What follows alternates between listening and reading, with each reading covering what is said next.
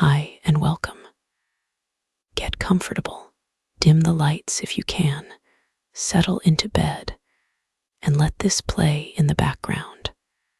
Tonight I'm reading you the complete, unabridged text of 1,000 Miles Up the Nile by Amelia B. Edwards, an 1877 travel memoir read slowly, so you can drift off effortlessly.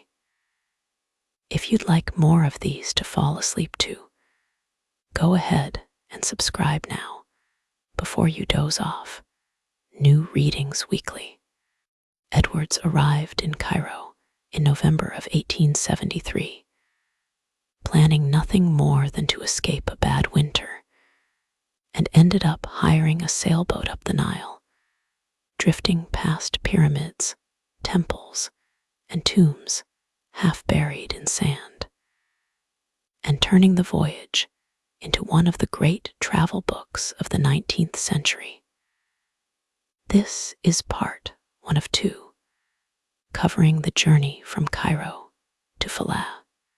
This is the whole book, start to finish, in one telling.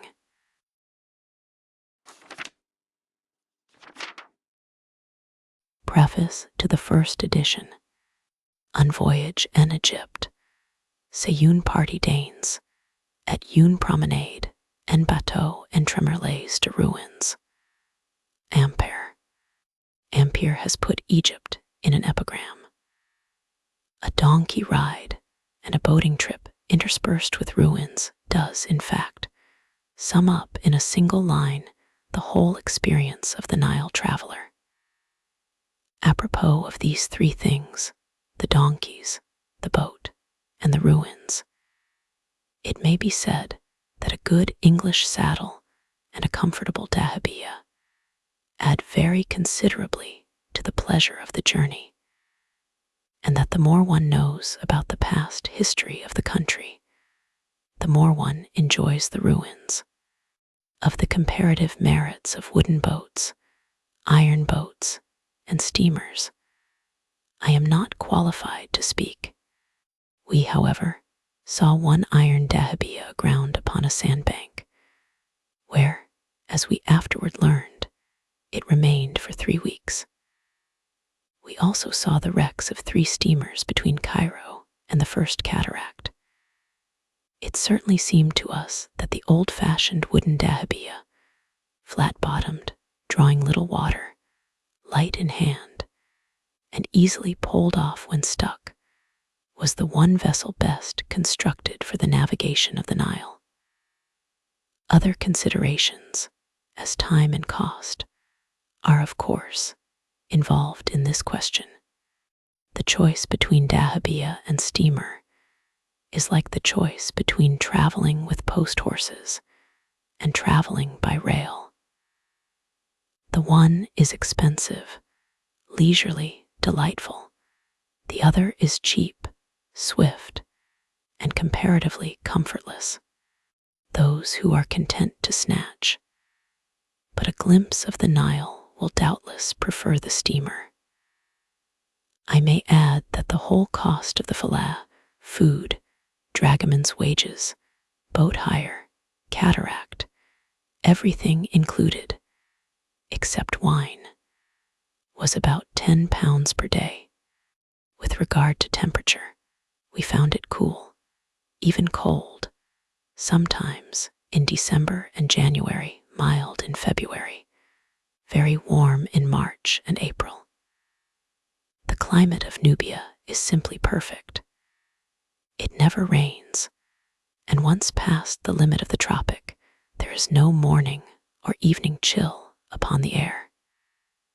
Yet even in Nubia, and especially along the 40 miles which divide Abu Simbel from Wadi Halfa, it is cold when the wind blows strongly from the north. Touching the title of this book, it may be objected that the distance from the port of Alexandria to the Second Cataract falls short of 1,000 miles. It is, in fact, calculated at 964.5 miles. but from the rock of Abusier, 5 miles above Wady Half. The traveler looks over an extent of country far exceeding the 30 or 35 miles necessary to make up the full tale of 1,000.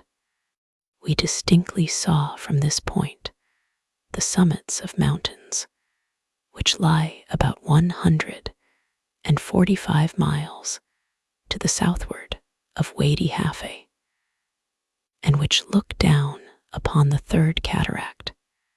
Perhaps I ought to say something in answer to the repeated inquiries of those who looked for the publication of this volume a year ago. I can, however, only reply that the writer, instead of giving 1 year, has given 2 years to the work. To write rapidly about Egypt is impossible. The subject grows with the book, and with the knowledge one acquires by the way. It is, moreover, a subject beset with such obstacles as must impede even the swiftest pen, and to that swiftest pen I lay no claim. Moreover, the writer who seeks to be accurate has frequently to go for his facts, if not actually to original sources, which would be the texts themselves, at all events to translations and commentaries locked up in costly folios, or dispersed far and wide among the pages of scientific journals and the transactions of learned societies.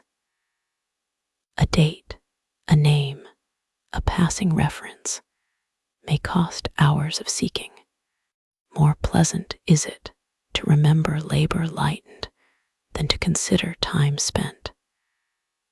And I have yet to thank the friends who have spared no pains to help this book on its way.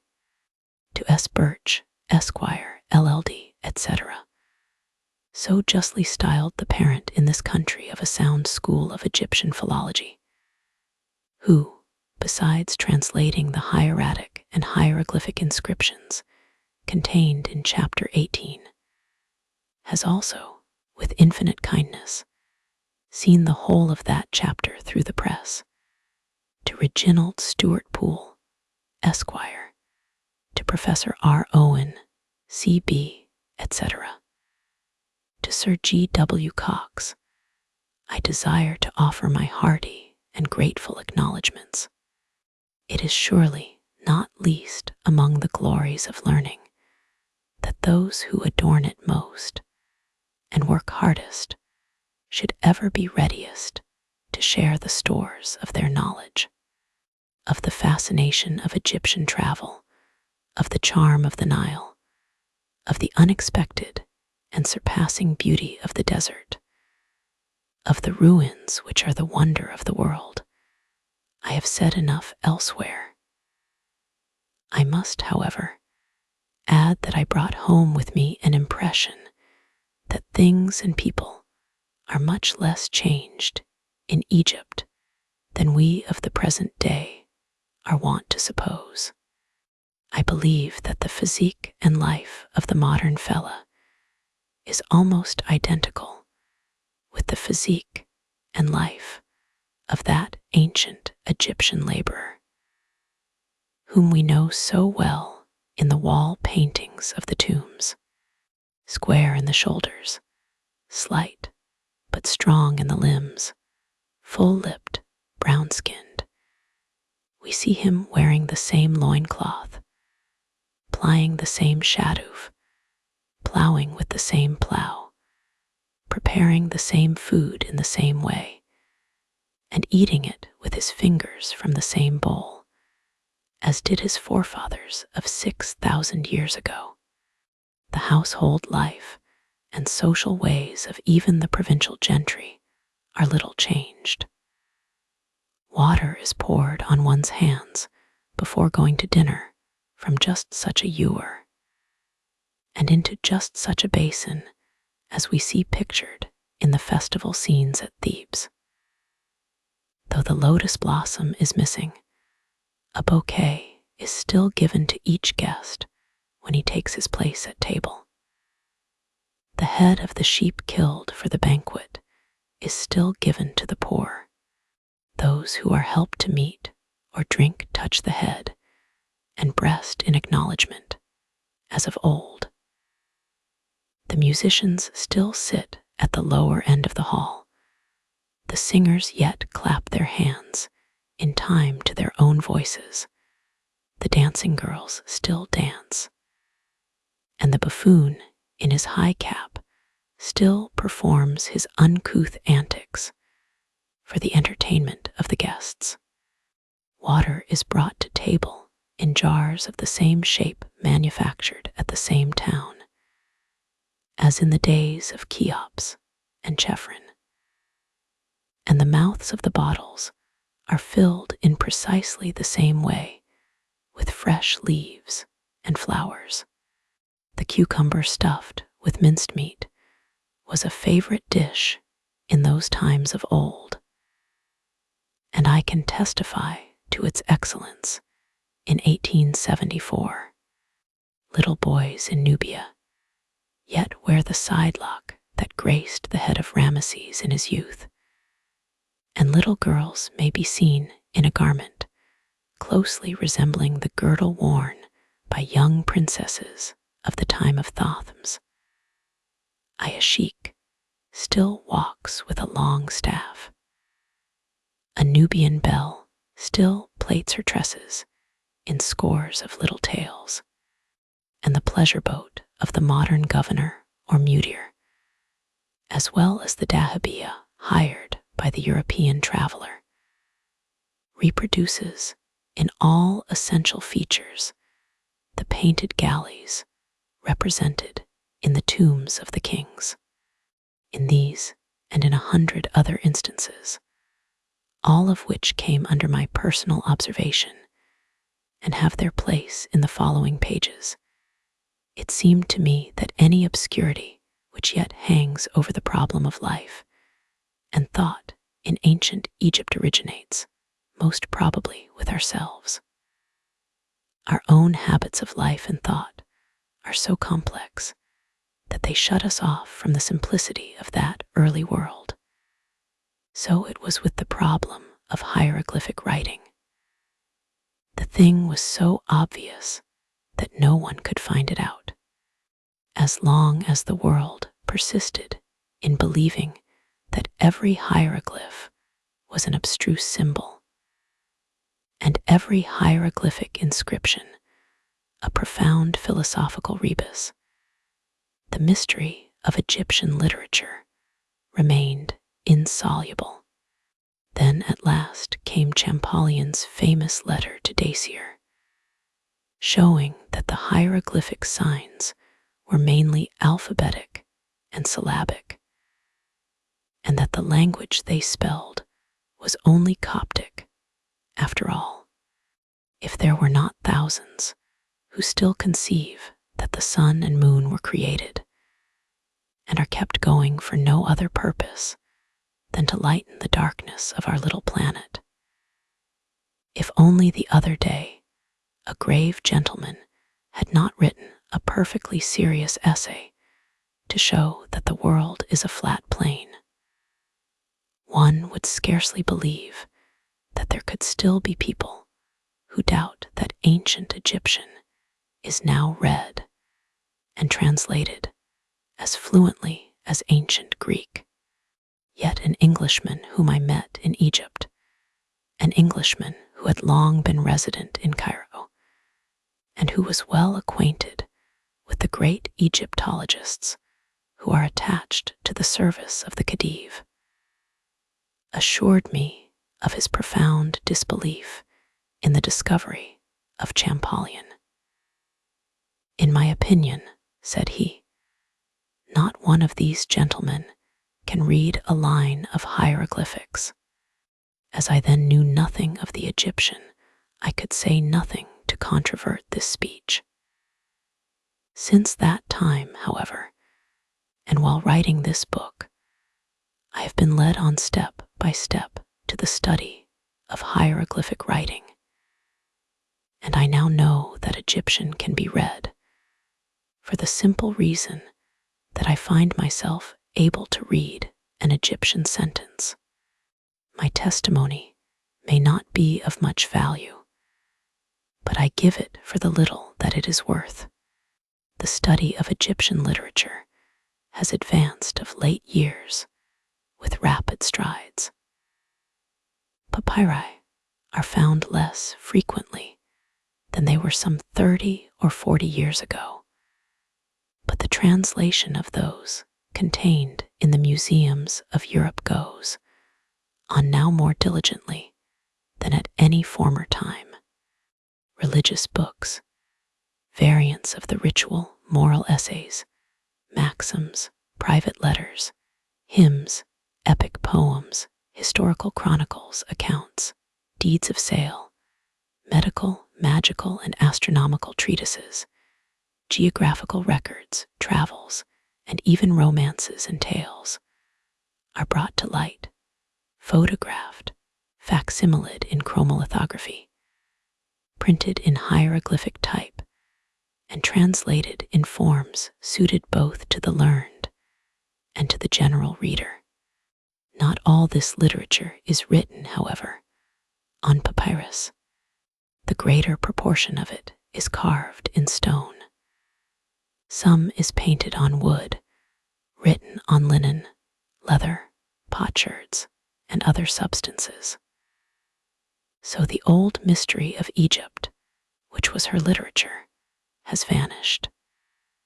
The key to the hieroglyphs is the master key that opens every door. Each year that now passes over our heads sees some old problem solved. Each day brings some long-buried truth to light. Some 13 years ago, a distinguished American artist painted a very beautiful picture called The Secret of the Sphinx. In its widest sense, the secret of the Sphinx would mean, I suppose, the whole uninterpreted and undiscovered past of Egypt. In its narrower sense, the secret of the Sphinx was, till quite lately, the hidden significance of the human-headed lion, which is one of the typical subjects of Egyptian art. 13 years is a short time to look back upon, yet great things have been done in Egypt and in Egyptology since then. Edfu, with its extraordinary wealth of inscriptions, has been laid bare. The whole contents of the Bulak Museum have been recovered from the darkness of the tombs. The very mystery of the Sphinx has been disclosed.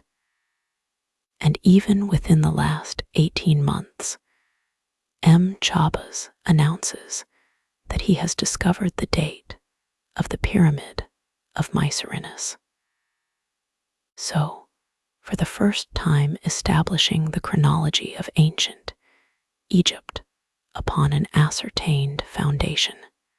Thus the work goes on, students in their libraries, excavators under Egyptian skies, toiling along different paths toward a common goal. The picture means more today than it meant 13 years ago, means more, even, than the artist intended. The Sphinx has no secret now, save for the ignorant. In the picture, we see a brown, half-naked, toil-worn fella laying his ear to the stone lips of a colossal sphinx, buried to the neck in sand. Some instinct of the old Egyptian blood tells him that the creature is godlike. He is conscious of a great mystery lying far back in the past. He has, perhaps, a dim, confused notion that the big head knows it all, whatever it may be. He has never heard of the morning song of Memnon, but he fancies, somehow, that those closed lips might speak if questioned. Philae and Sphinx are alone together in the desert. It is night, and the stars are shining. Has he chosen the right hour? What does he seek to know? What does he hope to hear? Mr. Vedder has permitted me to enrich this book with an engraving from his picture. It tells its own tale, or rather it tells as much of its own tale as the artist chooses. Amelia B. EDWRDS WSDBURYONTRYM, Gloucestershire, December 1877.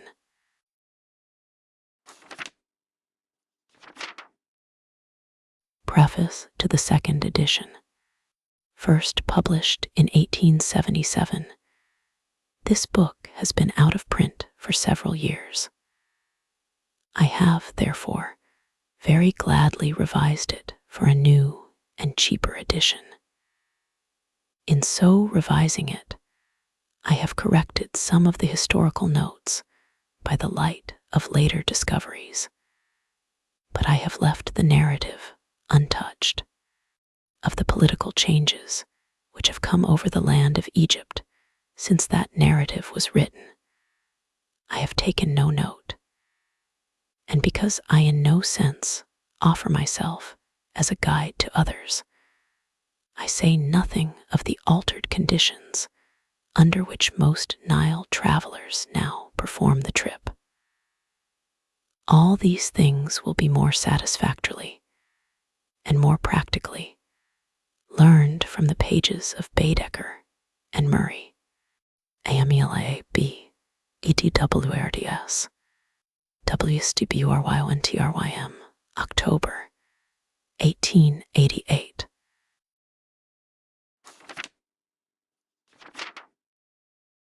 Chapter 1.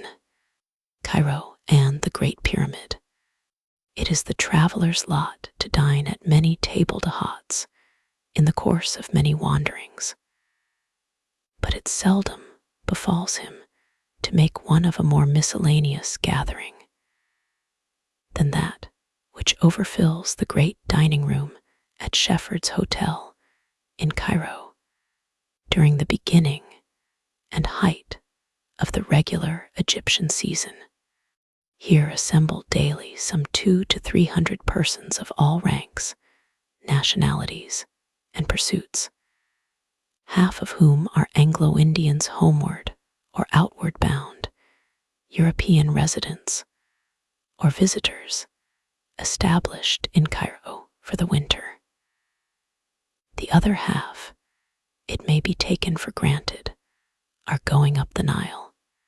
So composite and incongruous is this body of Nile-goers, young and old, well-dressed and ill-dressed, learned and unlearned, that the newcomer's first impulse is to inquire from what motives so many persons of dissimilar tastes and training can be led to embark upon an expedition which is, to say the least of it, very tedious, very costly, and of an altogether exceptional interest.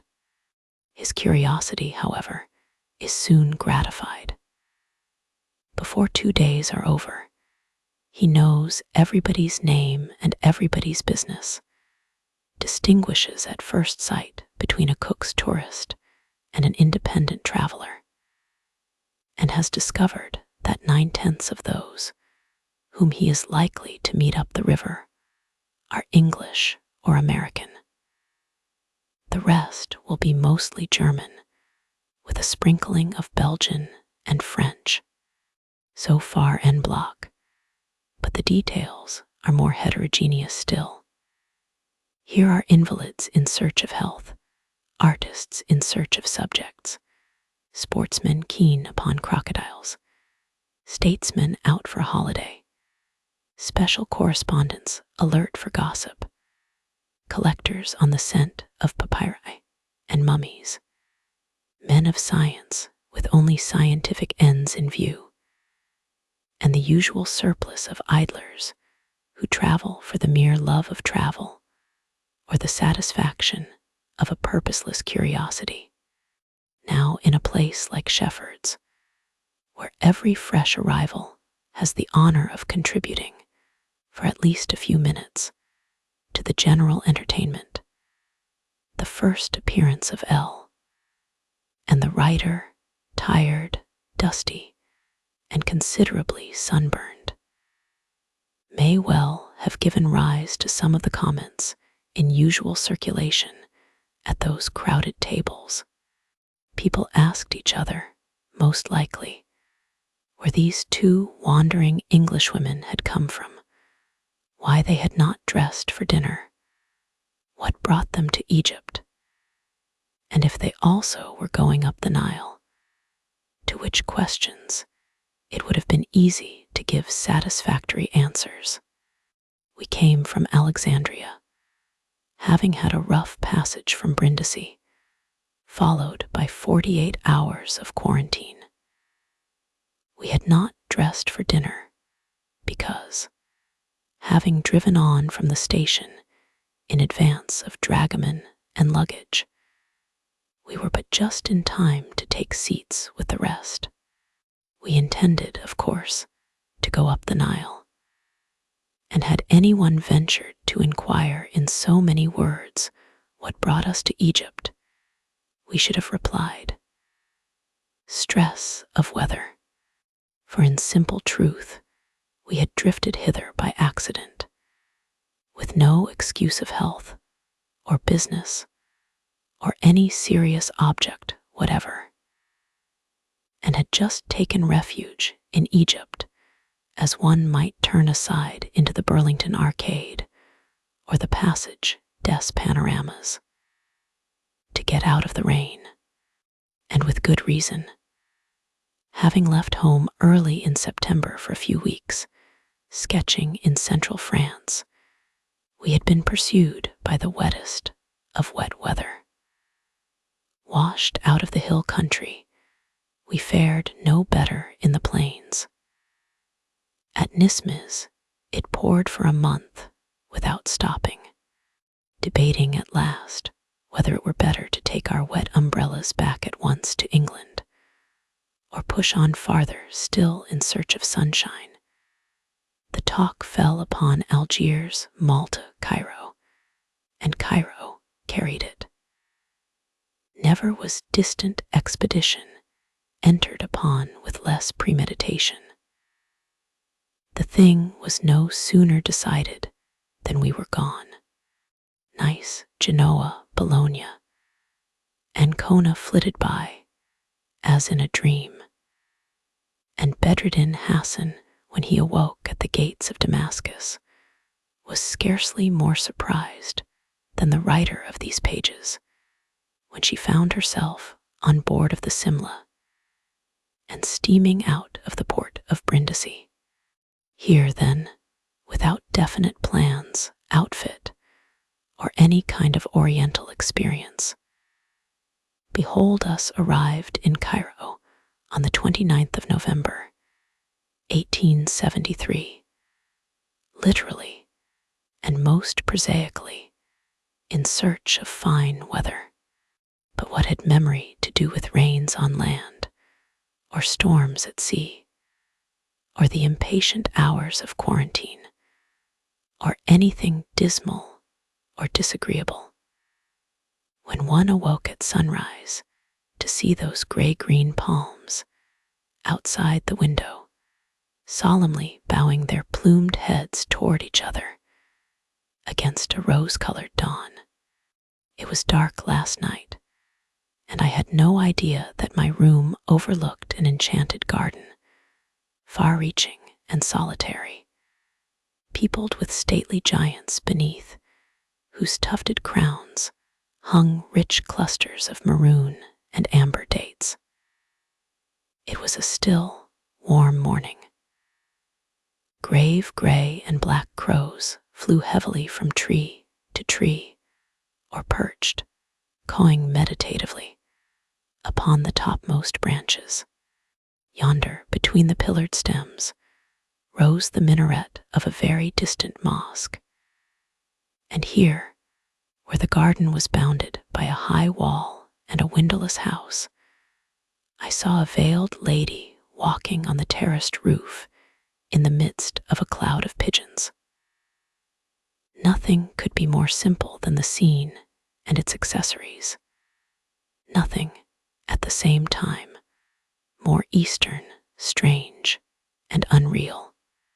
But in order thoroughly to enjoy an overwhelming, ineffaceable first impression of Oriental out-of-door life, one should begin in Cairo with a day in the native bazaars.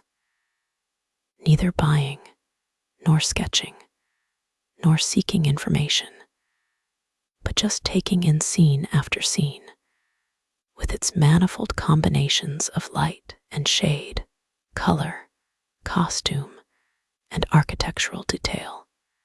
Every shop front, every street corner, every turbaned group is a ready-made picture.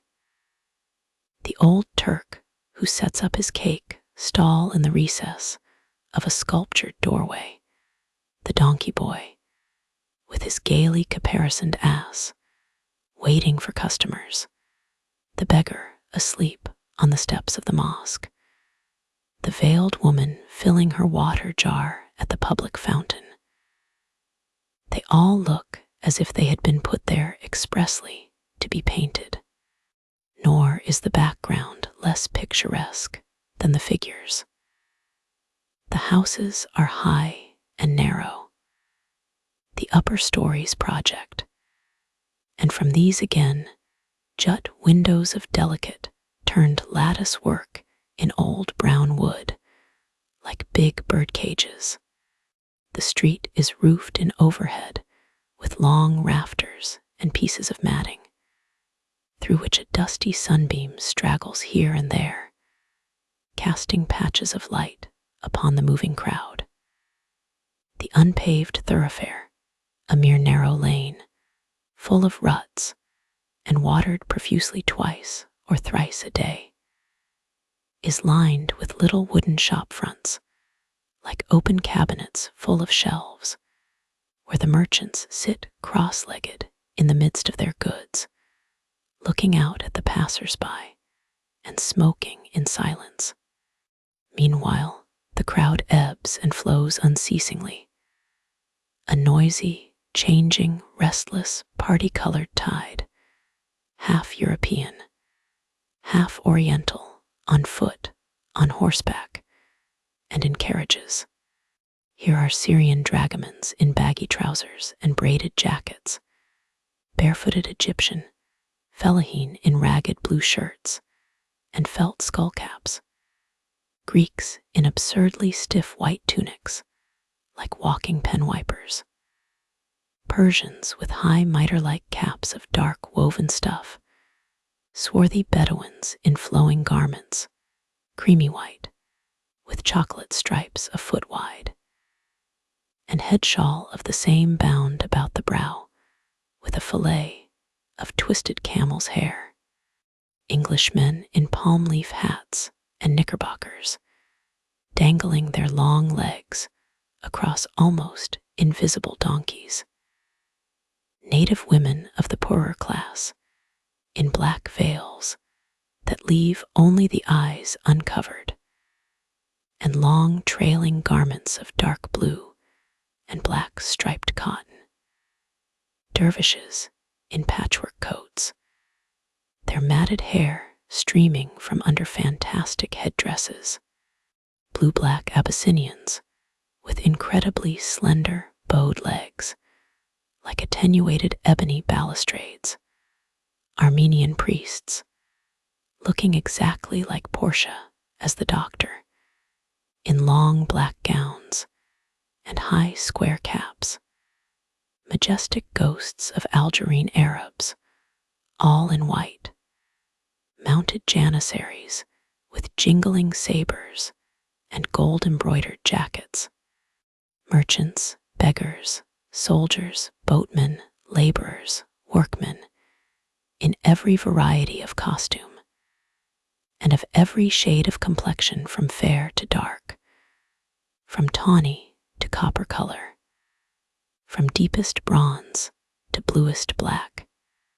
Now a water carrier goes by, bending under the weight of his newly replenished goatskin, the legs of which being tied up, the neck fitted with a brass cock, and the hair left on, looks horribly bloated and lifelike. Now comes a sweetmeat vendor with a tray of that gummy compound known to English children as lumps of delight. And now an Egyptian lady on a large gray donkey, led by a servant with a showy saber at his side. The lady wears a rose-colored silk dress and white veil, besides a black silk outer garment, which, being cloak, hood, and veil all in one, fills out with the wind as she rides, like a balloon. She sits astride her naked feet in their violet velvet slippers, just resting on the stirrups. She takes care to display a plump brown arm laden with massive gold bracelets, and to judge by the way in which she uses a pair of liquid black eyes, would not be sorry to let her face be seen also. Nor is the steed less well dressed than his mistress. His close-shaven legs and hindquarters are painted in blue and white zigzags, picked out with bands of pale yellow. His high-pummeled saddle is resplendent with velvet and embroidery, and his headgear is all tags, tassels, and fringes. Such a donkey as this is worth from 60 to 100 pounds sterling. Next passes an open barouche full of laughing Englishwomen, or a grave provincial sheik all in black, riding a handsome bay Arab demi-sang, or an Egyptian gentleman in European dress and Turkish fez, driven by an English groom in an English phaeton. Before him, wand in hand, bare-legged, eager-eyed, in Greek skullcap, and gorgeous gold-embroidered waistcoat and fluttering white tunic, flies a native sais, or running footman. No person of position drives in Cairo without one or two of these attendants. The sais, strong, light, and beautiful, like John of Bologna's Mercury, are said to die young. The pace kills them. Next passes a lemonade seller, with his tin jar in one hand, and his decanter and brass cups in the other, or an itinerant slipper vendor with a bunch of red and yellow Morocco shoes dangling at the end of a long pole, or a London-built miniature brougham containing two ladies in transparent Turkish veils, preceded by a Nubian outrider in semi-military livery, or perhaps a train of camels, ill-tempered and supercilious, craning their scrannel necks above the crowd, and laden with canvas bales scrawled over with Arabic addresses. But the Egyptian, Arab, and Turkish merchants, whether mingling in the general tide or sitting on their counters, are the most picturesque personages in all this busy scene. They wear ample turbans, for the most part white, long vests of striped Syrian silk reaching to the feet, and an outer robe of braided cloth or cashmere. The vest is confined round the waist by a rich sash, and the outer robe or jibbeh is generally of some beautiful degraded color, such as maize, mulberry, olive, peach, sea green, salmon pink, sienna brown, and the like. That these stately beings should vulgarly buy and sell, instead of reposing all their lives on luxurious divans and being waited upon by beautiful Circassians, seems altogether contrary to the eternal fitness of things. Here, for instance, is a grand vizier in a gorgeous white and amber satin vest, who condescends to retail pipe bowls, dull red clay pipe bowls of all sizes and prices. He sells nothing else, and has not only a pile of them on the counter, but a binful at the back of his shop. They are made at Siout, in Upper Egypt, and may be bought at the Algerine shops in London almost as cheaply as in Cairo. Another majestic pasha deals in brass and copper vessels, drinking cups, basins, ewers, trays, incense burners, chafing dishes, and the like, some of which are exquisitely engraved with arabesque patterns or sentences from the poets. A third sells silks from the looms of Lebanon and gold, and silver tissues from Damascus. Others, again, sell old arms, old porcelain, old embroideries, second-hand prayer carpets, and quaint little stools and cabinets of ebony, inlaid with mother of pearl. Here, too, the tobacco merchant sits behind a huge cake of latakia as big as his own body, and the sponge merchant smokes his long shabook in a bower of sponges. Most amusing of all, however, are those bazaars in which each trade occupies its separate quarter. You pass through an old stone gateway or down a narrow turning, and find yourself amid a colony of saddlers, stitching, hammering, punching, riveting. You walk up one alley and down another, between shop fronts hung round with tasseled headgear and humpbacked saddles of all qualities and colors. Here are ladies, saddles, military saddles, donkey saddles, and saddles for great officers of state. Saddles covered with red leather, with crimson and violet velvet, with maroon and gray and purple cloth. Saddles embroidered with gold and silver, studded with brass-headed nails, or trimmed with braid. Another turn or two, and you are in the slipper bazaar, walking down avenues of red and yellow Morocco slippers, the former of home manufacture, the latter from Tunis. Here are slippers with pointed toes, turned up toes, and toes as round and flat as horseshoes, walking slippers with thick soles, and soft yellow slippers to be worn as inside socks, which have no soles at all. These absurd little scarlet bluchers with tassels are for little boys. The brown Morocco shoes are for grooms. The velvet slippers embroidered with gold and beads and seed pearls are for wealthy herrings, and are sold at prices varying from 5 shillings to 5 pounds the pair. The carpet bazaar is of considerable extent, and consists of a network of alleys and counter-alleys opening off to the right of the Musky, which is the Regent Street of Cairo. The houses in most of these alleys are rich in antique lattice windows and Saracenic doorways.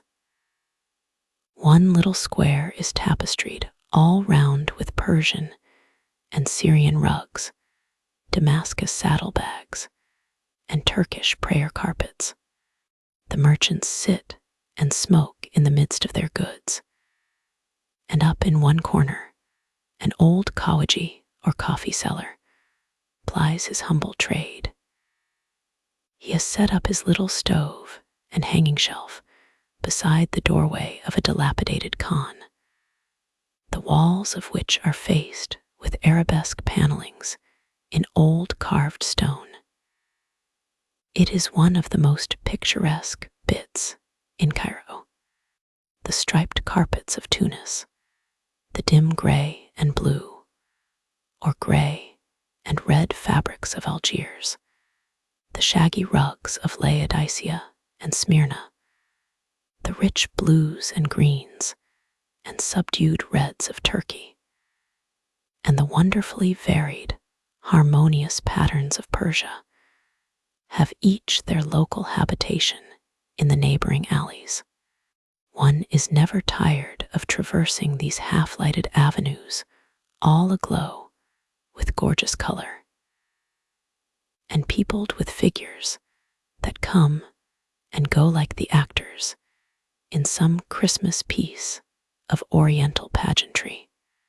In the Khan-Khalil, the place of the gold and silver smiths, bazaar, there is found, on the contrary, scarcely any display of goods for sale.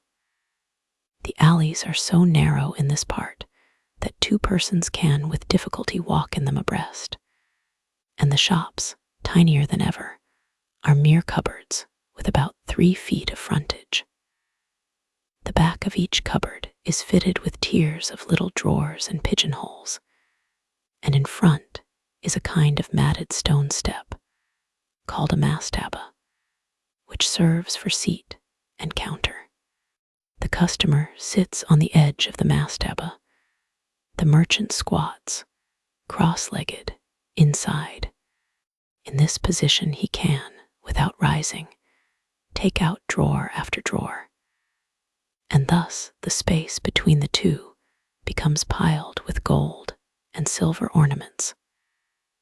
These differ from each other only in the metal, the patterns being identical, and they are sold by weight, with a due margin for profit. In dealing with strangers who do not understand the Egyptian system of weights, silver articles are commonly weighed against rupees or 5-franc pieces, and gold articles against Napoleons or sovereigns. The ornaments made in Cairo consist chiefly of chains and earrings, anklets, bangles, necklaces strung with coins, or tusk-shaped pendants, amulet cases of filigree or repoussé work, and penannular bracelets of rude execution, but rich and ancient designs. As for the merchants, their civility and patience are inexhaustible.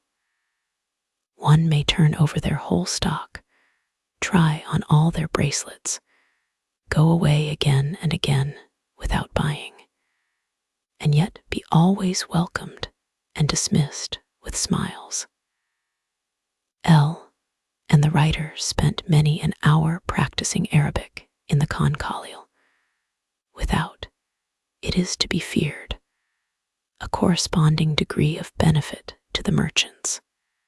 There are many other special bazaars in Cairo, as the sweetmeat bazaar, the hardware bazaar, the tobacco bazaar, the sword mounters and coppersmiths' bazaars, the Moorish bazaar, where fez caps, burnesses, and Barbary goods are sold, and some extensive bazaars for the sale of English and French muslins and Manchester cotton goods. But these last are for the most part of inferior interest. Among certain fabrics manufactured in England expressly for the Eastern market, we observed a most hideous printed muslin representing small black devils capering over a yellow ground, and we learned that it was much in favor for children's dresses.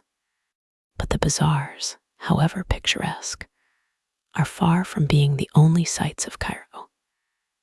There are mosques in plenty, grand old Saracenic gates, ancient Coptic churches, the Museum of Egyptian Antiquities, and within driving distance, the tombs of the caliphs, Heliopolis, the pyramids, and the Sphinx. To remember in what order the present travelers, saw these things would now be impossible, for they lived in a dream, and were at first too bewildered to catalogue their impressions very methodically. Some places they were for the present obliged to dismiss with only a passing glance. Others had to be wholly deferred till their return to Cairo.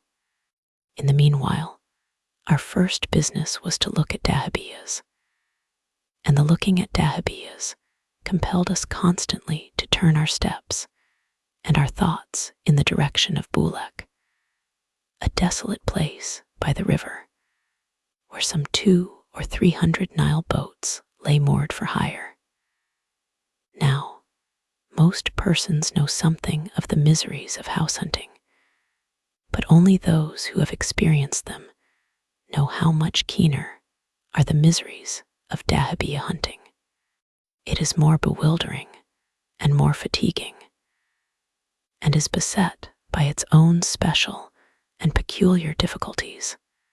The boats, in the first place, are all built on the same plan, which is not the case with houses, and except as they run bigger or smaller, cleaner or dirtier, are as like each other as twin oysters.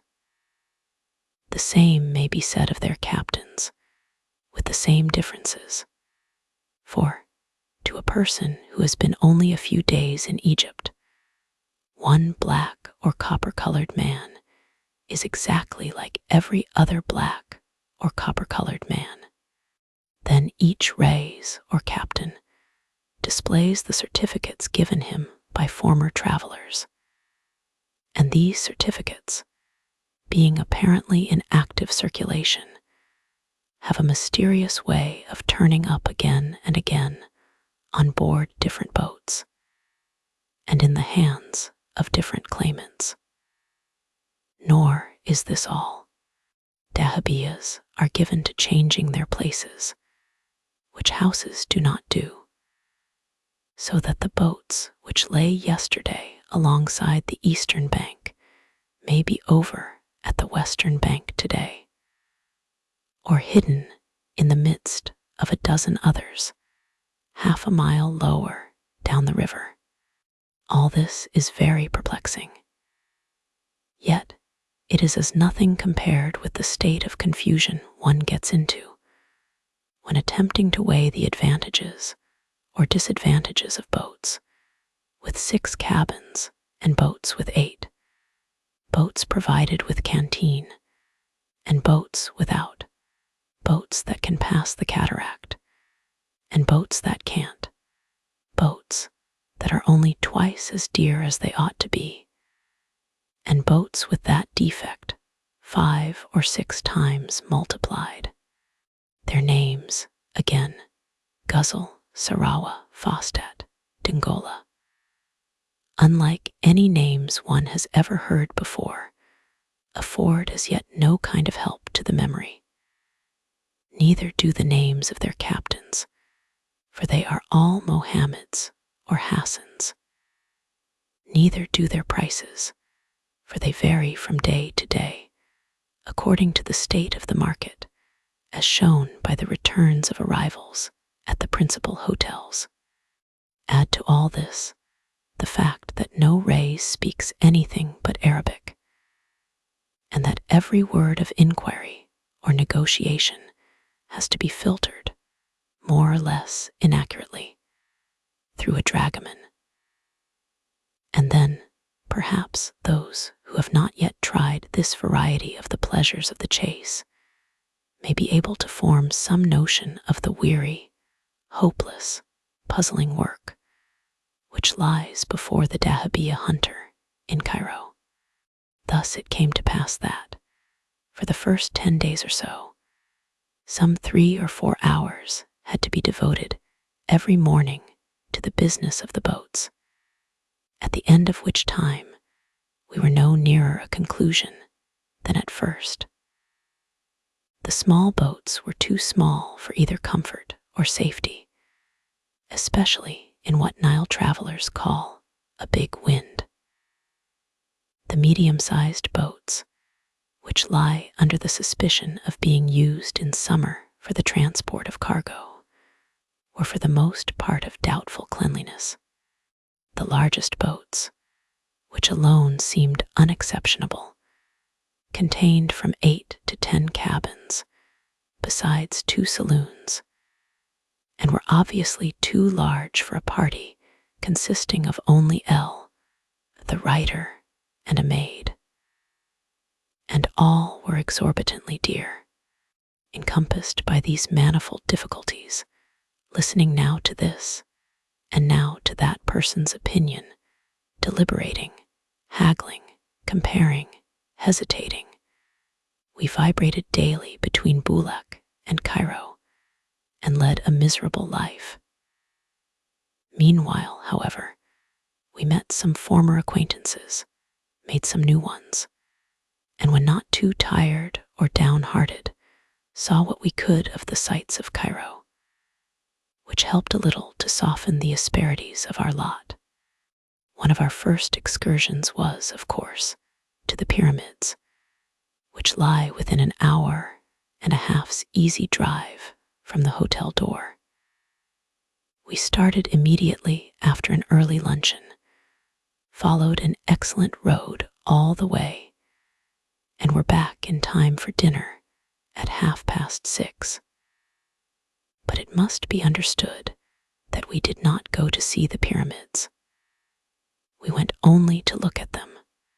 Later on, having meanwhile been up the Nile and back and gone through months of training, we came again, not only with due leisure, but also with some practical understanding of the manifold phases through which the arts and architecture of Egypt had passed since those far-off days of Cheops and Chephren.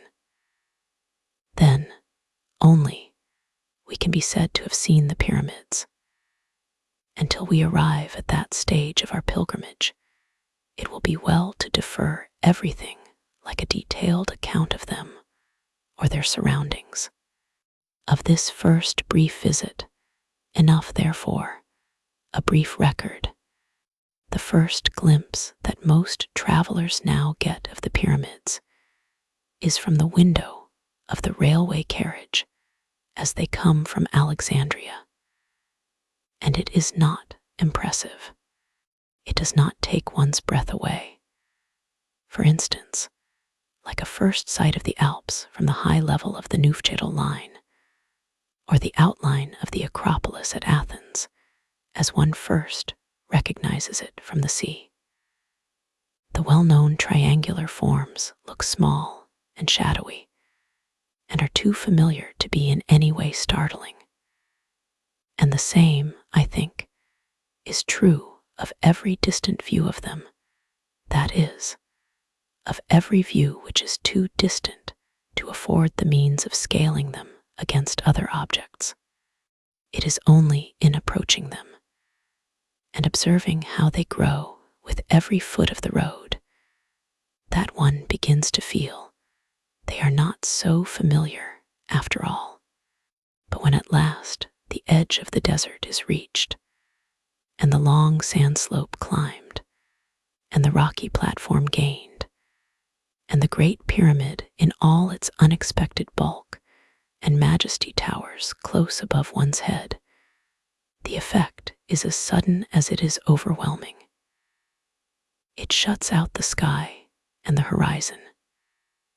It shuts out all the other pyramids. It shuts out everything but the sense of awe and wonder. Now, too, one discovers that it was with the forms of the pyramids, and only their forms, that one had been acquainted all these years past. Of their surface, their color, their relative position, their number, to say nothing of their size, one had hitherto entertained no kind of definite idea. The most careful study of plans and measurements, the clearest photographs, the most elaborate descriptions, had done little or nothing, after all, to make one know the place beforehand. This undulating tableland of sand and rock, pitted with open graves and cumbered with mounds of shapeless masonry, is wholly unlike the desert of our dreams. The pyramids of Cheops and Chephren are bigger than we had expected. The pyramid of Mycerinus is smaller. Here, too, are 9 pyramids instead of 3. They are all entered in the plans and mentioned in the guidebooks. But somehow, one is unprepared to find them there and cannot help looking upon them as intruders. These 6 extra pyramids are small and greatly dilapidated. One, indeed, is little more than a big cairn. Even the Great Pyramid puzzles us with an unexpected sense of unlikeness. We all know and have known from childhood that it was stripped of its outer blocks some 500 years ago to build Arab mosques and palaces. But the rugged, rock-like aspect of that giant staircase takes us by surprise, nevertheless. Nor does it look like a partial ruin either. It looks as if it had been left unfinished, and as if the workmen might be coming back tomorrow morning. The color again is a surprise. Few persons can be aware beforehand of the rich tawny hue that Egyptian limestone assumes after ages of exposure to the blaze of an Egyptian sky. Seen in certain lights, the pyramids look like piles of massy gold. Having but 1 hour and 40 minutes to spend on the spot, we resolutely refused on this first occasion to be shown anything, or told anything, or to be taken anywhere, except, indeed, for a few minutes to the brink of the sand hollow in which the Sphinx lies couchant. We wished to give our whole attention and all the short time at our disposal to the Great Pyramid only, to gain some impression of the outer aspect and size of this enormous structure. To steady our minds to something like an understanding of its age was enough, and more than enough, for so brief a visit, for it is no easy task to realize, however imperfectly, the duration of 6,000 or 7,000 years. And the Great Pyramid, which is supposed to have been some 4,200 and odd years old at the time of the birth of Christ, is now in its 7th millenary, standing there close against the base of it, touching it, measuring her own height against one of its lowest blocks, looking up all the stages of that vast, receding, rugged wall, which leads upward like an alpine buttress, and seems almost to touch the sky. The writer suddenly became aware that these remote dates had never presented themselves to her mind until this moment as anything but abstract numerals. Now, for the first time, they resolved themselves into something concrete, definite, real. They were no longer figures, but years with their changes of season, their high and low Niles, their seed times and harvests. The consciousness of that moment will never, perhaps, quite wear away. It was as if one had been snatched up for an instant to some vast height overlooking the plains of time, and had seen the centuries mapped out beneath one's feet. To appreciate the size of the Great Pyramid is less difficult than to apprehend its age. No one who has walked the length of one side, climbed to the top, and learned the dimensions from Murray, can fail to form a tolerably clear idea of its mere bulk. The measurements given by Sir Gardner Wilkinson are as follows: length of each side, 732 feet, perpendicular height, 480 feet 9 inches area, 535,824 square feet. That is to say, it stands 115 feet 9 inches higher than the cross on the top of St. Paul's, and about 20 feet lower than Box Hill in Surrey. And if transported bodily to London, it would a little more than cover the whole area of Lincoln's Inn Fields. These are sufficiently matter-of-fact statements and sufficiently intelligible. But like most calculations of the kind, they diminish rather than do justice to the dignity of the subject.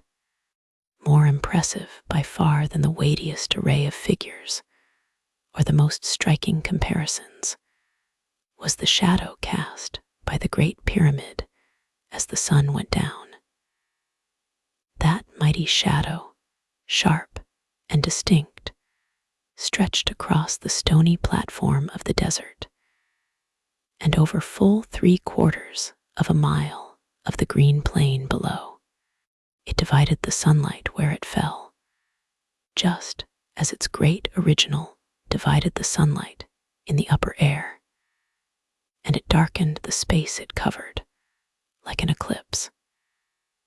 It was not without a thrill of something approaching to awe that one remembered how this self-same shadow had gone on registering not only the height of the most stupendous gnomon ever set up by human hands, but the slow passage day by day of more than 60 centuries of the world's history. It was still lengthening over the landscape as we went down the long sand slope and regained the carriage. Some 6 or 8 Arabs in fluttering white garments ran on ahead to bid us a last goodbye. That we should have driven over from Cairo only to sit quietly down and look at the Great Pyramid had filled them with unfeigned astonishment, with such energy and dispatch as the modern traveler uses. We might have been to the top and seen the temple of the Sphinx, and done 2 or 3 of the principal tombs in the time. "You come again," said they. "Good Arabs show you everything. You see nothing this time." So, promising to return ere long, we drove away, well content, nevertheless, with the way in which our time had been spent. The pyramid Bedouins have been plentifully abused by travelers and guidebooks, but we found no reason to complain of them now or afterward. They neither crowded round us, nor followed us, nor importuned us in any way. They are naturally vivacious and very talkative, yet the gentle fellows were dumb as mutes when they found we wished for silence, and they were satisfied with a very moderate backshish at parting. As a fitting sequel to this excursion, we went, I think next day, to see the mosque of Sultan Hassan, which is one of those medieval structures said to have been built with the casing stones of the Great Pyramid.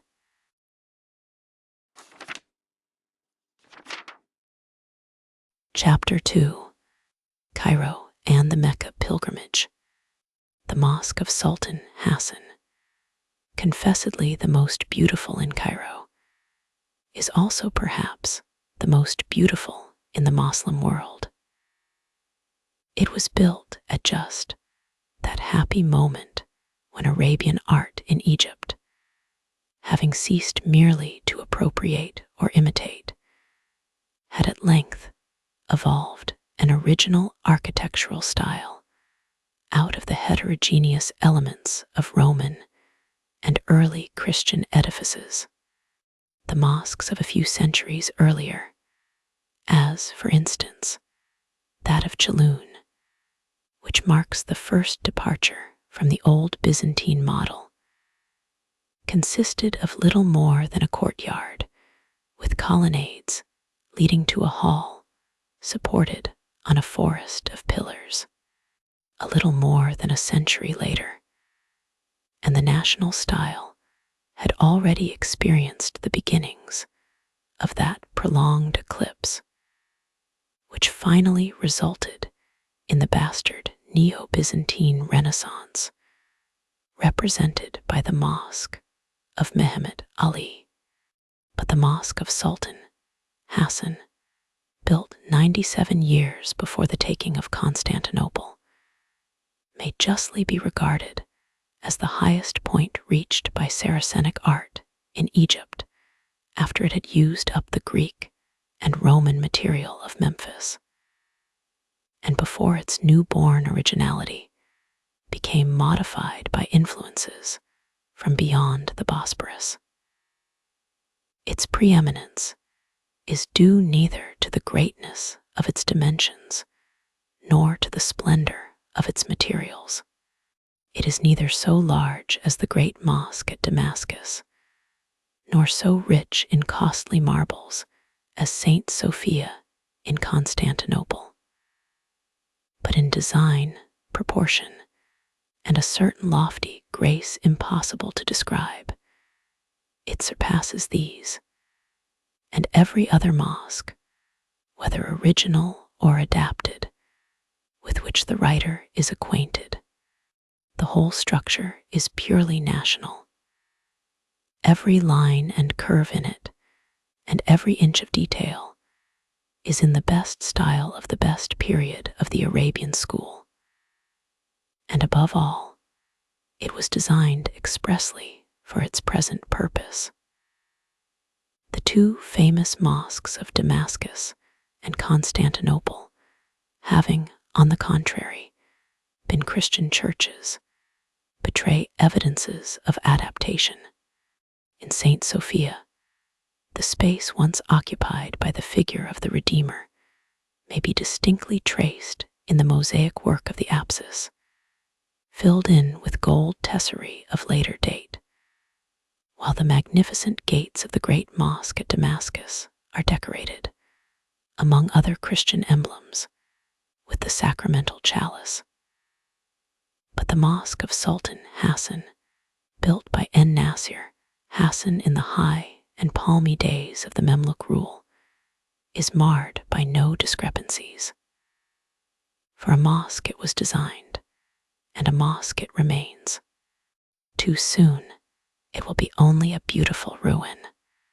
A number of small streets having lately been demolished in this quarter, the approach to the mosque lies across a desolate open space littered with debris, but destined to be laid out as a public square. With this desirable end in view, some half-dozen workmen were lazily loading as many camels with rubble, which is the Arab way of carting rubbish. If they persevere, and the Minister of Public Works continues to pay their wages with due punctuality, the ground will perhaps get cleared in 8 or 10 years' time. Driving up with some difficulty to the foot of the great steps, which were crowded with idlers smoking and sleeping, we observed a long and apparently fast-widening fissure reaching nearly from top to bottom of the main wall of the building, close against the minaret. It looked like just such a rent as might be caused by a shock of earthquake. And being still new to the east, we wondered the government had not set to work to mend it. We had yet to learn that nothing is ever mended in Cairo. Here, as in Constantinople, new buildings spring up apace, but the old, no matter how venerable, are allowed to molder away, inch by inch, till nothing remains but a heap of ruins. Going up the steps and through a lofty hall Up some more steps, and along a gloomy corridor, we came to the great court, before entering which, however, we had to take off our boots and put on slippers brought for the purpose. The first sight of this court is an architectural surprise.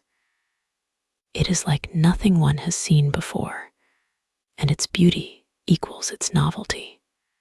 Imagine an immense marble quadrangle, open to the sky and enclosed within lofty walls, with at each side a vast recess framed in by a single arch. The quadrangle is more than 100 feet square, and the walls are more than 100 feet high. Each recess forms a spacious hall for rest and prayer, and all are matted. But that at the eastern end is wider and considerably deeper than the other three, and the noble arch that encloses it, like the proscenium of a splendid stage, measures, according to Ferguson, 69 feet 5 inches in the span. It looks much larger. This principal hall, the floor of which is raised one step at the upper end, measures 90 feet in depth and 90 in height. The dais is covered with prayer rugs and contains the holy niche and the pulpit of the preacher. We observed that those who came up here came only to pray. Having prayed, they either went away or turned aside into one of the other recesses to rest. There was a charming fountain in the court with a dome roof as light and fragile looking as a big bubble, at which each worshipper performed his ablutions on coming in. This done, he left his slippers on the matting and trod the carpeted dais barefoot. This was the first time we had seen Moslems at prayer, and we could not but be impressed by their profound and unaffected devotion. Some lay prostrate, their foreheads touching the ground. Others were kneeling, others bowing in the prescribed attitudes of prayer. So absorbed were they that not even our unhallowed presence seemed to disturb them. We did not then know that the pious Moslem is as devout out of the mosque as in it, or that it is his habit to pray when the appointed hours come round, no matter where he may be or how occupied. We soon became so familiar, however, with this obvious trait of Mohammedan life that it seemed quite a matter of course that the camel driver should dismount and lay his forehead in the dust by the roadside, or the merchant spread his prayer carpet on the narrow mastaba of his little shop in the public bazaar, or the boatman prostrate himself with his face to the east as the sun went down behind the hills of the Libyan desert. While we were admiring the spring of the roof and the intricate arabesque decorations of the pulpit, a custod came up with a big key and invited us to visit the tomb of the founder. So we followed him into an enormous vaulted hall, 100 feet square, in the center of which stood a plain, railed-off tomb with an empty iron-bound coffer at the foot.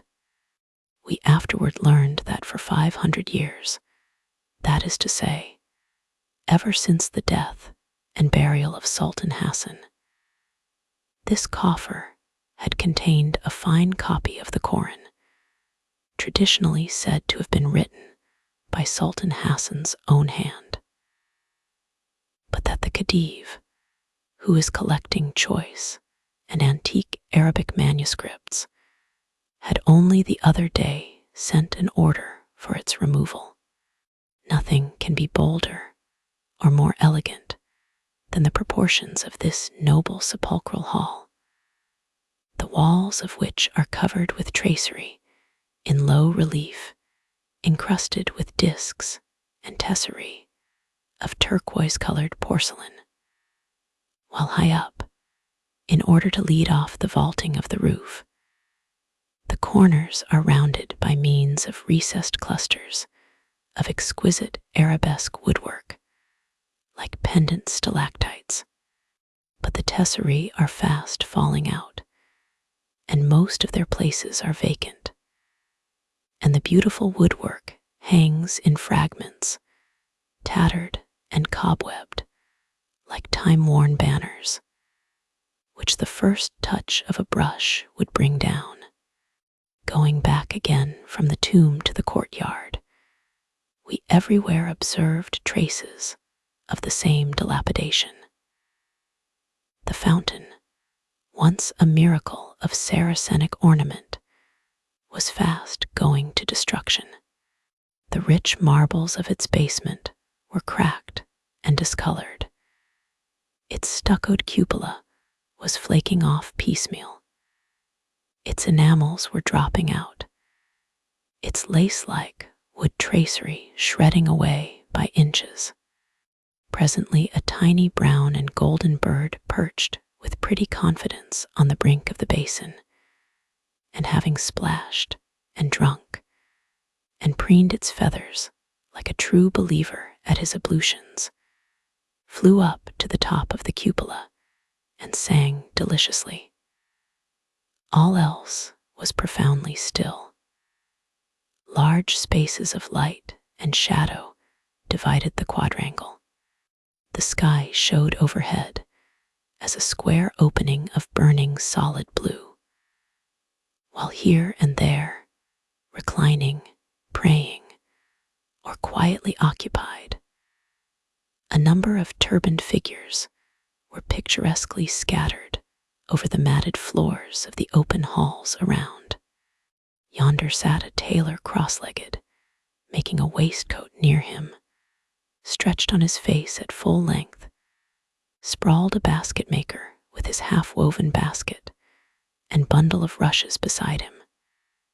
And here, close against the main entrance, lay a blind man and his dog, the master asleep, the dog keeping watch. It was, as I have said, our first mosque, and I well remember the surprise with which we saw that tailor sewing on his buttons and the sleepers lying about in the shade. We did not then know that a Mohammedan mosque is as much a place of rest and refuge as of prayer, or that the houseless Arab may take shelter there by night or day as freely as the birds may build their nests in the cornice, or as the blind man's dog may share the cool shade with his sleeping master. From the mosque of this Memluk sovereign, it is but a few minutes uphill drive to the mosque of Mehemet Ali, by whose orders the last of that royal race were massacred just 64 years ago. This mosque, built within the precincts of the citadel, on a spur of the Mokattam Hills, overlooking the city, is the most conspicuous object in Cairo. Its attenuated minarets and clustered domes show from every point of view for miles around, and remain longer in sight as one leaves or returns to Cairo than any other landmark. It is a spacious, costly, gaudy, commonplace building, with nothing really beautiful about it, except the great marble courtyard and fountain. The inside, which is entirely built of oriental alabaster, is carpeted with magnificent Turkey carpets and hung with innumerable cut-glass chandeliers, so that it looks like a huge, vulgar drawing room from which the furniture has been cleared out for dancing. The view from the outer platform is, however, magnificent. We saw it on a hazy day and could not therefore distinguish the point of the delta, which ought to have been visible on the north. But we could plainly see as far southward as the pyramids of Saqqara and trace the windings of the Nile for many miles across the plain. The pyramids of Gizeh, on their dais of desert rock about 12 miles off, looked, as they always do look from a distance, small and unimpressive. But the great alluvial valley, dotted over with mud villages, and intersected by canals and tracts of palm forest, the shining river specked with sails, and the wonderful city, all flat roofs, cupolas, and minarets, spread out like an intricate model at one's feet, were full of interest and absorbed our whole attention. Looking down upon it from this elevation, it is as easy to believe that Cairo contains 400 mosques as it is to stand on the brow of the Pincio and believe in the 365 churches of modern Rome. As we came away, they showed us the place in which the Memluk nobles, 470 in number, were shot down like mad dogs in a trap, that fatal 1st of March, A.D. 1811. We saw the upper gate, which was shut behind them as they came out from the presence of the Pasha, and the lower gate, which was shut before them to prevent their egress. The walls of the narrow roadway in which the slaughter was done are said to be pitted with bullet marks, but we would not look for them. I have already said that I do not very distinctly remember the order of our sightseeing in Cairo, for the reason that we saw some places before we went up the river, some after we came back, and some, as for instance the museum at Bulak, both before and after, and indeed as often as possible. But I am at least quite certain that we witnessed a performance of howling dervishes and the departure of the caravan for Mecca before starting. Of all the things that people do by way of pleasure, the pursuit of a procession is surely one of the most wearisome. They generally go a long way to see it. They wait a weary time. It is always late, and when at length it does come, it is over in a few minutes. The present pageant fulfilled all these conditions in a superlative degree. We breakfasted uncomfortably early, started soon after 7:30, and had taken up our position outside the Bab en Nasser, on the way to the desert, by 8:30. Here we sat for nearly 3 hours, exposed to clouds of dust and a burning sun, with nothing to do but to watch the crowd and wait patiently. All Shepheard's Hotel were there, and every stranger in Cairo, and we all had smart open carriages drawn by miserable screws and driven by bare-legged Arabs. These Arabs, by the way, are excellent whips, and the screws get along wonderfully. But it seems odd at first, and not a little humiliating, to be whirled along behind a coachman whose only livery consists of a rag of dirty white turban, a scant tunic just reaching to his knees, and the top boots with which nature has provided him. Here, outside the walls, the crowd increased momentarily. The place was like a fair with provision stalls, swings, storytellers, serpent charmers, cake sellers, sweetmeat sellers, sellers of sherbet, water, lemonade, sugared nuts, fresh dates, hard-boiled eggs, oranges, and sliced watermelon. Veiled women carrying little bronze cupids of children astride upon the right shoulder, swarthy Egyptians, coal-black Abyssinians, Arabs and Nubians, of every shade from golden brown to chocolate, fellahs, dervishes, donkey boys, street urchins, and beggars, with every imaginable deformity, came and went, squeezed themselves in and out among the carriages, lined the road on each side of the great towered gateway, swarmed on the top of every wall, and filled the air with laughter, a babel of dialects, and those of Araby that are inseparable from an Eastern crowd. A harmless, unsavory, good-humored, inoffensive throng, one glance at which was enough to put to flight all one's preconceived notions about Oriental gravity of demeanor. For the truth is that gravity is by no means an Oriental characteristic. Take a Mohammedan at his devotions, and he is a model of religious abstraction. Bargain with him for a carpet, and he is as impenetrable as a judge. But see him in his hours of relaxation, or on the occasion of a public holiday, and he is as garrulous and full of laughter as a big child. Like a child, too, he loves noise and movement for the mere sake of noise and movement, and looks upon swings and fireworks as the height of human felicity. Now swings and fireworks are Arabic for bread and circuses, and our pleb's passion for them is insatiable.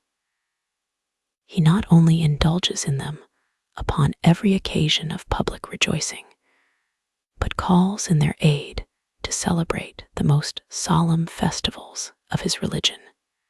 It so happened that we afterward came in the way of several Mohammedan festivals, both in Egypt and Syria, and we invariably found the swings at work all day, and the fireworks going off every evening.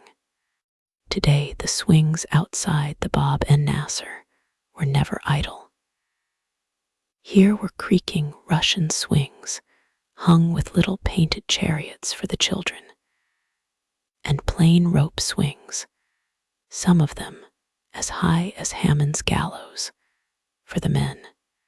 For my own part, I know no sight more comic and incongruous than the serene enjoyment with which a bearded, turbaned, middle-aged Egyptian squats upon his heels on the tiny wooden seat of one of these enormous swings, and holding on to the side ropes for dear life, goes careering up 40 feet high into the air at every turn. At a little before midday, when the heat and glare were becoming intolerable, the swings suddenly ceased going. The crowd surged in the direction of the gate, and a distant drumming announced the approach of the procession. First came a string of baggage camels laden with tent furniture, then some 200 pilgrims on foot, chanting passages from the Koran, then a regiment of Egyptian infantry, the men in a coarse white linen uniform, consisting of coat, baggy trousers and gaiters, with cross belts and cartouche boxes of plain black leather, and the red fez, or tarbouche, on the head. Next after these came more pilgrims, followed by a body of dervishes carrying green banners embroidered with Arabic sentences in white and yellow. Then a native cavalry regiment headed by a general and 4 colonels in magnificent gold embroidery, and preceded by an excellent military band, then another band and a second regiment of infantry, then more colonels, followed by a regiment of lancers mounted on capital gray horses, and carrying lances topped with small red and green pennants. After these had gone by, there was a long stoppage, and then, with endless breaks and interruptions, came a straggling, irregular crowd of pilgrims, chiefly of the Philae class, beating small darabuques, or native drums. Those about us estimated their number at 2,000, and now, their guttural chorus audible long before they arrived in sight, came the howling dervishes, a ragged, wild-looking, ruffianly set, rolling their heads from side to side, and keeping up a hoarse, incessant cry of Allah, Allah, Allah. Of these there may have been a couple of hundred. The sheiks of the principal order of dervishes came next in order, superbly dressed in robes of brilliant colors embroidered with gold, and mounted on magnificent Arabs. Finest of all, in a green turban and scarlet mantle, rode the Sheik of Hassinin, who is a descendant of the Prophet. But the most important, the Sheik el-Bekri, who is a sort of Egyptian Archbishop of Canterbury, and head of all the dervishes, came last, riding a white Arab with gold-embroidered housings. He was a placid-looking old man, and wore a violet robe and an enormous red and green turban. This very reverend personage was closely followed by the chief of the Carpetmakers' Guild, a handsome man, sitting sidewise on a camel. Then happened another break in the procession, an eager pause, a gathering murmur. And then, riding a gaunt dromedary at a rapid trot, his fat sides shaking and his head rolling in a drunken way at every step, appeared a bloated, half-naked Silenus, with long, fuzzy black locks and triple chin, and no other clothing than a pair of short white drawers and red slippers.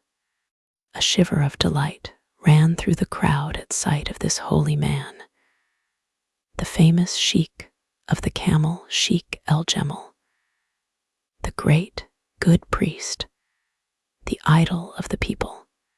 We afterward learned that this was his 20th pilgrimage, and that he was supposed to fast, roll his head, and wear nothing but this pair of loose drawers all the way to and from Mecca.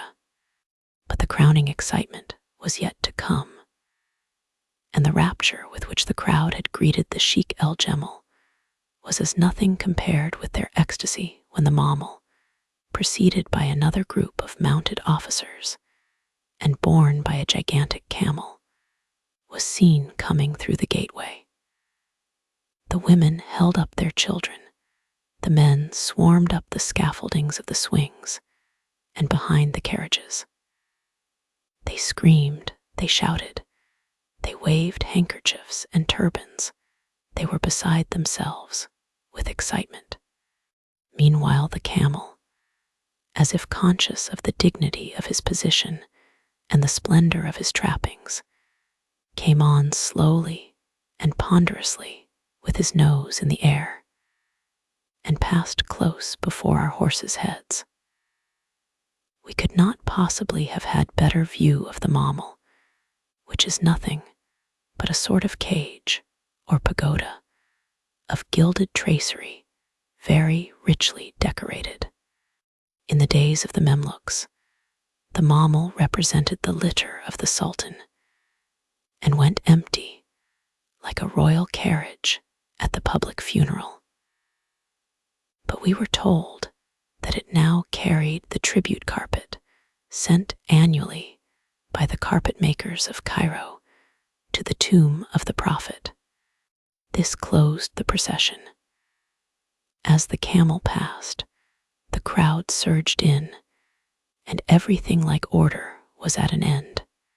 The carriages all made at once for the gate, so meeting the full tide of the outpouring crowd and causing unimaginable confusion. Some stuck in the sand halfway, our own among the number, and all got into an inextricable block in the narrow part just inside the gate. Hereupon the drivers abused each other, and the crowd got impatient, and some Europeans got pelted. Coming back, we met 2 or 3 more regiments. The men, both horse and foot, seemed fair average specimens and creditably disciplined. They rode better than they marched, which was to be expected. The uniform is the same for cavalry and infantry throughout the service, the only difference being that the former wear short black riding boots, and the latter suave gaiters of white linen.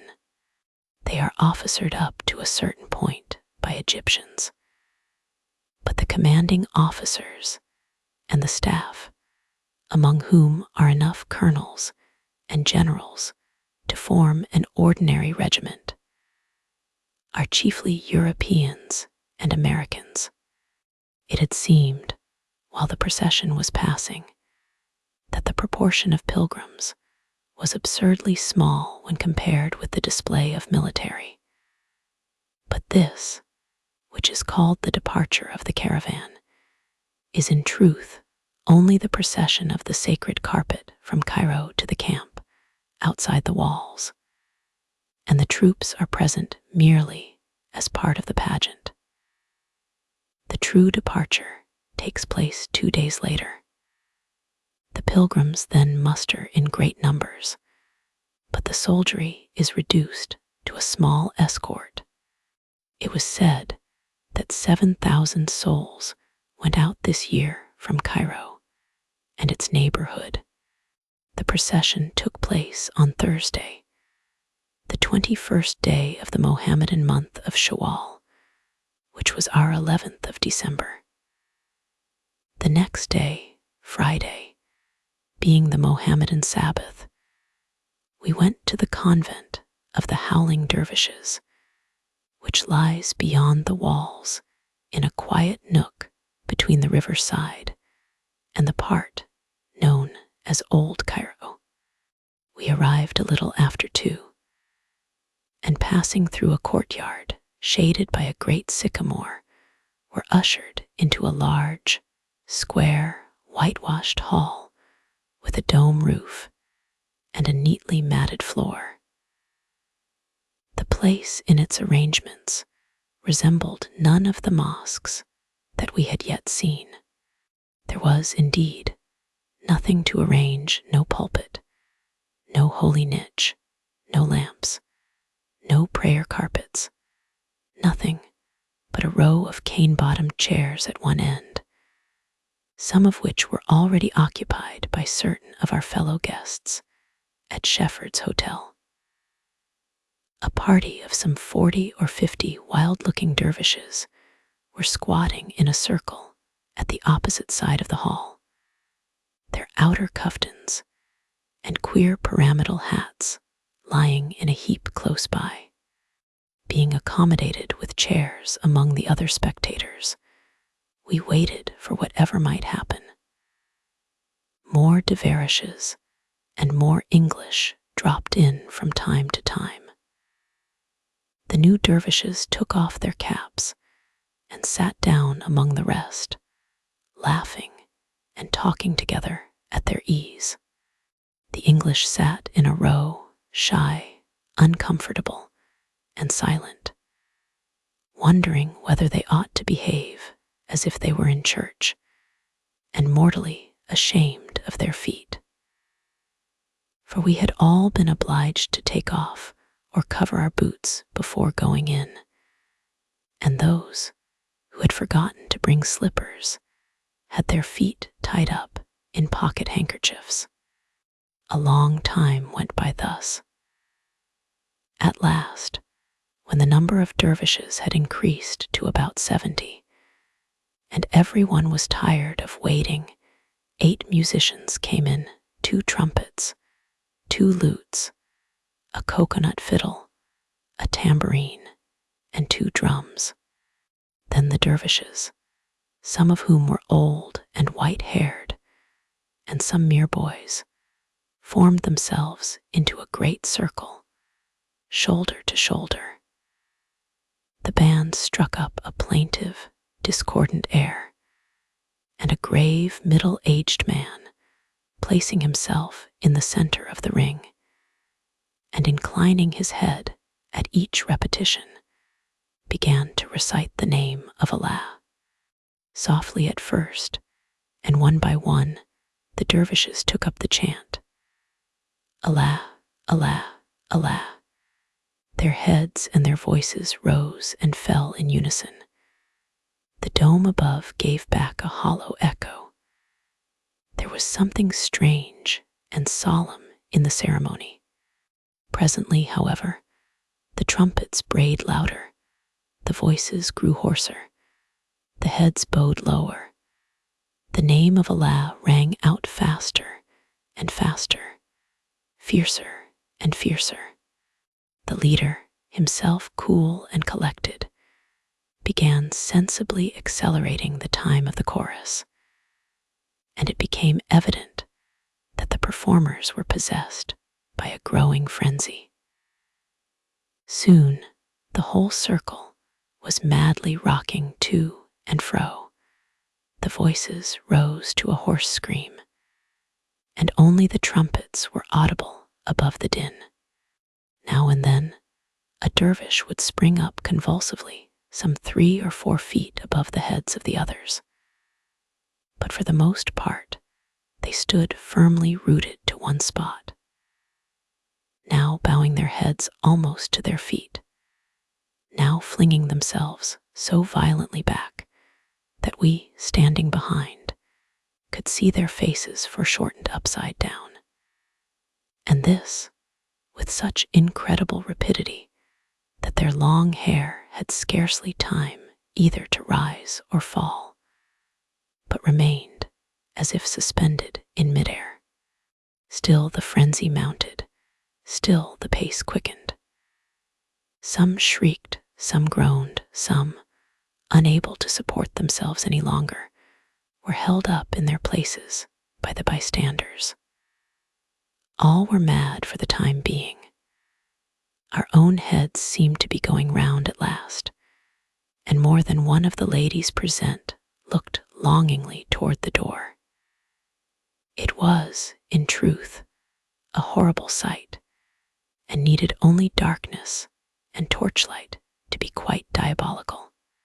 At length, just as the fury was at its height, and the very building seemed to be rocking to and fro above our heads, one poor wretch staggered out of the circle and fell, writhing and shrieking, close against our feet. At the same moment, the leader clapped his hands. The performers, panting and exhausted, dropped into a sitting posture, and the first zikr, as it is called, came abruptly to an end. Some few, however, could not stop immediately, but kept on swaying and muttering to themselves, while the one in the fit, having ceased to shriek, lay out stiff and straight, apparently in a state of coma. There was a murmur of relief and a simultaneous rising among the spectators. It was announced that another zikr, with a reinforcement of fresh dervishes, would soon begin. But the Europeans had had enough of it, and few remained for the second performance. Going out, we paused beside the poor fellow on the floor and asked if nothing could be done for him. "He is struck by Mohammed," said gravely an Egyptian official who was standing by. At that moment, the leader came over, knelt down beside him, touched him lightly on the head and breast, and whispered something in his ear. The man was then quite rigid and white as death. We waited, however, and after a few more minutes saw him struggle back into a dazed, half-conscious state, when he was helped to his feet and led away by his friends. The courtyard, as we came out, was full of dervishes sitting on cane benches in the shade and sipping coffee. The green leaves rustled overhead, with glimpses of intensely blue sky between, and brilliant patches of sunshine flickered down upon groups of wild-looking, half-savage figures in party-colored garments. It was one of those ready-made subjects that the sketcher passes by with a sigh, but which live in his memory forever. From hence, being within a few minutes' drive of old Cairo, we went on as far as the Mosque of Amr. An uninteresting ruin stands alone among the rubbish mounds of the first Mohammedan capital of Egypt.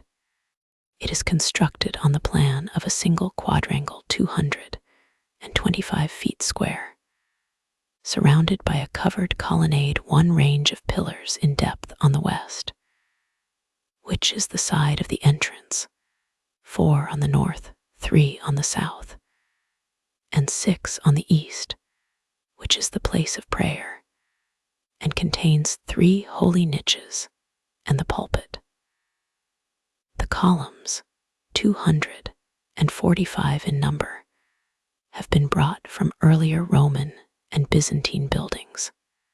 They are of various marbles and have all kinds of capitals. Some, being originally too short, have been stilted on disproportionately high bases, and in one instance, the necessary height has been obtained by adding a second capital on the top of the first. We observed one column of that rare black and white speckled marble, of which there is a specimen in the pulpit of St. Mark's in Venice, and one of the holy niches contains some fragments of Byzantine mosaics, but the whole building seems to have been put together in a barbarous way, and would appear to owe its present state of dilapidation more to bad workmanship than to time. Many of the pillars, especially on the western side, are fallen and broken.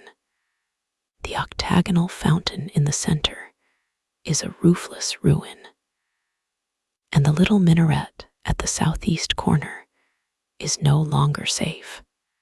Apart, however, from its poverty of design and detail, the Mosque of Amr is interesting as a point of departure in the history of Saracenic architecture.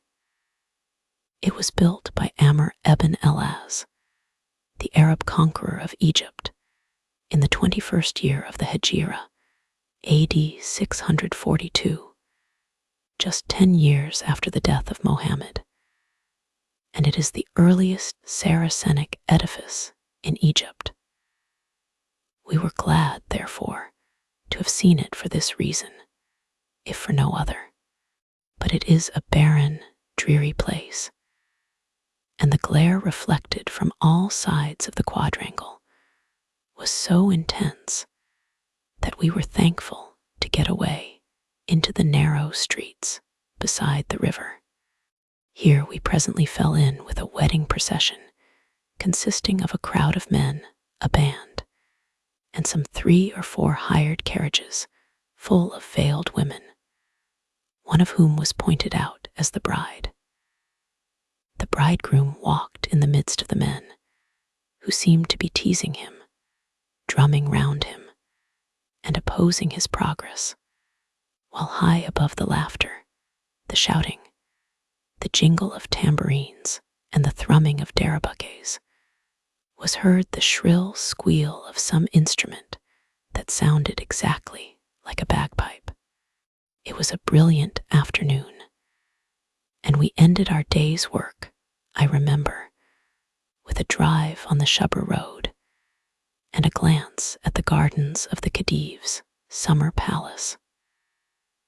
The Shubber Road is the Champs-Élysées of Cairo and is thronged every day from 4 to 6:30.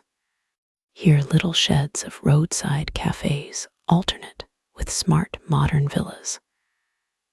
Ragged Fellahin on jaded donkeys trot side by side with elegant attachés on high-stepping Arabs, while tourists in hired carriages, Jew bankers in unexceptionable phaetons, veiled harems in London-built broughams, Italian shopkeepers in preposterously fashionable toilets, grave sheiks on magnificent Cairo asses, officers in frogged and braided frocks, and English girls in tall hats and close-fitting habits, followed by the inevitable little solemn-looking English groom, pass and repass, precede and follow each other in one changing, restless, heterogeneous stream, the like of which is to be seen in no other capital in the world. The sons of the Khedive drive here daily, always in separate carriages, and preceded by 4 saises and 4 guards.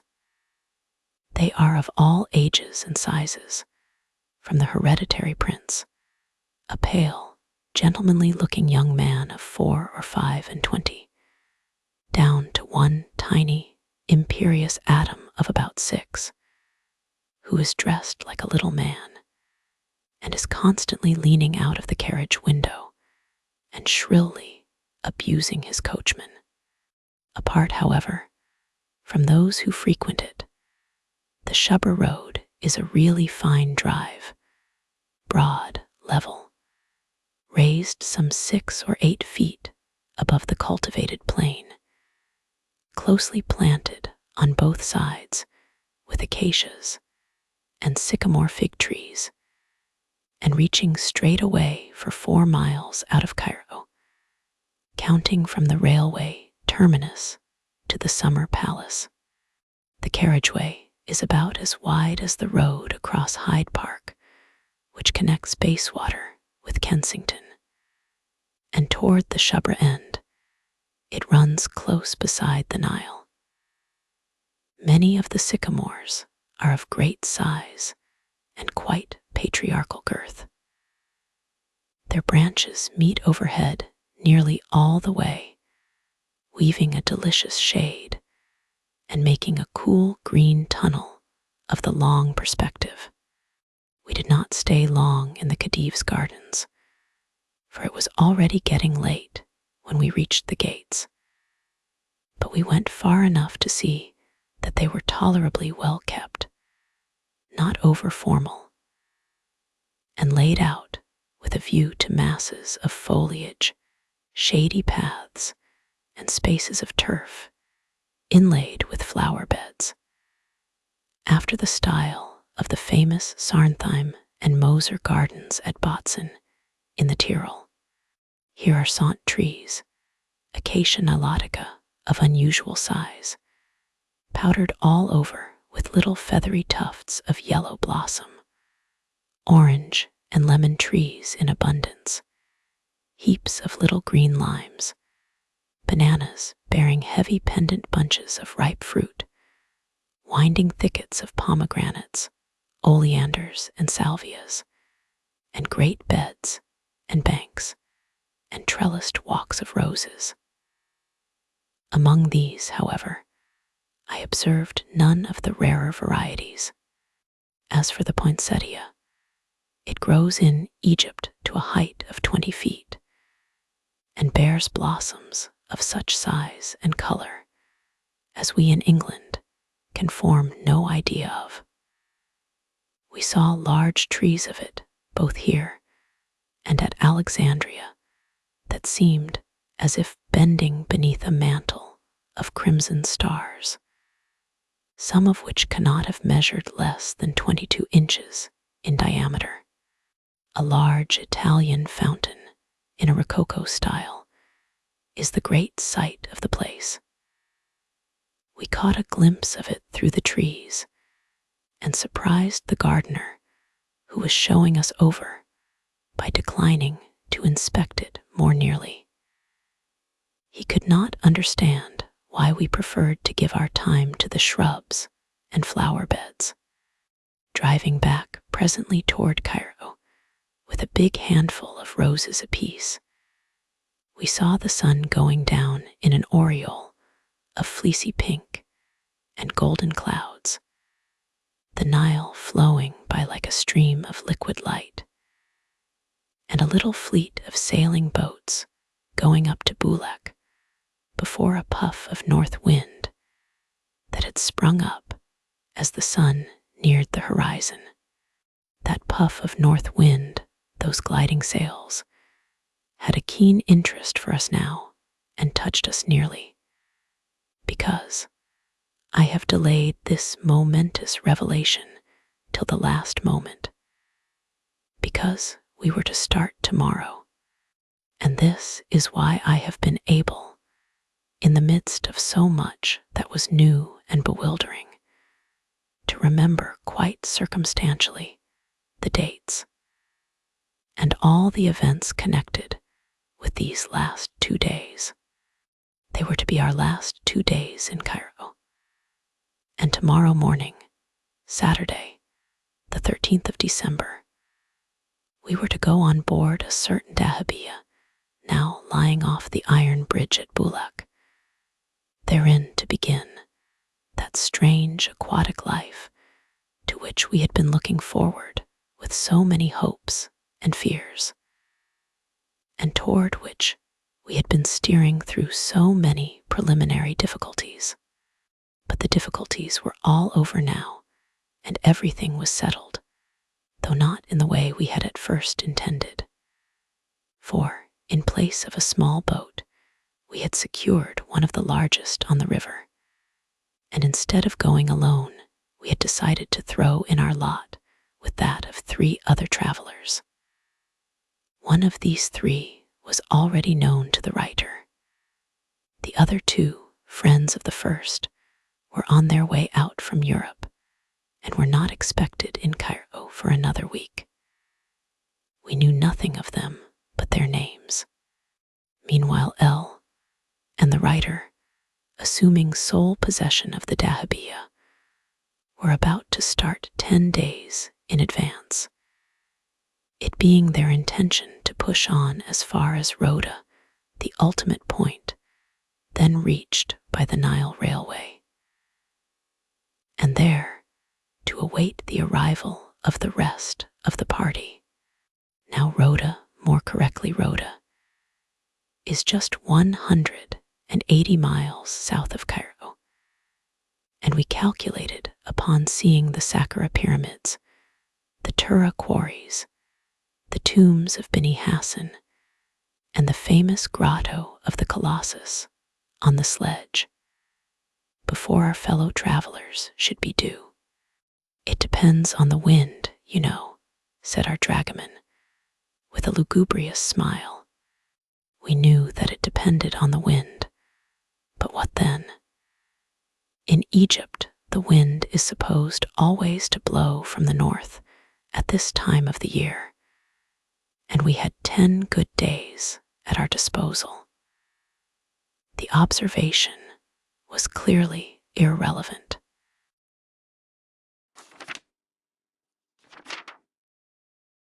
Chapter 3. Cairo to Bdrshyn.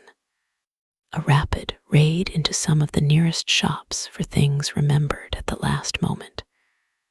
A breathless gathering up of innumerable parcels. A few hurried farewells on the steps of the hotel. And away we rattle as fast as a pair of raw-boned grays can carry us. For this morning, every moment is of value. We are already late. We expect visitors to luncheon on board at midday. And we are to weigh anchor at 2 p.m. hence our anxiety to reach Bulak before the bridge is opened, that we may drive across to the western bank, against which our dahabeah lies moored. Hence, also, our mortification when we arrive just in time to see the bridge swing apart and the first tall mast glide through. Presently, however, when those on the lookout have observed our signals of distress, a smart-looking sandal or jolly boat, decked with gay rugs and cushions, manned by 5 smiling Arabs, and flying a bright little new Union Jack, comes swiftly threading its way in and out among the lumbering barges now crowding through the bridge. In a few more minutes, we are afloat, for this is our sandal, and these are 5 of our crew. And of the 3 dahabeahs moored over yonder in the shade of the palms, the biggest by far, and the trimmest, is our dear, memorable Philae.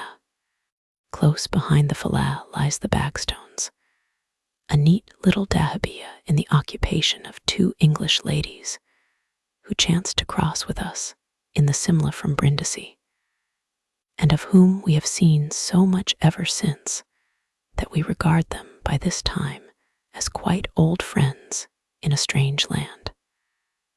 I will call them the MBs.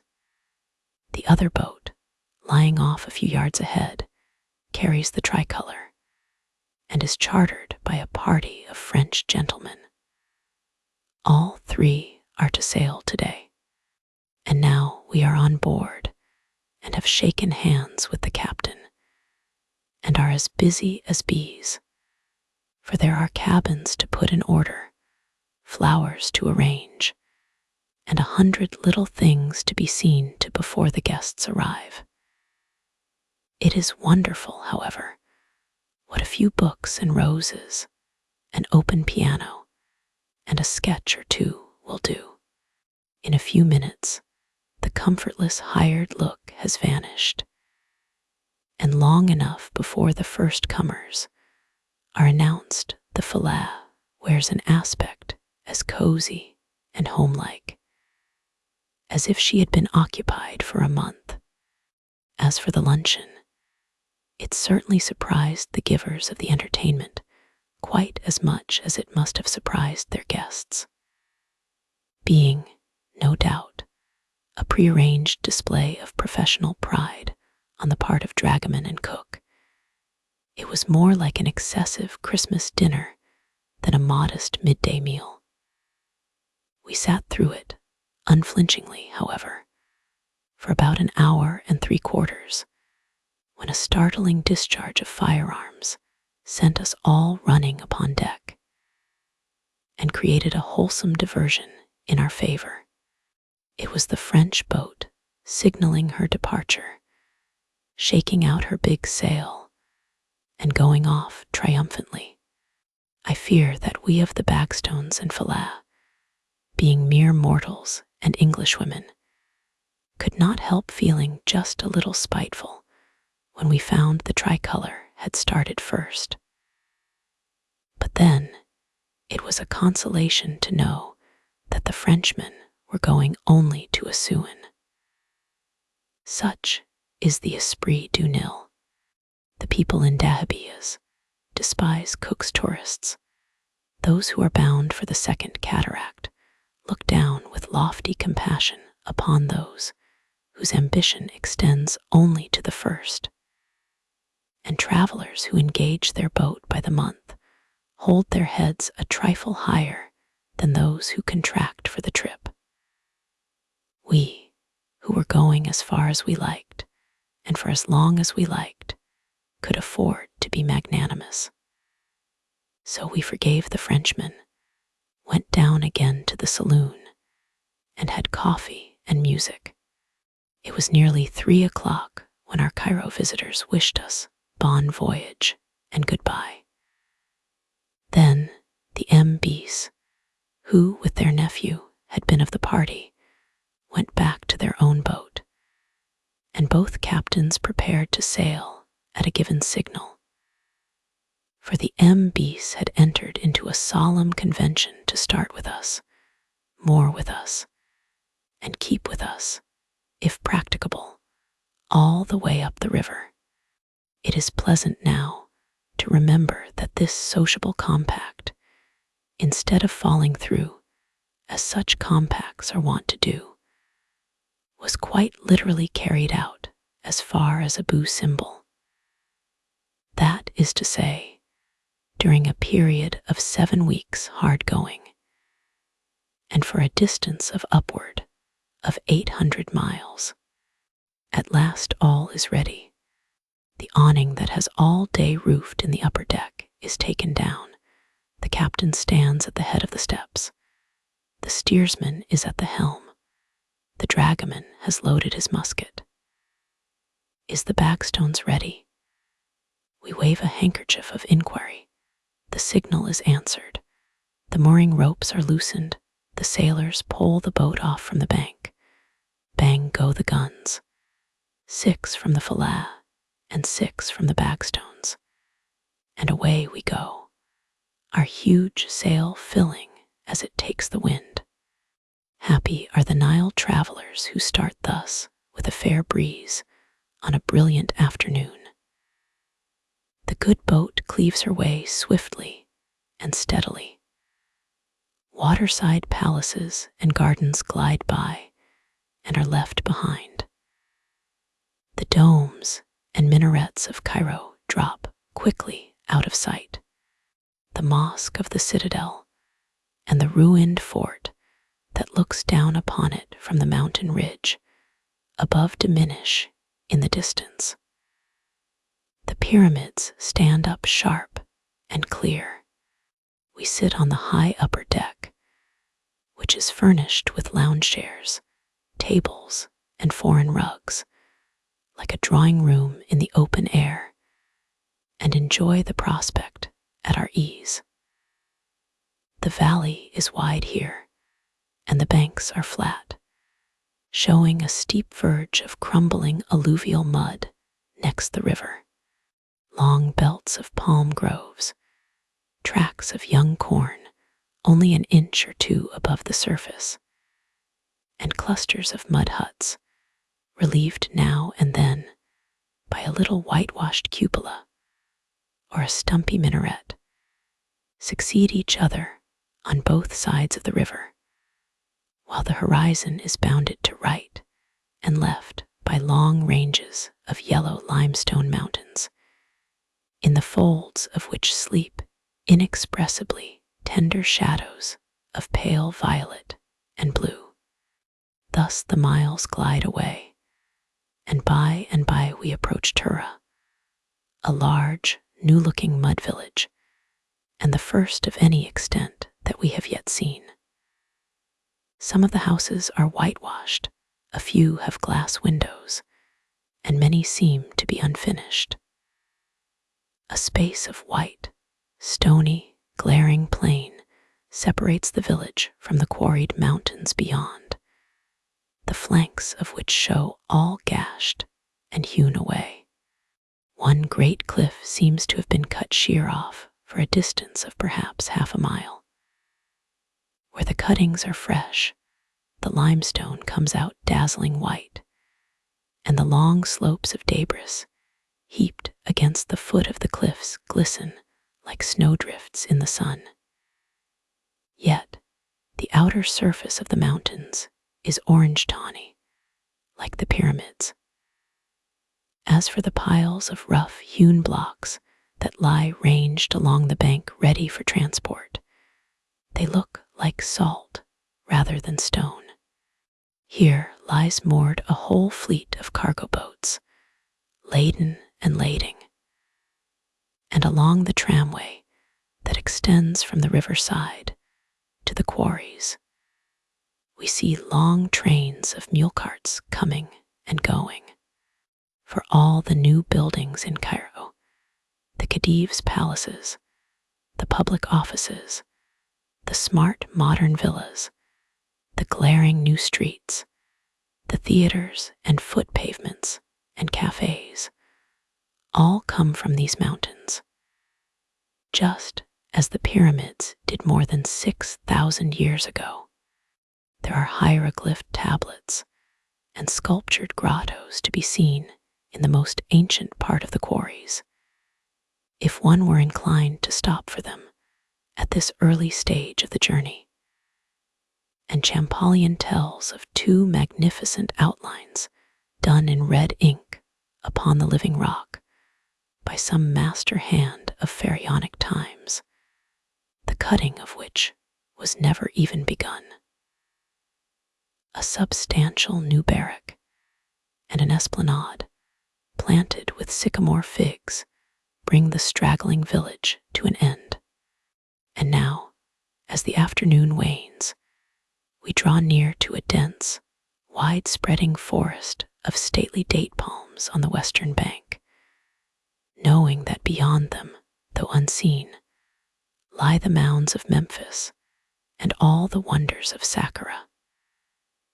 Then the sun goes down behind the Libyan hills, and the palms stand out black and bronzed against a golden sky, and the pyramids, left far behind, look gray and ghostly in the distance. Presently, when it is quite dusk and the stars are out, we moor for the night at Bedrashane, which is the nearest point for visiting Saqqara. There is a railway station here, and also a considerable village, both lying back about half a mile from the river, and the distance from Cairo, which is reckoned at 15 miles by the line, is probably about 18 by water. Such was our first day on the Nile. And perhaps, before going farther on our way, I ought to describe the Philae and introduce Reis Hassan and his crew. A dahabeah, at the first glance, is more like a civic or an Oxford University barge than anything in the shape of a boat with which we in England are familiar. It is shallow and flat-bottomed, and is adapted for either sailing or rowing.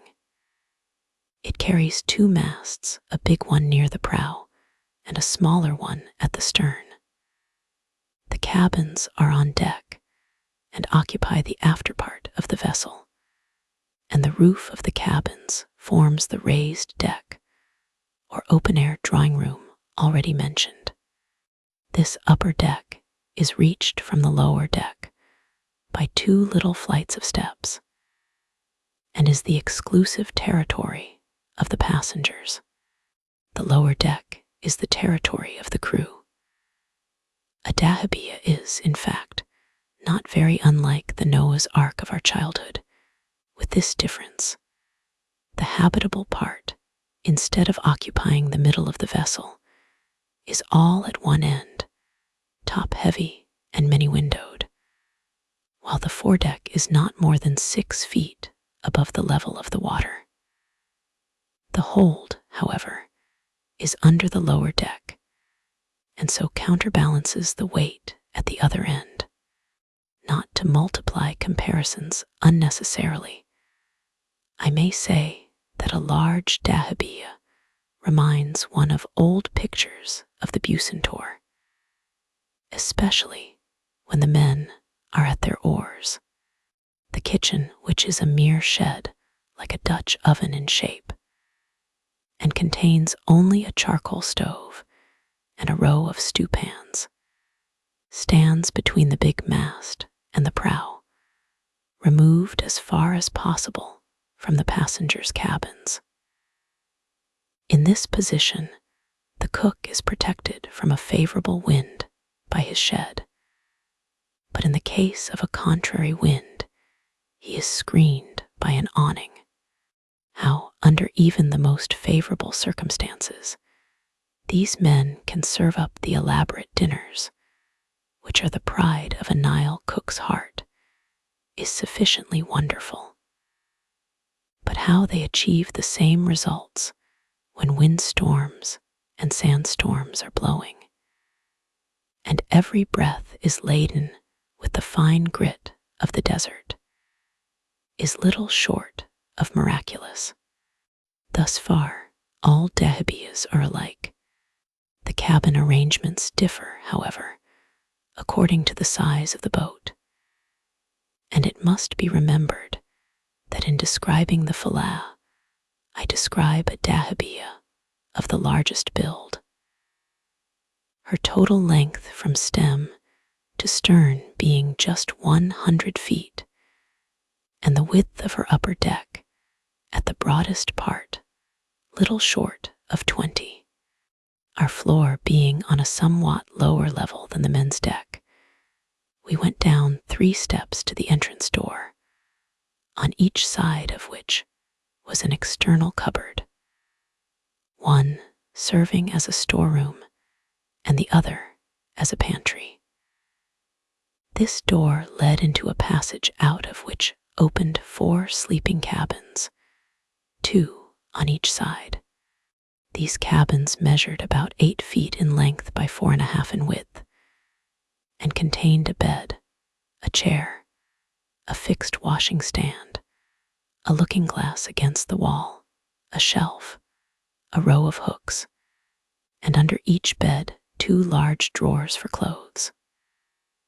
At the end of this little passage another door opened into the dining saloon, a spacious, cheerful room, some 23 or 24 feet long, situated in the widest part of the boat, and lighted by 4 windows on each side and a skylight.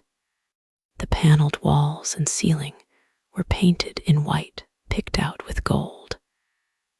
A cushioned divan covered with a smart woolen reps ran along each side, and a gay Brussels carpet adorned the floor.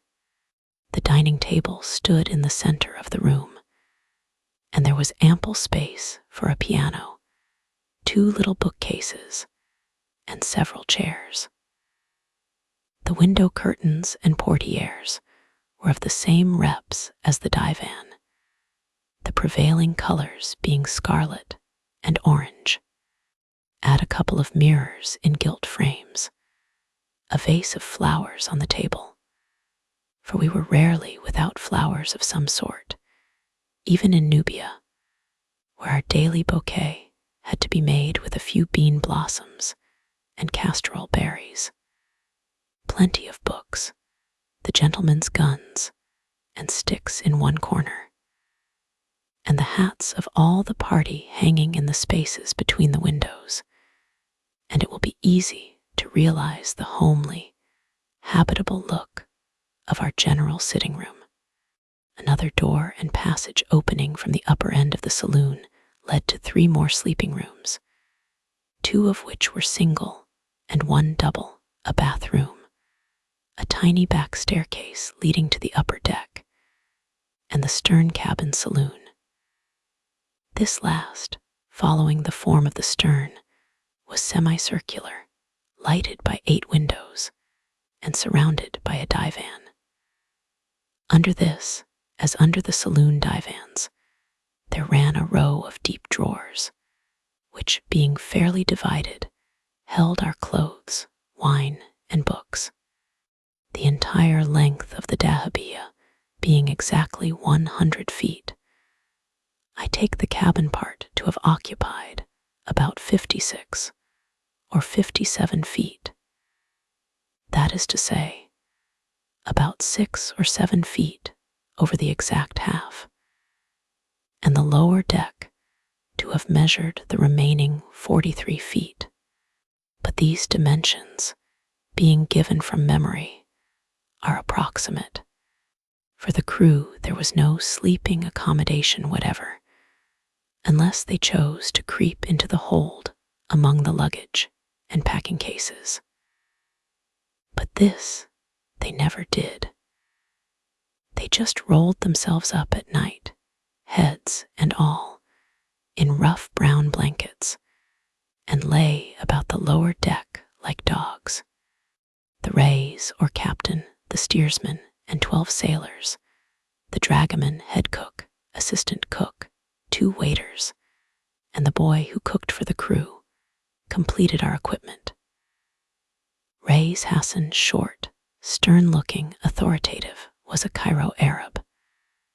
The dragoman, Elias Talhami, was a Syrian of Beirut. The 2 waiters, Michael and Habib, and the head cook, a wizened old cordon bleu named Hassan Badawi, were also Syrians.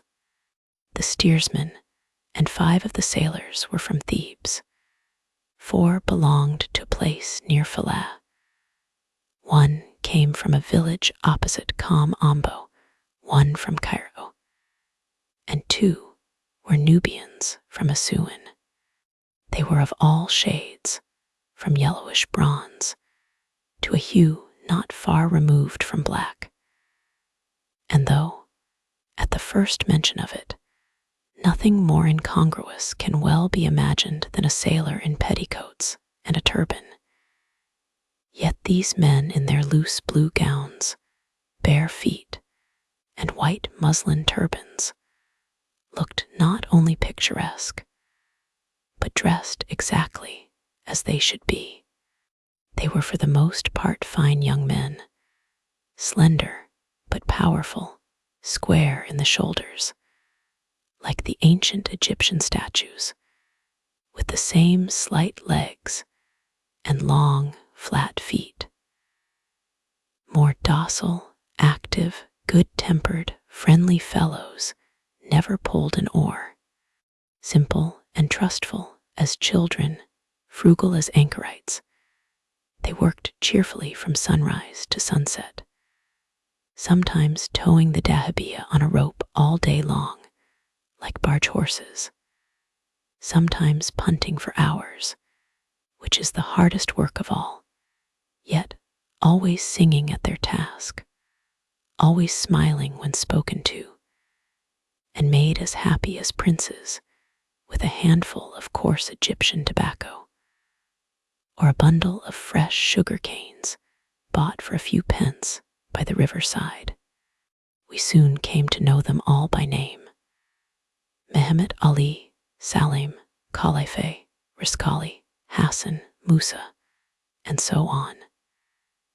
And as none of us ever went on shore without 1 or 2 of them to act as guards and attendants, and as the poor fellows were constantly getting bruised hands or feet, and coming to the upper deck to be doctored, a feeling of genuine friendliness was speedily established between us.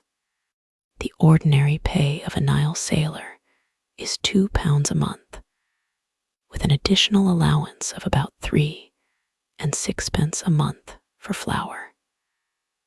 Bread is their staple food, and they make it themselves at certain places along the river where there are large public ovens for the purpose.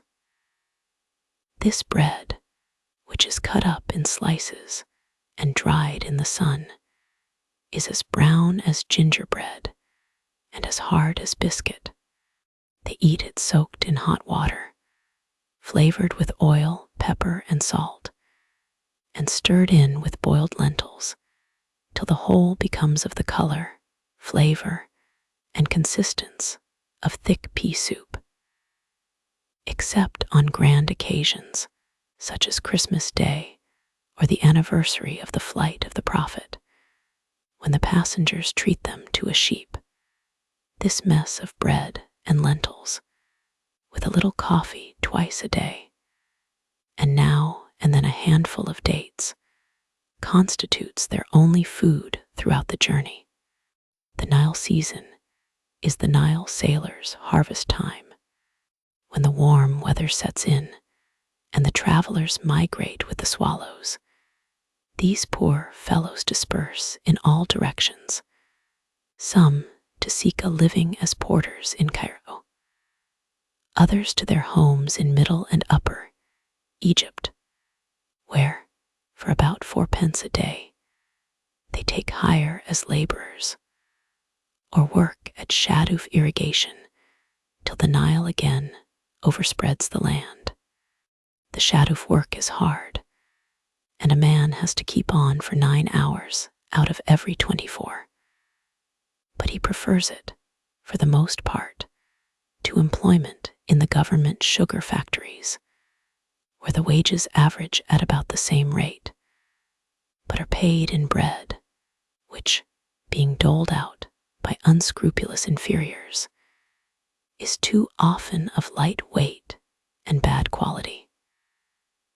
The sailors who succeed in getting a berth on board a cargo boat for the summer are the most fortunate. Our captain, pilot, and crew were all Mohammedans. The cook and his assistant were Syrian Mohammedans. The dragoman and waiters were Christians of the Syrian Latin Church. Only 1 out of the 15 natives could write or read, and that one was a sailor named Egendi, who acted as a sort of second mate.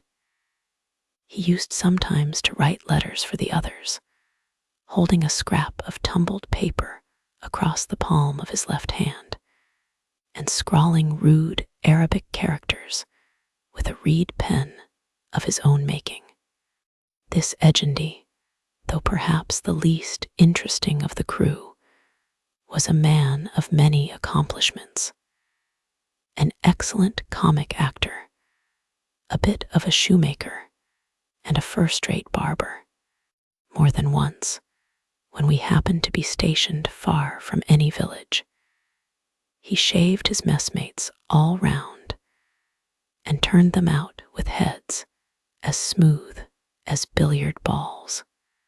There are, of course, good and bad Mohammedans, as there are good and bad churchmen of every denomination, and we had both sorts on board.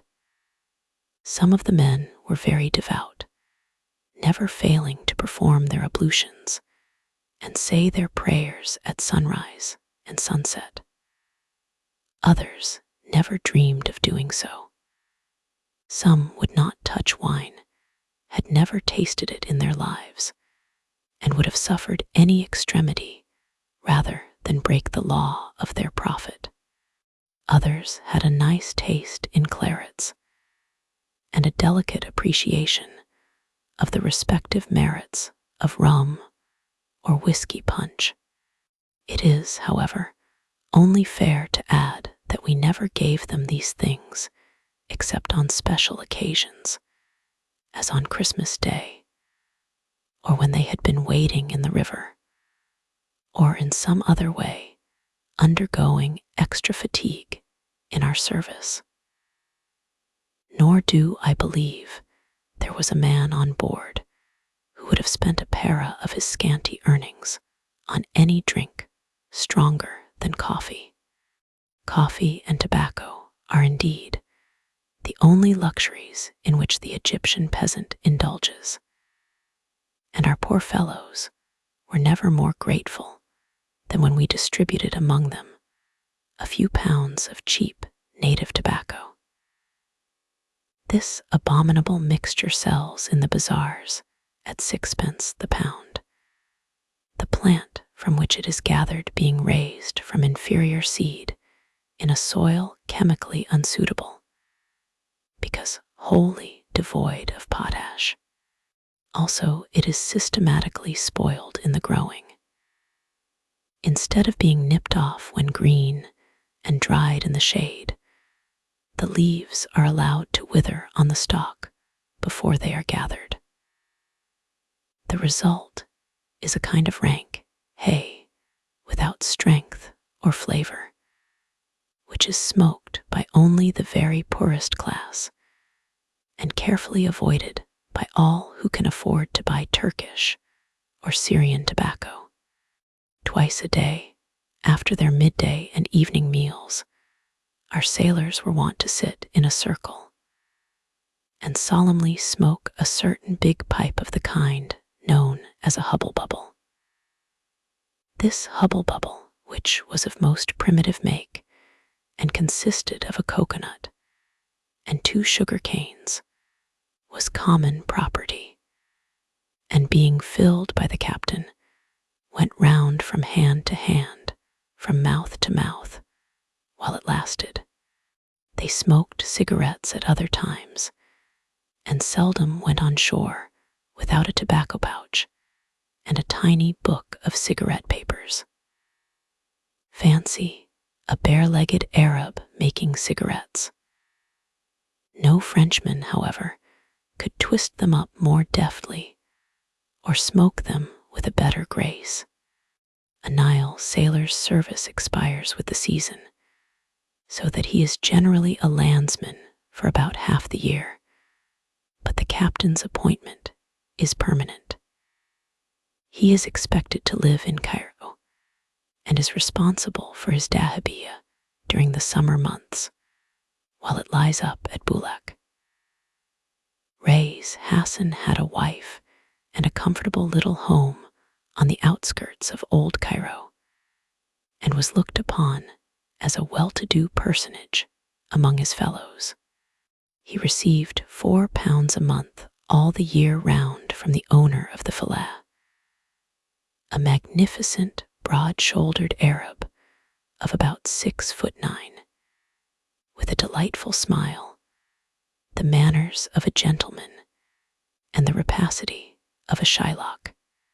Our men treated us to a concert that first night, as we lay moored under the bank near Bedrashane.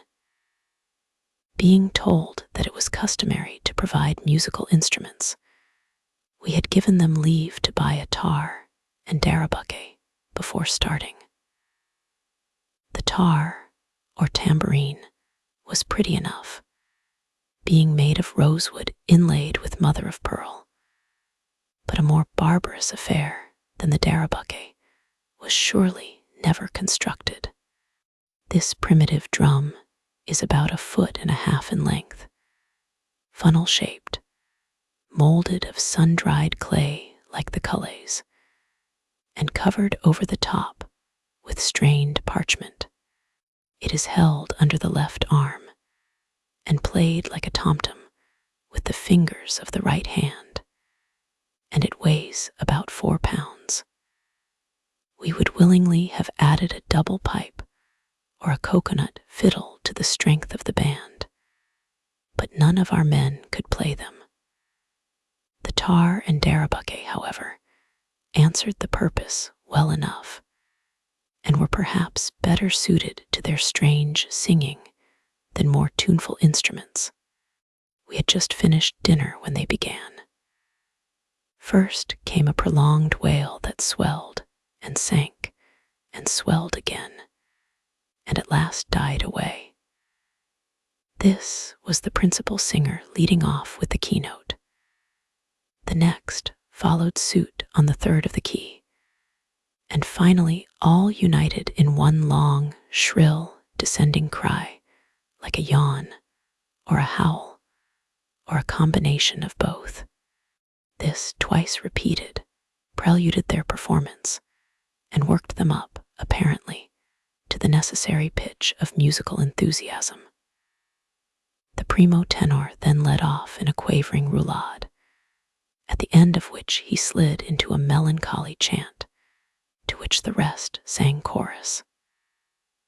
At the close of each verse they yawned and howled again, while the singer, carried away by his emotions, broke out every now and then into a repetition of the same amazing and utterly indescribable vocal wriggle with which he had begun.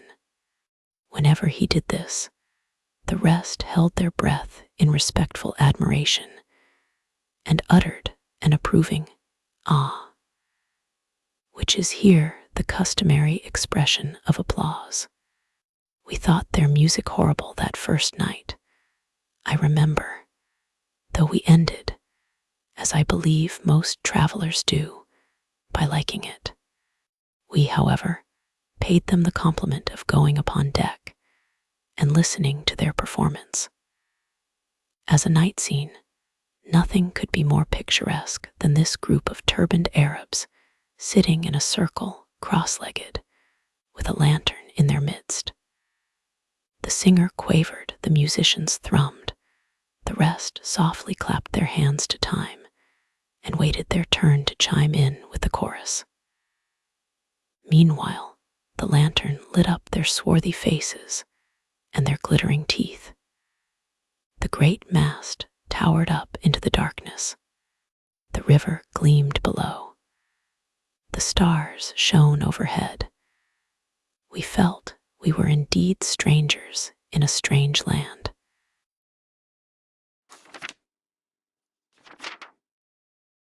Chapter 4. Sakkrh and Memphis.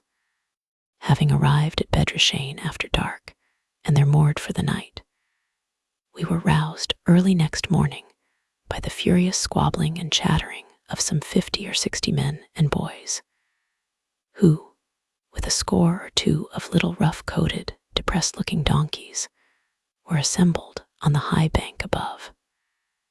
Seen thus against the sky, their tattered garments fluttering in the wind, their brown arms and legs in frantic movement, they looked like a troop of mad monkeys let loose. Every moment the uproar grew shriller. Every moment more men, more boys, more donkeys appeared upon the scene. It was as if some new Cadmus had been sowing boys and donkeys broadcast, and they had all come up at once for our benefit.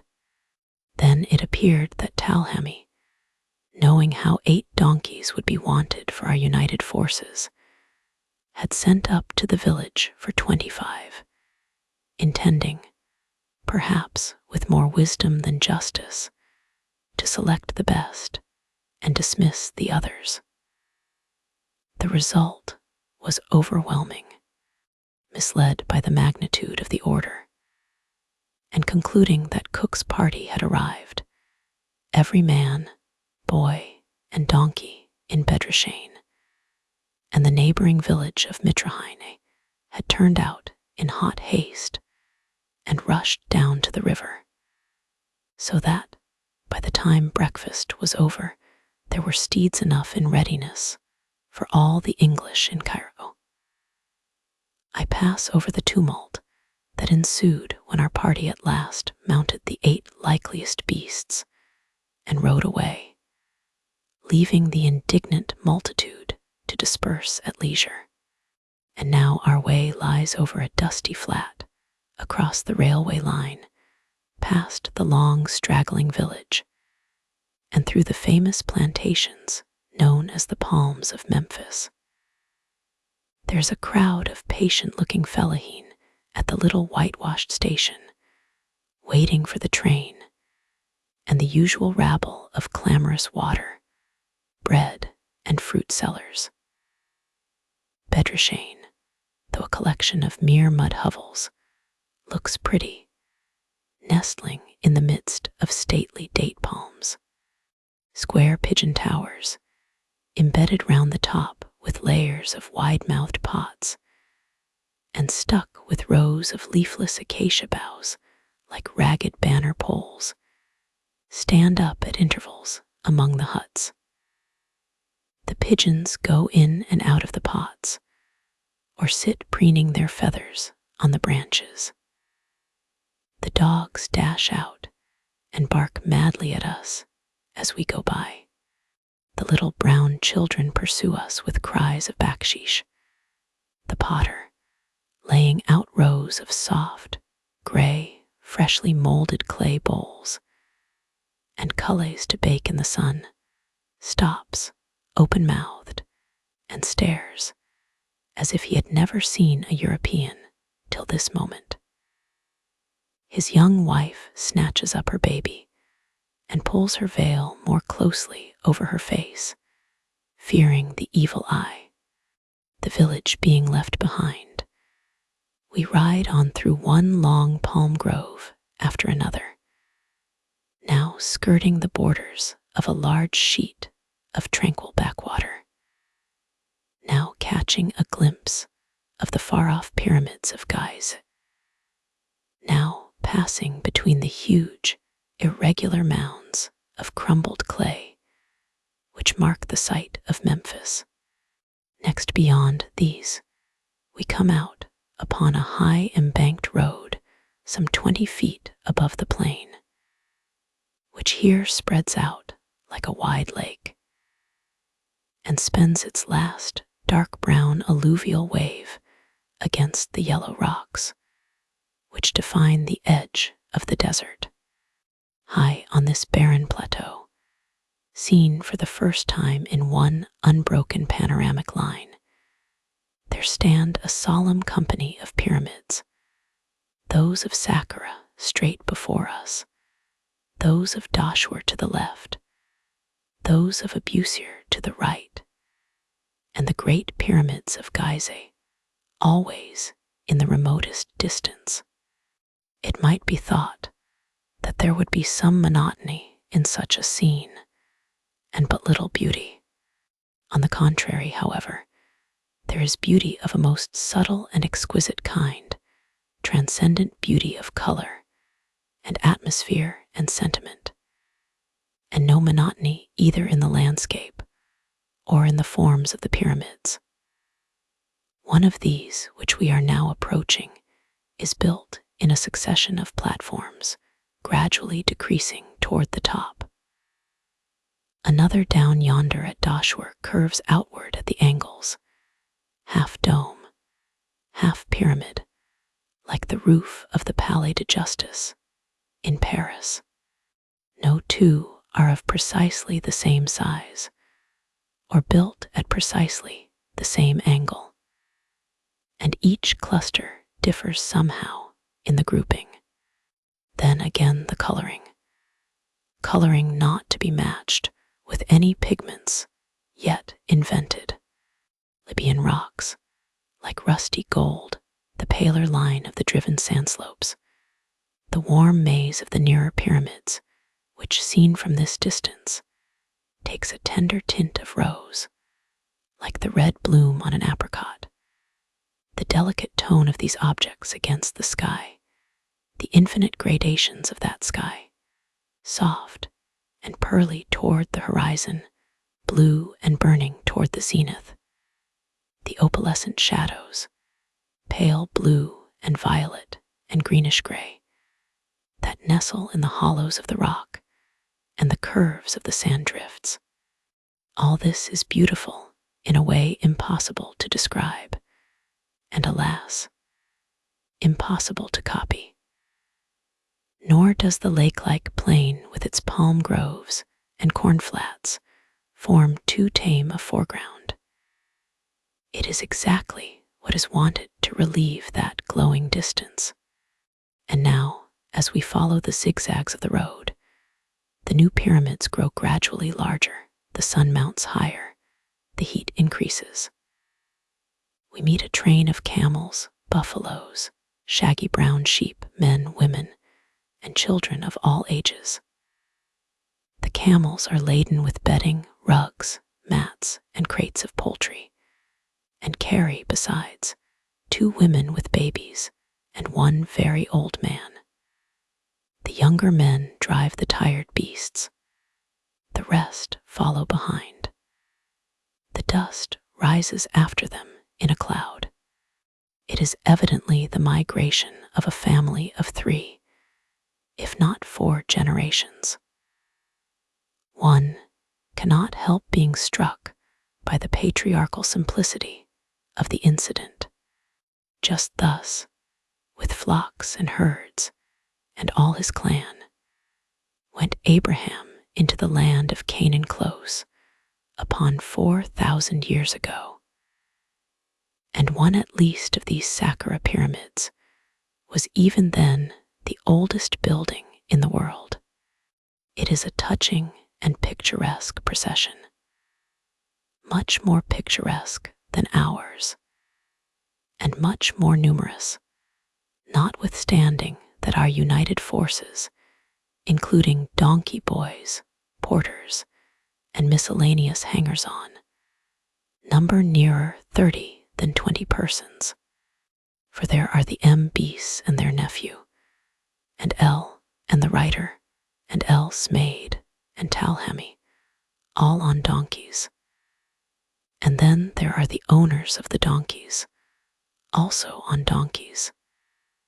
And then every donkey has a boy, and every boy has a donkey, and every donkey boy's donkey has an inferior boy in attendance. Our style of dress, too, however convenient, is not exactly in harmony with the surrounding scenery, and one cannot but feel, as these draped and dusty pilgrims pass us on the road, that we cut a sorry figure with our hideous palm leaf hats, green veils, and white umbrellas. But the most amazing and incongruous personage in our whole procession is unquestionably George. Now George is an English North Country groom, whom the beasts have brought out from the wilds of Lancashire, partly because he is a good shot, and may be useful to Master Alfred after birds and crocodiles, and partly from a well-founded belief in his general abilities. And George, who is a fellow of infinite jest and infinite resource, takes to Eastern life as a duckling to the water. He picks up Arabic as if it were his mother tongue. He skins birds like a practiced taxidermist. He can even wash and iron on occasion. He is, in short, groom, footman, housemaid, laundrymaid, stroke-oar, gamekeeper, and general factotum all in one.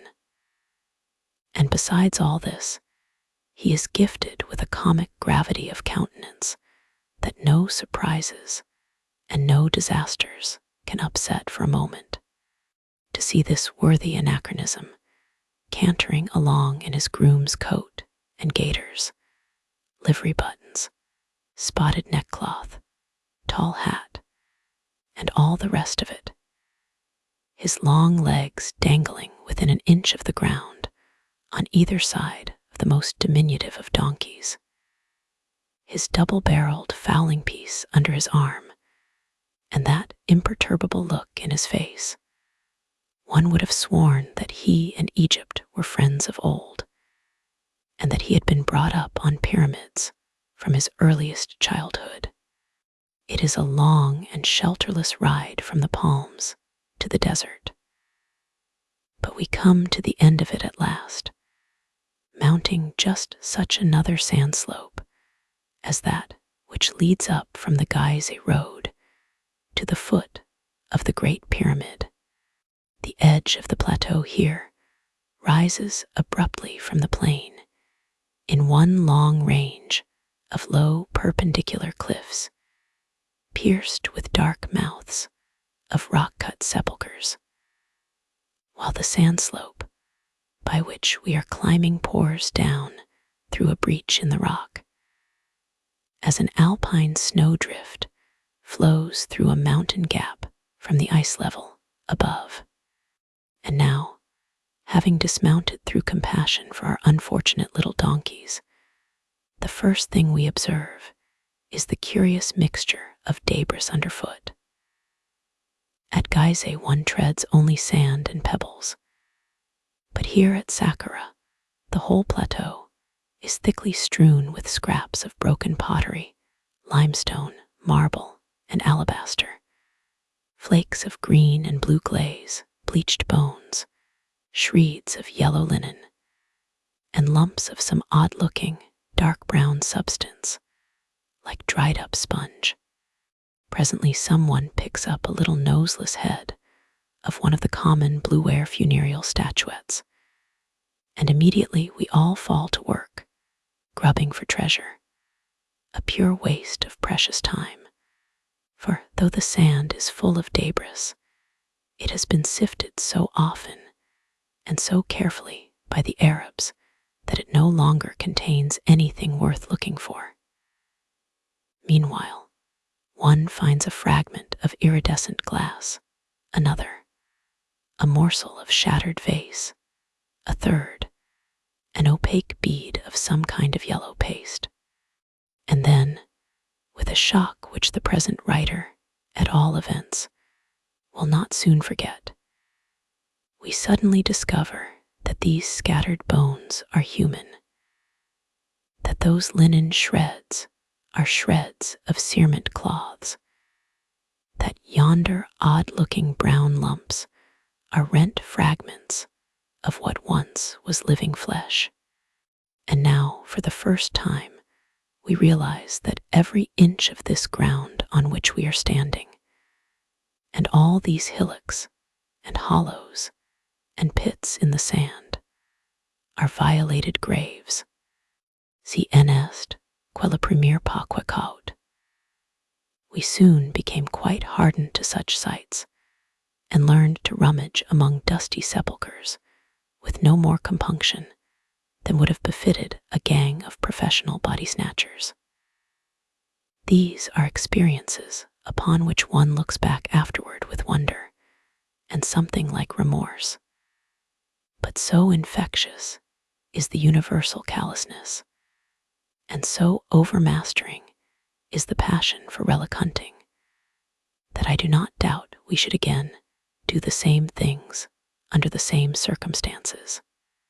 Most Egyptian travelers, if questioned, would have to make a similar confession. Shocked at first, they denounce with horror the whole system of sepulchral excavation, legal as well as predatory. Acquiring, however, a taste for scarabs and funerary statuettes, they soon begin to buy with eagerness the spoils of the dead. Finally, they forget all their former scruples and ask no better fortune than to discover and confiscate a tomb for themselves. Notwithstanding that I had first seen the pyramids of Gizeh, the size of the Saqqara group, especially of the pyramid in platforms, took me by surprise. They are all smaller than the pyramids of Khufu and Khafra, and would no doubt look sufficiently insignificant if seen with them in close juxtaposition. But taken by themselves, they are quite vast enough for grandeur. As for the pyramid in platforms, which is the largest at Saqqara, and next largest to the pyramid of Khafra, its position is so fine, its architectural style so exceptional, its age so immense, that one altogether loses sight of these questions of relative magnitude. If Egyptologists are right in ascribing the royal title hieroglyph on the inner door of this pyramid to Ouenefs, the fourth king of the first dynasty, then it is the most ancient building in the world. It had been standing from 500 to 700 years when King Khufu began his great pyramid at Gizeh. It was over 2,000 years old when Abraham was born. It is now about 6,800 years old, according to Manetho and Mariette, or about 4,800 according to the computation of Bunsen. One's imagination recoils upon the brink of such a gulf of time. The door of this pyramid was carried off with other precious spoils by Lepsius, and is now in the museum at Berlin. The evidence that identifies the inscription is tolerably direct. According to Manetho, an Egyptian historian who wrote in Greek and lived in the reign of Ptolemy Philadelphia, King Ouenefs built for himself a pyramid at a place called Kakome. Now a tablet discovered in the Serapeum by Mariette gives the name of Kakem to the necropolis of Saqqara. And as the pyramid in stages is not only the largest on this platform, but is also the only one in which a royal cartouche has been found. The conclusion seems obvious. When a building has already stood for 5,000 or 6,000 years, in a climate where mosses and lichens, and all those natural signs of age to which we are accustomed in Europe, are unknown, it is not to be supposed that a few centuries more or less can tell upon its outward appearance. Yet, to my thinking, the pyramid of Ouenefs looks older than those of Gizeh. If this be only fancy, it gives one, at all events, the impression of belonging structurally to a ruder architectural period. The idea of a monument composed of diminishing platforms is in its nature more primitive than that of a smooth, four-sided pyramid. We remarked that the masonry on one side, I think on the side facing eastward, was in a much more perfect condition than on either of the others. Wilkinson describes the interior as a hollow dome supported here and there by wooden rafters, and states that the sepulchral chamber was lined with blue porcelain tiles. We would have liked to go inside, but this is no longer possible, the entrance being blocked by a recent fall of masonry. Making up now for lost time, we rode on as far as the house built in 1850 for Mariette's accommodation during the excavation of the Serapeum, a labor which extended over a period of more than 4 years. The Serapeum, it need hardly be said, is the famous and long-lost sepulchral temple of the sacred bulls. These bulls, honored by the Egyptians as successive incarnations of Osiris, inhabited the temple of Apis at Memphis while they lived, and, being mummied after death, were buried in catacombs prepared for them in the desert. In 1850, Mariette, traveling in the interests of the French government, discovered both the temple and the catacombs, being, according to his own narrative, indebted for the clue to a certain passage in Strabo, which describes the temple of Serapis as being situate in a district where the sand was so drifted by the wind that the approach to it was in danger of being overwhelmed, while the sphinxes on either side of the great avenue were already more or less buried, some having only their heads above the surface. If Strabo had not written this passage, says Mariette, it is probable that the Serapeum would still be lost under the sands of the necropolis of Saqqara. One day, however, in 1850, being attracted to Saqqara by my Egyptological studies, I perceived the head of a sphinx showing above the surface.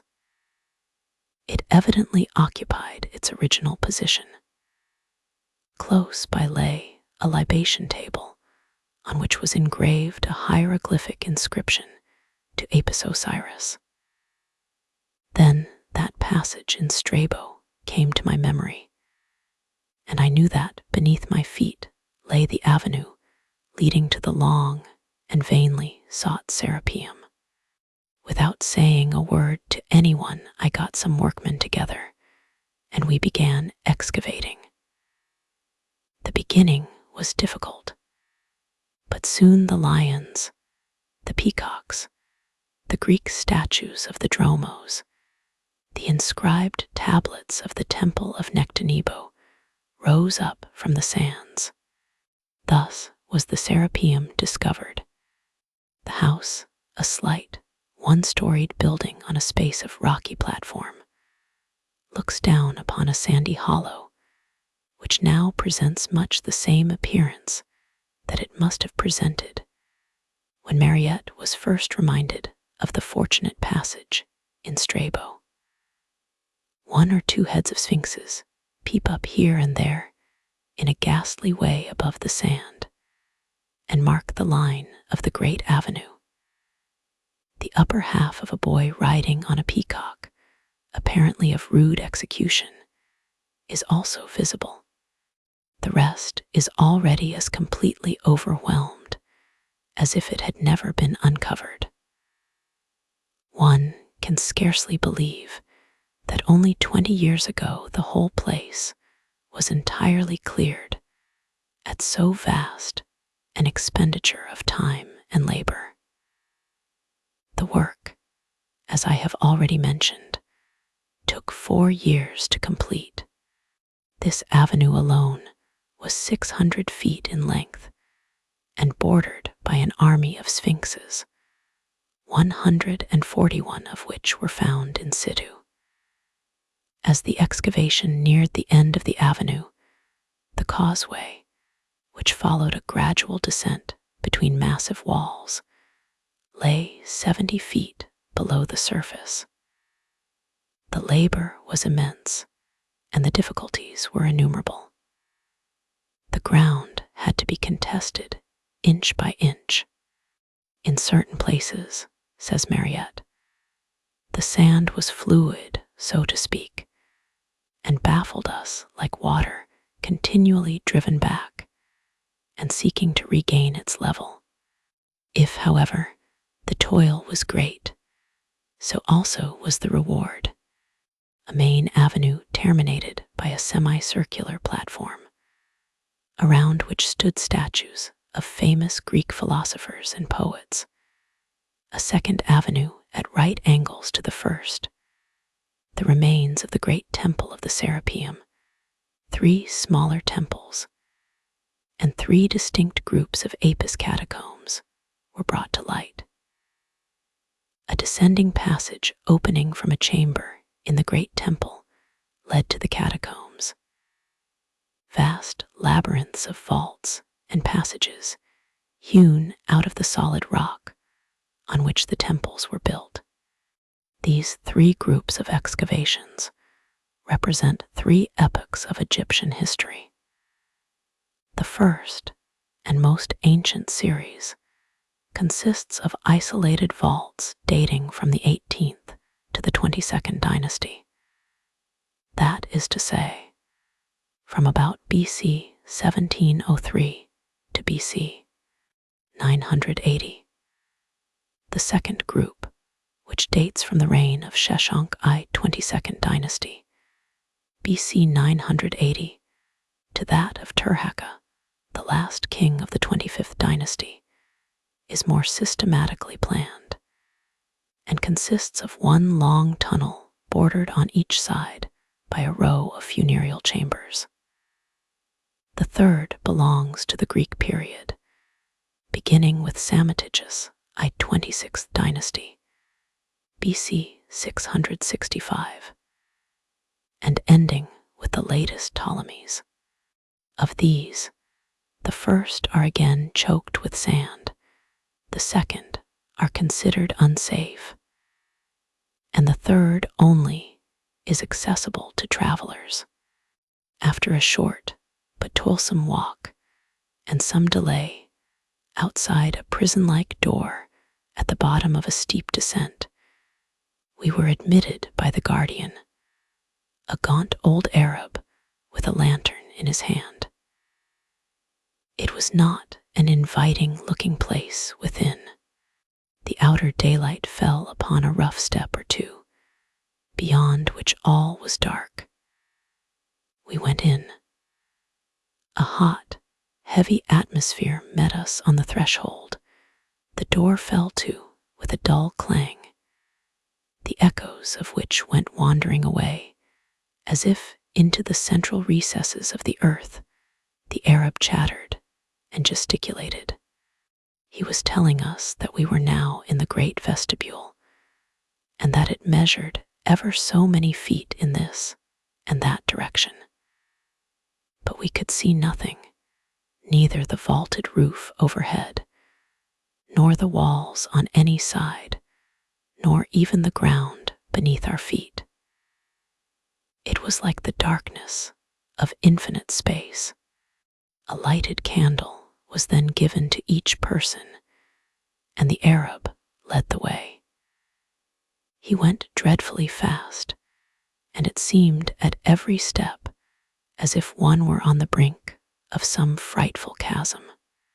Gradually, however, our eyes became accustomed to the gloom, and we found that we had passed out of the vestibule into the first great corridor.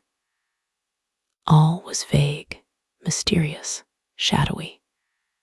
A dim perspective loomed out of the darkness.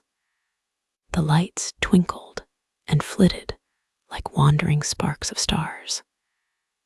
The Arab held his lantern to the walls here and there and showed us some votive tablets inscribed with records of pious visits paid by devout Egyptians to the sacred tombs. Of these, they found 500 when the catacombs were first opened. But Mariette sent nearly all to the Louvre. A few steps farther, and we came to the tombs. A succession of great vaulted chambers hewn out at irregular distances along both sides of the central corridor, and sunk some 6 or 8 feet below the surface. In the middle of each chamber stood an enormous sarcophagus of polished granite. The Arab, flitting on ahead like a black ghost, paused a moment before each cavernous opening, flashed the light of his lantern on the sarcophagus, and sped away again, leaving us to follow as we could. So we went on, going every moment deeper into the solid rock and farther from the open air and the sunshine. Thinking it would be cold underground, we had brought warm wraps in plenty, but the heat, on the contrary, was intense, and the atmosphere stifling. We had not calculated on the dryness of the place, nor had we remembered that ordinary mines and tunnels are cold because they are damp. But here, for incalculable ages, for thousands of years, probably, before the Nile had even cut its path through the rocks of Sicilies, a cloudless African sun had been pouring its daily floods of light and heat upon the dewless desert overhead. The place might well be unendurable.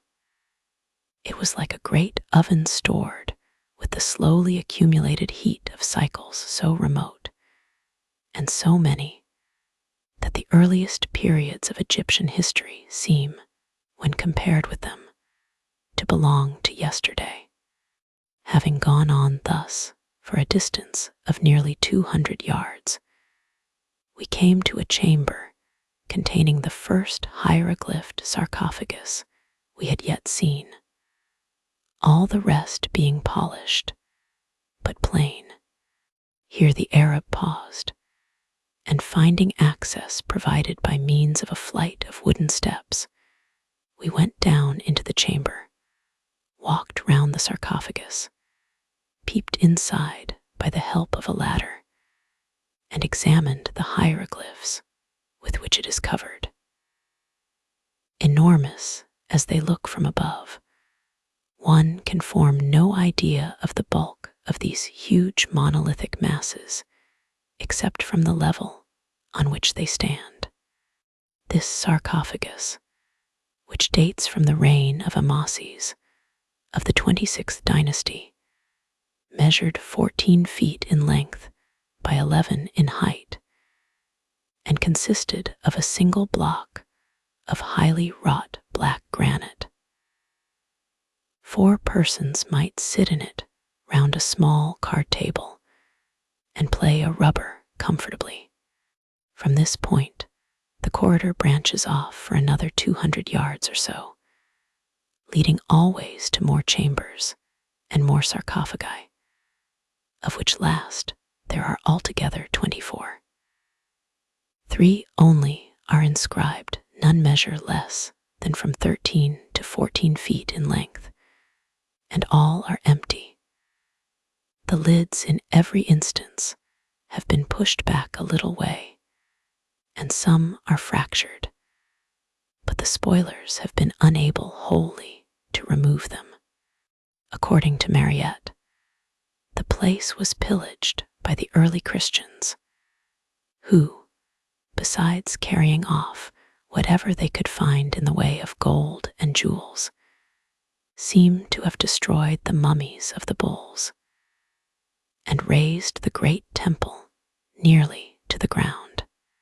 Fortunately, however, they either overlooked or left as worthless some hundreds of exquisite bronzes and the 500 votive tablets before mentioned, which, as they record not only the name and rank of the visitor, but also, with few exceptions, the name and year of the reigning pharaoh, afford invaluable historical data, and are likely to do more than any previously discovered documents toward clearing up disputed points of Egyptian chronology.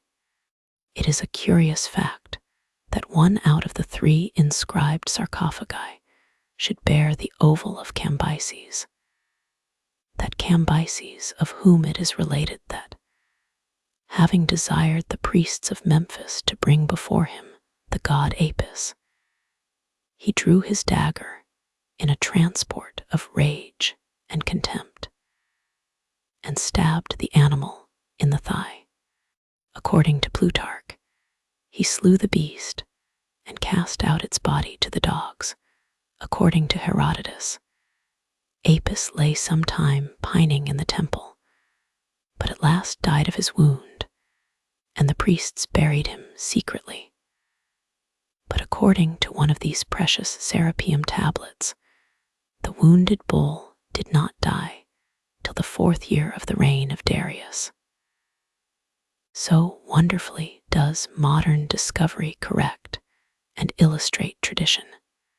And now comes the sequel to this ancient story in the shape of an anecdote related by M. About, who tells how Mariette, being recalled suddenly to Paris some months after the opening of the Serapeum, found himself without the means of carrying away all his newly excavated antiquities, and so buried 14 cases in the desert, there to await his return.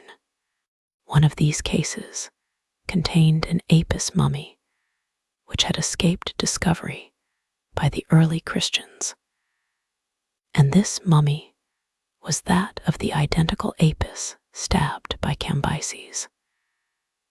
That the creature had actually survived his wound was proved by the condition of one of the thigh bones, which showed unmistakable signs of both injury and healing. Nor does the story end here. Mariette being gone, and having taken with him all that was most portable among his treasures, there came to Memphis one whom M. About indicates as a young and august stranger, traveling in Egypt for his pleasure. The Arabs, tempted perhaps by a princely backshish, revealed the secret of the hidden cases, whereupon the Archduke swept off the whole 14, dispatched them to Alexandria, and immediately shipped them for Trieste.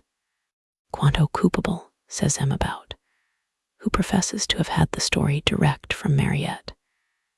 Il a fini si tragiquement dans un autre hémisphère que, tout bien passé, G. renonce à publier son nom.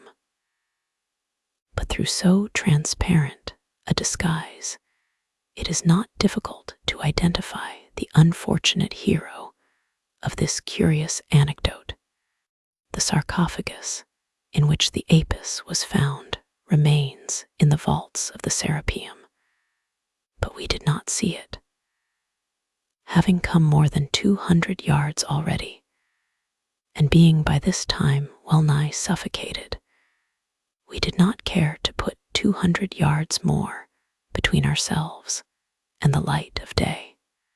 So we turned back at the half distance, having, however, first burned a pan of magnesium powder, which flared up wildly for a few seconds, lit the huge gallery and all its cavernous recesses and the wondering faces of the Arabs, and then went out with a plunge, leaving the darkness denser than before. From hence, across a farther space of sand, we went in all the blaze of noon to the tomb of one T, a priest and commoner of the 5th dynasty, who married with a lady named Neferhotepes, the granddaughter of a pharaoh, and here built himself a magnificent tomb in the desert. On the facade of this tomb, which must originally have looked like a little temple, only 2 large pillars remain. Next comes a square courtyard, surrounded by a roofless colonnade, from one corner of which a covered passage leads to 2 chambers. In the center of the courtyard yawns an open pit some 25 feet in depth, with a shattered sarcophagus just visible in the gloom of the vault below. All here is limestone walls, pillars, pavements, even the excavated debris with which the pit had been filled in when the vault was closed forever. The quality of this limestone is close and fine like marble, and so white that, although the walls and columns of the courtyard are covered with sculptures of most exquisite execution and of the greatest interest, the reflected light is so intolerable that we find it impossible to examine them with the interest they deserve.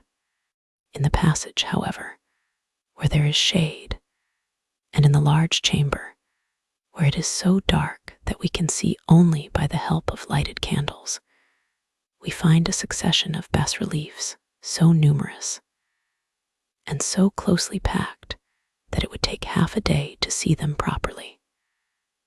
Ranged in horizontal parallel lines, about 1.5 feet in depth, these extraordinary pictures, row above row, cover every inch of wall space from floor to ceiling. The relief is singularly low. I should doubt if it anywhere exceeds 1/4 inch. The surface, which is covered with a thin film of very fine cement, has a quality and polish like ivory. The figures measure an average height of about 12 inches, and all are colored. Here, as in an open book, we have the biography of T. His whole life, his pleasures, his business, his domestic relations, are brought before us with just that faithful simplicity which makes the charm of Montaigne and Pepys. A child might read the pictured chronicles which illuminate these walls, and take as keen a pleasure in them as the wisest of archaeologists. T was a wealthy man, and his wealth was of the agricultural sort. He owned flocks and herds and vassals in plenty. He kept many kinds of birds and beasts, geese, ducks, pigeons, cranes, oxen, goats, asses, antelopes, and gazelles. He was fond of fishing and fowling, and used sometimes to go after crocodiles and hippopotamuses, which came down as low as Memphis in his time. He was a kind husband, too, and a good father, and loved to share his pleasures with his family. Here we see him sitting in state with his wife and children, while professional singers and dancers perform before them.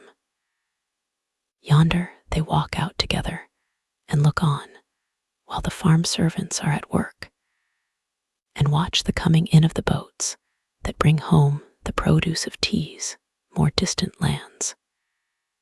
Here the geese are being driven home, the cows are crossing a ford, the oxen are plowing, the sower is scattering his seed, the reaper plies his sickle, the oxen tread the grain, the corn is stored in the granary. There are evidently no independent tradesfolk in these early days of the world. T has his own artificers on his own estate, and all his goods and chattels are homemade. Here the carpenters are fashioning new furniture for the house, the shipwrights are busy on new boats, the potters mold pots, the metal workers smelt ingots of red gold. It is plain to see that T lived like a king within his own boundaries. He makes an imposing figure, too, in all these scenes, and being represented about 8 times as large as his servants, sits and stands a giant among pygmies. His wife, we must not forget that she was of the blood royal, is as big as himself, and the children are depicted about half the size of their parents. Curiously enough, Egyptian art never outgrew this early naivete. The great man remained a big man to the last days of the Ptolemies, and the Philae was always a dwarf. Apart from these, and 1 or 2 other mannerisms, nothing can be more natural than the drawing, or more spirited than the action, of all these men and animals. The most difficult and transitory movements are expressed with masterly certitude. The donkey kicks up his heels and brays, the crocodile plunges, the wild duck rises on the wing, and the fleeting action is caught, in each instance, with a truthfulness that no Landseer could distance. The forms, which have none of the conventional stiffness of later Egyptian work, are modeled roundly and boldly, yet finished with exquisite precision and delicacy. The coloring, however, is purely decorative, and being laid on in single tints, with no attempt at gradation or shading, conceals rather than enhances the beauty of the sculptures. These, indeed, are best seen where the color is entirely rubbed off. The tints are yet quite brilliant in parts of the larger chamber, but in the passage and courtyard, which have been excavated only a few years, and are with difficulty kept clear from day to day, there is not a vestige of color left. This is the work of the sand, that patient laborer whose office it is not only to preserve, but to destroy. The sand secretes and preserves the work of the sculptor, but it effaces the work of the painter. In sheltered places, where it accumulates passively, like a snowdrift, it brings away only the surface detail, leaving the undercolors rubbed and dim. But nothing, as I had occasion constantly to remark in the course of the journey, removes color so effectually as sand, which is exposed to the shifting action of the wind. This tomb, as we have seen, consists of a portico, a courtyard, 2 chambers, and a sepulchral vault. But it also contains a secret passage of the kind, known as a serdab. These serdabs, which are constructed in the thickness of the walls and have no entrances, seem to be peculiar to tombs of the ancient empire, i.e. the period of the Pyramid Kings, and they contain statues of the deceased of all sizes, in wood, limestone, and granite. 20 statues of T were here found immured in the serdab of his tomb, all broken save one, a spirited figure in limestone, standing about 7 feet high, and now in the museum at Bulak. This statue represents a fine young man in a white tunic and is evidently a portrait. The features are regular, the expression is good-natured, the whole tournure of the head is more Greek than Egyptian. The flesh is painted of a yellowish brick tint, and the figure stands in the usual hieratic attitude, with the left leg advanced, the hands clenched, and the arms straightened close to the sides. One seems to know T so well after seeing the wonderful pictures in his tomb, that this charming statue interests one like the portrait of a familiar friend. How pleasant it was, after being suffocated in the Serapeum and broiled in the tomb of T, to return to Mariette's deserted house and eat our luncheon on the cool stone terrace that looks northward over the desert. Some wooden tables and benches are hospitably left here for the accommodation of travelers, and fresh water in ice-cold culleys is provided by the old Arab guardian. The yards and offices at the back are full of broken statues and fragments of inscriptions in red and black granite. 2 sphinxes from the famous avenue adorn the terrace and look down upon their half-buried companions in the sand hollow below. The yellow desert, barren and undulating, with a line of purple peaks on the horizon, reaches away into the far distance. To the right, under a jutting ridge of rocky plateau not 200 yards from the house, yawns an open-mouthed, black-looking cavern shored up with heavy beams and approached by a slope of debris. This is the forced entrance to the earlier vaults of the Serapeum, in one of which was found a mummy described by Mariette as that of an Apis, but pronounced by Brucksch to be the body of Prince Caimnas, governor of Memphis and the favorite son of Ramesses the Great.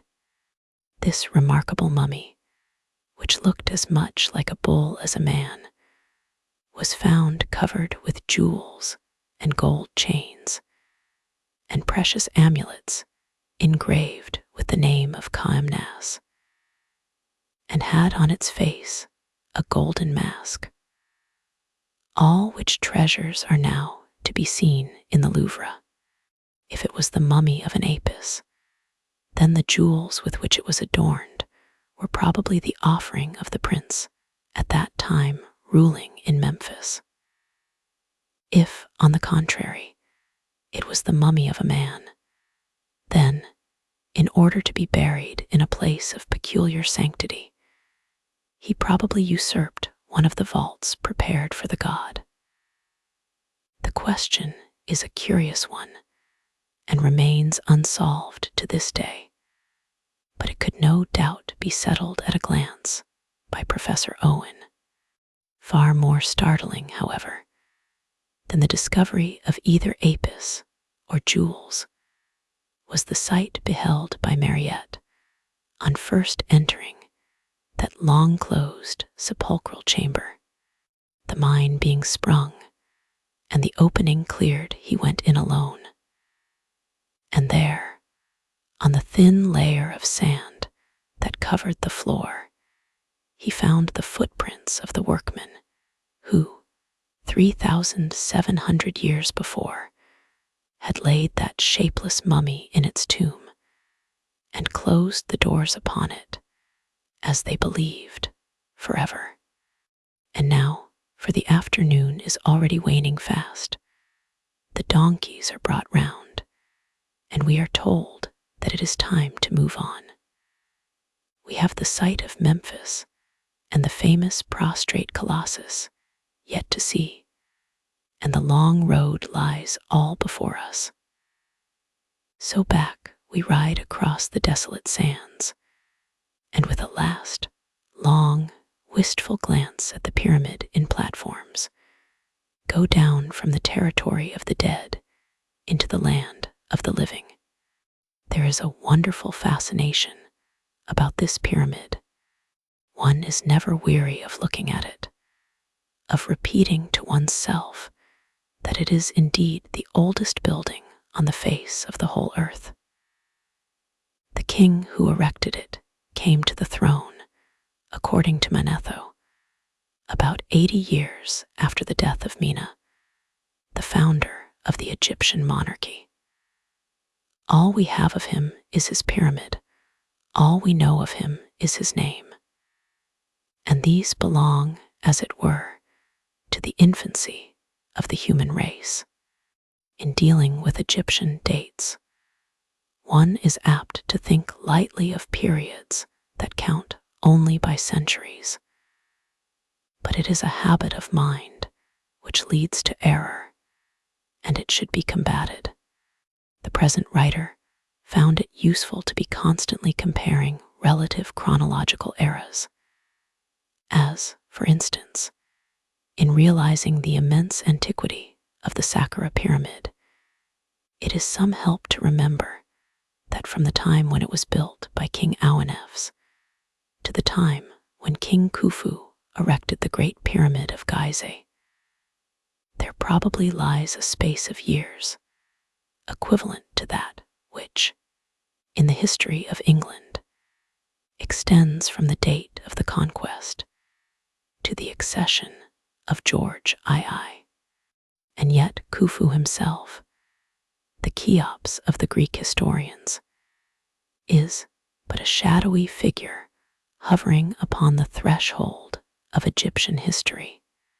And now the desert is left behind, and we are nearing the palms that lead to Memphis.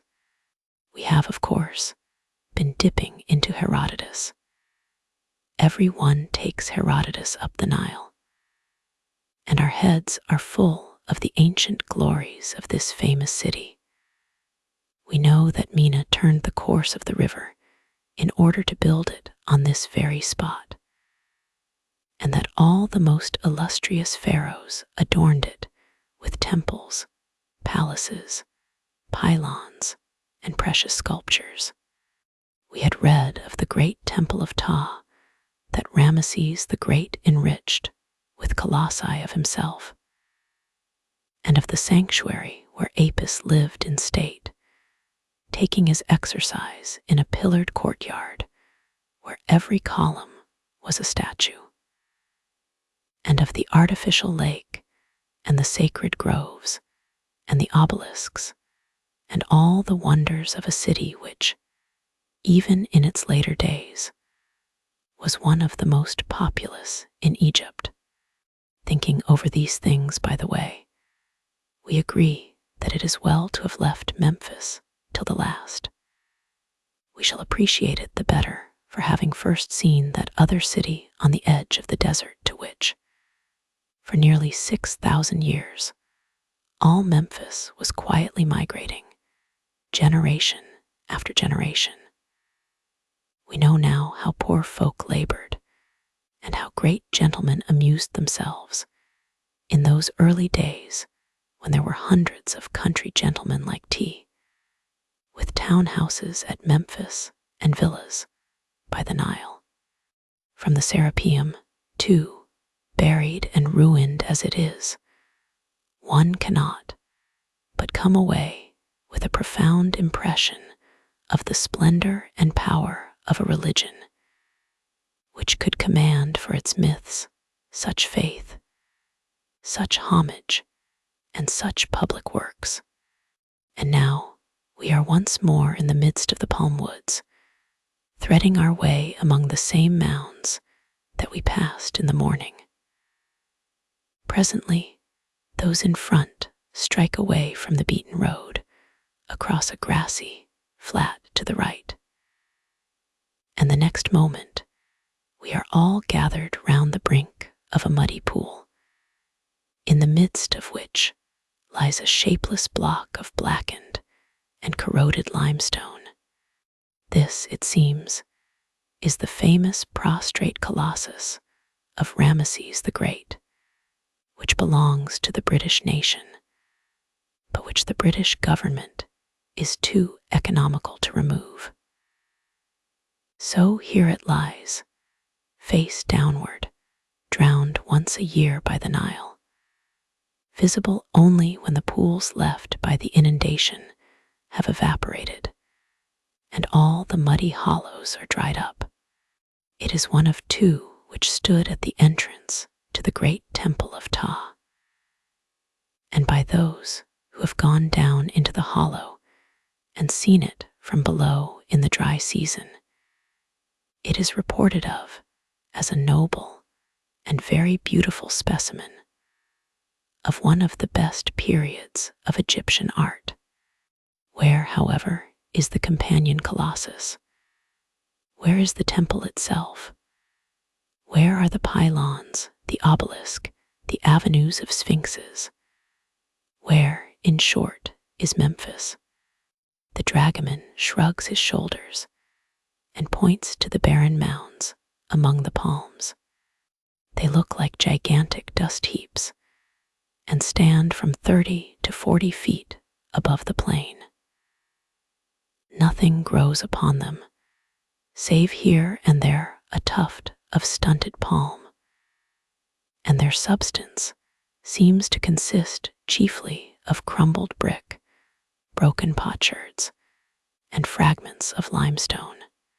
Some few traces of brick foundations, and an occasional block or two of shaped stone are to be seen in places low down against the foot of one or two of the mounds. But one looks in vain for any sign which might indicate the outline of a boundary wall or the position of a great public building. And is this all? No, not quite all. There are some mud huts yonder, in among the trees, and in front of one of these we find a number of sculptured fragments, battered sphinxes, torsos without legs, sitting figures without heads in green, black, and red granite. Ranged in an irregular semicircle on the sward, they seem to sit in forlorn conclave, half solemn, half ludicrous, with the goats browsing round, and the little Arab children hiding behind them. Near this, in another pool, lies another red granite colossus, not the fellow to that which we saw first, but a smaller one, also face downward. And this is all that remains of Memphis, eldest of cities, a few huge rubbish heaps, a dozen or so of broken statues, and a name. One looks round and tries in vain to realize the lost splendors of the place. Where is the Memphis that King Mina came from Thinis to found? The Memphis of Ouenefs and Kufa and Khafra, and all the early kings who built their pyramid tombs in the adjacent desert. Where is the Memphis of Herodotus, of Strabo, of Abdel-Latif? Where are those stately ruins which, even in the Middle Ages, extended over a space estimated at half a day's journey in every direction? One can hardly believe that a great city ever flourished on this spot, or understand how it should have been effaced so utterly. Yet here it stood, here where the grass is green, and the palms are growing, and the Arabs build their hovels on the verge of the inundation. The great colossus marks the site of the main entrance to the Temple of Ptah. It lies where it fell, and no man has moved it. That tranquil sheet of palm-fringed backwater, beyond which we see the village of Mitrahaine, and catch a distant glimpse of the pyramids of Gizeh, occupies the basin of a vast artificial lake excavated by Mina.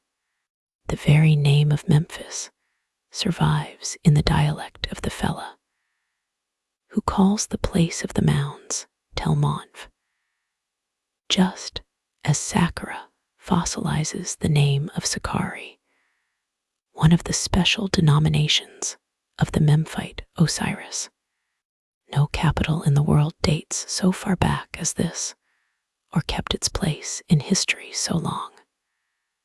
Founded 4,000 years before our era, it beheld the rise and fall of 31 dynasties. It survived the rule of the Persian, the Greek, and the Roman.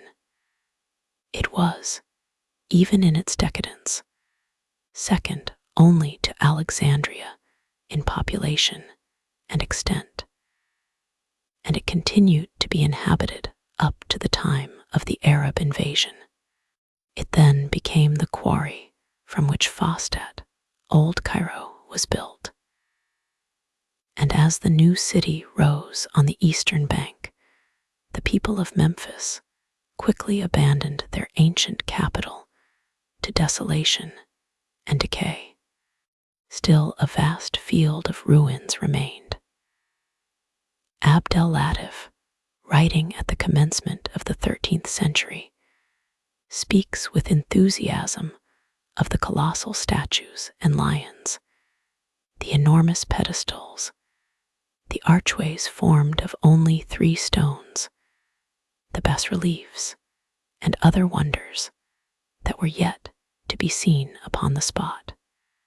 Marco Polo, if his wandering tastes had led him to the Nile, might have found some of the palaces and temples of Memphis still standing. And Sandys, who in AD 1610 went at least as far south of Cairo as Kafr el-Iyat, says that up the river for 20 miles space there was nothing but ruins. Since then, however, the very ruins have vanished. The palms have had time to grow, and modern Cairo has doubtless absorbed all the building material that remained from the Middle Ages. Memphis is a place to read about, and think about, and remember. But it is a disappointing place to see. To miss it, however, would be to miss the first link in the whole chain of monumental history, which unites the Egypt of antiquity with the world of today. Those melancholy mounds and that heron-haunted lake must be seen, if only that they may take their due place in the picture gallery of one's memory. It had been a long day's work, but it came to an end at last. And as we trotted our donkeys back toward the river, a gorgeous sunset was crimsoning the palms and pigeon towers of Bedrashane. Everything seemed now to be at rest. A buffalo, contemplatively chewing the cud, lay close against the path and looked at us without moving. The children and pigeons were gone to bed. The pots had baked in the sun and been taken in long since. A tiny column of smoke went up here and there from amid the clustered huts, but there was scarcely a moving creature to be seen. Presently we passed a tall, beautiful fellow woman standing grandly by the wayside, with her veil thrown back and falling in long folds to her feet. She smiled, put out her hand, and murmured backshish. Her fingers were covered with rings, and her arms with silver bracelets. She begged because to beg is honorable and customary, and a master of inveterate habit. But she evidently neither expected nor needed the backshish she condescended to ask for. A few moments more, and the sunset has faded. The village is left behind. The last half-mile of plain is trotted over. And now, hungry, thirsty, dusty, worn out with new knowledge, new impressions, new ideas, we are once more at home and at rest.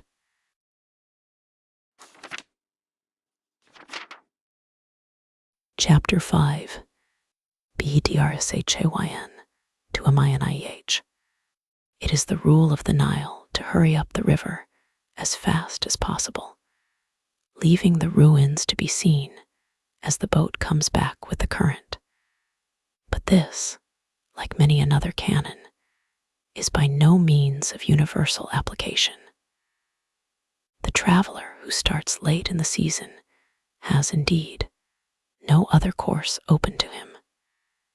He must press on with speed to the end of his journey if he would get back again at low Nile without being irretrievably stuck on a sandbank till the next inundation floats him off again. But for those who desire not only to see the monuments, but to follow, however superficially, the course of Egyptian history as it is handed down through Egyptian art, it is above all things necessary to start early and to see many things by the way, for the history of ancient Egypt goes against the stream. The earliest monuments lie between Cairo and Siut, while the latest temples to the old gods are chiefly found in Nubia. Those travelers, therefore, who hurry blindly forward with or without a wind, now sailing, now tracking, now punting, passing this place by night, and that by day, and never resting till they have gained the farthest point of their journey, begin at the wrong end and see all their sights in precisely inverse order. Memphis and Saqqara and the tombs of Beni Hassan should undoubtedly be visited on the way up. So should El-Kab and Tel el-Amarna and the oldest parts of Karnak and Luxor. It is not necessary to delay long at any of these places. They may be seen cursorily on the way up and be more carefully studied on the way down, but they should be seen as they come, no matter at what trifling cost of present delay, and despite any amount of ignorant opposition. For in this way only is it possible to trace the progression and retrogression of the arts from the pyramid builders to the Caesars, or to understand at the time and on the spot in what order that vast and august procession of dynasties swept across the stage of history. For ourselves, as will presently be seen, it happened that we could carry only a part of this program into effect. But that part, happily, was the most important. We never ceased to congratulate ourselves on having made acquaintance with the pyramids of Gizeh and Saqqara before seeing the tombs of the kings at Thebes. And I feel that it is impossible to overestimate the advantage of studying the sculptures of the tomb of Ti before one's taste is brought into contact with the debased style of Dendera and Esne.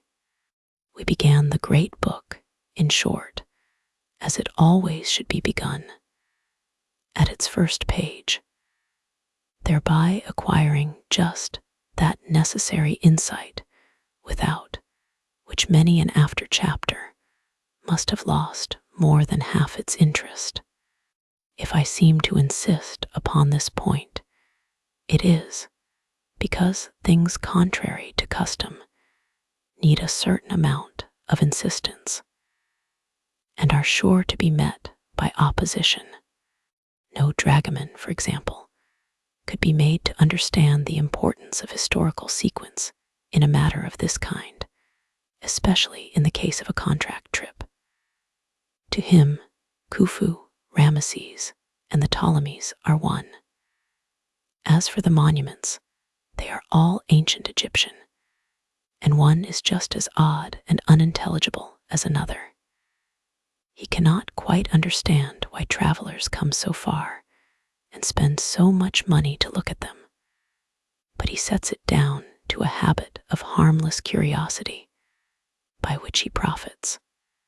The truth is, however, that the mere sightseeing of the Nile demands some little reading and organizing, if only to be enjoyed.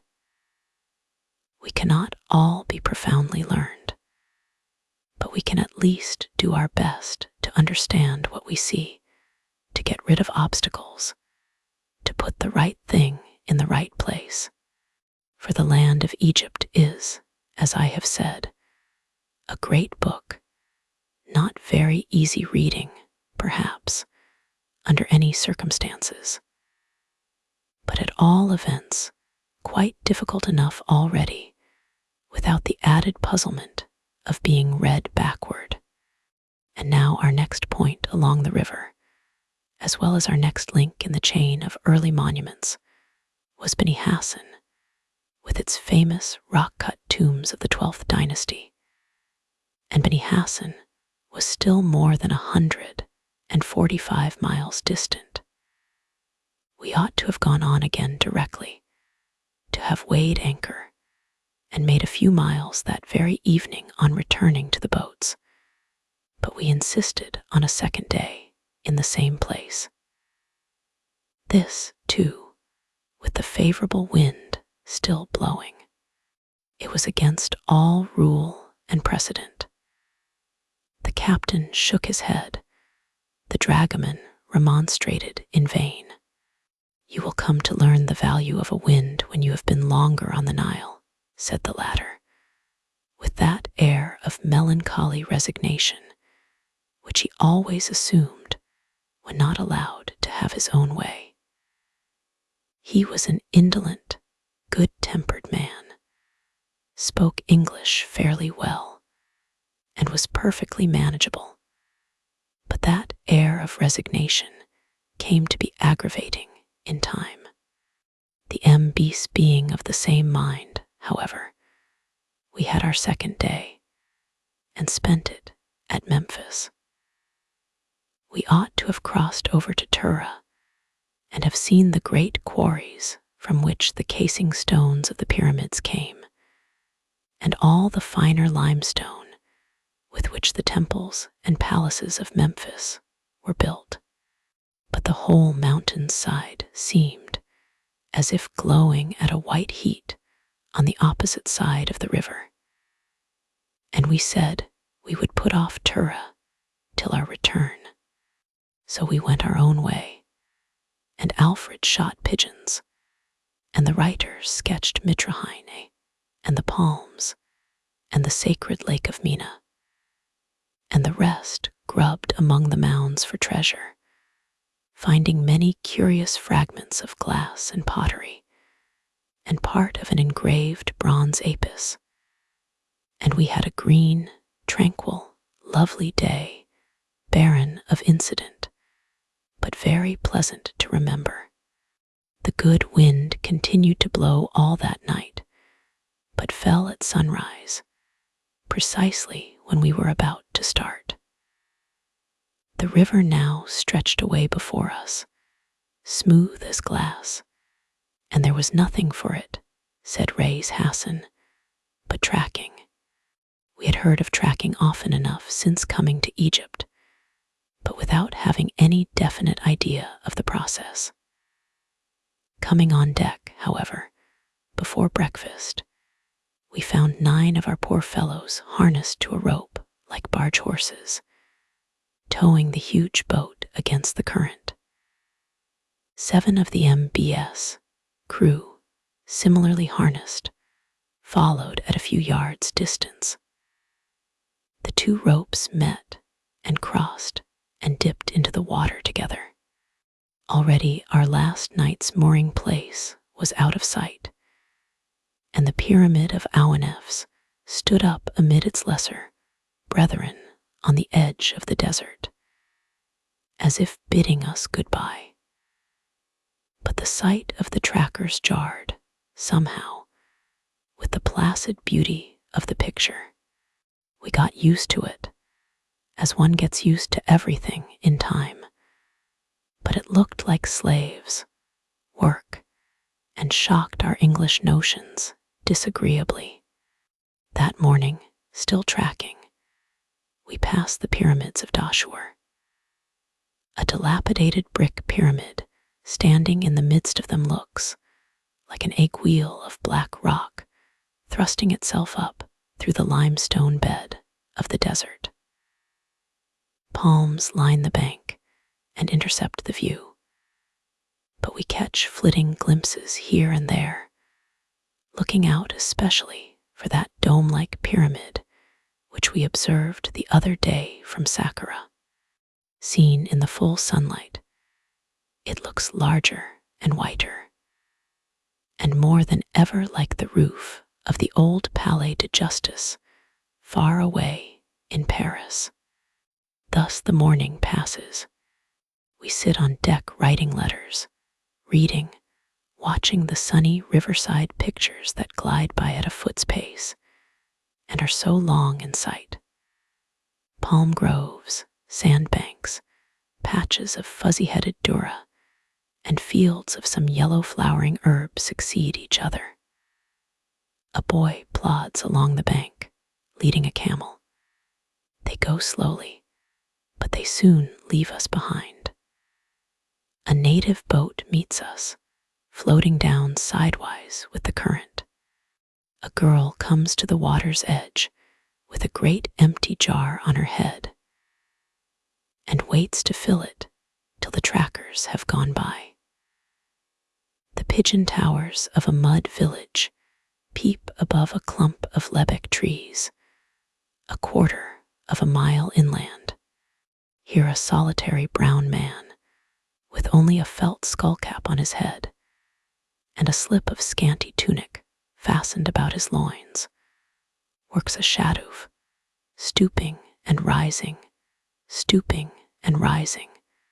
with the regularity of a pendulum. It is the same machine which we shall see by and by depicted in the tombs at Thebes, and the man is so evidently an ancient Egyptian that we find ourselves wondering how he escaped being mummified 4,000 or 5,000 years ago. By and by a little breeze springs up. The men drop the rope and jump on board. The big sail is set, the breeze freshens, and away we go again, as merrily as the day we left Cairo. Towards sunset, we see a strange object, like a giant obelisk broken off halfway, standing up on the western bank against an orange-gold sky. This is the Pyramid of Meidum, commonly called the False Pyramid. It looks quite near the bank, but this is an effect of powerful light and shadow, for it lies back at least 4 miles from the river. That night, having sailed on till past 9 o'clock, we moor about a mile from Beni Suef and learn with some surprise that a man must be dispatched to the governor of the town for guards. Not that anything ever happened to anybody at Beni Suef, says Talhemi, but that the place is supposed not to have a first-rate reputation. If we have guards, we at all events make the governor responsible for our safety and the safety of our possessions. So the guards are sent for, and being posted on the bank, snore loudly all night long, just outside our windows. Meanwhile, the wind shifts round to the south, and next morning it blows full in our faces. The men, however, track up to Beni Suef to a point where the buildings come down to the water's edge and the towing path ceases. And there we lay to for a while among a fleet of filthy native boats close to the landing place. The approach to Beni Suef is rather pretty. The Khedive has an Italian-looking villa here, which peeps up white and dazzling from the midst of a thickly wooded park. The town lies back a little from the river. A few coffee houses and a kind of promenade face the landing place, and a mosque built to the verge of the bank stands out picturesquely against the bend of the river.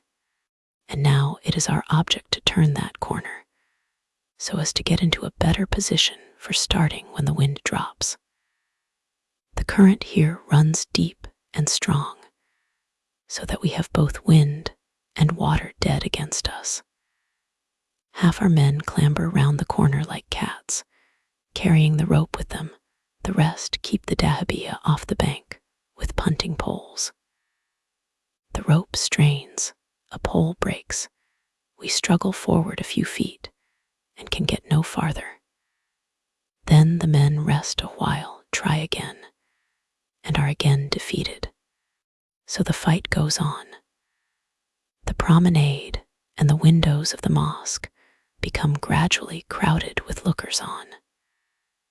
Some 3 or 4 cloaked and bearded men have chairs brought and sit gravely smoking their chibouks on the bank above, enjoying the entertainment. Meanwhile, the water carriers come and go, filling their goatskins at the landing place. Donkeys and camels are brought down to drink. Girls in dark blue gowns and coarse black veils come with huge water jars laid sidewise upon their heads, and having filled and replaced them upright, walk away with stately steps, as if each ponderous vessel were a crown. So the day passes, driven back again and again, but still resolute. Our sailors, by dint of sheer doggedness, get us round the bad corner at last. The bagstones follow suit a little later, and we both moor about 1/4 mile above the town. Then follows a night of adventures. Again, our guards sleep profoundly, but the bad characters of Beni Suef are very wide awake. One gentleman, actuated no doubt by the friendliest motives, pays a midnight visit to the bagstones, but being detected, chased, and fired at, escapes by jumping overboard. Our turn comes about 2 hours later, when the writer, happening to be awake, hears a man swim softly round the Philae. To strike a light and frighten everybody into sudden activity is the work of a moment. The whole boat is instantly in an uproar. Lanterns are lighted on deck. A patrol of sailors is set. Talhammy loads his gun, and the thief slips away in the dark like a fish. The guards, of course, slept sweetly through it all. Honest fellows, they were paid 1 shilling a night to do it, and they had nothing on their minds. Having lodged a formal complaint next morning against the inhabitants of the town, we received a visit from a sallow personage clad in a long black robe and a voluminous white turban. This was the chief of the guards. He smoked a great many pipes, drank numerous cups of coffee, listened to all we had to say, looked wise, and finally suggested that the number of our guards should be doubled. I ventured to object that if they slept unanimously 40, would not be of much more use than 4. Whereupon he rose, drew himself to his full height, touched his beard, and said with a magnificent melodramatic air, "If they sleep, they shall be bastinadoed till they die." And now our good luck seemed to have deserted us. For 3 days and nights, the adverse wind continued to blow with such force that the men could not even track against it. Moored under that dreary bank, we saw our 10 days start melting away, and could only make the best of our misfortunes. Happily, the long island close by and the banks on both sides of the river were populous with sand grouse. So Alfred went out daily with his faithful George and his unerring gun, and brought home game in abundance, while we took long walks, sketched boats and camels, and chaffered with native women for silver torques and bracelets. These torques in Arabic talk are tubular but massive, penannular, about as thick as one's little finger, and finished with a hook at one end and a twisted loop at the other. The girls would sometimes put their veils aside and make a show of bargaining. But more frequently, after standing for a moment with great wondering black velvety eyes staring shyly into ours, they would take fright like a troop of startled deer and vanish with shrill cries, half of laughter, half of terror. At Beni Suef, we encountered our first sandstorm. It came down the river about noon, showing like a yellow fog on the horizon and rolling rapidly before the wind. It tore the river into angry waves and blotted out the landscape as it came. The distant hills disappeared first, then the palms beyond the island, then the boats close by. Another second, and the air was full of sand. The whole surface of the plain seemed in motion. The banks rippled. The yellow dust poured down through every rift and cleft in hundreds of tiny cataracts. But it was a sight not to be looked upon with impunity. Hair, eyes, mouth, ears were instantly filled, and we were driven to take refuge in the saloon. Here, although every window and door had been shut before the storm came, the sand found its way in clouds. Books, papers, carpets were covered with it, and it settled again as fast as it was cleared away. This lasted just 1 hour, and was followed by a burst of heavy rain, after which the sky cleared, and we had a lovely afternoon. From this time forth, we saw no more rain in Egypt. At length, on the morning of the 4th day, after our first appearance at Beni Suef, and the 7th since leaving Cairo, the wind veered round again to the north, and we once more got under way.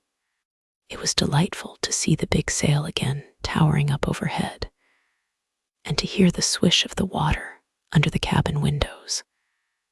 But we were still 109 miles from Rhoda, and we knew that nothing but an extraordinary run of luck could possibly get us there by the 23rd of the month, with time to see Beni Hassan on the way. Meanwhile, however, we make fair progress, mooring at sunset when the wind falls, about 3 miles north of Bibe.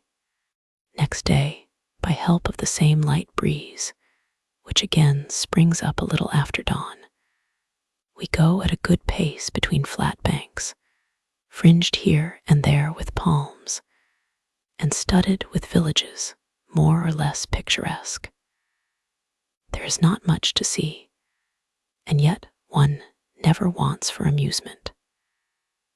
Now, we pass an island of sandbank covered with snow-white paddy birds, which rise tumultuously at our approach.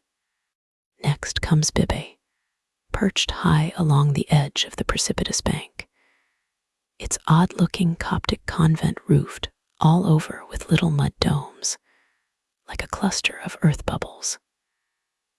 By and by we pass a deserted sugar factory with shattered windows and a huge, gaunt, blackened chimney worthy of Birmingham or Sheffield. And now we catch a glimpse of the railway and hear the last scream of a departing engine. At night, we moor within sight of the factory chimneys and hydraulic tubes of Magaca, and next day get on nearly to Golisane, which is the last station town before Minier. It is now only too clear that we must give up all thought of pushing on to Beni Hassan before the rest of the party shall come on board. We have reached the evening of our 9th day. We are still 48 miles from Rhoda, and another adverse wind might again delay us indefinitely on the way. All risks taken into account, we decide to put off our meeting till the 24th and transfer the appointment to Minier, thus giving ourselves time to track all the way in case of need. So an Arabic telegram is concocted, and our fleet runner starts off with it to Golisane before the office closes for the night. The breeze, however, does not fail, but comes back next morning with the dawn. Having passed Golisane, we come to a wide reach in the river, at which point we are honored by a visit from a Moslem santon of peculiar sanctity, named Holy Sheikh Cotton. Now Holy Sheikh Cotton, who is a well-fed, healthy-looking young man of about 30, makes his first appearance swimming, with his garments twisted into a huge turban on the top of his head, and only his chin above water. Having made his toilet in the small boat, he presents himself on deck and receives an enthusiastic welcome. Reis Hassan hugs him, the pilot kisses him, the sailors come up one by one, bringing little tributes of tobacco and piastres, which he accepts with the air of a pope receiving Peter's pence. All dripping as he is, and smiling like an affable Triton, he next proceeds to touch the tiller, the ropes, and the ends of the yards, in order, says Talhami, to make them holy. And then, with some kind of final charm or muttered incantation, he plunges into the river again and swims off to repeat the same performance on board the Bagstones. From this moment, the prosperity of our voyage is assured. The captain goes about with a smile on his stern face, and the crew look as happy as if we had given them a guinea. For nothing can go wrong with a dahabeah that has been made holy by Holy Sheikh Cotton. We are certain now to have favorable winds, to pass the cataract without accident, to come back in health and safety as we set out. But what, it may be asked, has Holy Sheikh Cotton done to make his blessing so efficacious? He gets money in plenty. He fasts no oftener than other Mohammedans. He has 2 wives. He never does a stroke of work. And he looks the picture of sleek prosperity. Yet he is a saint of the first water, and when he dies, miracles will be performed at his tomb, and his eldest son will succeed him in the business. We had the pleasure of becoming acquainted with a good many saints in the course of our Eastern travels, but I do not know that we ever found they had done anything to merit the position. One very horrible old man named Sheikh Salim has, it is true, been sitting on a dirt heap near Farshoot, unclothed, unwashed, unshaven, for the last half-century or more, never even lifting his hand to his mouth to feed himself. But Sheik Cotton had gone to no such pious lengths, and was not even dirty. We are by this time drawing toward a range of yellow cliffs that have long been visible on the horizon, and which figure in the maps as Jebel et Tair. The Arabian desert has been closing up on the eastern bank for some time past, and now rolls on in undulating drifts to the water's edge. Yellow boulders crop out here and there above the mounded sand, which looks as if it might cover many a forgotten temple. Presently the clay bank is gone, and a low barrier of limestone rock, black and shiny next the waterline, has taken its place.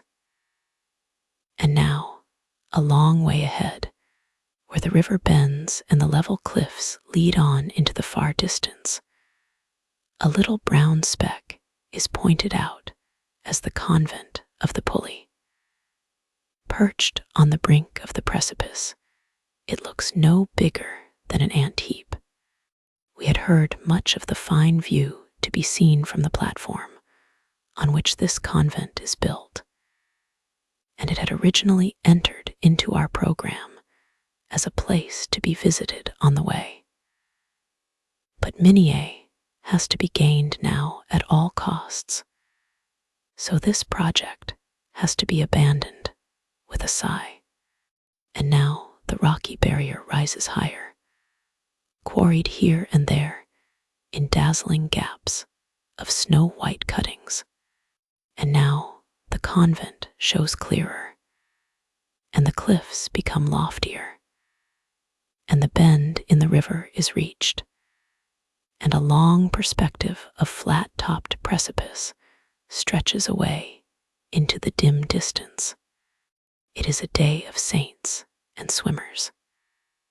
As the dahabeah approaches, a brown pole is seen bobbing up and down in the water a few hundred yards ahead. Then 1, 2, 3 bronze figures dash down a steep ravine below the convent walls and plunge into the river. A shrill chorus of voices, growing momentarily more audible, is borne upon the wind, and in a few minutes the boat is beset by a shoal of mendicant monks, vociferating with all their might, "Ana Christian Yehawaji, Ana Christian Yehawaji, I am a Christian, O traveler." As these are only Coptic monks, and not Moslem santons, the sailors, half in rough play, half in earnest, drive them off with punting poles, and only one shivering, streaming object, wrapped in a borrowed blanket, is allowed to come on board. He is a fine, shapely man, aged about 40, with splendid eyes and teeth, a well-formed head, a skin the color of a copper beech leaf, and a face expressive of such ignorance, timidity, and half-savage watchfulness as makes one's heart ache.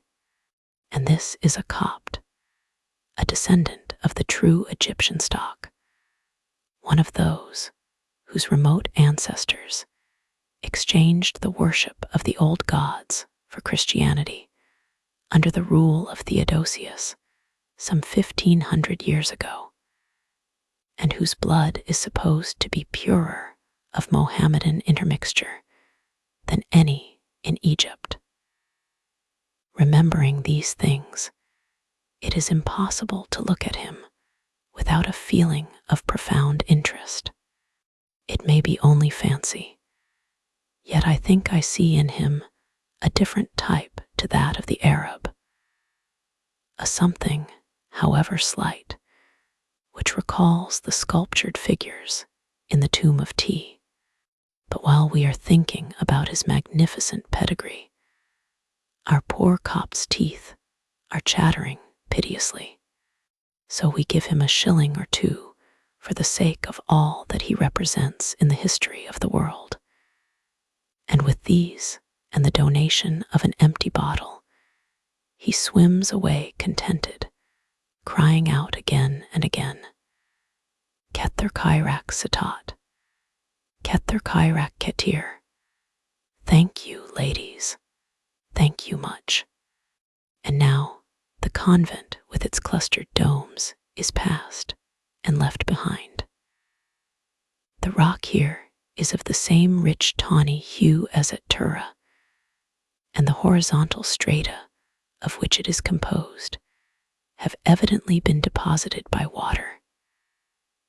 That the Nile must at some remote time have flowed here at an immensely higher level seems also probable, for the whole face of the range is honeycombed and water-worn for miles in succession, seeing how these fantastic forms, arched and clustered and pendant, resemble the recessed ornamentation of Saracenic buildings.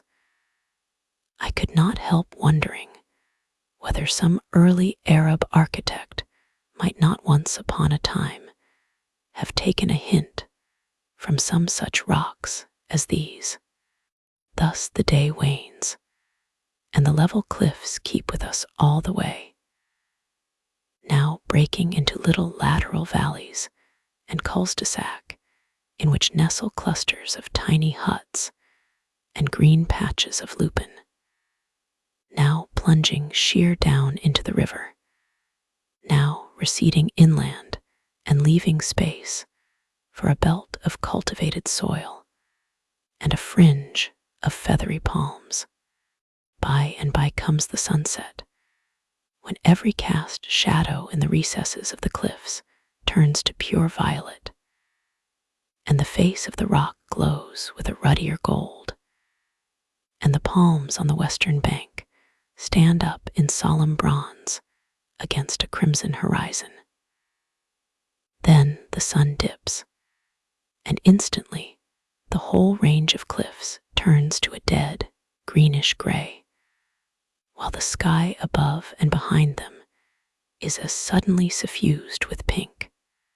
When this effect has lasted for something like 8 minutes, a vast arch of deep blue shade, about as large in diameter as a rainbow, creeps slowly up the eastern horizon and remains distinctly visible as long as the pink flush against which it is defined yet lingers in the sky.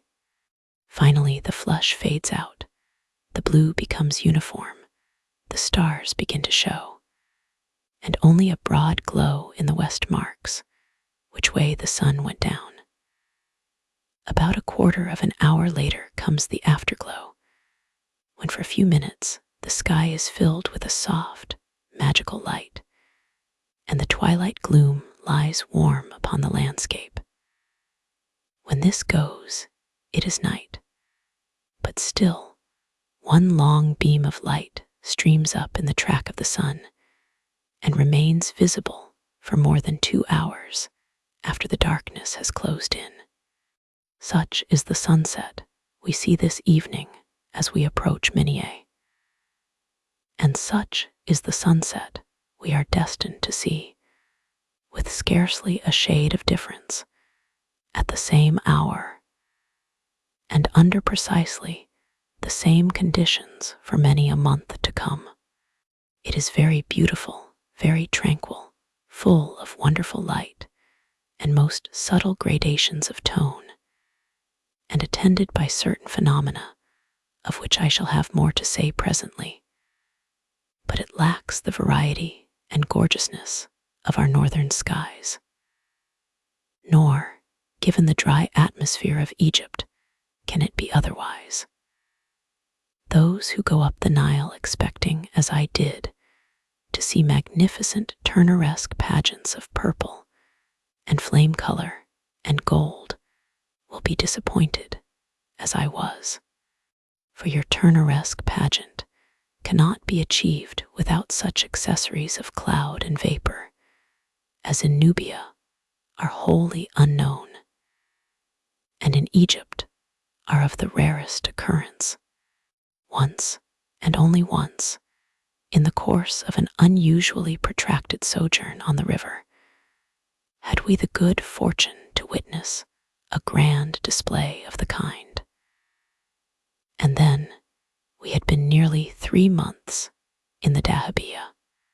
Meanwhile, however, we never weary of these stainless skies, but find in them, evening after evening, fresh depths of beauty and repose.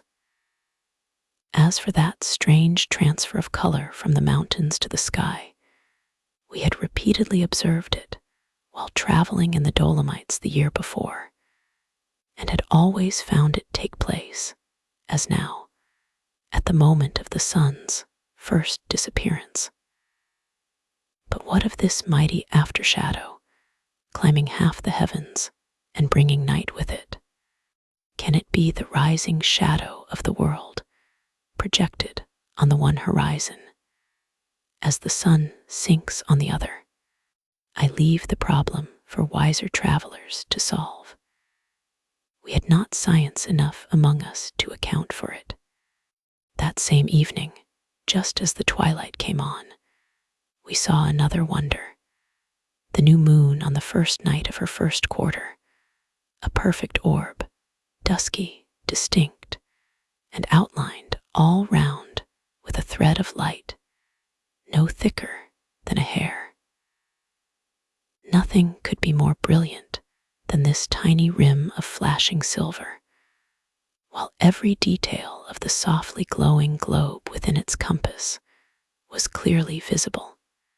Tycho, with its vast crater, showed like a volcano on a raised map, and near the edge of the moon's surface, where the light and shadow met, keen sparkles of mountain summits catching the light and relieved against the dusk were to be seen by the naked eye. 2 or 3 evenings later, however, when the silver ring was changed to a broad crescent, the unilluminated part was as if it were extinguished, and could no longer be discerned even by help of a glass. The wind having failed as usual at sunset, the crew set to work with a will and punted the rest of the way, so bringing us to Minier about 9 that night. Next morning, we found ourselves moored close under the Khedive's summer palace, so close that one could have tossed a pebble against the lattice windows of His Highness Harem. A fat gatekeeper sat outside in the sun, smoking his morning chibouque and gossiping with the passers-by. A narrow promenade scantily planted with sycamore figs ran between the palace and the river. A steamer or two and a crowd of native boats lay moored under the bank. And yonder, at the farther end of the promenade, a minaret and a cluster of whitewashed houses showed which way one must turn in going to the town. It chanced to be market day, so we saw Minier under its best aspect, than which nothing could well be more squalid, dreary, and depressing. It was like a town dropped unexpectedly into the midst of a plowed field, the streets being mere trodden lanes of mud dust, and the houses a succession of windowless mud prisons with their backs to the thoroughfare. The bazaar, which consists of 2 or 3 lanes a little wider than the rest, is roofed over here and there with rotting palm rafters and bits of tattered matting, while the market is held in a space of waste ground outside the town. the former with its little cupboard-like shops, in which the merchants sit cross-legged like shabby old idols in shabby old shrines. The ill-furnished shelves, the familiar Manchester goods, the gaudy native stuffs, the old red saddles and faded rugs hanging up for sale, the smart Greek stores where Bass ale, claret, curaçoa, cypress, vermouth, cheese, pickles, sardines, Worcester sauce, blacking, biscuits, preserved meats, candles, cigars, matches, sugar, salt, stationery, fireworks, jams, and patent medicines can all be bought at one fell swoop. The native cook's shop, exhaling savory perfumes of kebabs and lentil soup, and presided over by an Abyssinian sawyer blacker than the blackest historical personage ever was painted. The surging, elbowing, clamorous crowd, the donkeys, the camels, the street cries, the chatter, the dust, the flies, the fleas, and the dogs, all put us in mind of the poorer quarters of Cairo. In the market it is even worse. Here are hundreds of country folk sitting on the ground behind their baskets of fruits and vegetables. Some have eggs, butter, and buffalo cream for sale, while others sell sugar canes, limes, cabbages, tobacco, barley, dried lentils, split beans, maize, wheat, and durra.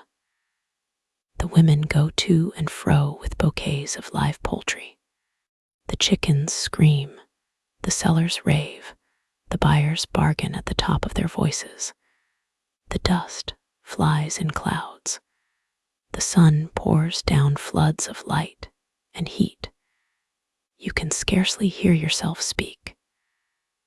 And the crowd is as dense as that other crowd which at this very moment, on this very Christmas Eve, is circulating among the alleys of Leadenhall Market. The things were very cheap.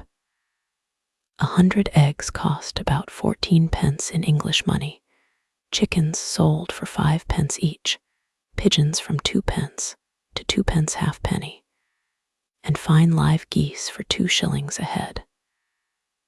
The turkeys, however, which were large and excellent, were priced as high as 3 and 6 pence, being about half as much as one pays in Middle and Upper Egypt for a lamb. A good sheep may be bought for 16 shillings or a pound.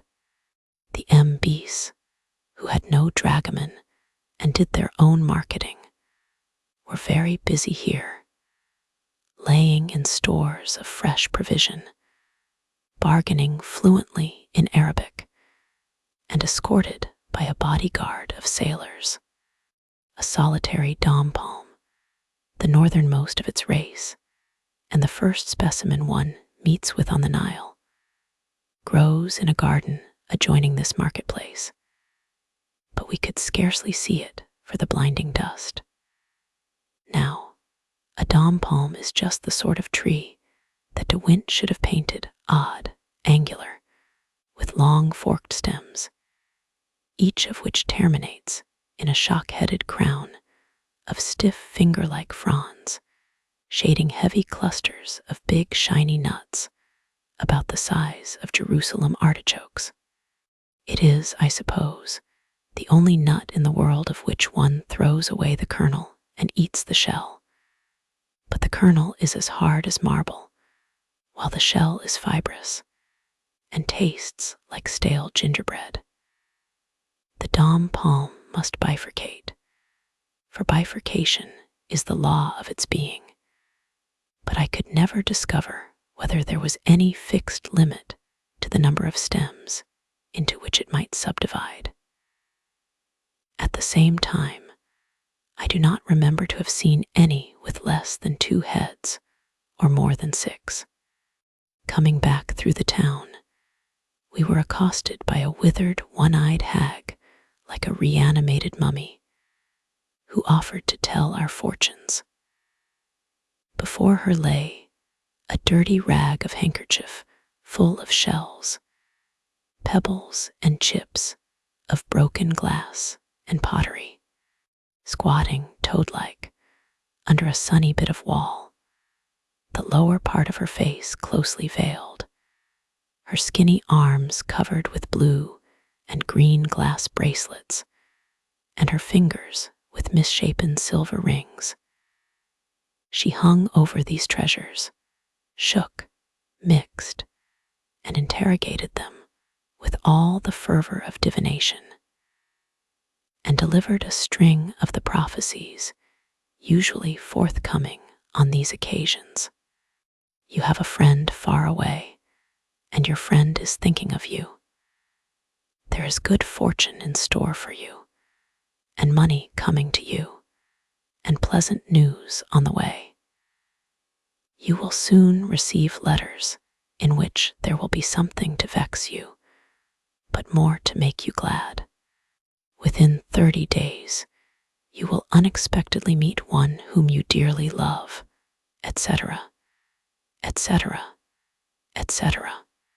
It was just the old familiar story, retold in Arabic, without even such variations as might have been expected from the lips of an old fellaha born and bred in a provincial town of Middle Egypt.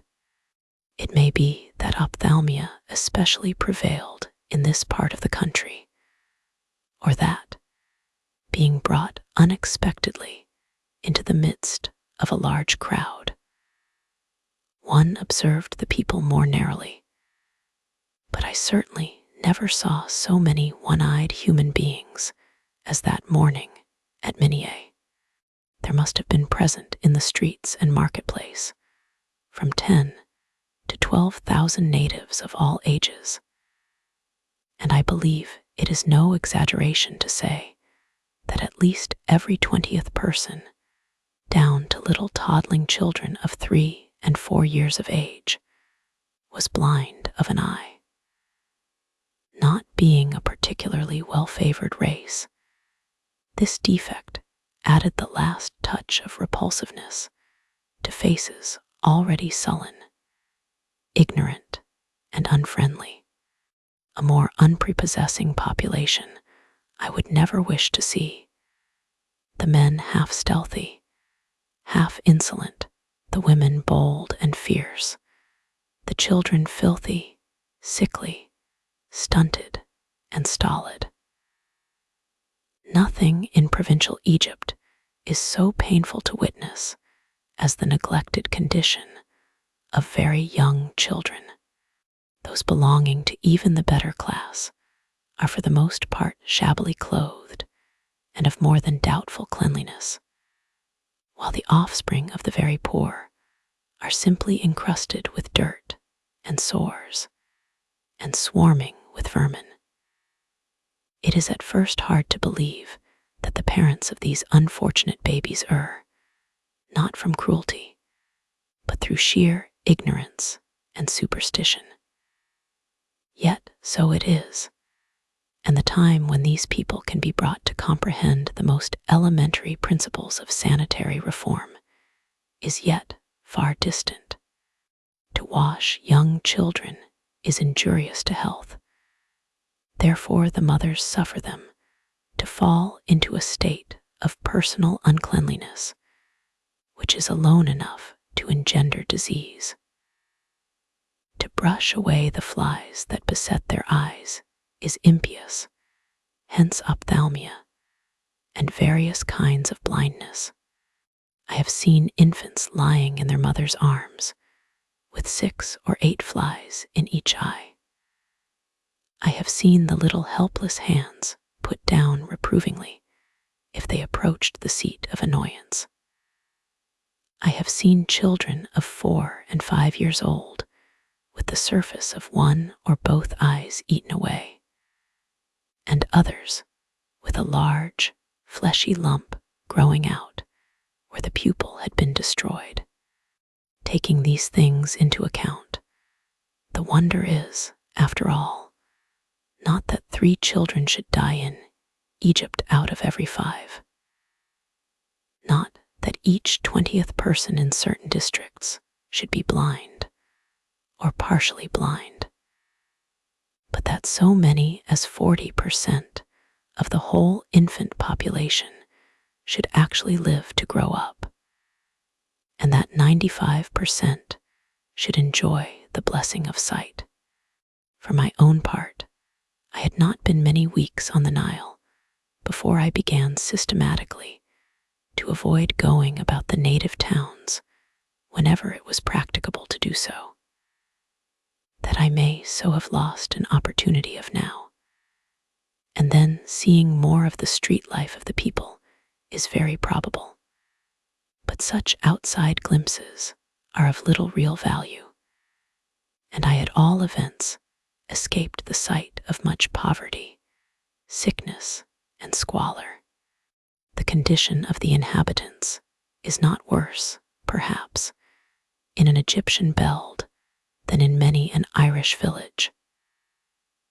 But the condition of the children is so distressing that one would willingly go any number of miles out of the way rather than witness their suffering without the power to alleviate it. If the population in and about Philae are personally unattractive, their appearance at all events matches their reputation, which is as bad as that of their neighbors. Of the manners and customs of Beni Sairf, we had already some experience. While public opinion charges Philae, Rhoda, and most of the towns and villages north of Siut with the like marauding propensities. As for the villages at the foot of Beni Hassan, they have been mere dens of thieves for many generations, and though razed to the ground some years ago by way of punishment, are now rebuilt, and in as bad odor as ever. It is necessary, therefore, in all this part of the river, not only to hire guards at night, but when the boat is moored, to keep a sharp lookout against thieves by day. In Upper Egypt, it is very different. There the natives are good-looking, good-natured, gentle, and kindly, and though clever enough at manufacturing and selling modern antiquities, are not otherwise dishonest.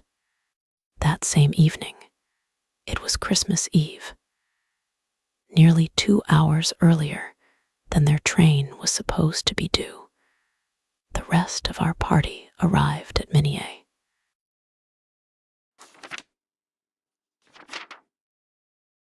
Chapter 6. Amelia to Siut. It is Christmas Day. The M.B.'s are coming to dinner. The cooks are up to their eyes in entrays. The crew are treated to a sheep in honor of the occasion.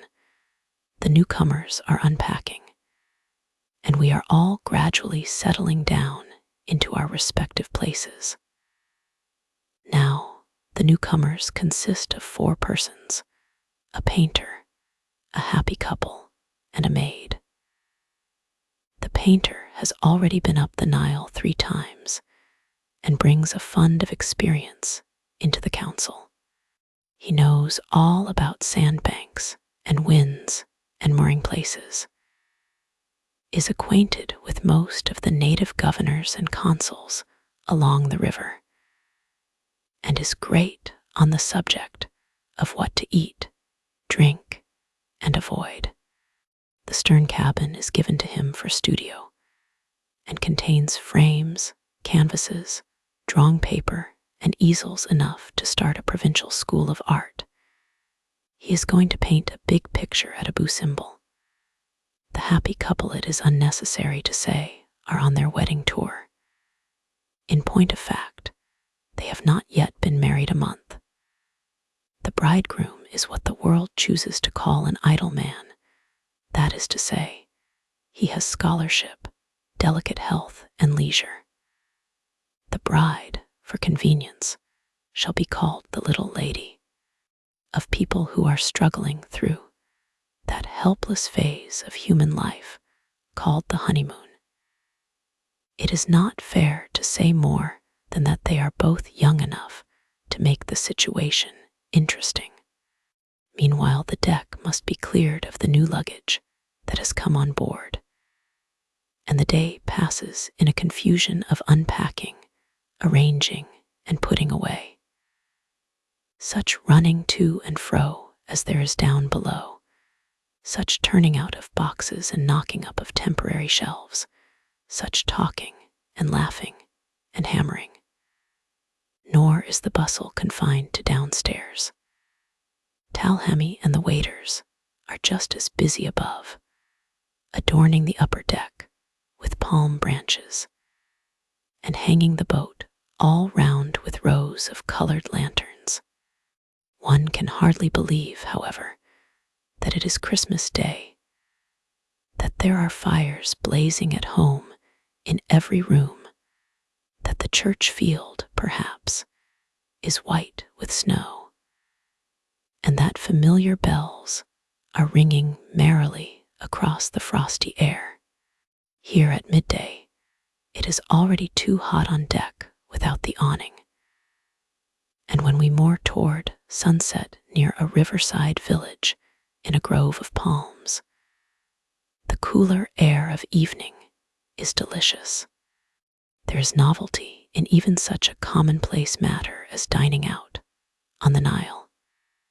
You go and return in your felucca as if it were a carriage, and your entertainers summon you by firing a dinner gun instead of sounding a gong. Wise people who respect the feelings of their cooks fire a dressing gun as well, for watches soon differ in a hopeless way for want of the church clock to set them by, and it is always possible that host and guest may be an hour or two apart in their reckoning.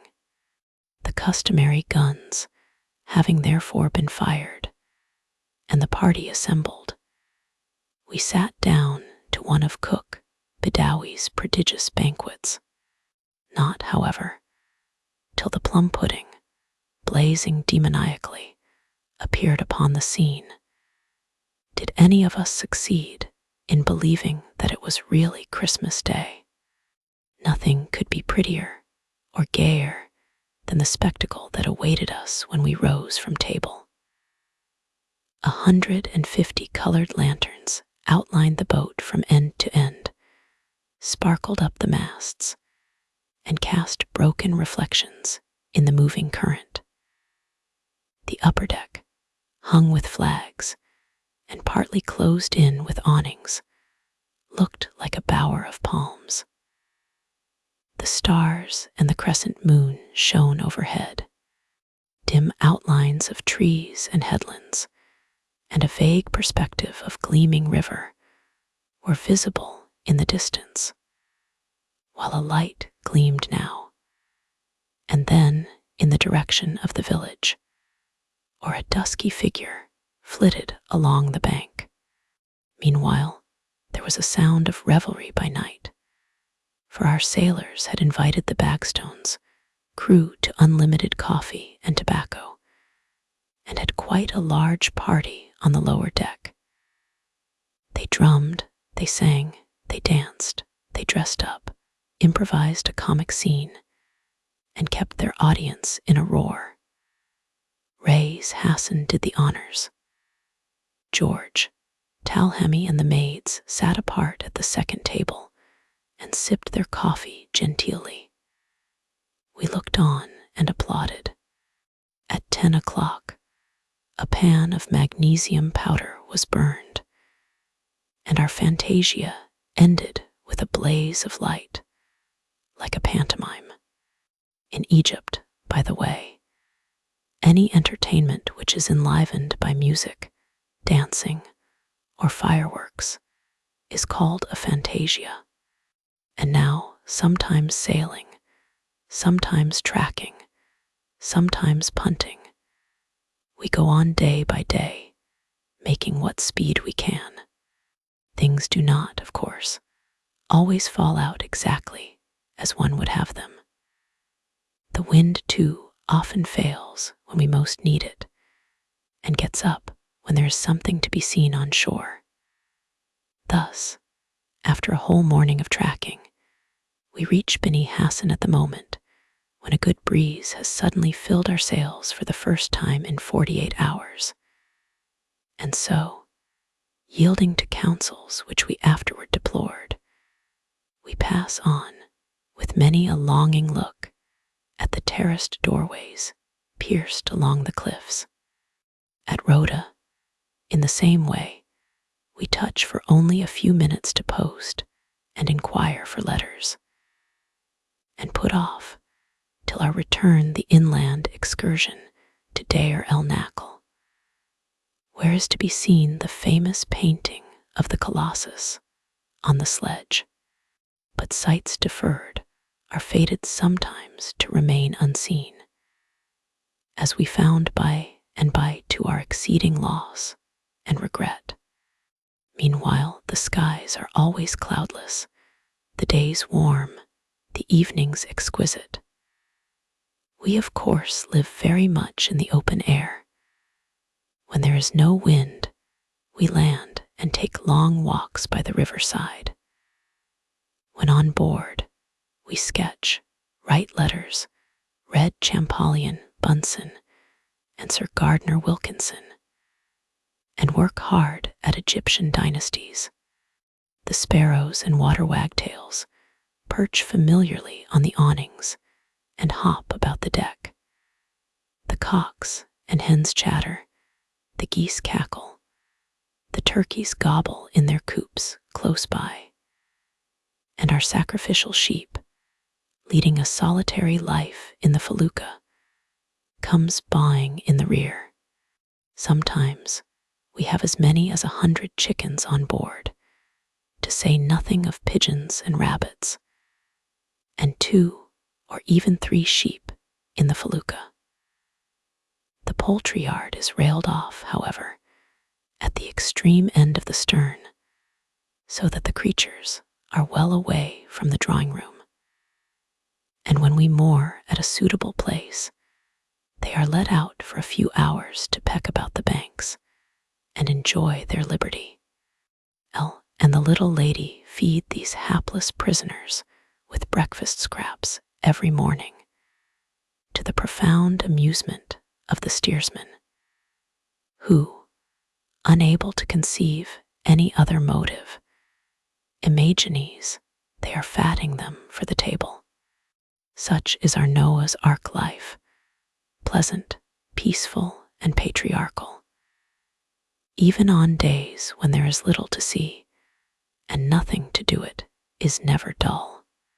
Trifling incidents, which have for us the excitement of novelty, are continually occurring. Other dahabiyas, their flags and occupants, are a constant source of interest. Meeting at mooring places for the night, we now and then exchange visits. Passing each other by day, we dip ensigns, fire salutes, and punctiliously observe the laws of maritime etiquette. Sometimes, a Cook's excursion steamer hurries by crowded with tourists, or a government tug towing 3 or 4 great barges, closely packed with wretched-looking, half-naked fellaheen bound for forced labor on some new railway or canal. Occasionally, we pass a dahabiya sticking fast upon a sandbank, and sometimes we stick on one ourselves. Then the men fly to their punting poles or jump into the river like water dogs, and, grunting in melancholy cadence, shove the boat off with their shoulders. The birds, too, are new, and we are always looking out for them. Perhaps we see a top-heavy pelican balancing his huge yellow bill over the edge of the stream and fishing for his dinner, or a flight of wild geese trailing across the sky toward sunset, or a select society of vultures perched all in a row upon a ledge of rock and solemn as the bench of bishops. Then there are the herons who stand on one leg and doze in the sun, the strutting hoopoes with their legendary topknots, the blue and green bee-eaters hovering over the uncut dura, the pied kingfisher, black and white like a magpie, sits fearlessly under the bank and never stirs, though the tow rope swings close above his head and the dahabeah glides within a few feet of the shore.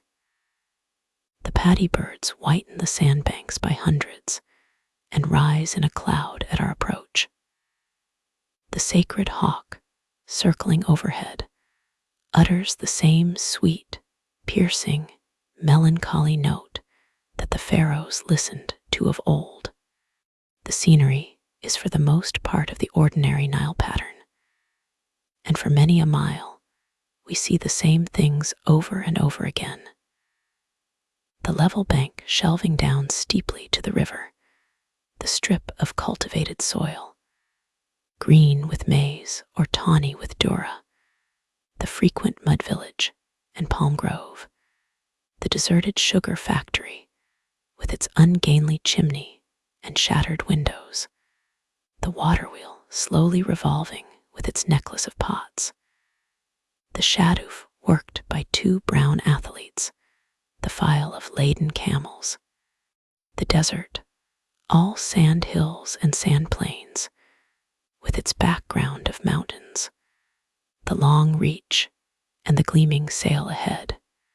Sometimes, however, as at Qam Amr, we skirt the ancient brick mounds of some forgotten city, with fragments of arched foundations, and even of walls and doorways, reaching down to the water's edge, or sailing close under ranges of huge perpendicular cliffs, as at Jebel Abu Feda, startle the cormorants from their haunts, and peer as we pass into the dim recesses of many a rock-cut tomb excavated just above the level of the inundation. This Jebel Abu Feda has a bad name for sudden winds, especially at the beginning and end of the range, where the Nile bends abruptly, and the valley opens out at right angles to the river.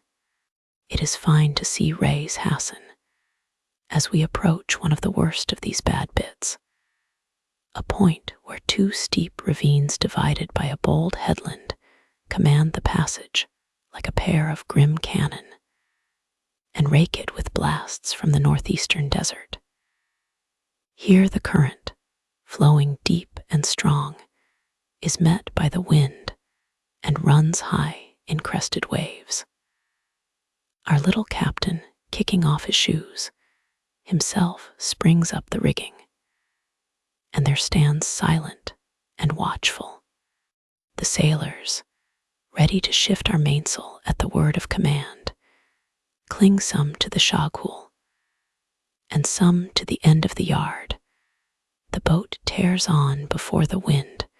The great bluff looms up darker and nearer.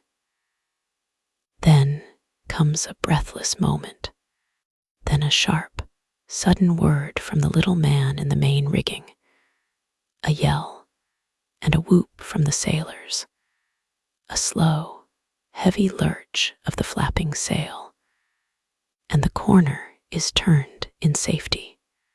The cliffs are very fine, much loftier and less uniform than at Jebel et Tair, rent into strange forms, as of sphinxes, cheese rings, towers, and bastions, honeycombed with long ranges of rock-cut tombs, and undermined by water-washed caverns in which lurk a few lingering crocodiles.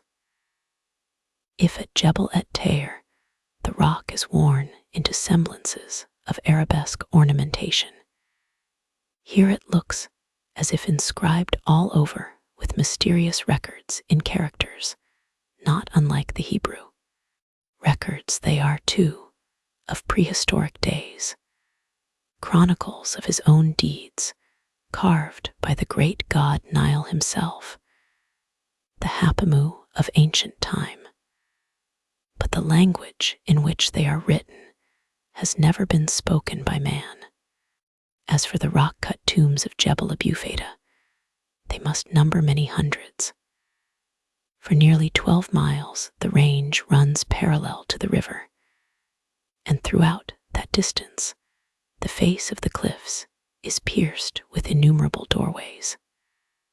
Some are small and square, 20 or 30 together, like rows of portholes. Others are isolated.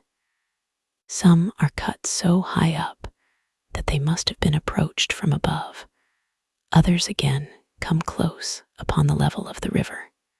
Some of the doorways are faced to represent jambs and architraves. Some, excavated laterally, appear to consist of a series of chambers and are lit from without by small windows cut in the rock.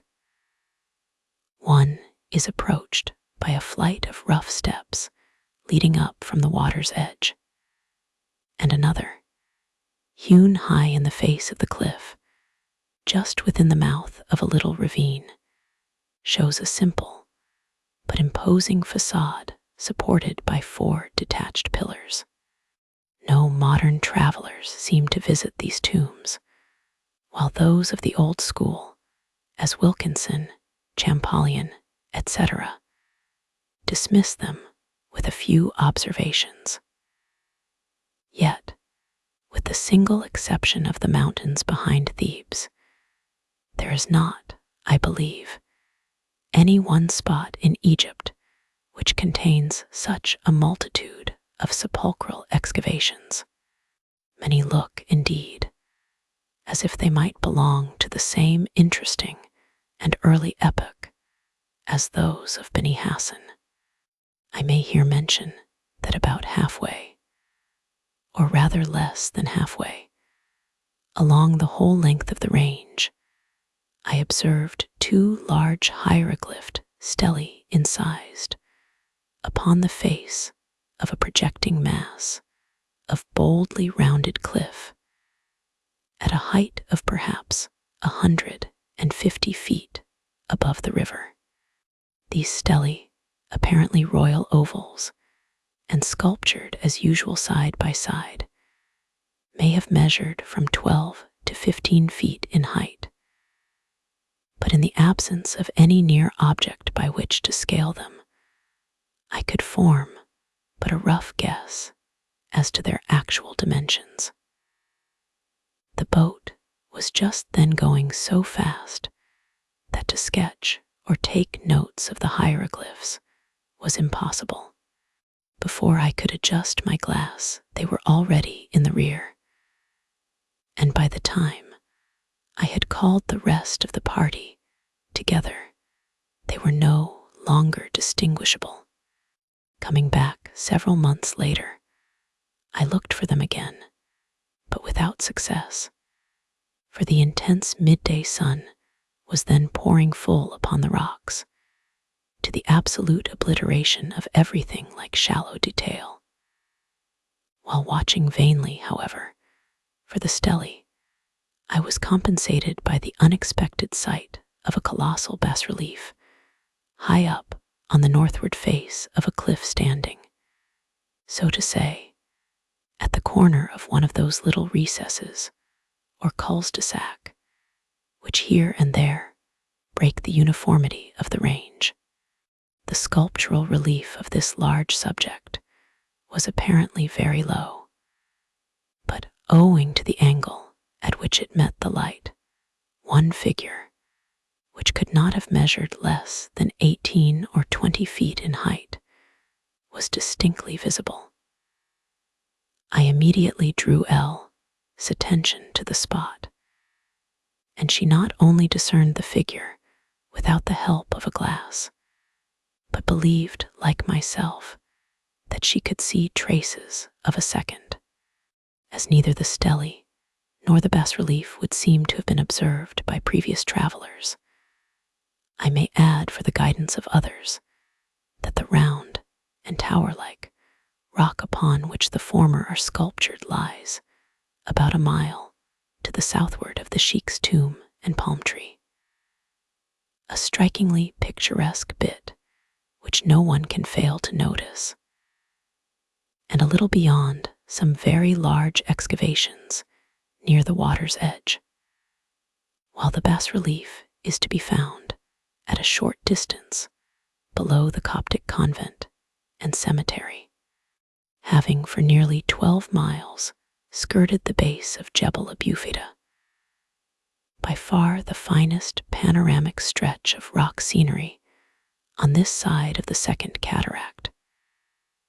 The Nile takes an abrupt bend to the eastward, and thence flows through many miles of cultivated flat, one coming to this sudden elbow the wind, which had hitherto been carrying us along at a pace but little inferior to that of a steamer, now struck us full on the beam, and drove the boat to shore with such violence that all the steersman could do was just to run the Philae's nose into the bank and steer clear of some 10 or 12 native cangias that had been driven in before us.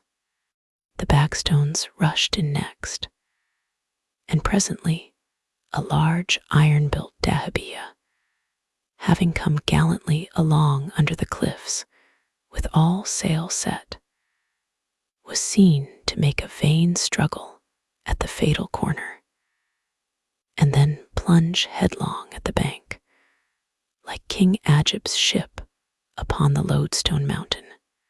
Imprisoned here all the afternoon, we exchanged visits of condolence with our neighbors in misfortune, had our ears nearly cut to pieces by the driving sand, and failed signally in the endeavor to take a walk on shore.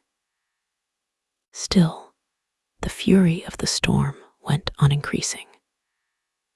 The wind howled, the river raced in turbid waves, the sand drove in clouds, and the face of the sky was darkened as if by a London fog.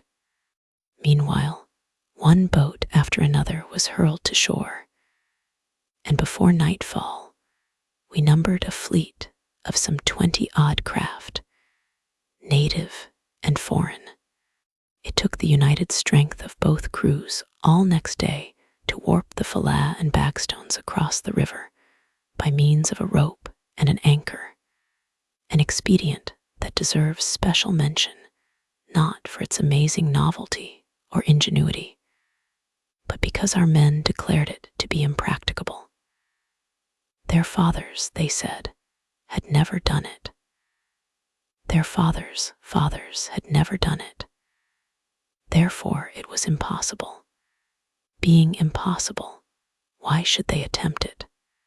They did attempt it, however, and much to their astonishment, they succeeded.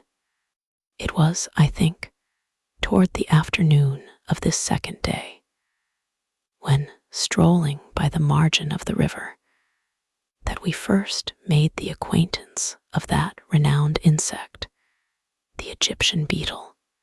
He was a very fine specimen of his race, nearly half an inch long in the back, as black and shiny as a scarab cut in jet, and busily engaged in the preparation of a large rissole of mud, which he presently began laboriously propelling up the bank.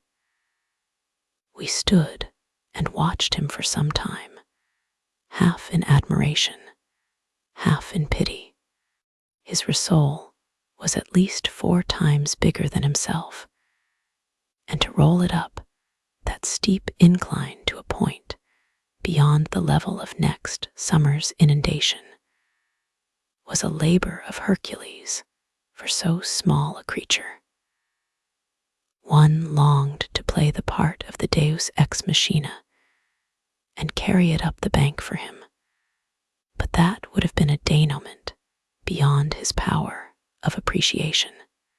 We all know the old story of how this beetle lays its eggs by the river's brink, encloses them in a ball of moist clay, rolls the ball to a safe place on the edge of the desert, buries it in the sand, and when his time comes, dies content, having provided for the safety of his successors.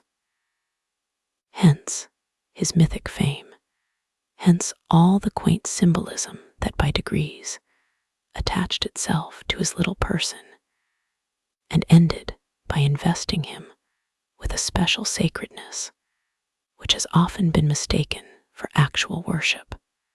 Standing by thus, watching the movements of the creature, its untiring energy, its extraordinary muscular strength, its businesslike devotion to the matter in hand, one sees how subtle a lesson the old Egyptian moralists had presented to them for contemplation, and with how fine a combination of wisdom and poetry they regarded this little black scarab not only as an emblem of the creative and preserving power, but perhaps also of the immortality of the soul.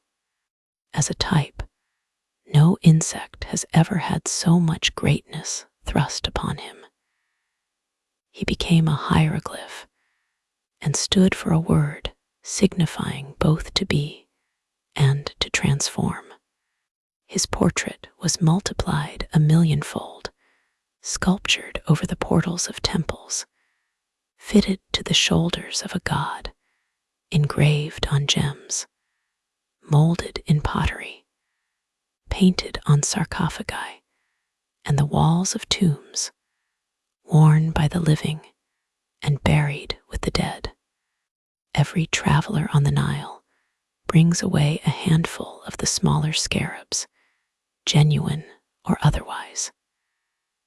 Some may not particularly care to possess them, yet none can help buying them, if only because other people do so, or to get rid of a troublesome dealer, or to give to friends at home. I doubt, however, if even the most enthusiastic scarab fanciers really feel in all its force the symbolism attaching to these little gems, or appreciate the exquisite naturalness of their execution, till they have seen the living beetle at its work. In Nubia, where the strip of cultivable land is generally but a few feet in breadth, the scarab's task is comparatively light, and the breed multiplies freely. But in Egypt, he has often a wide plain to traverse with his burden, and is therefore scarce in proportion to the difficulty with which he maintains the struggle for existence. The scarab race in Egypt would seem indeed to have diminished very considerably since the days of the pharaohs, and the time is not perhaps far distant when the naturalist will look in vain for specimens on this side of the first cataract. As far as my own experience goes, I can only say that I saw scores of these beetles during the Nubian part of the journey, but that to the best of my recollection, this was the only occasion upon which I observed one in Egypt. The Nile makes 4 or 5 more great bends between Jebel Abufida and Siut, passing Manifalut by the way, which town lies some distance back from the shore. All things taken into consideration, the fitful wind that came and went continually, the tremendous zigzags of the river, the dead calm which befell us when only 8 miles from Siut, and the long day of tracking that followed, with the town in sight the whole way. We thought ourselves fortunate to get in by the evening of the 3rd day after the storm. These last 8 miles are, however, for open, placid beauty, as lovely in their way as anything north of Thebes. The valley is here very wide and fertile, the town, with its multitudinous minarets, appears first on one side, and then on the other, according to the windings of the river. The distant pinky mountains look almost as transparent as the air or the sunshine, while the banks unfold an endless succession of charming little subjects, every one of which looks as if it asked to be sketched as we pass.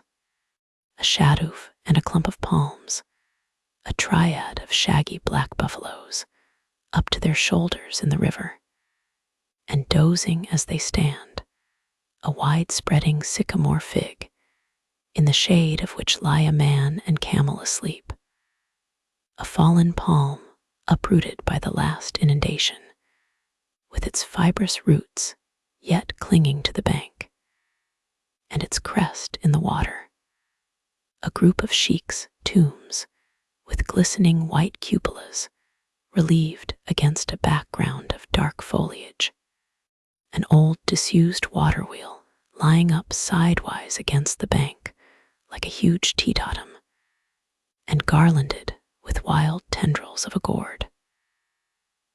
Such are a few out of many bits by the way, which, if they offer nothing very new, at all events present the old material under fresh aspects, and in combination with a distance of such ethereal light and shade, and such opalescent tenderness of tone, that it looks more like an air-drawn mirage than a piece of the world we live in.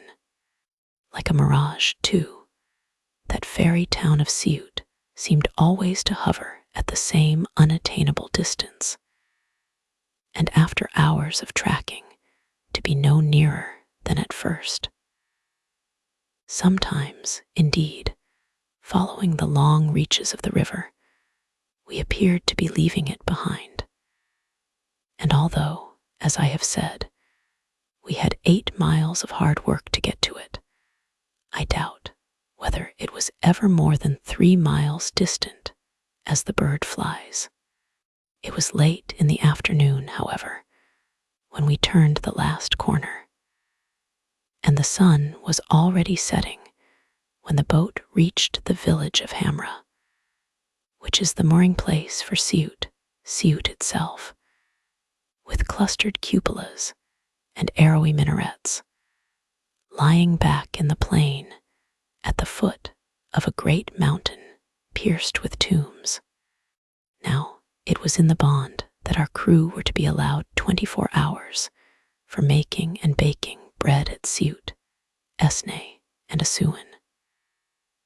No sooner, therefore, was the dahabeah moored than Reis Hassan, and the steersman started away at full speed on 2 little donkeys to buy flour, while Mehemet Ali, one of our most active and intelligent sailors, rushed off to hire the oven. For here, as at Esne and Assuan, there are large flour stores and public bakehouses for the use of sailors on the river, who make and bake their bread in large lots, cut it into slices, dry it in the sun, and preserve it in the form of rusks for months together. Thus prepared, it takes the place of ship biscuit, and it is so far superior to ship biscuit that it neither molds nor breeds the maggot, but remains good and wholesome to the last crumb. Ceuta, frequently written Assiout, is the capital of Middle Egypt and has the best bazaars of any town up the Nile.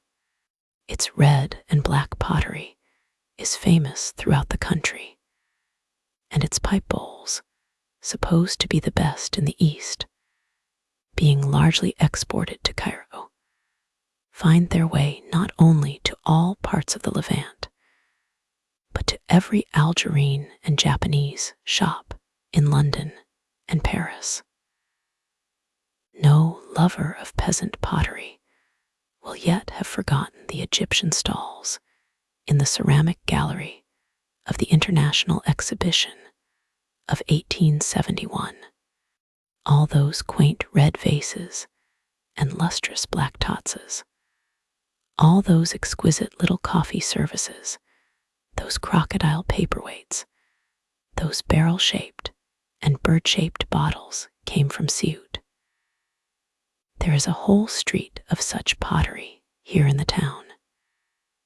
Your dahabeah is scarcely made fast before a dealer comes on board and ranges his brittle wares along the deck.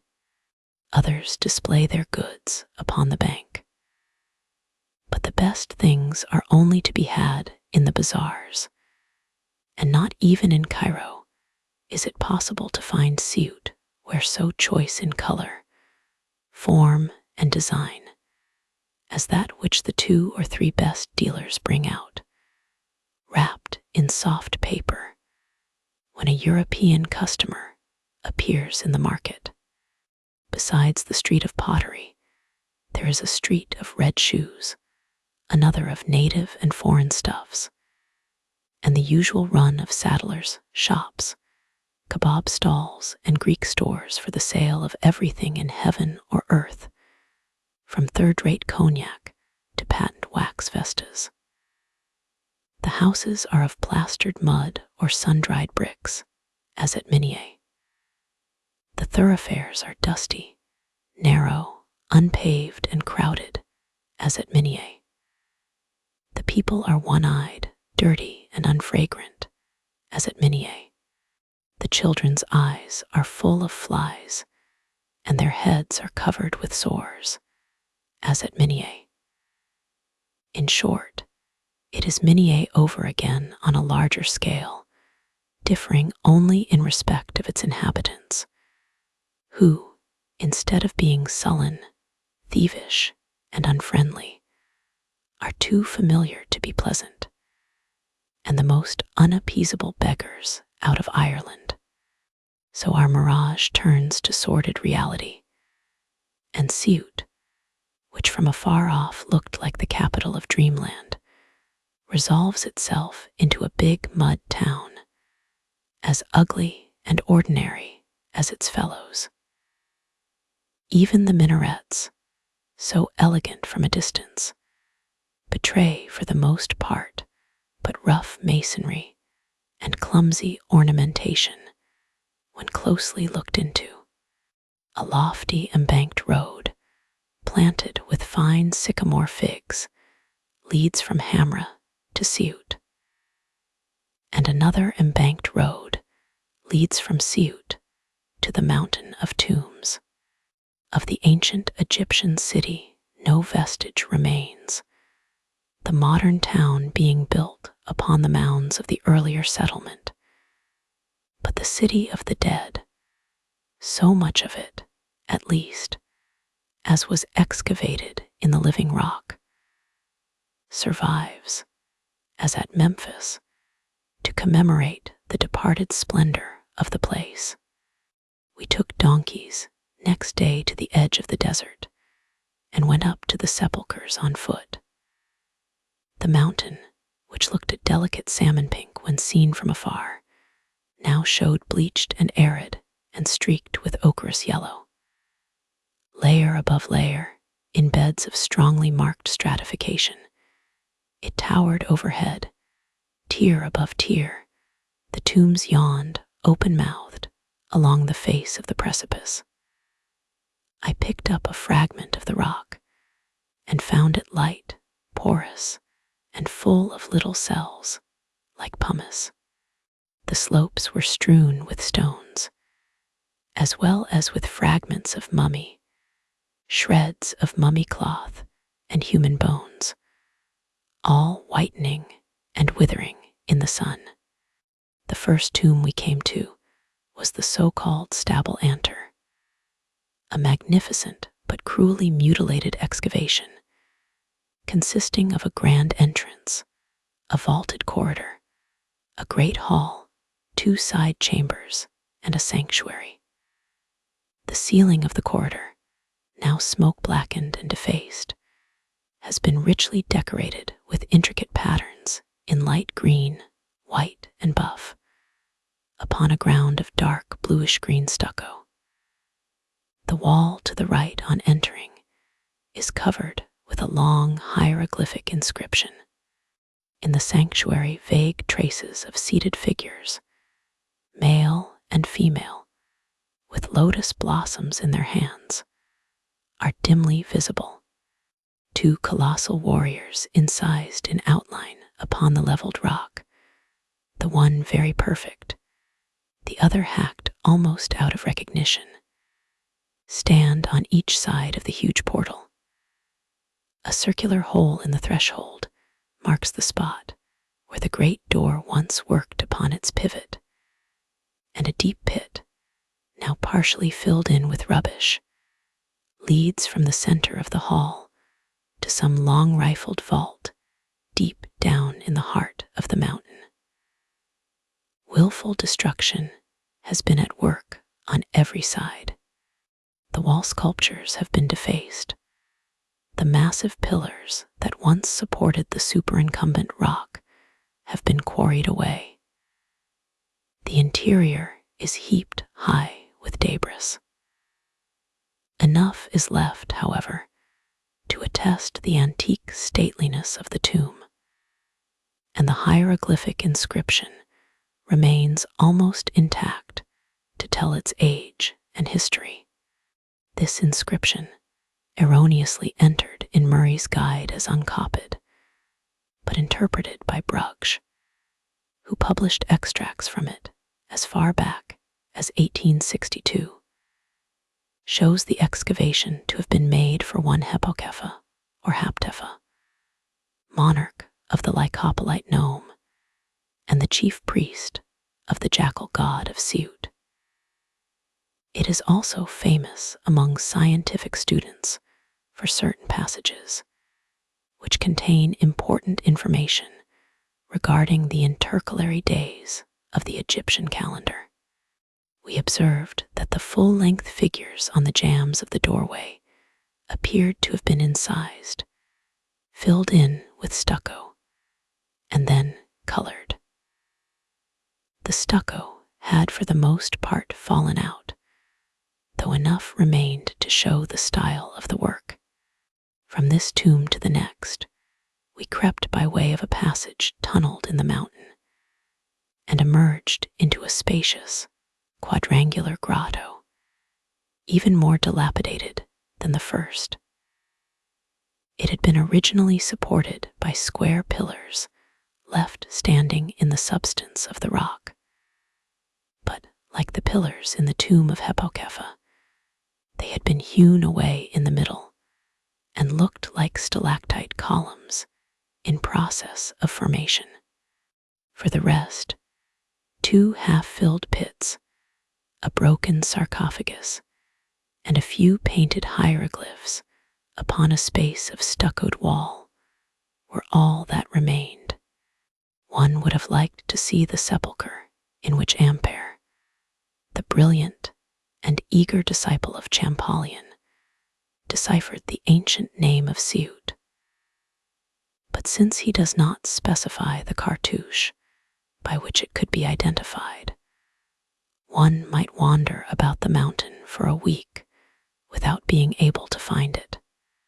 Having first described the stable anter, he says, "In another grotto, I found twice over the name of the city written in hieroglyphic characters, Sayuti.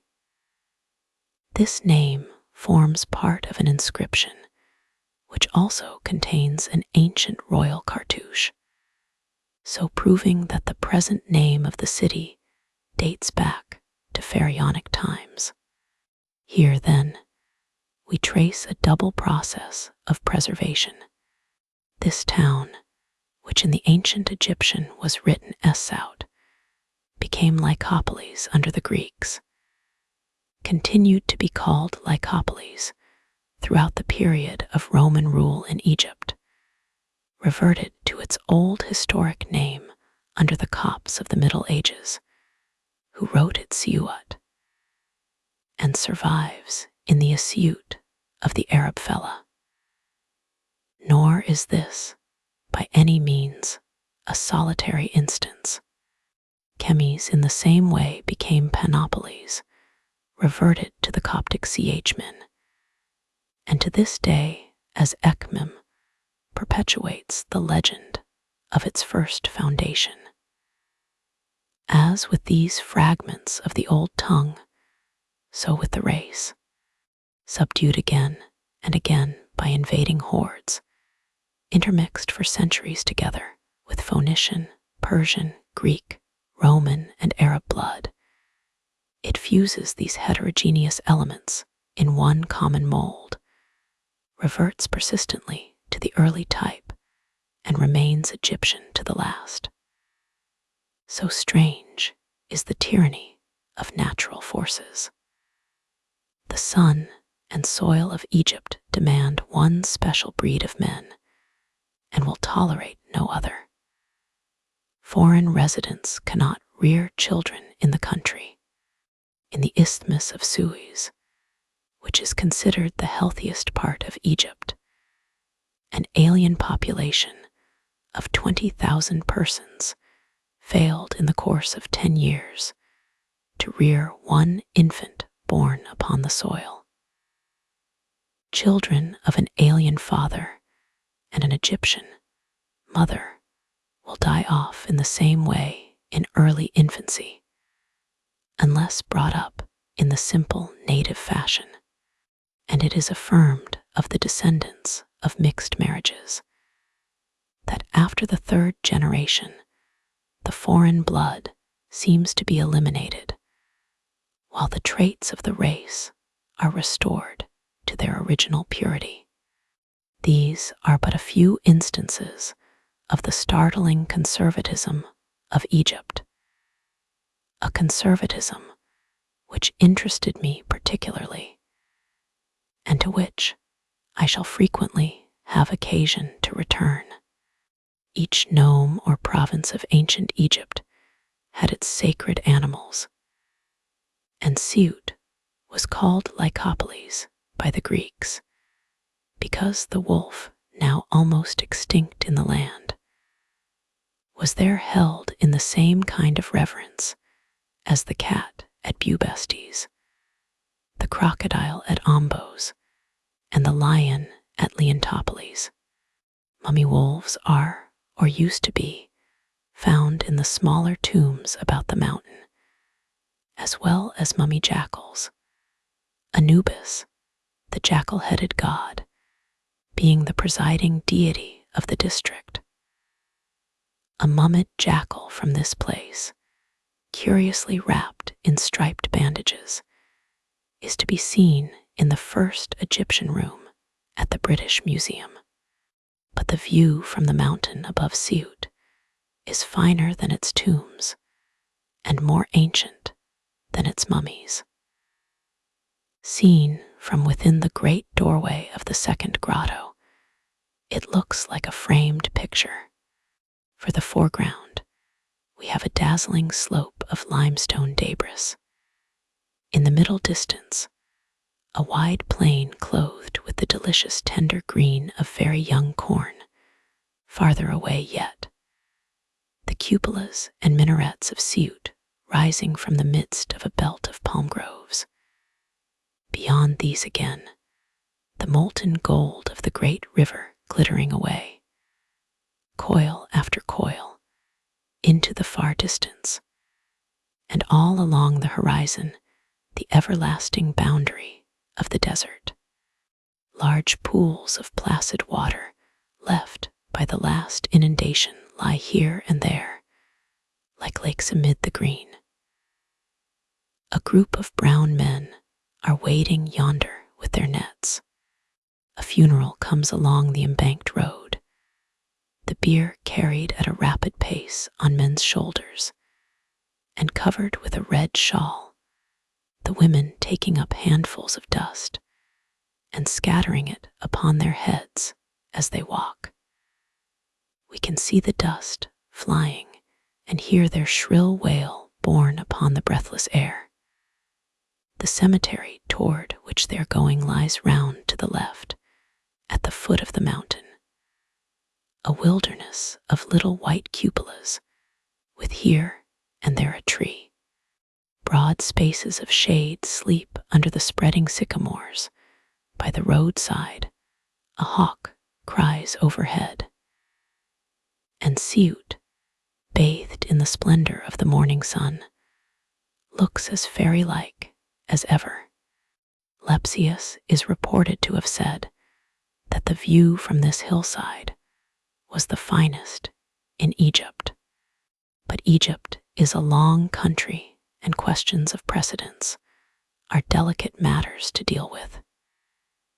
It is, however, a very beautiful view, though most travelers who know the scenery about Thebes and the approach to Assuan would hesitate, I should fancy, to give the preference to a landscape from which the nearer mountains are excluded by the position of the spectator.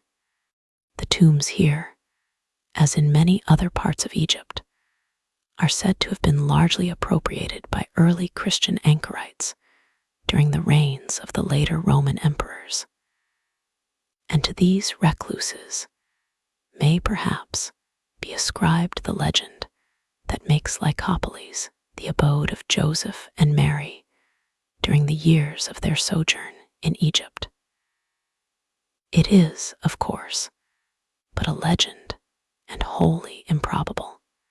If the Holy Family ever journeyed into Egypt at all, which certain biblical critics now hold to be doubtful, they probably rested from their wanderings at some town not very far from the eastern border, as Tanis, or Pithom, or Bubastes. Siut would, at all events, lie at least 250 miles to the southward of any point to which they might reasonably be supposed to have penetrated. Still, one would like to believe a story that laid the scene of our Lord's childhood in the midst of this beautiful and glowing Egyptian pastoral. With what a profound and touching interest it would invest the place. With what different eyes we should look down upon a landscape which must have been dear and familiar to him in all its details, and which, from the nature of the ground, must have remained almost unchanged from his day to ours. The mountain with its tombs, the green cornflats, the Nile and the desert, looked then as they look now. It is only the Moslem minarets that are new. It is only the pylons and sanctuaries of the ancient worship that have passed away.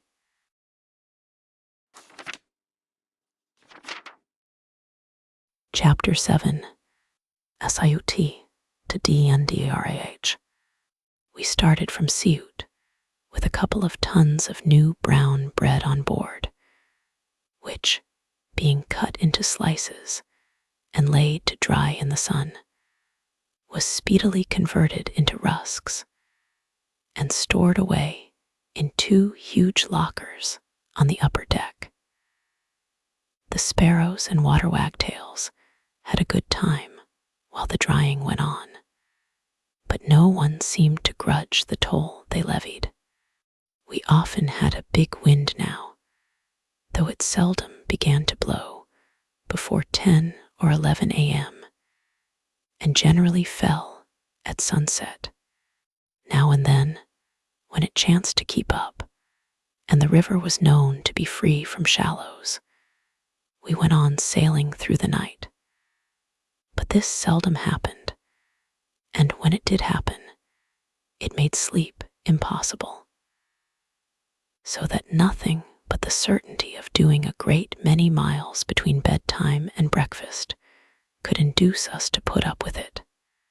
We had now been long enough afloat to find out that we had almost always one man on the sick list, and were therefore habitually short of a hand for the navigation of the boat. There There never were such fellows for knocking themselves to pieces as our sailors. They were always bruising their feet, wounding their hands, getting sunstrokes and whitlows and sprains, and disabling themselves in some way. Ella, with her little medicine chest and her roll of lint and bandages, soon had a small but steady practice, and might have been seen about the lower deck most mornings after breakfast, repairing these damaged Alis and Hassans. It was well for them that we carried an experienced surgeon, for they were entirely helpless and despondent when hurt, and ignorant of the commonest remedies. Nor is this helplessness confined to natives of the sailor and Philae class. The provincial proprietors and officials are to the full as ignorant, not only of the uses of such simple things as poultices or wet compresses, but of the most elementary laws of health. Doctors there are none south of Cairo, and such is the general mistrust of state medicine that when, as in the case of any widely spread epidemic, a medical officer is sent up the river by order of the government, half the people are said to conceal their sick, while the other half reject the remedies prescribed for them. Their trust in the skill of the passing European is, on the other hand, unbounded. Appeals for advice and medicine were constantly being made to us by both rich and poor, and there was something very pathetic in the simple faith with which they accepted any little help we were able to give them. Meanwhile, L's medical reputation, being confirmed by a few simple cures, rose high among the crew. They called her the Hakim Sit, the doctor lady, obeyed her directions, and swallowed her medicines as reverently as if she were the College of Surgeons personified, and showed their gratitude in all kinds of pretty, childlike ways, singing her favorite Arab song as they ran beside her donkey, searching for sculptured fragments whenever there were ruins to be visited, and constantly bringing her little gifts of pebbles and wild flowers.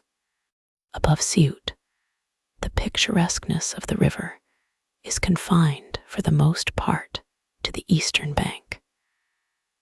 We have almost always a near range of mountains on the Arabian side, and a more distant chain on the Libyan horizon. Jebel Sheikh El Ra'ine succeeds to Jebel Abu Feda, and is followed in close succession by the cliffs of Gao, of Jebel Sheikh El Hiradi, of Jebel Isarat, and Jebel Tuk, all alike rigid in strongly marked beds of level limestone strata, flat-topped, and even like lines of giant ramparts, and more or less pierced with orifices which we know to be tombs, but which look like loopholes from a distance.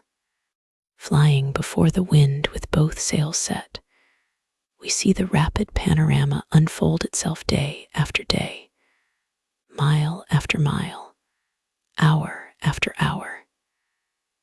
Villages, palm groves, rock-cut sepulchres flit past and are left behind. Today we enter the region of the Dom Palm. Tomorrow we pass the map-drawn limit of the crocodile. The cliffs advance, recede, open away into desolate-looking valleys, and show faint traces of paths leading to excavated tombs on distant heights. The headland that looked shadowy in the distance a couple of hours ago is reached and passed. The cargo boat on which we have been gaining all the morning, is outstripped and dwindling in the rear. Now we pass a bold bluff sheltering a sheik's tomb and a solitary dom palm. Now an ancient quarry from which the stone has been cut out in smooth masses, leaving great halls and corridors and stages in the mountainside.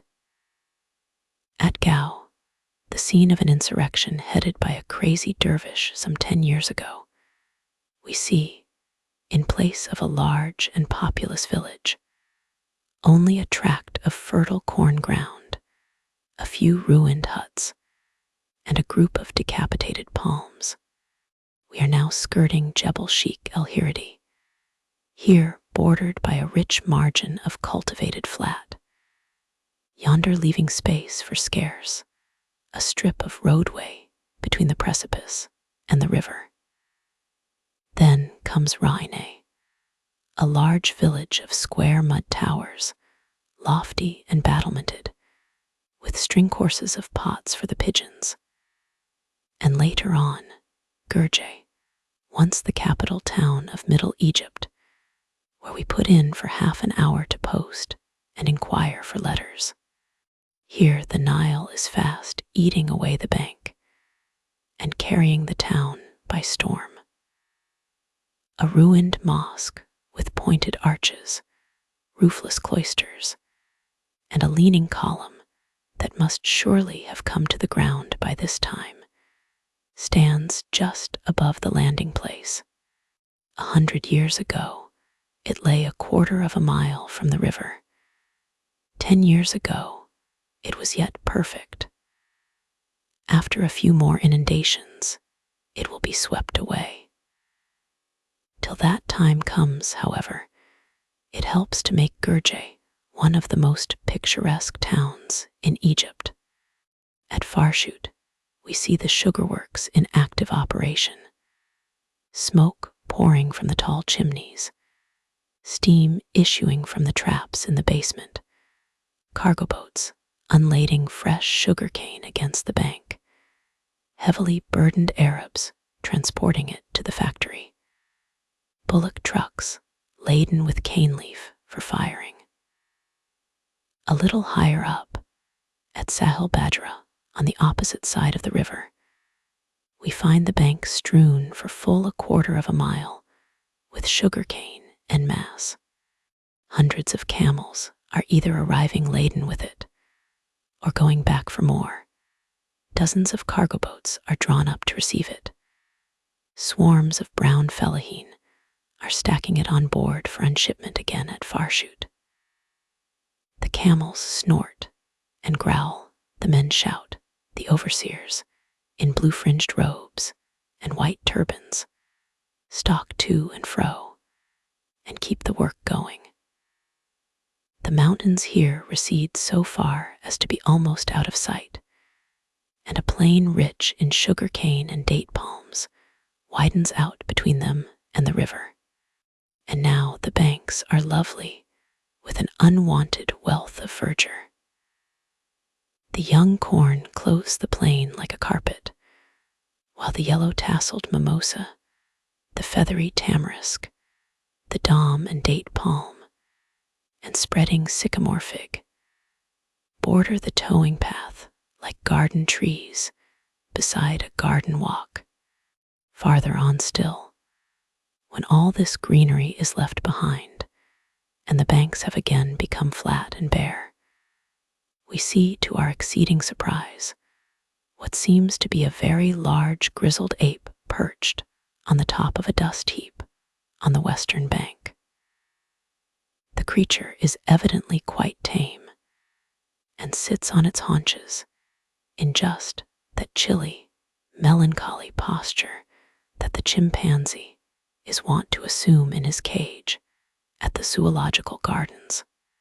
Some 6 or 8 Arabs, one of whom has dismounted from his camel for the purpose, are standing round and staring at him, much as the British public stand and stare at the specimen in the Regent's Park.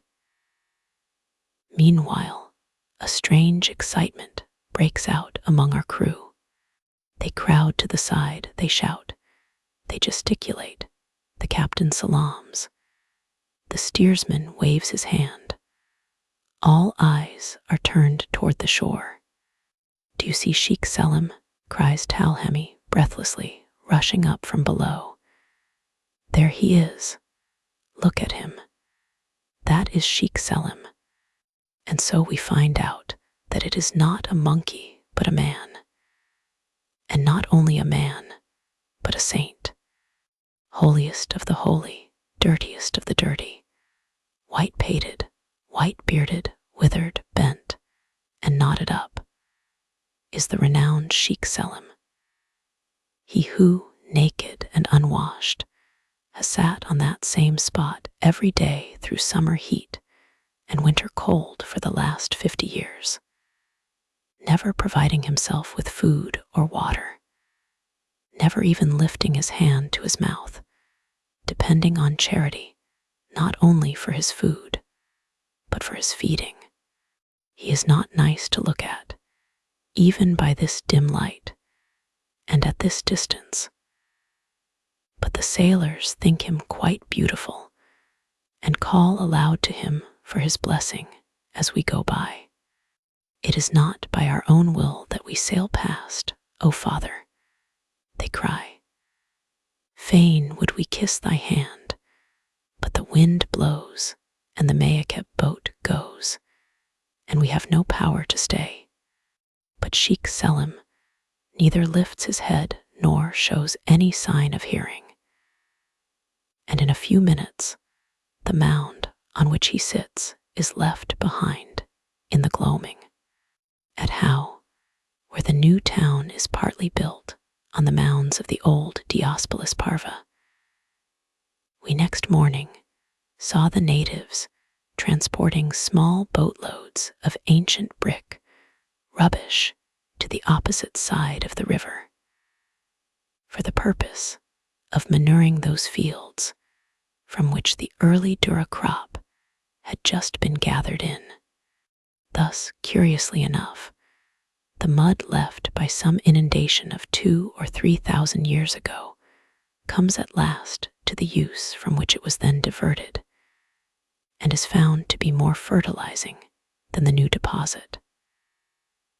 At Kasr-e-Said, a little farther on, we came to one of the well-known bad bits, a place where the bed of the river is full of sunken rocks, and sailing is impossible. Here the men were half the day punting the dahabeah over the dangerous part, while we grubbed among the mounds of what was once the ancient city of Chenabashan. These remains, which cover a large superficial area and consist entirely of crude brick foundations, are very interesting and in good preservation. We traced the ground plans of several houses, followed the passages by which they were separated, and observed many small arches which seemed built on too small a scale for doors or windows, but for which it was difficult to account in any other way. Brambles and weeds were growing in these deserted enclosures, while rubbish heaps, excavated pits, and piles of broken pottery divided the ruins and made the work of exploration difficult. We looked in vain for the dilapidated quay and sculptured blocks mentioned in Wilkinson's General View of Egypt.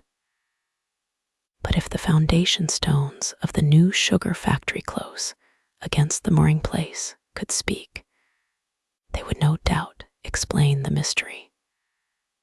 We saw nothing, indeed, to show that Chenabashan had contained any stone structures whatever, save the broken shaft of one small granite column. The village of Kasr-e-Said consists of a cluster of mud huts and a sugar factory, but the factory was idle that day and the village seemed half deserted. The view here is particularly fine. About a couple of miles to the southward, the mountains, in magnificent procession, come down again at right angles to the river, and thence reach away in long ranges of precipitous headlands. The plain, terminating abruptly against the foot of this gigantic barrier, opens back eastward to the remotest horizon, an undulating sea of glistening sand, bordered by a chaotic middle distance of mounded ruins. Nearest of all, a narrow foreground of cultivated soil, green with young crops and watered by frequent shadows, extends along the riverside to the foot of the mountains. A sheikh's tomb shaded by a single dom palm is conspicuous on the bank, while far away, planted amid the solitary sands, we see a large Coptic convent with many cupolas, a cemetery full of Christian graves, and a little oasis of date palms indicating the presence of a spring. The chief interest of this scene, however, centers in the ruins, and these, looked upon from a little distance, blackened, desolate, half-buried, obscured every now and then, when the wind swept over them, by swirling clouds of dust, reminded us of the villages we had seen not 2 years before, half overwhelmed and yet smoking, in the midst of a lava torrent below Vesuvius. We now had the full moon again, making night more beautiful than day. Sitting on deck for hours after the sun had gone down, when the boat glided gently on with half-filled sail, and the force of the wind was spent, we used to wonder if in all the world there was another climate in which the effect of moonlight was so magical. To say that every object far or near was visible as distinctly as by day, yet more tenderly, is to say nothing. It was not only form that was defined, it was not only light and shadow that were vivid, it was color that was present. Color neither deadened nor changed, but softened, glowing, spiritualized.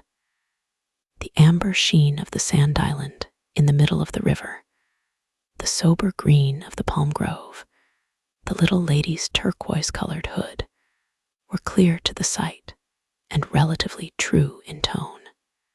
The oranges showed through the bars of the crate like nuggets of pure gold. L's crimson shawl glowed with a warmer dye than it ever wore by day. The mountains were flushed as if in the light of sunset.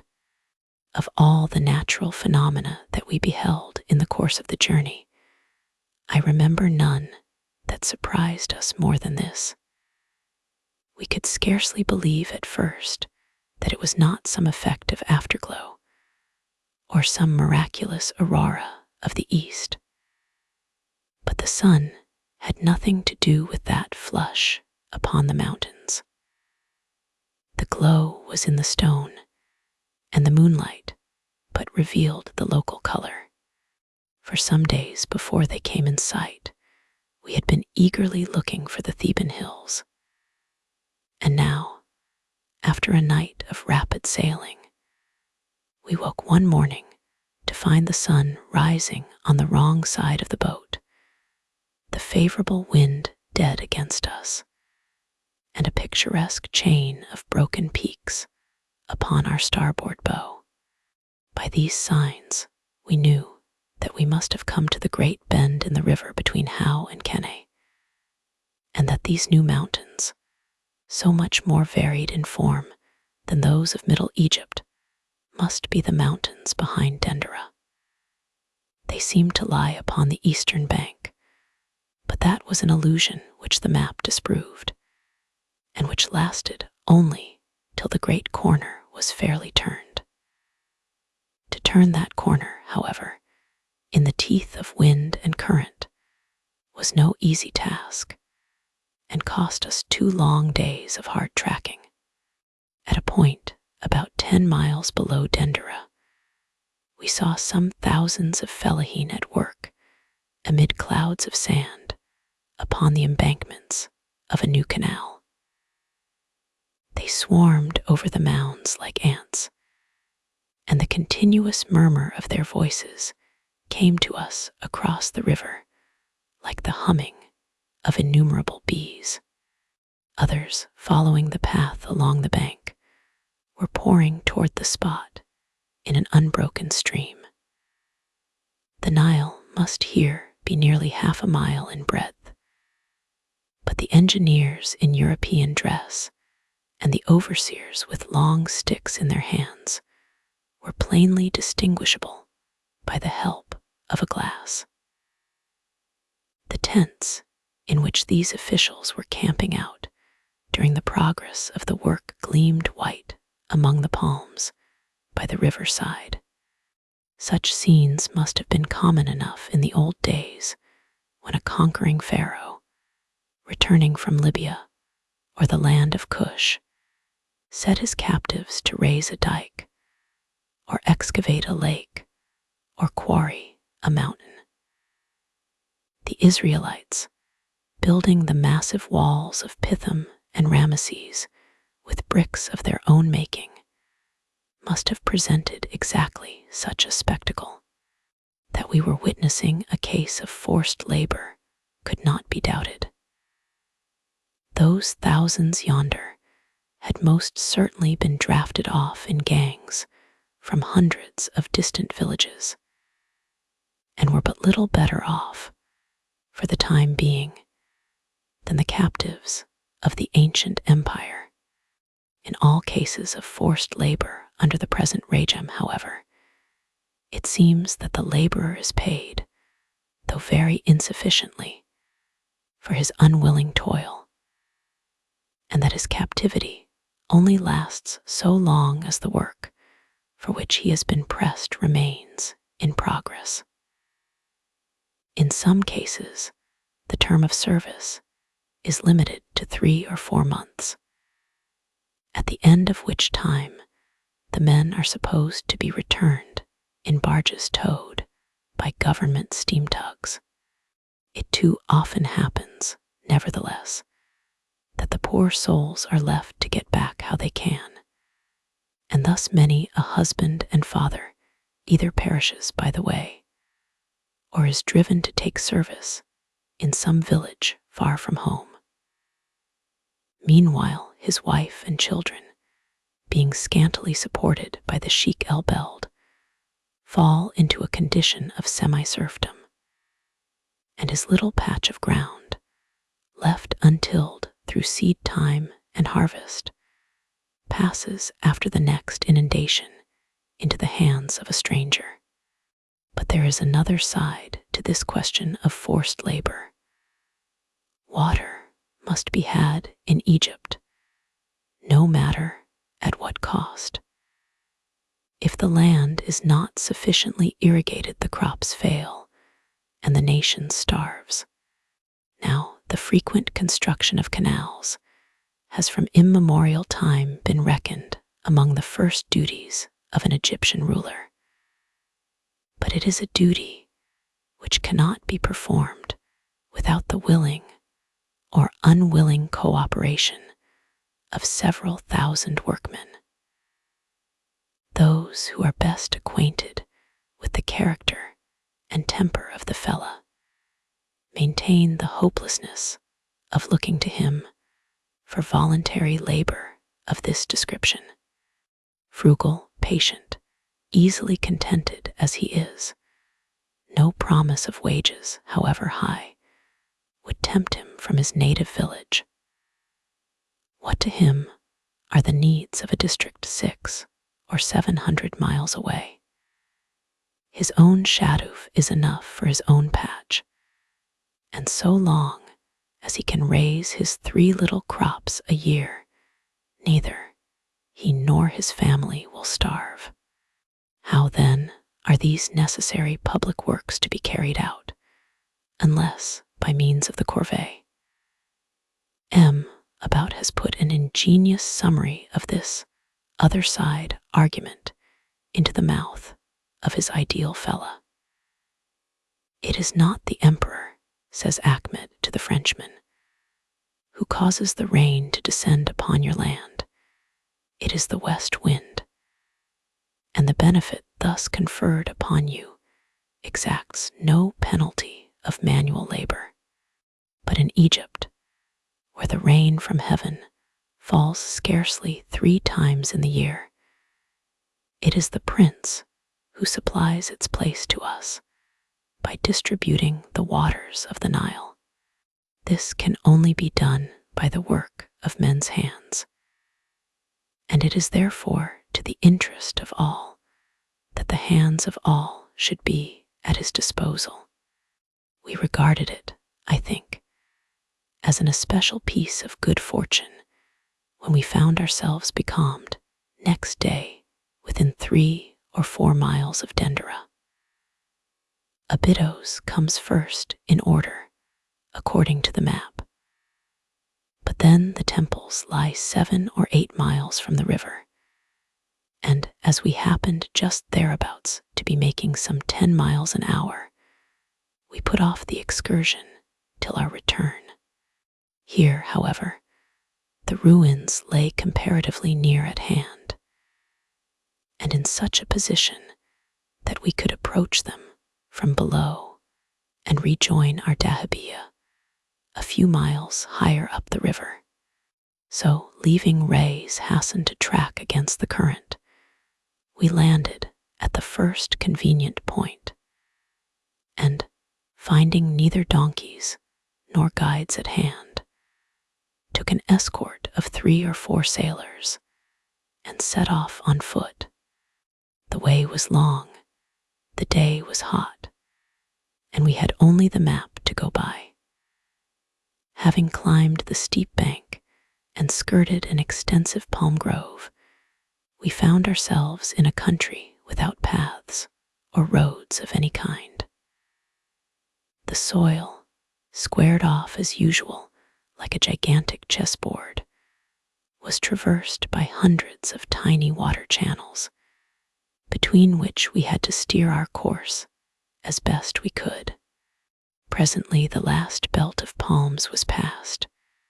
The plain, green with young corn and level as a lake, widened out at the foot of the mountains, and the temple, islanded in that sea of rippling emerald, rose up before us upon its platform of blackened mounds.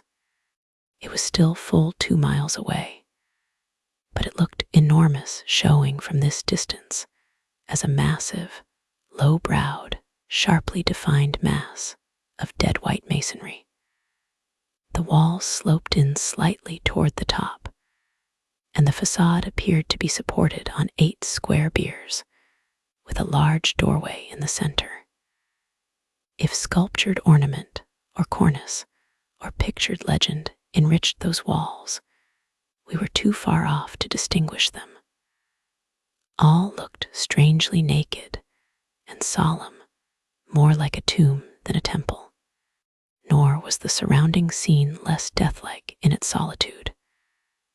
Not a tree, not a hut, not a living form broke the green monotony of the plain.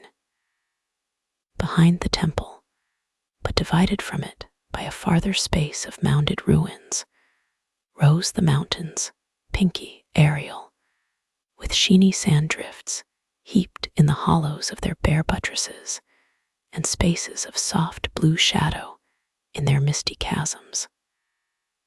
Where the range receded, a long vista of glittering desert opened to the Libyan horizon.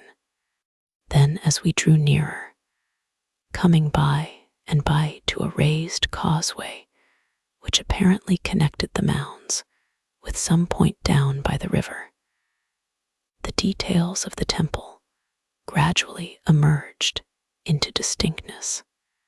We could now see the curve and undershadow of the cornice, and a small object in front of the facade, which looked at first sight like a monolithic altar, resolved itself into a massive gateway of the kind known as a single pylon. Nearer still, among some low outlying mounds, we came upon fragments of sculptured capitals and mutilated statues, half buried in rank grass. Upon a series of stagnant niter tanks and deserted workshops, upon the telegraph poles and wires, which here come striding along the edge of the desert and vanish southward with messages for Nubia and the Soudan. Egypt is the land of niter. It is found wherever a crude brick mound is disturbed or an antique stone structure demolished. The Nile mud is strongly impregnated with it, and in Nubia we used to find it lying in thick talc-like flakes upon the surface of rocks far above the present level of the inundation. These tanks at Dendera had been sunk, we are told, when the great temple was excavated by Abbas Pasha more than 20 years ago. The niter then found was utilized out of hand, washed and crystallized in the tanks, and converted into gunpowder in the adjacent workshops. The telegraph wires are more recent intruders, and the work of the Khedive, but one longed to put them out of sight, to pull down the gunpowder sheds, and to fill up the tanks with debris. For what had the arts of modern warfare, or the wonders of modern science, to do with Hathor, the lady of beauty and the western shades, the nurse of Horus, the Egyptian Aphrodite, to whom yonder mountain of wrought stone and all these wastes were sacred? We were by this time near enough to see that the square piers of the facade were neither square nor piers, but huge round columns with human-headed capitals, and that the walls, instead of being plain and tomb-like, were covered with an infinite multitude of sculptured figures. The pylon rich with inscriptions and bas-reliefs, but disfigured by myriads of tiny wasps' nests, like clustered mud bubbles, now towered high above our heads, and led to a walled avenue cut direct through the mounds, and sloping downward to the main entrance of the temple. Not, however, till we stood immediately under those ponderous columns, looking down upon the paved floor below, and up to the huge cornice that projected overhead like the crest of an impending wave, did we realize the immense proportions of the building. Lofty as it looked from a distance, we now found that it was only the interior that had been excavated, and that not more than 2/3 of its actual height was visible above the mounds. The level of the avenue was, indeed, at its lowest part, full 20 feet above that of the first great hall, and we had still a steep temporary staircase to go down before reaching the original pavement. The effect of the portico as one stands at the top of this staircase is one of overwhelming majesty. Its breadth, its height, the massiveness of its parts exceed in grandeur all that one has been anticipating throughout the long 2 miles of approach. The immense girth of the columns, the huge screens which connect them, the ponderous cornice jutting overhead, confuse the imagination and in the absence of given measurements appear, perhaps, even more enormous than they are. Looking up to the architrave, we see a kind of Egyptian Panathenaic procession of carven priests and warriors, some with standards, and some with musical instruments. The winged globe, depicted upon a gigantic scale in the curve of the cornice, seems to hover above the central doorway. Hieroglyphs, emblems, strange forms of kings and gods cover every foot of wall space, frieze, and pillar. Nor does this wealth of surface sculpture tend in any way to diminish the general effect of size. It would seem, on the contrary, as if complex decoration were in this instance the natural complement to simplicity of form. Every group, every inscription appears to be necessary and in its place, an essential part of the building it helps to adorn. Most of these details are as perfect as on the day when the last workman went his way and the architect saw his design completed. Time has neither marred the surface of the stone nor blunted the work of the chisel. Such injury as they have sustained is from the hand of man, and in no country has the hand of man achieved more and destroyed more than in Egypt. The Persians overthrew the masterpieces of the pharaohs. The Copts mutilated the temples of the Ptolemies and Caesars. The Arabs stripped the pyramids and carried Memphis away piecemeal. Here at Dendera, we have an example of Greco-Egyptian work and early Christian fanaticism. Begun by Ptolemy Xi and bearing upon its latest ovals the name and style of Nero, the present building was still comparatively new when, in A.D. 379, the ancient religion was abolished by the Edict of Theodosius. It was then the most gorgeous, as well as the most recent of all those larger temples built during the prosperous foreign rule of the last 700 years. It stood, surrounded by groves of palm and acacia, within the precincts of a vast enclosure, the walls of which, 1,000 feet in length, 35 feet in height, and 15 feet thick, are still traceable. Adromos, now buried under 20 feet of debris, led from the pylon to the portico. The pylon is there still, a partial ruin, but the temple, with its roof, its staircases, and its secret treasure crypts, is in all essential respects as perfect as on the day when its splendor was given over to the spoilers. One can easily imagine how these spoilers sacked and ravaged all before them, how they desecrated the sacred places, and cast down the statues of the goddess, and divided the treasures of the sanctuary.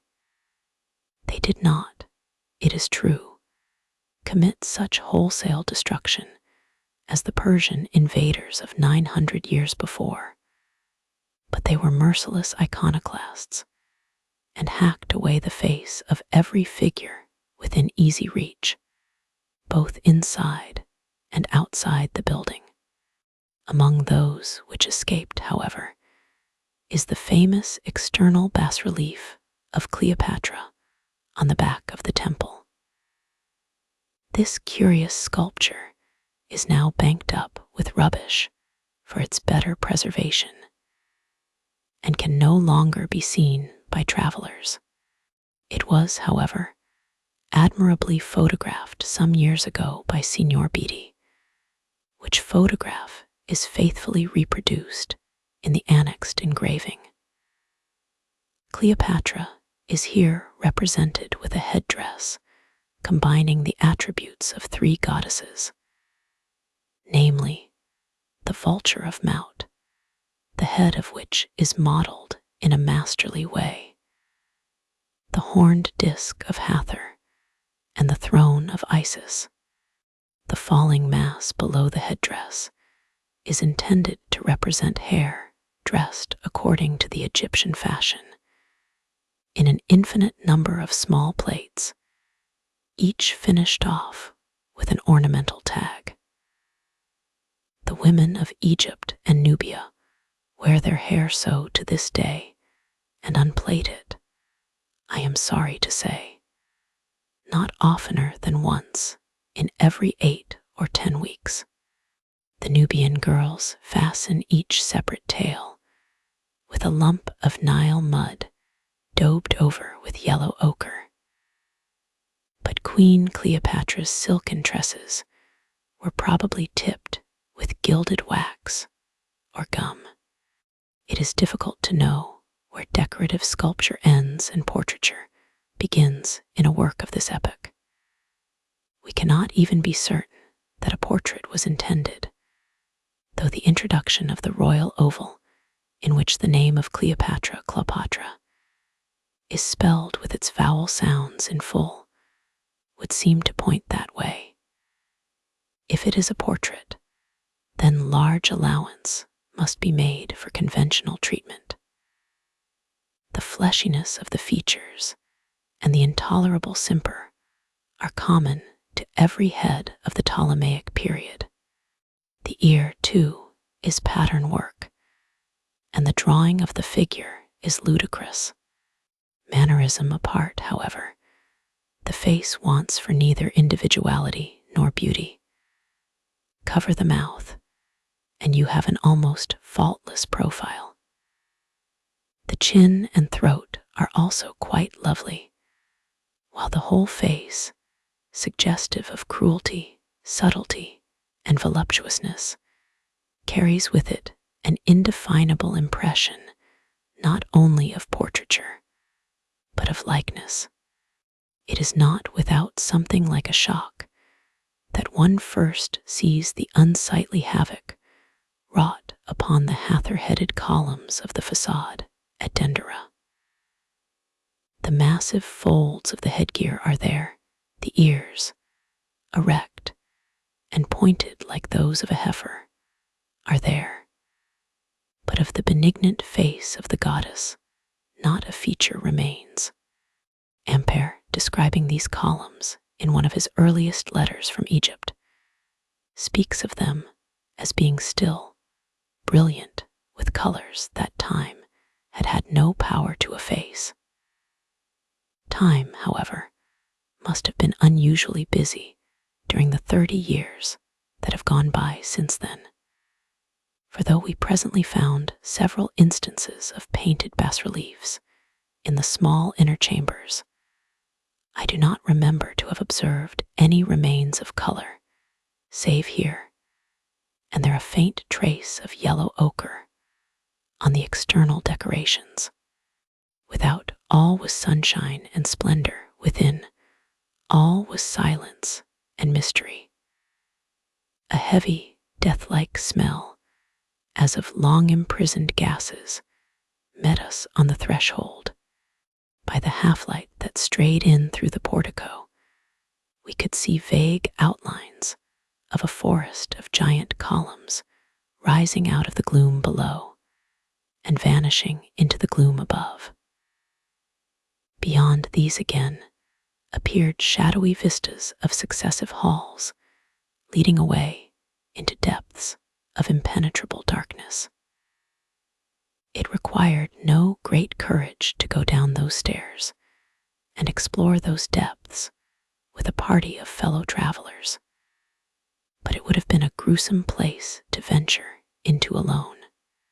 Seen from within, the portico shows as a vast hall, 50 feet in height, and supported on 24 Hathor-headed columns.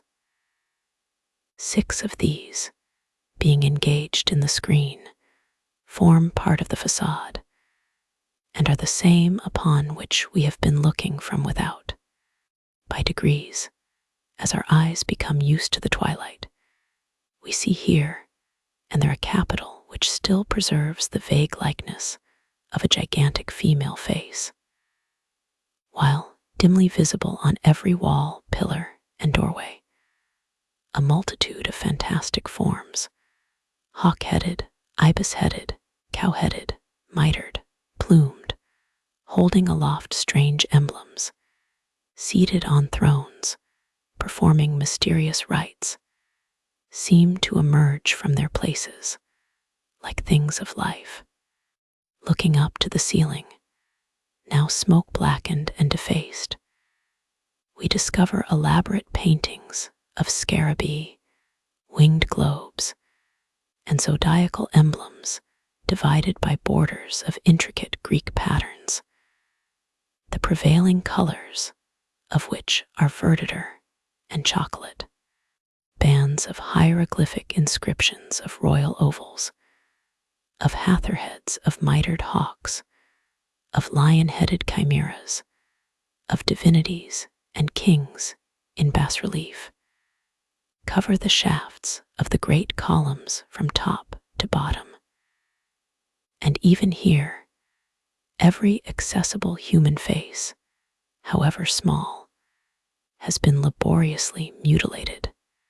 Bewildered at first sight of these profuse and mysterious decorations, we wander round and round, going on from the first hall to the second, from the second to the third, and plunging into deeper darkness at every step. We have been reading about these gods and emblems for weeks past. We have studied the plan of the temple beforehand. Yet now that we are actually here, our book knowledge goes for nothing, and we feel as hopelessly ignorant as if we had been suddenly landed in a new world. Not till we have got over this first feeling of confusion. Not till, resting a while on the base of one of the columns, we again open out the plan of the building, do we begin to realize the purport of the sculptures by which we are surrounded. The ceremonial of Egyptian worship was essentially processional. Herein, we have the central idea of every temple and the key to its construction. It was bound to contain store chambers in which were kept vestments, instruments, divine emblems, and the like, laboratories for the preparation of perfumes and unguents, treasuries for the safe custody of holy vessels and precious offerings, chambers for the reception and purification of tribute in kind, halls for the assembling and marshalling of priests and functionaries, and for processional purposes, corridors, staircases, courtyards, cloisters, and vast enclosures planted with avenues of trees, and surrounded by walls which hedged in with inviolable secrecy the solemn rites of the priesthood. In this plan, it will be seen, there is no provision made for anything in the form of public worship. But then, an Egyptian temple was not a place for public worship. It was a treasure house, a sacristy, a royal oratory, a place of preparation, of consecration, of sacerdotal privacy. There, in costly shrines, dwelt the divine images. There they were robed and unrobed, perfumed with incense, visited and worshipped by the king.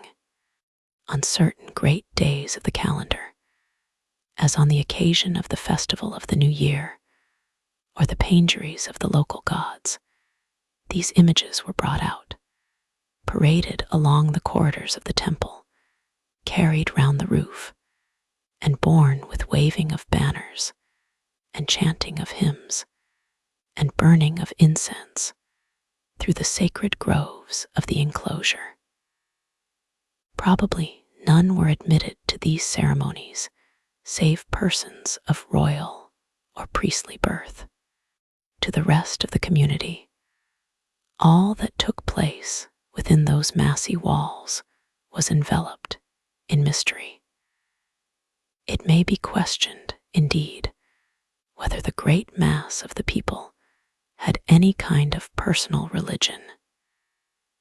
They may not have been rigidly excluded from the temple precincts, but they seem to have been allowed no participation in the worship of the gods. If now and then, on high festival days, they beheld the sacred bark of the deity carried in procession round the Taminos, or caught a glimpse of moving figures and glittering ensigns in the pillared dusk of the hypostyle hall, it was all they ever beheld of the solemn services of their church. The temple of Dendera consists of a portico, a hall of entrance, a hall of assembly, a third hall, which may be called the hall of the sacred boats, one small ground floor chapel, and upward of 20 side chambers of various sizes, most of which are totally dark. Each one of these halls and chambers bears the sculptured record of its use. Hundreds of tableaus in bas-relief, thousands of elaborate hieroglyphic inscriptions cover every foot of available space on wall and ceiling and soffit, on doorway and column, and on the lining slabs of passages and staircases. These precious texts contain, amid much that is mystical and tedious, an extraordinary wealth of indirect history. Here we find programs of ceremonial observances, numberless legends of the gods, chronologies of kings with their various titles, registers of weights and measures, catalogues of offerings, recipes for the preparation of oils and essences, records of repairs and restorations done to the temple, geographical lists of cities and provinces, inventories of treasure, and the like. The Hall of Assembly contains a calendar of festivals and sets forth, with studied precision, the rites to be performed on each recurring anniversary. On the ceiling of the portico, we find an astronomical zodiac. On the walls of a small temple on the roof, the whole history of the resurrection of Osiris, together with the order of prayer for the 12 hours of the night, and a calendar of the festivals of Osiris in all the principal cities of Upper and Lower Egypt. 70 years ago, these inscriptions were the puzzle and despair of the learned. But since modern science has plucked out the heart of its mystery, the whole temple lies before us as an open volume filled to overflowing with strange and quaint and heterogeneous matter. A Talmud in sculptured stone, given such help as Mariette's handbook affords, one can trace out most of these curious things and identify the uses of every hall and chamber throughout the building. The king, in his double character of pharaoh and high priest, is the hero of every sculptured scene, wearing sometimes the truncated crown of Lower Egypt, sometimes the helmet crown of Upper Egypt, and sometimes the peshent, which is a combination of both. He figures in every tableau and heads every procession. Beginning with the sculptures of the portico, we see him arrive, preceded by his 5 royal standards. He wears his long robe, his sandals are on his feet, he carries his staff in his hand. 2 goddesses receive him at the door and conduct him into the presence of Thoth, the ibis-headed, and Horus, the hawk-headed, who pour upon him a double stream of the waters of life. Thus purified, he is crowned by the goddesses of Upper and Lower Egypt, and by them consigned to the local deities of Thebes and Heliopolis, who usher him into the supreme presence of Hathor. He then presents various offerings and recites certain prayers, whereupon the goddess promises him length of days, everlasting renown, and other good things. We next see him, always with the same smile, and always in the same attitude, doing homage to Osiris, to Horus, and other divinities. He presents them with flowers, wine, bread, incense, while they in return promise him life, joy, abundant harvests, victory, and the love of his people. These pretty speeches, chef's d'oeuvre of diplomatic style and models of elegant flattery, are repeated over and over again in scores of hieroglyphic groups. Mariette, however, sees in them something more than the language of the court, grafted upon the language of the hierarchy. He detects the language of the schools and discovers in the utterances here ascribed to the king and the gods a reflection of that contemporary worship of the beautiful, the good, and the true, which characterized the teaching of the Alexandrian Museum. Passing on from the portico to the Hall of Assembly, we enter a region of still dimmer twilight, beyond which all is dark. In the side chambers, where the heat is intense and the atmosphere stifling, we can see only by the help of lighted candles. These rooms are about 20 feet in length, separate, like prison cells, and perfectly dark. The sculptures which cover their walls are, however, as numerous as those in the outer halls, and indicate in each instance the purpose for which the room was designed. Thus, in the laboratories, we find bas-reliefs of flasks and vases and figures carrying perfume bottles of the familiar Araballos form. In the tribute chambers, offerings of lotus lilies, wheat sheaves, maize, grapes, and pomegranates. In the oratories of Isis, Amen, and Sekhet, representations of these divinities enthroned and receiving the homage of the king.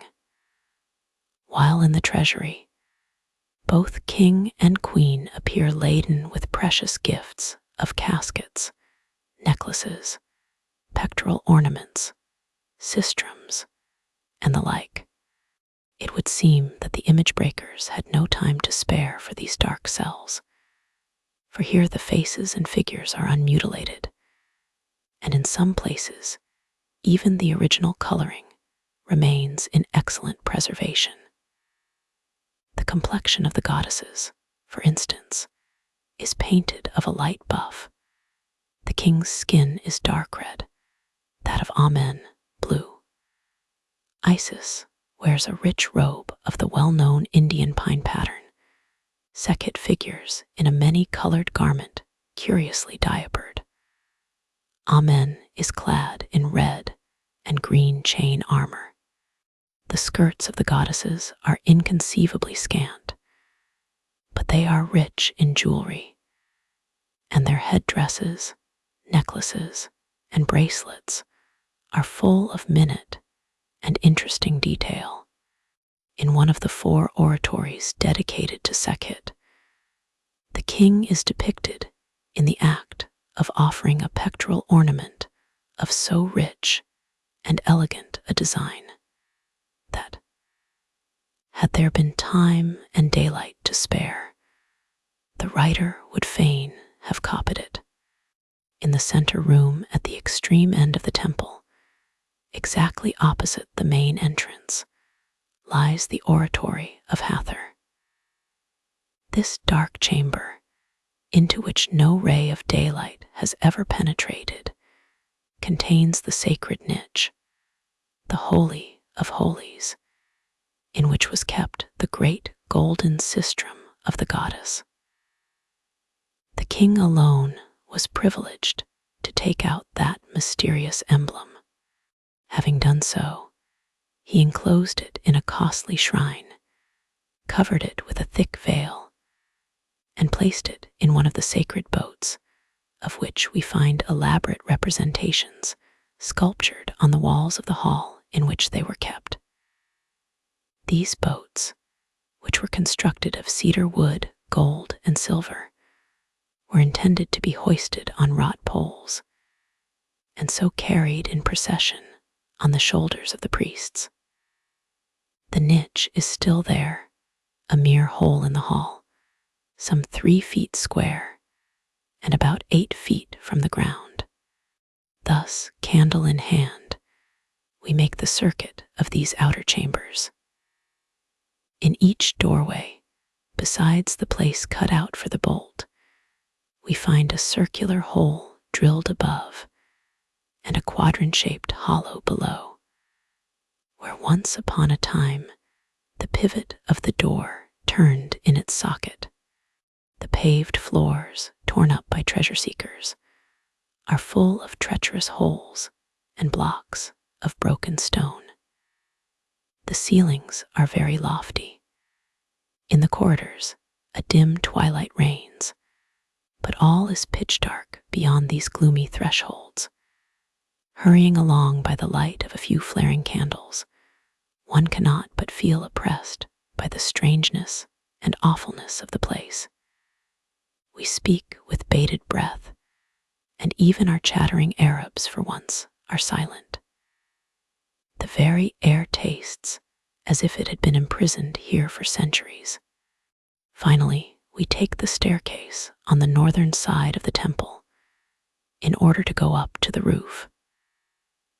Nothing that we have yet seen surprises and delights us so much, I think, as this staircase. We have hitherto been tracing in their order all the preparations for a great religious ceremony. We have seen the king enter the temple, undergo the symbolical purification, receive the twofold crown, and say his prayers to each divinity in turn. We have followed him into the laboratories, the oratories, and the Holy of Holies. All that he has yet done, however, is preliminary. The procession is yet to come, and here we have it. Here, sculptured on the walls of this dark staircase, the crowning ceremony of Egyptian worship is brought before our eyes in all its details. Here, one by one, we have the standard bearers, the hierophants with the offerings, the priests, the whole long, wonderful procession, with the king marching at its head, fresh and uninjured, as if they had but just left the hand of the sculptor. These figures, each in his habit as he lived, each with his foot upon the step, mount with us as we mount, and go beside us all the way. Their attitudes are so natural, their forms so roundly cut, that one could almost fancy them in motion as the lights flicker by. Surely there must be some one weird night in the year when they step out from their places and take up the next verse of their chanted hymn, and, to the sound of instruments long mute and songs long silent, pace the moonlit roof in ghostly order. The sun is already down, and the crimson light has faded, when at length we emerge upon that vast terrace. The roofing stones are gigantic, striding to and fro over some of the biggest. Our idle man finds several that measure 7 paces in length by 4 in breadth. In yonder distant corner, like a little stone lodge in a vast courtyard, stands a small temple supported on hather-headed columns, while at the eastern end, forming a second and loftier stage, rises the roof of the portico. Meanwhile, the afterglow is fading. The mountains are yet clothed in an atmosphere of tender half-light, but mysterious shadows are fast creeping over the plain, and the mounds of the ancient city lie at our feet, confused and tumbled like the waves of a dark sea. How high it is here, how lonely, how silent. Hark that thin, plaintive cry. It is the wail of a night-wandering jackal. See how dark it is yonder, in the direction of the river. Quick, quick, we have lingered too long. We must be gone at once, for we are already benighted. We ought to have gone down by way of the opposite staircase, which is lined with sculptures of the descending procession, and out through the temple. But there is no time to do anything but scramble down by a breach in the wall at a point where the mounds yet lie heaped against the south side of the building. And now the dusk steals on so rapidly that before we reach the bottom, we can hardly see where to tread. The huge side wall of the portico seems to tower above us to the very heavens. We catch a glimpse of 2 colossal figures, one lion-headed and the other headless, sitting outside with their backs to the temple. Then, making with all speed for the open plain, we clamber over scattered blocks and among shapeless mounds. Presently night overtakes us. The mountains disappear, the temple is blotted out, and we have only the faint starlight to guide us. We stumble on, however, keeping all close together, firing a gun every now and then, in the hope of being heard by those in the boats, and as thoroughly and undeniably lost as the babes in the wood. At last, just as some are beginning to knock up, and all to despair, Talhammy fires his last cartridge. An answering shot replies from nearby. A wandering light appears in the distance, and presently a whole bevy of dancing lanterns and friendly brown faces come gleaming out from among a plantation of sugar canes to welcome and guide us home. Dear, sturdy, faithful little Reis Hassan, honest Khalife, laughing Salim, gentle Mehemet Ali, and Musa, black but comely, they were all there. What a shaking of hands there was, what a gleaming of white teeth, what a shower of mutually unintelligible congratulations. For my own part, I may say with truth that I never was much more rejoiced at a meeting in my life.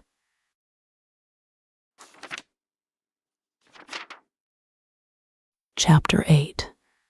Thebes and Karnak. Coming on deck the 3rd morning after leaving Dendera, we found the dahabeah decorated with palm branches, our sailors in their holiday turbans, and Reis Hassan and Grand Tenu. That is to say, in shoes and stockings, which he only wore on very great occasions. Neharak Said, good morning, Luxor, said he, all in one breath. It was a hot, hazy morning, with dim ghosts of mountains glowing through the mist and a warm wind blowing. We ran to the side, looked out eagerly, but could see nothing. Still, the captain smiled and nodded, and the sailors ran hither and thither, sweeping and garnishing. And Egendy, to whom his worst enemy could not have imputed the charge of bashfulness, said, "Luxor, Caruf, all right," every time he came near us. We had read and dreamed so much about Thebes, and it had always seemed so far away, that but for this delicate allusion to the promised sheep, we could hardly have believed we were really drawing nigh unto those famous shores. About 10, however, the mist was lifted away like a curtain, and we saw to the left a rich plain studded with palm groves, to the right a broad margin of cultivated lands bounded by a bold range of limestone mountains, and on the farthest horizon another range, all gray and shadowy. "Karnak, Gurna, Luxor," says Reis Hassan triumphantly, pointing in every direction at once. Talhami tries to show us Medinet Habu and the Memnonium. The painter vows he can see the heads of the sitting colossi and the entrance to the valley of the tombs of the kings. We, meanwhile, stare bewildered, incredulous, seeing none of these things, finding it difficult indeed to believe that anyone else sees them. The river widens away before us. The flats are green on either side. The mountains are pierced with terraces of rock-cut tombs, while far away inland, apparently on the verge of the desert, we see here a clump of sycamores, yonder a dark hillock, midway between both a confused heap of something that may be either fallen rock or fallen masonry, but nothing that looks like a temple, nothing to indicate that we are already within recognizable distance of the grandest ruins in the world. Presently, however, as the boat goes on, a massive, windowless structure which looks, heaven preserve us, just like a brand new fort or prison, towers up above the palm groves to the left. This, we are told, is one of the propylons of Karnak, while a few whitewashed huts and a little crowd of masts now coming into sight a mile or so higher up mark the position of Luxor. Then up capers Egendy with his never-failing Luxor Caruf, all right, to fetch down the tar and darabukke. The captain claps his hands. A circle is formed on the lower deck. The men, all smiles, strike up their liveliest chorus, and so, with barbaric music and well-filled sails, and flags flying, and green boughs waving overhead, we make our triumphal entry into Luxor, the top of another pylon, the slender peak of an obelisk, a colonnade of giant pillars half buried in the soil, the white houses of the English, American, and Prussian consuls, each with its flagstaff and ensign, a steep slope of sandy shore, a background of mud walls and pigeon towers, a foreground of native boats and gaily painted dahabeahs lying at anchor. Such, as we sweep by, is our first panoramic view of this famous village. A group of turbaned officials sitting in the shade of an arched doorway rise and salute us as we pass. The assembled dahabeahs dozing with folded sails, like seabirds asleep, are roused to spasmodic activity. Flags are lowered, guns are fired. All Luxor is startled from its midday siesta. Then, before the smoke has had time to clear off, up comes the bagstones in gallant form, whereupon the dahabeahs blaze away again as before. And now there is a rush of donkeys and donkey boys, beggars, guides, and antiquity dealers to the shore, the children screaming for bakshish, the dealers exhibiting strings of imitation scarabs, the donkey boys vociferating the names and praises of their beasts, all alike regarding us as their lawful prey. "Hi, lady, Yankee Doodle donkey, try Yankee Doodle," cries one. "Far away Moses," yells another. "Good donkey, fast donkey, best donkey in Luxor. This Prince of Wales donkey," shouts a third, hauling forward a decrepit little weak-kneed, moth-eaten looking animal, about as good to ride upon as a towel horse. "First-rate donkey, splendid donkey, God save the Queen, hurrah!" But neither donkeys nor scarabs are of any importance in our eyes just now, compared with the letters we hope to find awaiting us on shore. No sooner, therefore, are the boats made fast than we are all off, some to the British consulate and some to the poste restante, from both of which we return rich and happy. Meanwhile, we propose to spend only 24 hours in Luxor. We were to ride round Karnak this first afternoon, to cross to Medinet Habu and the Ramesseum tomorrow morning, and to sail again as soon after midday as possible. We hope to get a general idea of the topography of Thebes, and to carry away a superficial impression of the architectural style of the pharaohs. It would be but a glimpse, yet that glimpse was essential, for Thebes represents the great central period of Egyptian art. The earlier styles lead up to that point, the later depart from it, and neither the earlier nor the later are intelligible without it.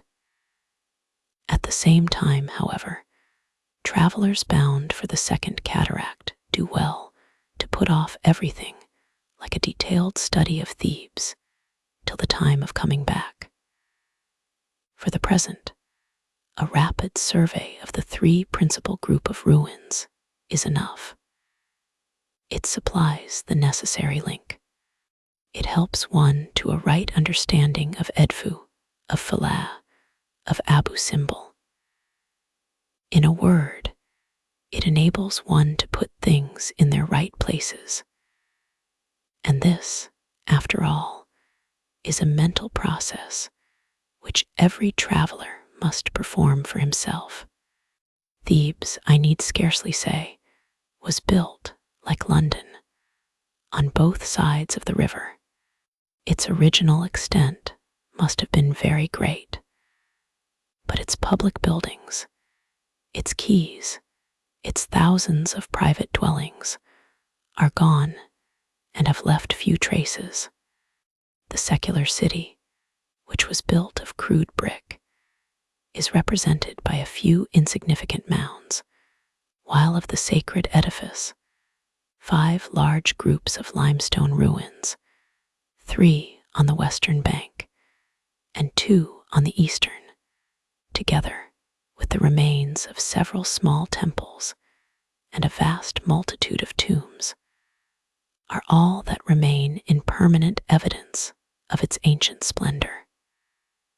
Luxor is a modern Arab village, occupying the site of one of the oldest of these 5 ruins. It stands on the eastern bank, close against the river, about 2 miles south of Karnak, and nearly opposite the famous sitting colossi of the western plain.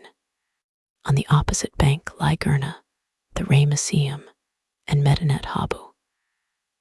A glance at the map will do more than pages of explanation to show the relative position of these ruins. The Temple of Gurna, it will be seen, is almost vis-a-vis of Karnak. The Ramesseum faces about halfway between Karnak and Luxor. Medinet Habu is placed farther to the south than any building on the eastern side of the river.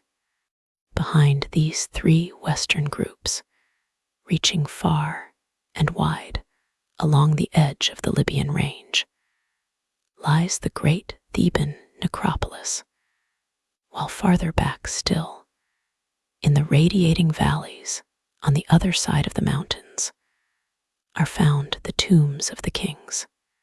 The distance between Karnak and Luxor is a little less than 2 miles, while from Medinet Habu to the Temple of Gurna may be roughly guessed at something under 4. We have here, therefore, some indication of the extent, though not of the limits, of the ancient city. Luxor is a large village inhabited by a mixed population of Copts and Arabs, and doing a smart trade in antiquities.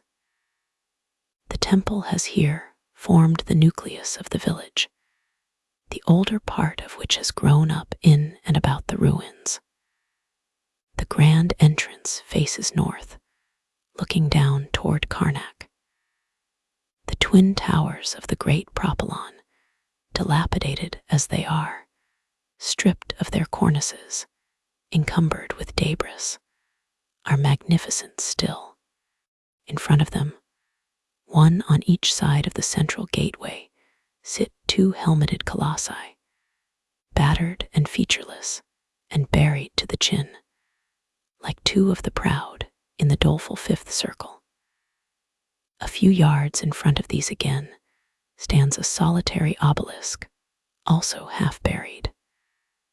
The colossi are of black granite. The obelisk is of red, highly polished, and covered on all 4 sides with superb hieroglyphs in 3 vertical columns. These hieroglyphs are engraved with the precision of the finest gem. They are cut to a depth of about 2 inches in the outer columns, and 5 inches in the central column of the inscription. The true height of this wonderful monolith is over 70 feet, between 30 and 40 of which are hidden under the accumulated soil of many centuries. Its companion obelisk, already scaling away by imperceptible degrees under the sky influences of an alien climate, looks down with melancholy indifference upon the petty revolutions and counter-revolutions of the Place de la Concorde. On a line with the 2 black colossi, but some 50 feet or so farther to the west, rises a 3rd and somewhat smaller head of chert, or limestone, the fellow to which is doubtless hidden among the huts that encroach halfway across the face of the eastern tower.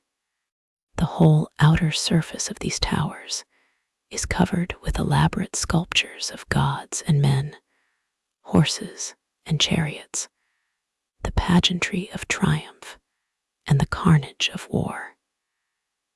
The king in his chariot draws his terrible bow, or slays his enemies on foot, or sits enthroned, receiving the homage of his court. Whole regiments armed with lance and shield march across the scene. The foe flies in disorder. The king, attended by his fan-bearers, returns in state, and the priests burn incense before him. This king is Ramesses II, called Sesostris and Ozymandias by ancient writers, and best known to history as Ramesses the Great. His actual names and titles as they stand upon the monuments are Ra-Userma Sot-Pen-Ra, Ra-Mesu-Muramen, that is to say, Ra strong in truth, approved of Ra, son of Ra, beloved of Amen. The battle scenes here represented relate to that memorable campaign against the Quetta, which forms the subject of the famous Third Sallier Papyrus, and is commemorated upon the walls of almost every temple built by this monarch. Separated from his army and surrounded by the enemy, the king, attended only by his chariot driver, is said to have 6 times charged the foe, to have hewn them down with his sword of might, to have trampled them like straw beneath his horse's feet, to have dispersed them, single-handed, like a god. 2,500 chariots were there, and he overthrew them, 100,000 warriors, and he scattered them. Those that he slew not with his hand, he chased unto the water's edge, causing them to leap to destruction, as leaps the crocodile. Such was the immortal feat of Ramesses, and such the chronicle written by the royal scribe Pentor, setting aside the strain of Homeric exaggeration which runs through this narrative. There can be no doubt that it records some brilliant deed of arms actually performed by the king, within sight, though not within reach, of his army, and the hieroglyphic texts interspersed among these tableaus state that the events depicted took place on the 5th day of the month Epiphi, in the 5th year of his reign. By this, we must understand the 5th year of his sole reign, which would be 5 years after the death of his father, Seti I, with whom he had from an early age been associated on the throne. He was a man in the prime of life at the time of this famous engagement, which was fought under the walls of Kadesh on the Orontes, and the bas-relief sculptures show him to have been accompanied by several of his sons, who, though evidently very young, are represented in their war chariots, fully armed and taking part in the battle. The mutilated colossi are portrait statues of the conqueror. The obelisk, in the pompous style of Egyptian dedications, proclaims that the Lord of the world, guardian son of truth, approved of Ra, has built this edifice in honor of his father Amen-Ra, and has erected to him these 2 great obelisks of stone in face of the house of Ramesses in the city of Ammon. So stately was the approach made by Ramesses the Great to the temple, founded about 150 years before his time by Amenhotep III. He also built the courtyard upon which this pylon opened, joining it to the older part of the building in such wise that the original first court became now the second court, while next in order came the portico, the hall of assembly, and the sanctuary. By and by, when the long line of Ramesses had passed away, other and later kings put their hands to the work. The names of Shabaka, Sabaco, of Ptolemy Philopator, and of Alexander the Younger appear among the later inscriptions, while those of Amenhotep, IV, Kuenaten, Hormheb, and Seti, the father of Ramesses the Great, are found in the earlier parts of the building. It was in this way that an Egyptian temple grew from age to age, owing a colonnade to this king and a pylon to that, till it came in time to represent the styles of many periods. Hence, too, that frequent irregularity of plan, which, unless it could be ascribed to the caprices of successive builders, would form so unaccountable a feature in Egyptian architecture. In the present instance, the pylon and courtyard of Ramesses II are set at an angle of 5 degrees to the courtyard and sanctuary of Amenhotep III. This has evidently been done to bring the Temple of Luxor into a line with the Temple of Karnak, in order that the two might be connected by means of that stupendous avenue of sphinxes, the scattered remains of which yet strew the course of the ancient roadway. As I have already said, these half-buried pylons, this solitary obelisk, those giant heads rising in ghastly resurrection before the gates of the temple, were magnificent still. But it was as the magnificence of a splendid prologue to a poem of which only garbled fragments remain. Beyond that entrance lay a smoky, filthy, intricate labyrinth of lanes and passages, mud hovels, mud pigeon towers, mud yards, and a mud mosque, clustered like wasps' nests in and about the ruins. Architraves sculptured with royal titles supported the roofs of squalid cabins. Stately capitals peeped out from the midst of sheds in which buffaloes, camels, donkeys, dogs, and human beings were seen herding together in unsavory fellowship. Cocks crew, hens cackled, pigeons cooed, turkeys gobbled, children swarmed, women were baking and gossiping. And all the sordid routine of Arab life was going on, amid winding alleys that masked the colonnades and defaced the inscriptions of the pharaohs. To trace the plan of this part of the building was then impossible, all communication being cut off between the courts and the portico. We had to go round outside and through a door at the farther end of the temple in order to reach the sanctuary and the adjoining chambers. The Arab who kept the key provided an inch or two of candle, for it was very dark in there, the roof being still perfect, with a large, rambling, modern house built on the top of it, so that if this part of the temple was ever partially lighted, as at Dendera and elsewhere, by small wedge-like openings in the roof, even those faint gleams were excluded. The sanctuary, which was rebuilt in the reign of Alexander Aegis, some small side chambers, and a large hall, which was perhaps the hall of assembly, were all that remained under cover of the original roofing stones.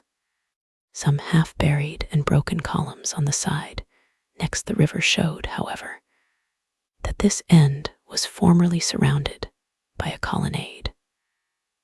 The sanctuary, an oblong granite chamber with its own separate roof, stands enclosed in a larger hall, like a box within a box, and is covered inside and outside with bas-reliefs.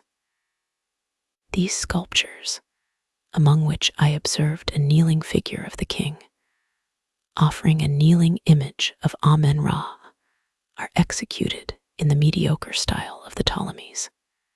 That is to say, the forms are more natural, but less refined than those of the pharaonic period. The limbs are fleshy, the joints large, the features insignificant. Of actual portraiture, one cannot detect a trace, while every face wears the same objectionable smirk which disfigures the Cleopatra of Dendera. In the large hall, which I have called the Hall of Assembly, one is carried back to the time of the founder. Between Amenhotep III and Alexander Aegis, there lies a great gulf of 1,200 years, and their styles are as widely separated as their reigns. The merest novice could not possibly mistake the one for the other. Nothing is, of course, more common than to find Egyptian and Greco-Egyptian work side by side in the same temple. But nowhere are the distinctive characteristics of each brought into stronger contrast than in these dark chambers of Luxor. In the sculptures that line the hall of Amenhotep, we find the pure lines, the severe and slender forms, the characteristic heads of a period when the art, having as yet neither gained or lost by foreign influences, was entirely Egyptian. The subjects relate chiefly to the infancy of the king, but it is difficult to see anything properly by the light of a candle tied to the end of a stick. And here, where the bas-relief is so low and the walls are so high, it is almost impossible to distinguish the details of the upper tableaus. I could make out, however, that Amen, Maut, and their son Khonsu, the three personages of the Theban triad, are the presiding deities of these scenes, and that they are in some way identified with the fortunes of Thothmes IV, his queen, and their son Amenhotep III. Amenhotep is born, apparently, under the especial protection of Maut, the divine mother brought up with the youthful god Khonsu, and received by Amen as the brother and equal of his own divine son. I think it was in this hall that I observed a singular group representing Amen, and Maut in an attitude symbolical perhaps of troth-plight or marriage. They sit face to face, the goddess holding in her right hand the left hand of the god, while in her left hand she supports his right elbow. Their thrones, meanwhile, rest on the heads, and their feet are upheld on the hands of two female genii. It is significant that Ramesses III and one of the ladies of his so-called harem are depicted in the same attitude in one of the famous domestic subjects sculptured on the upper stories of the pavilion at Medinet Habu. We saw this interesting temple much too cursorily, yet we gave more time to it than the majority of those who year after year anchor for days together close under its majestic columns. If the whole building could be transported bodily to some point between Memphis and Siut, where the river is bare of ruins, it would be enthusiastically visited. Here it is eclipsed by the wonders of Karnak and the Western Bank, and is undeservedly neglected. Those parts of the original building which yet remain are, indeed, peculiarly precious. For Amenhotep, or Amenoph III, was one of the great builder kings of Egypt, and we have here one of the few extant specimens of his architectural work. The Coptic quarter of Luxor lies north of the Great Pylon and partly skirts the river. It is cleaner, wider, more airy than that of the Arabs. The Prussian consul is a Copt. The polite postmaster is a Copt. And in a modest lodging, built half beside and half over the Coptic church, lives the Coptic bishop. The postmaster, an ungainly youth in a European suit, so many sizes too small that his arms and legs appeared to be sprouting out at the ends of his garments, was profuse in his offers of service. He undertook to forward letters to us at Assuan, Corasco, and Wadi Halfa, where post offices had lately been established. And he kept his promise, I am bound to say, with perfect punctuality, always adding some queer little complimentary message on the outer wrapper, such as I hope you well my compliments, or wishes you good news, pleasant voyage. As a specimen of his literary style, I copied the following notice, of which it was evident that he was justly proud. Notice on the commendation. We have ordered the post stations in Lower Egypt from Asiut to Khartoum, belonging to the post Khedive Egyptian in a good order. Now to pay for letters in Lower Egypt, as in the Upper Egypt twice, means that the letters which goes from here far than Asiut must pay for it 2 piasters per 10 grs. Also that which goes far than Khartoum. The letters which goes between Asiut and Khartoum must pay only 1 piaster per 10 grs. This and that is to buy stamps from the post and put it upon the letter. Also, if somebody wishes to send letters in insuranced, must 2 piasters more for any letter. There is orderation in the post to receive the letters, which goes to Europe, America, and Asia, as England, France, Italy, Germany, Syria, Constantinople, etc. Also to send newspapers, patterns, and other things. Ellispetter, M.A.D.D.A. Luxor, the 1st January, 1874. This young man begged for a little stationery and a penknife at parting.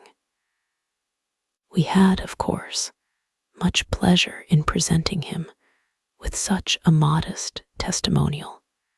We afterward learned that he levied the same little tribute on every dahabeah that came up the river. So I conclude that he must by this time have quite an interesting collection of small cutlery. From the point where the railroad ends, the Egyptian and Nubian mails are carried by runners stationed at distances of 4 miles all along the route.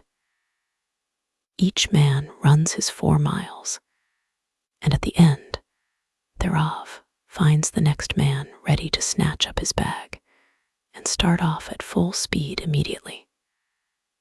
The next man transfers it in like manner to the next, and so it goes by day and night without a break, till it reaches the first railway station.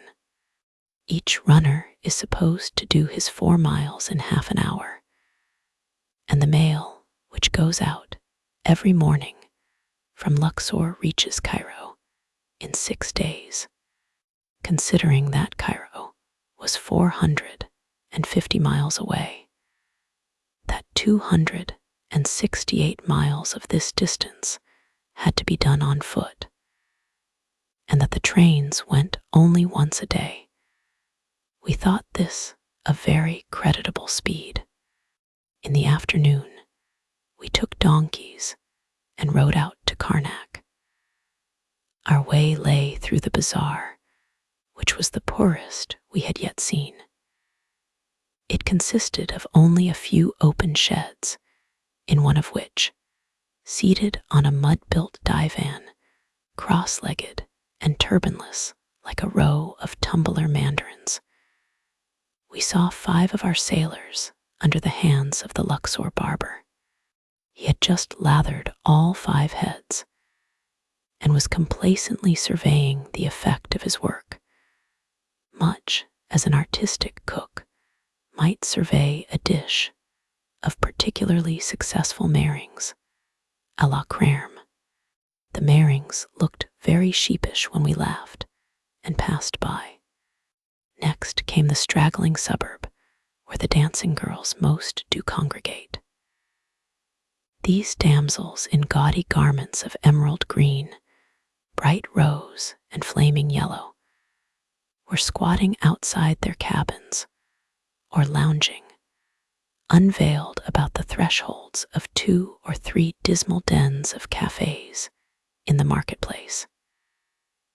They showed their teeth and laughed familiarly in our faces.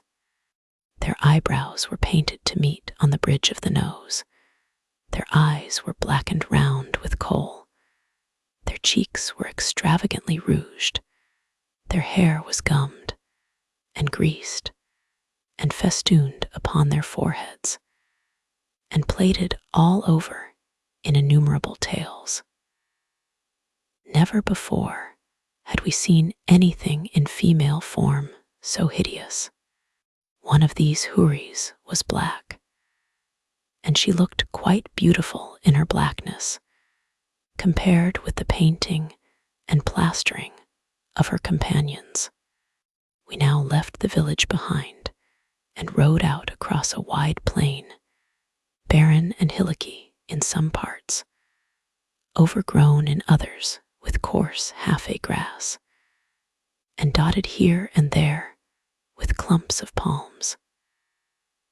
The Nile lay low and out of sight, so that the valley seemed to stretch away uninterruptedly to the mountains on both sides. Now leaving to the left a sheik's tomb, topped by a little cupola and shaded by a group of tamarisks, now following the bed of a dry watercourse, now skirting shapeless mounds that indicated the site of ruins unexplored. The road, uneven but direct, led straight to Karnak. At every rise in the ground, we saw the huge poplins towering higher above the palms. Once, but for only a few moments, there came into sight a confused and widespread mass of ruins, as extensive, apparently, as the ruins of a large town. Then our way dipped into a sandy groove bordered by mud walls and plantations of dwarf palms. All at once, this groove widened, became a stately avenue guarded by a double file of shattered sphinxes, and led toward a lofty pylon standing up alone against the sky. Close beside this grand gateway, as if growing there on purpose, rose a thicket of sycamores and palms, while beyond it were seen the twin pylons of a temple. The sphinxes were colossal and measured about 10 feet in length. 1 or 2 were ram-headed. Of the rest, some 40 or 50 in number, all were headless, some split asunder, some overturned, others so mutilated that they looked like torrent-worn boulders. This avenue once reached from Luxor to Karnak, taking into account the distance, which is just 2 miles from temple to temple, and the short intervals at which the sphinxes are placed. There cannot originally have been fewer than 500 of them.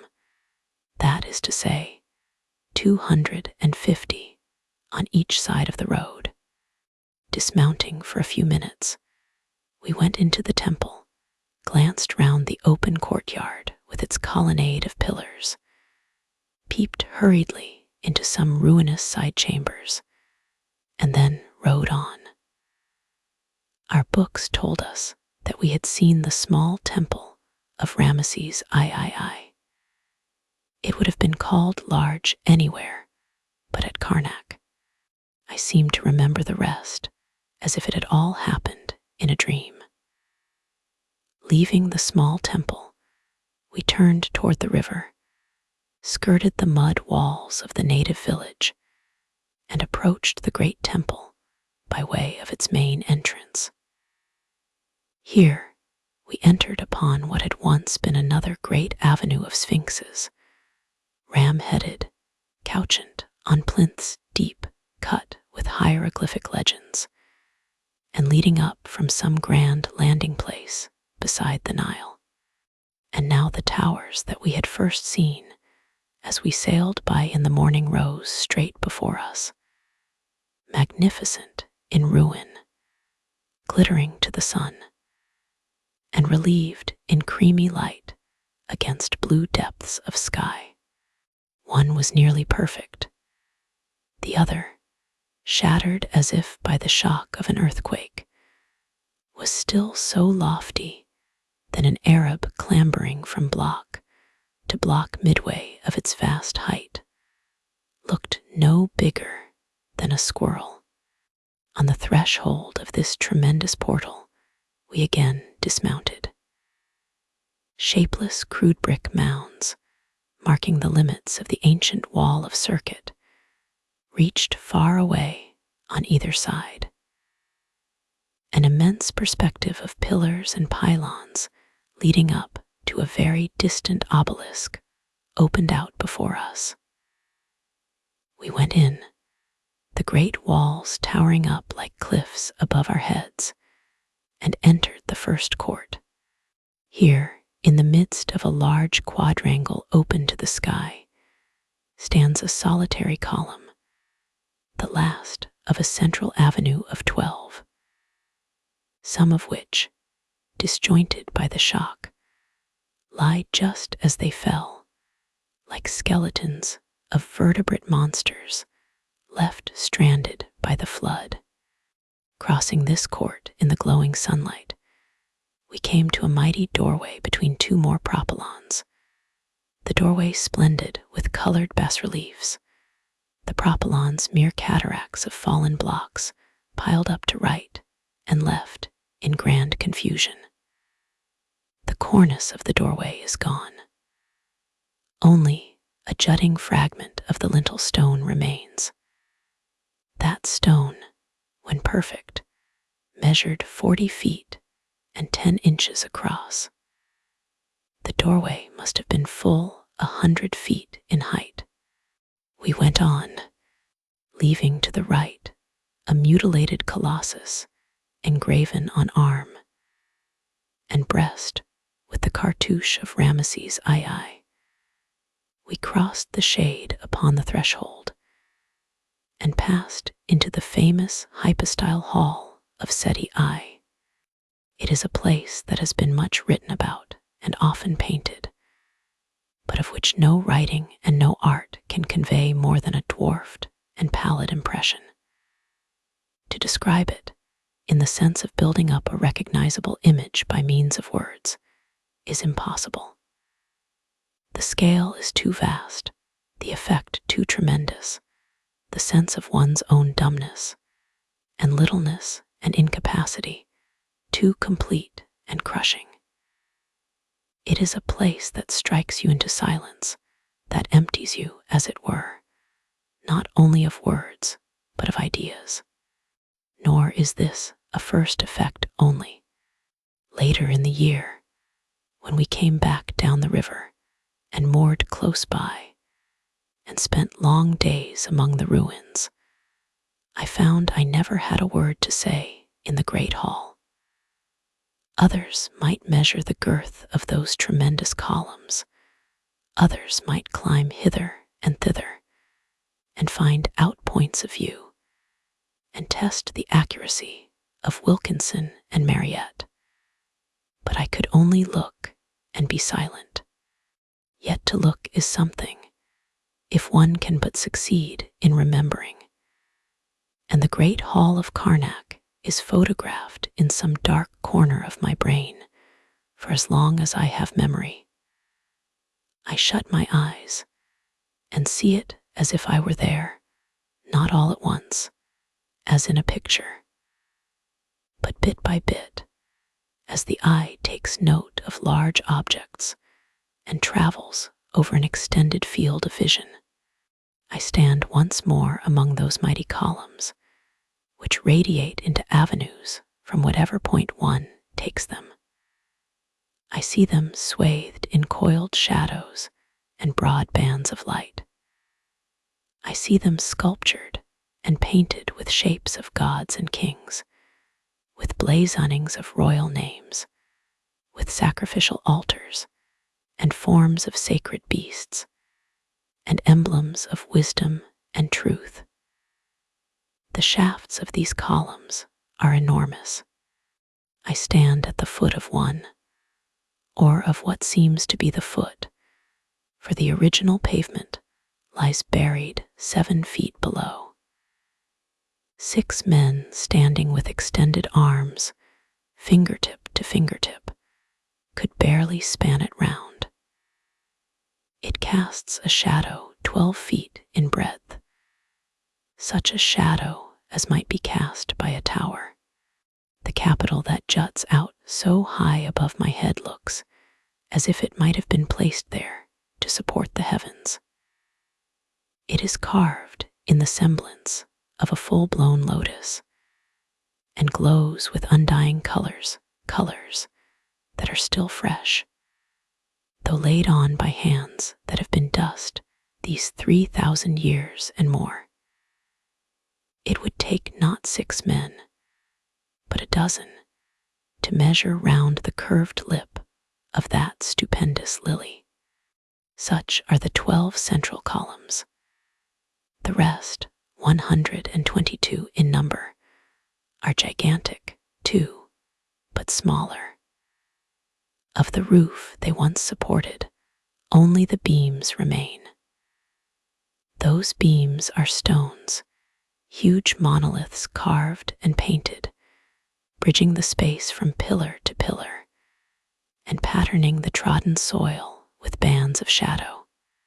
Looking up and down the central avenue, we see at the one end a flame-like obelisk, at the other, a solitary palm against a background of glowing mountain. To right, to left, showing transversely through long files of columns, we catch glimpses of colossal bas-reliefs lining the roofless walls in every direction. The king, as usual, figures in every group and performs the customary acts of worship. The gods receive and approve him. Half in light, half in shadow, these slender, fantastic forms stand out sharp and clear and colorless, each figure some 18 or 20 feet in height. They could scarcely have looked more weird when the great roof was in its place and perpetual twilight reigned. But it is difficult to imagine the roof on and the sky shut out. It all looks right as it is, and one feels, somehow, that such columns should have nothing between them and the infinite blue depths of heaven. The great central avenue was, however, sufficiently lighted by means of a double row of clerestory windows, some of which are yet standing. Certain writers have suggested that they may have been glazed, but this seems improbable for 2 reasons. Firstly, because 1 or 2 of these huge window frames yet contain the solid stone gratings, which in the present instance seem to have done duty for a translucent material.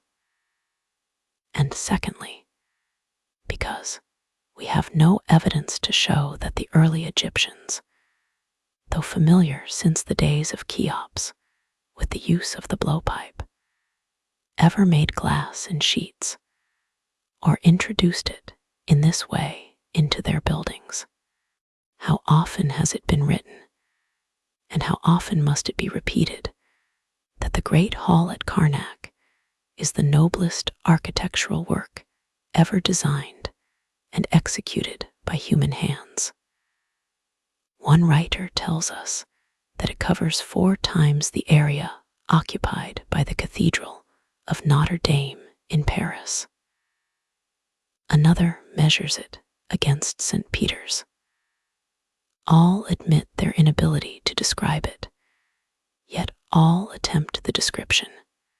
To convey a concrete image of the place to one who has not seen it is, however, as I have already said, impossible.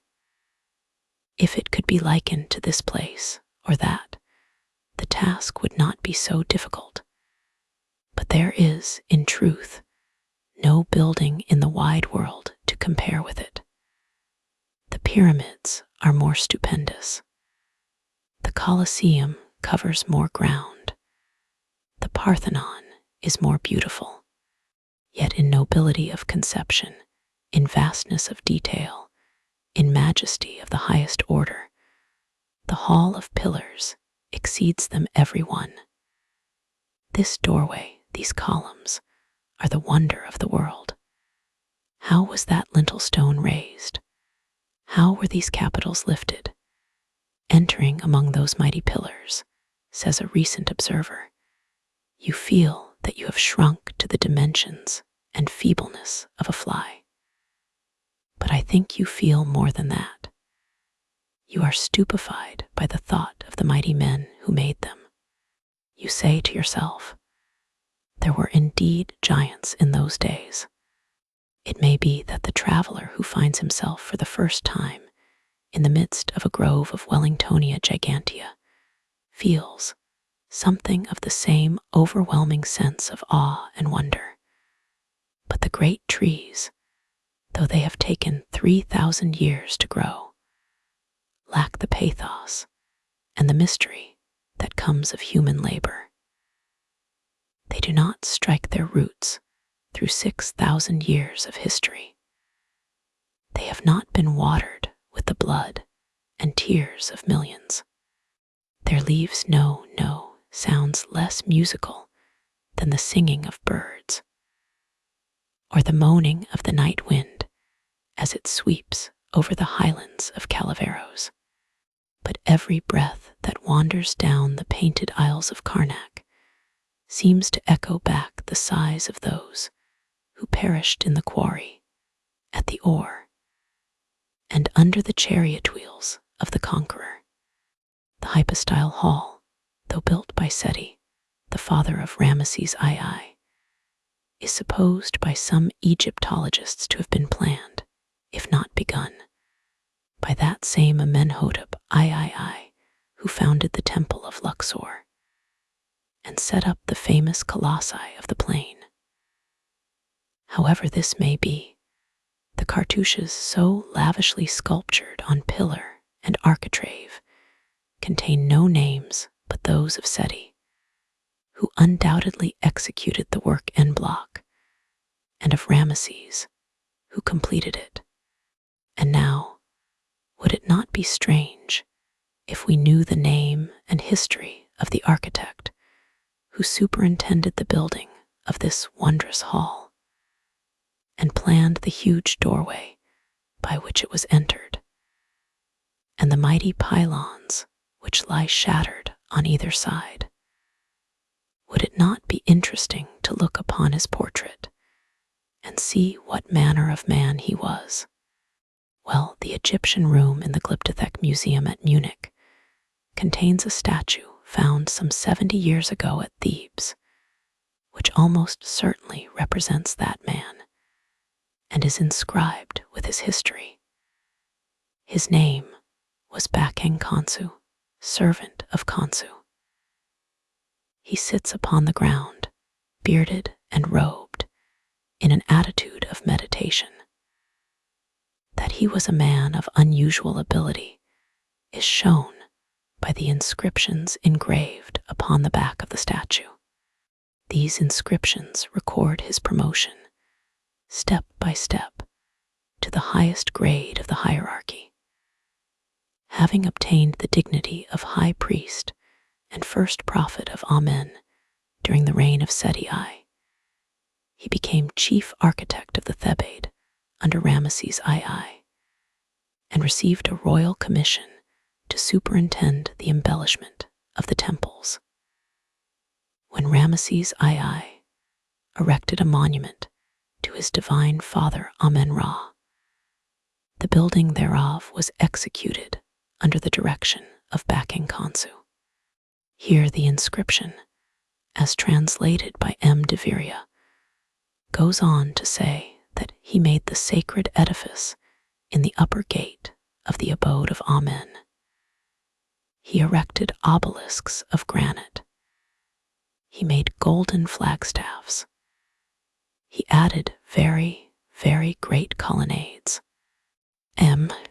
de Viria suggests that the Temple of Gurna may here be indicated, but to this it might be objected that Gurna is situated in the lower and not the upper part of Thebes, that at Gurna there are no great colonnades and no obelisks, and that, moreover, for some reason at present unknown to us, the erection of obelisks seems to have been wholly confined to the eastern bank of the Nile.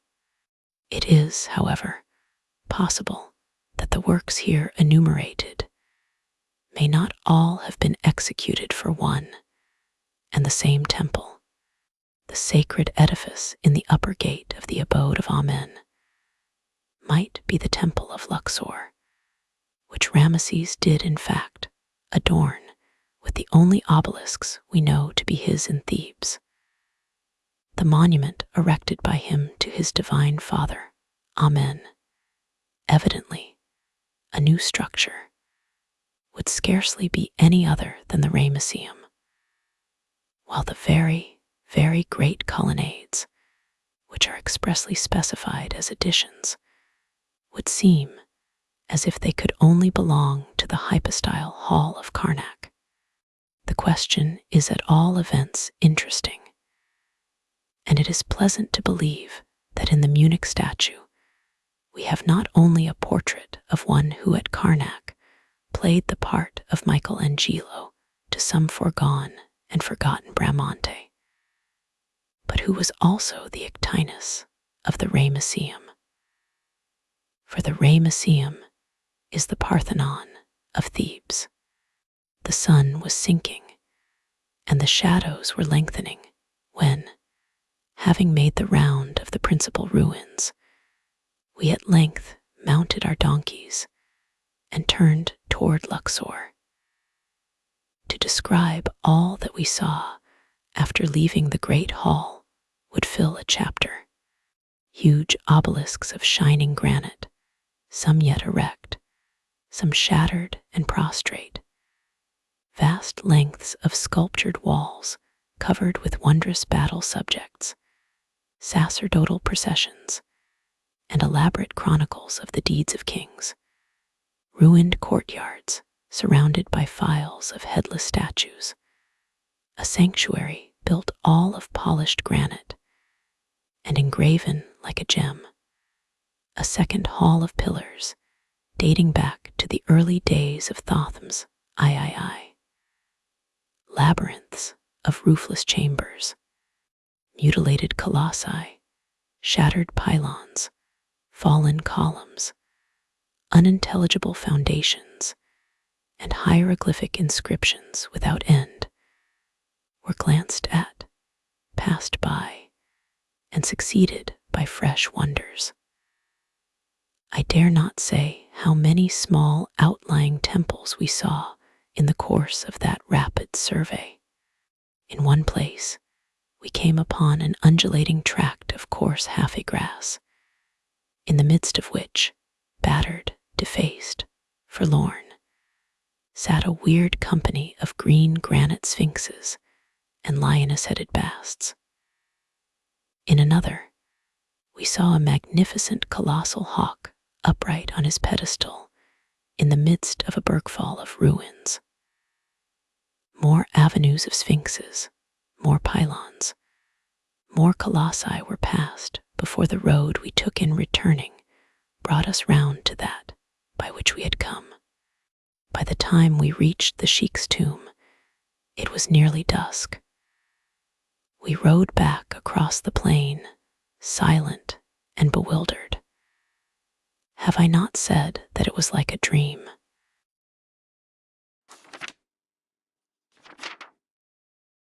Chapter 9. Thebes to Asssun. Hurrying close upon the serenest of Egyptian sunsets came a night of storms. The wind got up about 10. By midnight, the river was racing in great waves, and our dahabeah rolling at her moorings like a ship at sea. The sand, driving in furious gusts from the Libyan desert, dashed like hail against our cabin windows. Every moment, we were either bumping against the bank or being rammed by our own felucca. At length, a little before dawn, a huge slice of the bank gave way, thundering like an avalanche upon our decks, whereupon Reis Hassan, being alarmed for the safety of the boat, hauled us up to a little sheltered nook a few hundred yards higher. Taking it altogether, we had not had such a lively night since leaving Benisouef. The lookout next morning was dismal. The river running high in yeasty waves, the boats all huddled together under the shore, the western bank hidden in clouds of sand. To get under way was impossible, for the wind was dead against us, and to go anywhere by land was equally out of the question. Karnak in a sandstorm would have been grand to see, but one would have needed a diving helmet to preserve eyes and ears from destruction. Toward afternoon, the fury of the wind so far subsided that we were able to cross the river and ride to Medinet Habu and the Ramesseum.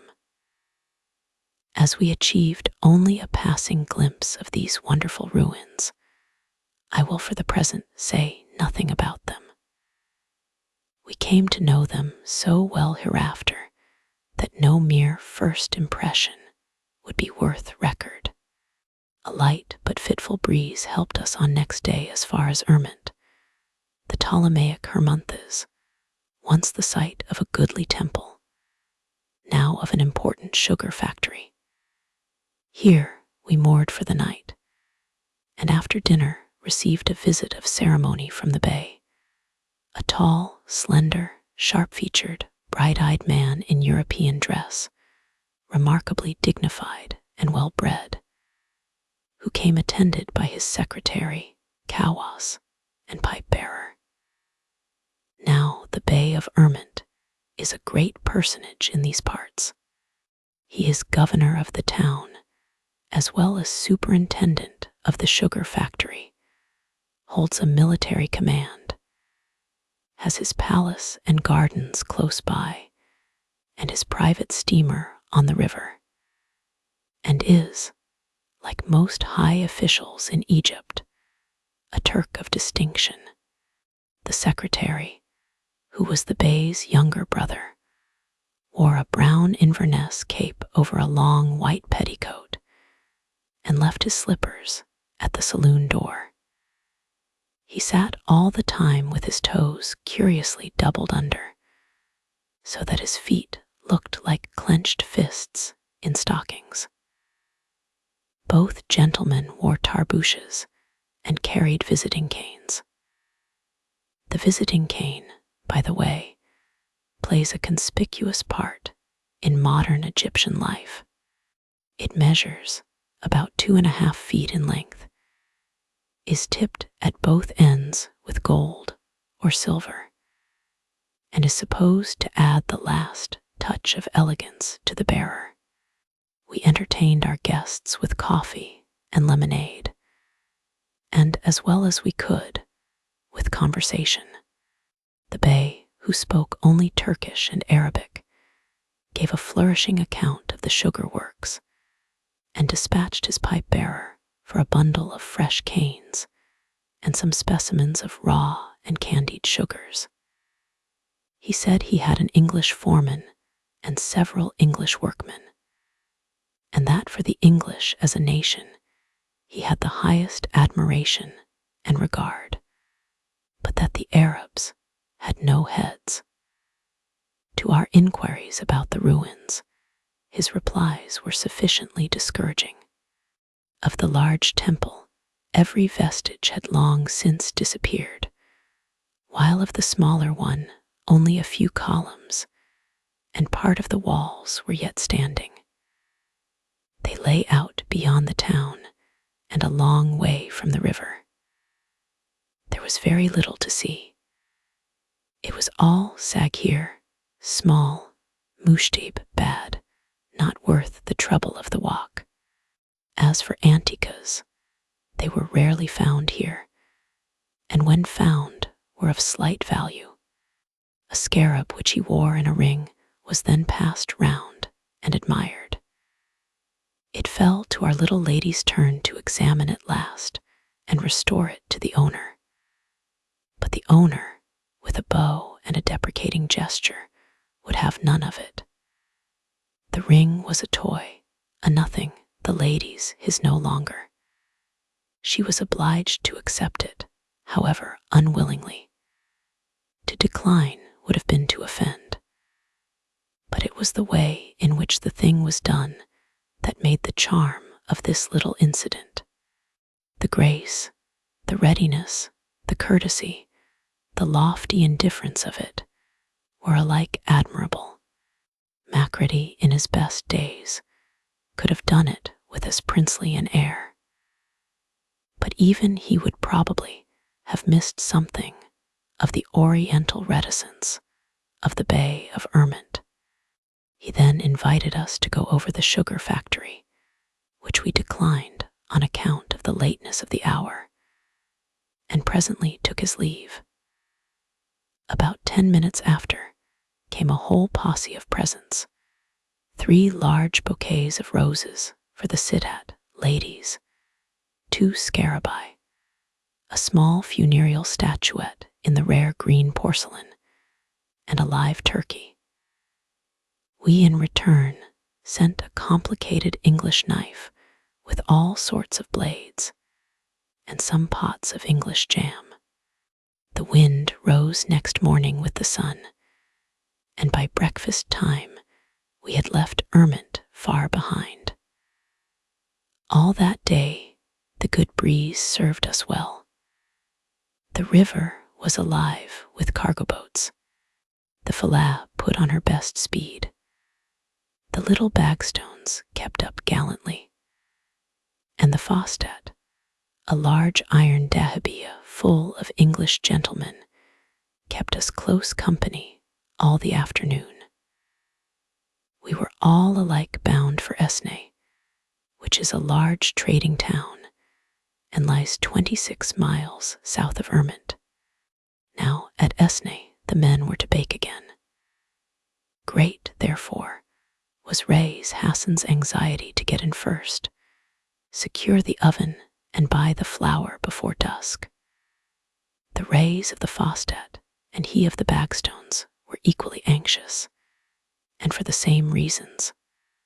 Our men, meanwhile, were wild with excitement, watching every maneuver of the other boats, hanging on to the shagul like a swarm of bees, and obeying the word of command with unwonted alacrity.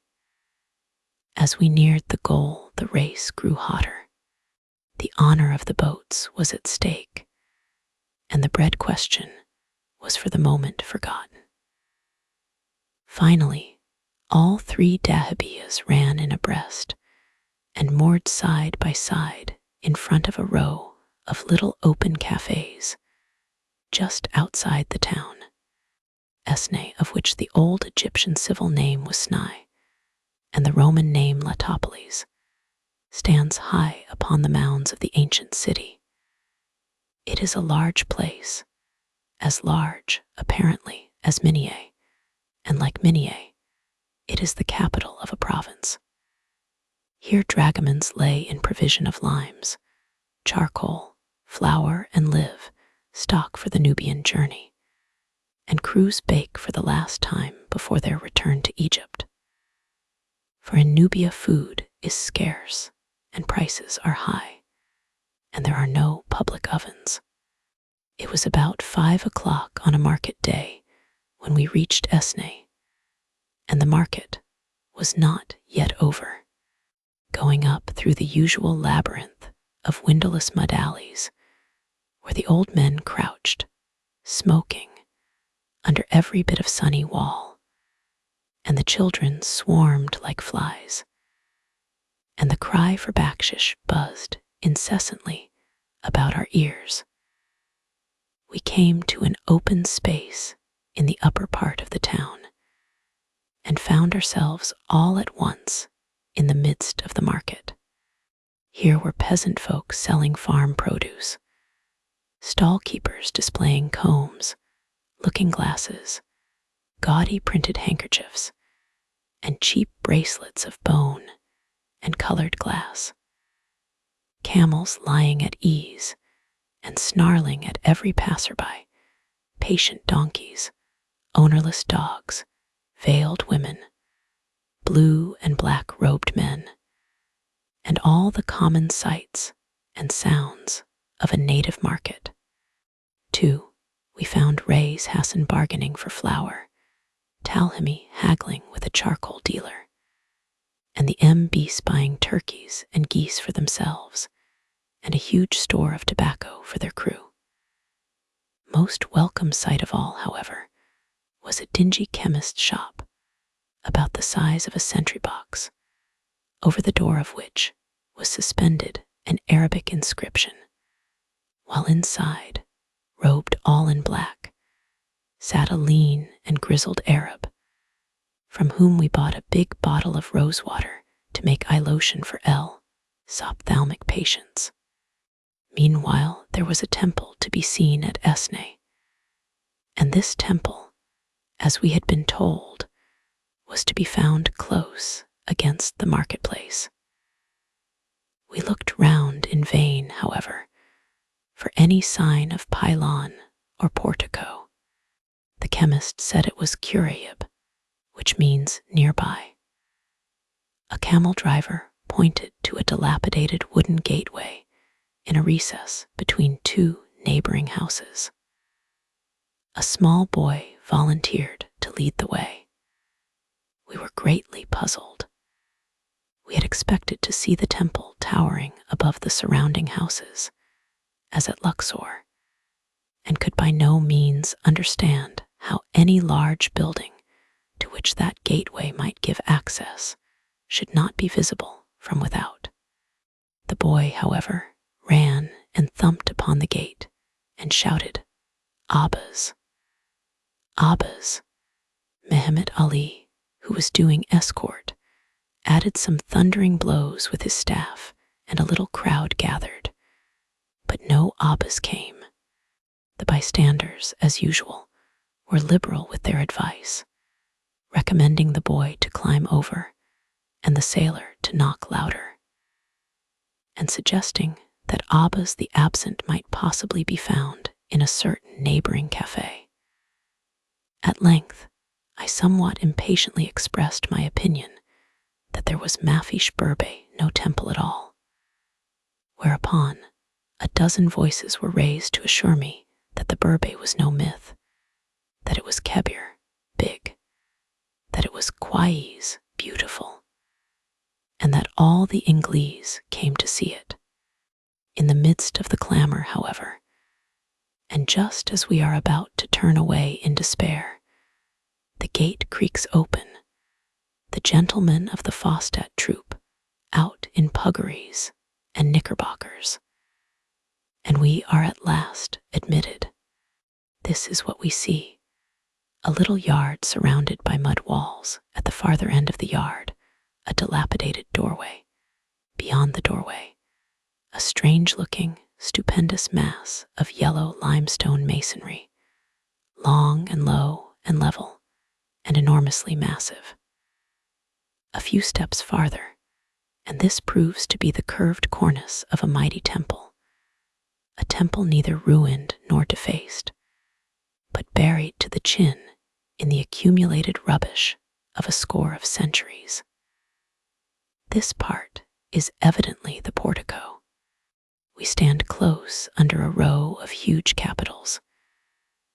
The columns that support them are buried beneath our feet. The ponderous cornice juts out above our heads. From the level on which we stand to the top of that cornice may measure about 25 feet. A high mud wall runs parallel to the whole width of the facade, leaving a passage of about 12 feet in breadth between the two.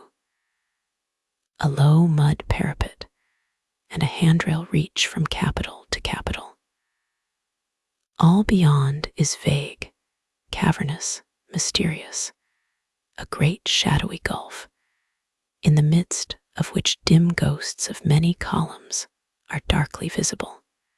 From an opening between two of the capitals, a flight of brick steps leads down into a vast hall so far below the surface of the outer world, so gloomy, so awful, that it might be the portico of Hades.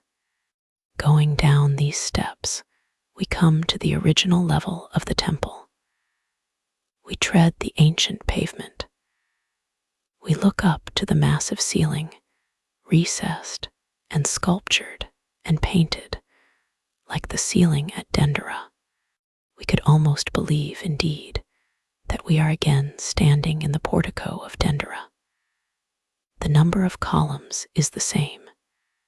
The arrangement of the intercolumnar screen is the same. The general effect and the main features of the plan are the same.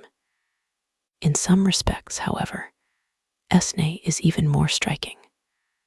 The columns, though less massive than those of Dendera, are more elegant and look loftier. Their shafts are covered with figures of gods and emblems and lines of hieroglyphed inscription, all cut in low relief. Their capitals, in place of the huge draped hatherheads of Dendera, are studied from natural forms, from the lotus lily, the papyrus blossom, the plumy date palm. The wall sculpture, however, is inferior to that at Dendera, and immeasurably inferior to the wall sculpture at Karnak. The figures are of the meanest Ptolemaic type, and all of one size. The inscriptions, instead of being grouped wherever there happened to be space, and so producing the richest form of wall decoration ever devised by man, are disposed in symmetrical columns, the effect of which, when compared with the florid style of Karnak, is as the methodical neatness of an engrossed deed to the splendid freedom of an illuminated manuscript. The steps occupy the place of the great doorway. The jambs and part of the cornice, the intercolumnar screen, the shafts of the columns under whose capitals we came in, are all there, half projecting from and half embedded in the solid mound beyond. The light, however, comes in from so high up and through so narrow a space that one's eyes need to become accustomed to the darkness before any of these details can be distinguished. Then, by degrees, forms of deities familiar and unfamiliar emerge from the gloom. The temple is dedicated to Num or Neph, the soul of the world, whom we now see for the first time. He is ram-headed and holds in his hand the Ankh, or emblem of life. Another new acquaintance is Bes, the grotesque god of mirth and jollity.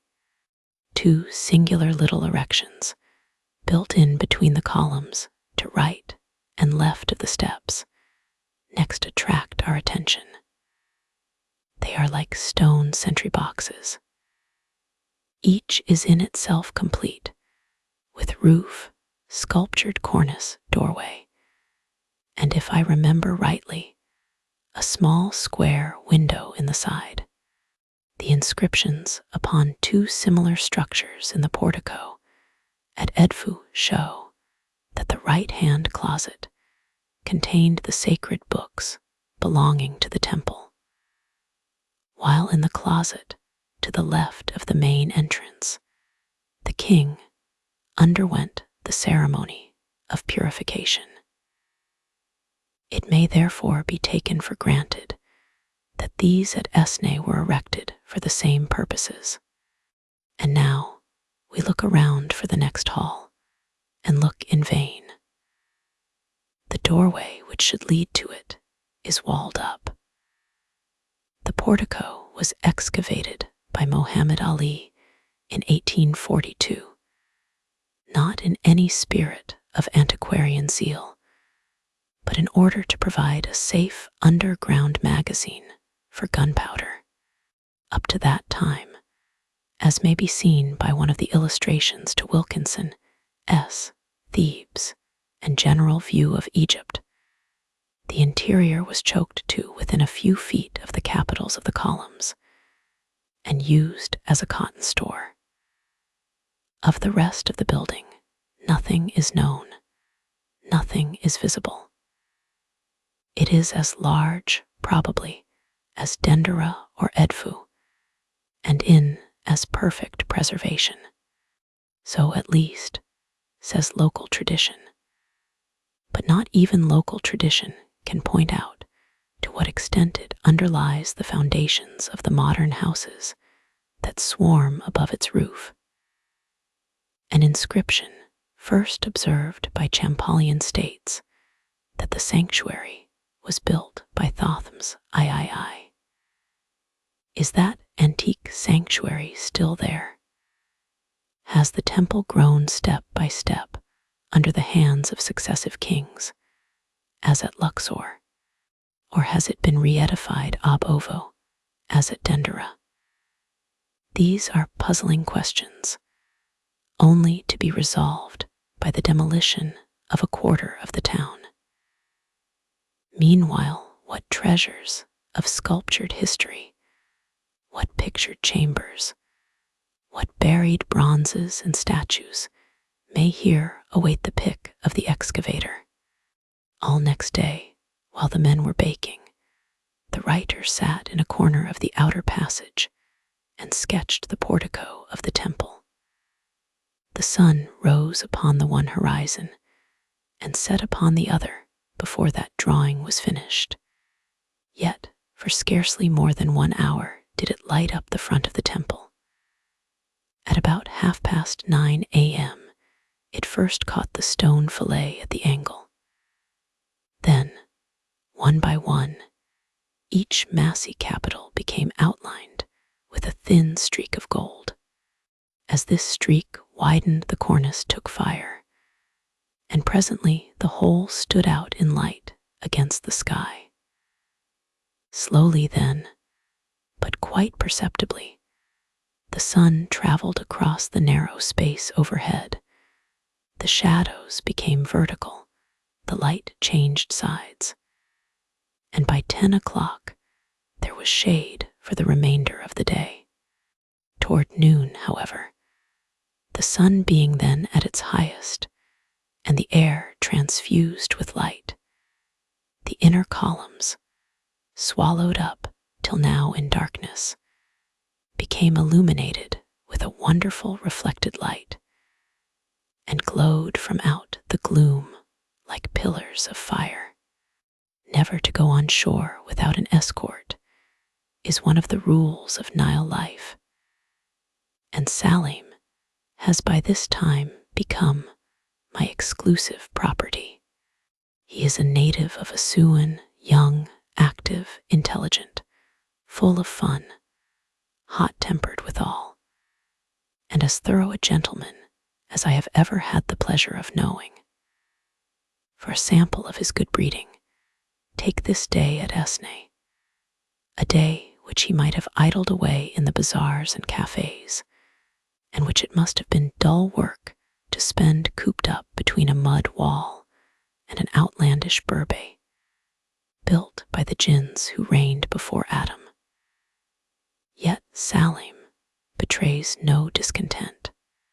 Curled up in a shady corner, he watches me like a dog, is ready with an umbrella as soon as the sun comes round, and replenishes a water bottle or holds a color box as deftly as though he had been to the manor born.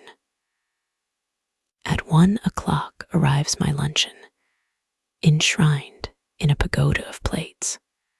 Being too busy to leave off work, however, I put the pagoda aside and dispatch Salim to the market to buy himself some dinner, for which purpose, wishing to do the thing handsomely, I present him with the magnificent sum of 2 silver piastres, or about 5 pence English.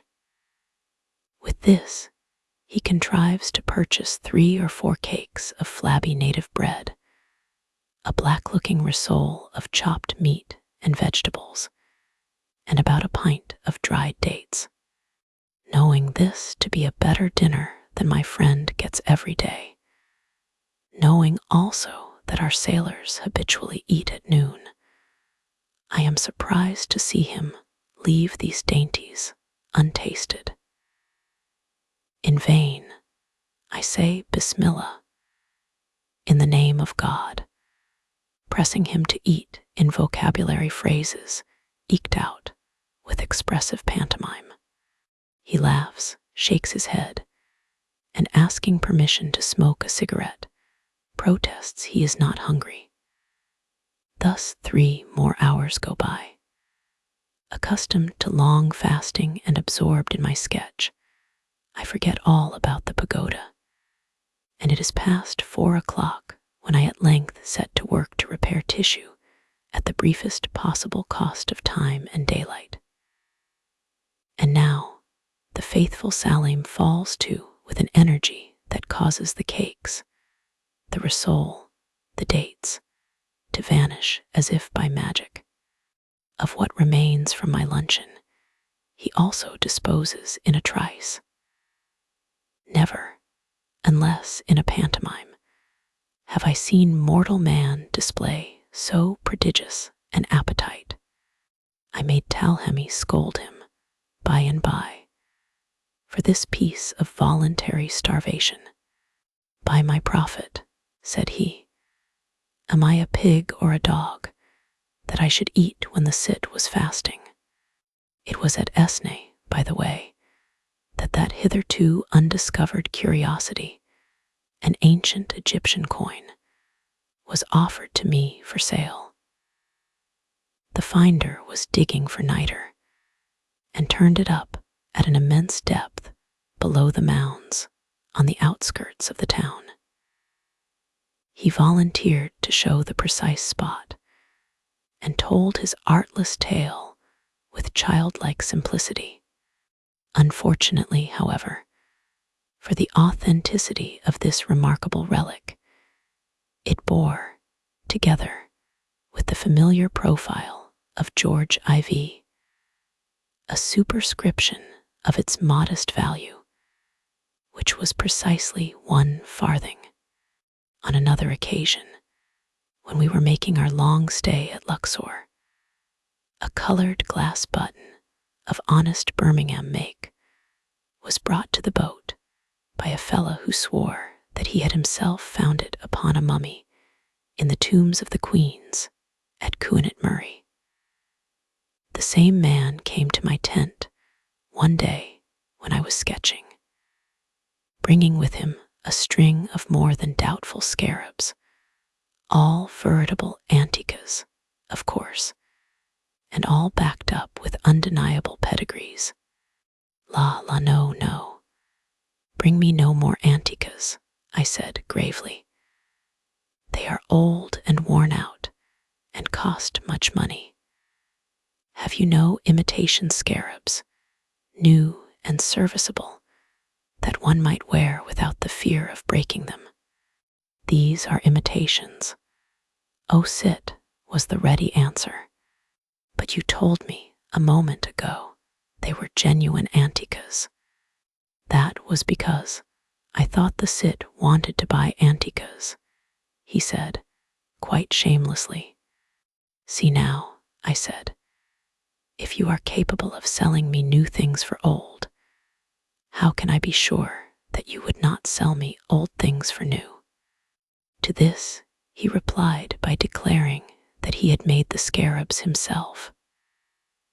Then, fearing I should not believe him, he pulled a scrap of coarse paper from his bosom, borrowed one of my pencils, and drew an asp, an ibis, and some other common hieroglyphic forms, with tolerable dexterity. Now you believe, he asked triumphantly. I see that you can make birds and snakes, I replied. But that neither proves that you can cut scarabs, nor that these scarabs are new. Nay, Cit, he protested. I made them with these hands. I made them but the other day. By Allah, they cannot be newer. Here Talhemi interposed. In that case, he said, they are too new, and will crack before a month is over. The Cit would do better to buy some that are well seasoned. Our honest Philae touched his brow and breast. Now in strict truth, O dragoman, he said, with an air of the most engaging candor, these scarabs were made at the time of the inundation. They are new, but not too new. They are thoroughly seasoned.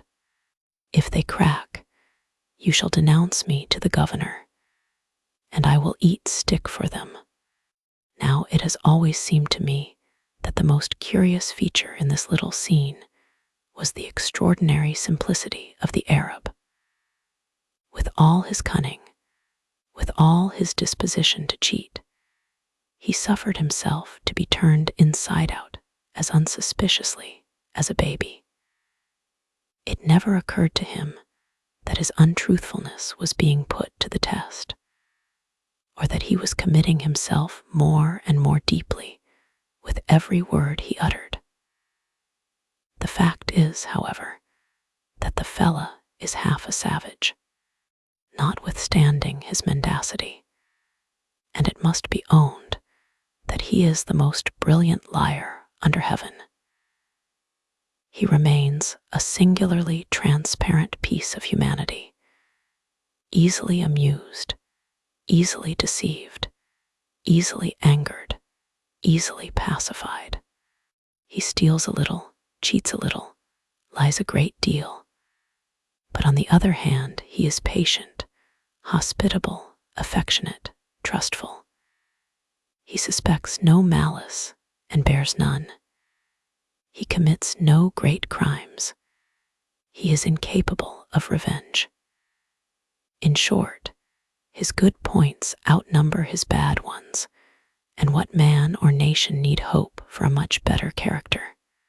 To generalize in this way may seem like presumption on the part of a passing stranger. Yet it is more excusable as regards Egypt than it would be of any other equally accessible country. In Europe, and indeed in most parts of the East, one sees too little of the people to be able to form an opinion about them. But it is not so on the Nile. Cut off from hotels, from railways, from Europeanized cities, you are brought into continual intercourse with natives, the sick who come to you for medicines, the country gentlemen and government officials who visit you on board your boat and entertain you on shore, your guides, your donkey boys, the very dealers who live by cheating you, furnish endless studies of character, and teach you more of Egyptian life than all the books of Nile travel that were ever written. Then your crew, part Arab, part Nubian, are a little world in themselves. One man was born a slave and will carry the dealer's brand marks to his grave. Another has 2 children in Miss Wetterly's school at Cairo. A third is just married and has left his young wife sick at home. She may be dead by the time he gets back, and we will hear no news of her meanwhile. So with them all, each has his simple story, a story in which the local oppressor, the dreaded conscription, and the still more dreaded corvée form the leading incidents. The poor fellows are ready enough to pour out their hopes, their wrongs, their sorrows. Through sympathy with these, one comes to know the men, and through the men, the nation. For the life of the Belt repeats itself with but little variation wherever the Nile flows and the Khedive rules. The characters are the same, the incidents are the same. It is only the Messie and scene which varies. And thus it comes to pass that the mere traveler who spends but half a year on the Nile may, if he takes an interest in Egypt and the Egyptians, learn more of both in that short time than would be possible in a country less singularly narrowed in all ways, politically, socially, geographically. And this reminds me that the traveler on the Nile really sees the whole land of Egypt. Going from point to point in other countries, one follows a thin line of road, railway, or river, leaving wide tracts unexplored on either side. But there are few places in Middle or Upper Egypt, and none at all in Nubia, where one may not, from any moderate height, survey the entire face of the country from desert to desert. It is well to do this frequently. It helps one, as nothing else can help one, to an understanding of the wonderful mountain waste through which the Nile has been scooping its way for uncounted cycles. And it enables one to realize what a mere slip of alluvial deposit is this famous land, which is the gift of the river. A dull gray morning, a faint and fitful breeze carried us slowly on our way from Esne to Edfu. The new bread, a heavy boatload when brought on board, lay in a huge heap at the end of the upper deck. It took 4 men one whole day to cut it up. Their incessant gabble drove us nearly distracted. Uskut Khalife, Uskut Ali. Silence, Khalife, silence, Ali.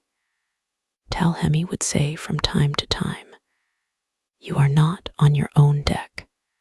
The Hawaji can neither read nor write for the clatter of your tongues." And then, for about a minute and a half, they would be quiet, but you could as easily keep a monkey from chattering as an Arab. Our men talked incessantly, and their talk was always about money. Listen to them when we might, such words as Kamsa Gurush, 5 piastres, Noose Real, $half, Ethnian shilling, 2 shillings, were perpetually coming to the surface. We never could understand how it was that money, which played so small a part in their lives, should play so large a part in their conversation. It was about midday when we passed El Kab, the ancient Ilethias, a rocky valley narrowing inland, a sheik's tomb on the mountain ridge above, a few clumps of date palms, some remains of what looked like a long, crude brick wall running at right angles to the river, and an isolated mass of hollowed limestone rock left standing apparently in the midst of an exhausted quarry, were all we saw of El Kab as the dahabeah glided by. And now, as the languid afternoon wears on, the propylons of Edfu loom out of the misty distance. We have been looking for them long enough before they come into sight, calculating every mile of the way, every minute of the daylight. The breeze, such as it was, has dropped now. The river stretches away before us, smooth and oily as a pond. 9 of the men are tracking. Will they pull us to Edfu in time to see the temple before nightfall? Ray's Hassan looks doubtful, but takes refuge as usual in Inshallah. God willing. Talhemi talks of landing a sailor to run forward and order donkeys. Meanwhile, the Philae creeps lazily on. The sun declines unseen behind a filmy veil, and those 2 shadowy towers, rising higher and ever higher on the horizon, look gray and ghostly and far distant still. Suddenly the trackers stop, look back, shout to those on board, and begin drawing the boat to shore. Ray's Hassan points joyously to a white streak breaking across the smooth surface of the river about half a mile behind. The Fostat sailors are already swarming aloft. The Bagstones, trackers, are making for home. Our own men are preparing to fling in the rope and jump on board as the Philae nears the bank. For the capricious wind that always springs up when we don't want it is coming. And now the Fostat, being hindmost, flings out her big sail and catches the first puff. The Bagstone's turn comes next. The Philae shakes her wings free and shoots ahead. And in fewer minutes than it takes to tell, we are all 3 scudding along before a glorious breeze. The great towers that showed so far away half an hour ago are now close at hand. There are palm woods about their feet and clustered huts, from the midst of which they tower up against the murky sky magnificently. Soon they are passed and left behind, and the gray twilight takes them, and we see them no more. Then night comes on, cold and starless, yet not too dark for going as fast as wind and canvas will carry us. And now, with that irrepressible instinct of rivalry that flesh, especially flesh on the Nile, is heir to, we quickly turn our good going into a trial of speed. It is no longer a mere business-like devotion to the matter in hand. It is a contest for glory. It is the Philae against the Fostat, and the Bagstones against both. In plain English, it is a race. The 2 leading dahabiyas are pretty equally matched. The Philae is larger than the Fostat, but the Fostat has a bigger mainsail. On the other hand, the Fostat is an iron boat, whereas the Philae, being wooden built, is easier to pole off a sandbank and lighter in hand. The Bagstones carries a capital mainsail and can go as fast as either upon occasion. Meanwhile, the race is one of perpetually varying fortunes. Now the Fostat shoots ahead, now the Philae. We pass and repass, take the wind out of one another's sails, economize every curve, hoist every stitch of canvas, and having identified ourselves with our boats, are as eager to win as if a great prize depended on it. Under these circumstances, to dine is difficult, to go to bed superfluous, to sleep impossible. As to mooring for the night, it is not to be thought of for a moment. Having begun the contest, we can no more help going than the wind can help blowing. And our crew are as keen about winning as ourselves. As night advances, the wind continues to rise, and our excitement with it. Still, the boats chase each other along the dark river, scattering spray from their bows and flinging out broad foam tracks behind them. Their cabin windows, all alight within, cast flickering flames upon the waves below. The colored lanterns at their mastheads, orange, purple, and crimson, burn through the dusk like jewels. Presently the mist blows off, the sky clears, the stars come out, the wind howls. The casements rattle, the tiller scroops, the sailors shout and race and bang the ropes about overhead, while we, sitting up in our narrow berths, spend half the night watching from our respective windows. In this way, some hours go by. Then, about 3 a.m, with a shock, a recoil, a yell, and a scuffle, we all 3 rush headlong upon a sandbank. The men fly to the rigging and furl the flapping sail. Some seize punting poles. Others, looking like full-grown imps of darkness, leap overboard and set their shoulders to the work. A strophe and antistrophe of grunts are kept up between those on deck and those in the water. Finally, after some 10 minutes' frantic struggle, the Philae slips off, leaving the other 2 aground in the middle of the river. Toward morning, the noisy night having worn itself away, we all fall asleep, only to be roused again by Talhemi's voice at 7, proclaiming aloud that the Bagstones and Fostat are once more close upon our heels, that Silsiles and calm Ambo are past and left behind, that we have already put 46 miles between ourselves and Edfu, and that the good wind is still blowing. We are now within 15 miles of Assuan. The Nile is narrow here, and the character of the scenery has quite changed. Our view is bounded on the Arabian side by a near range of black granitic mountains, while on the Libyan side lies a chain of lofty sandhills, each curiously capped by a crown of dark boulders. On both banks, the river is thickly fringed with palms. Meanwhile, the race goes on. Last night it was sport. Today it is earnest. Last night we raced for glory. Today we race for a stake.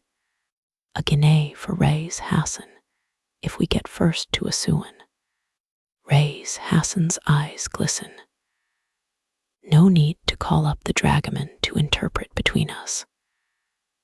The look, the tone, are as intelligible to him as the choicest Arabic, and the magical word, guinea, stands for a sovereign now, as it stood for £1 in the days of Nelson and Abercrombie.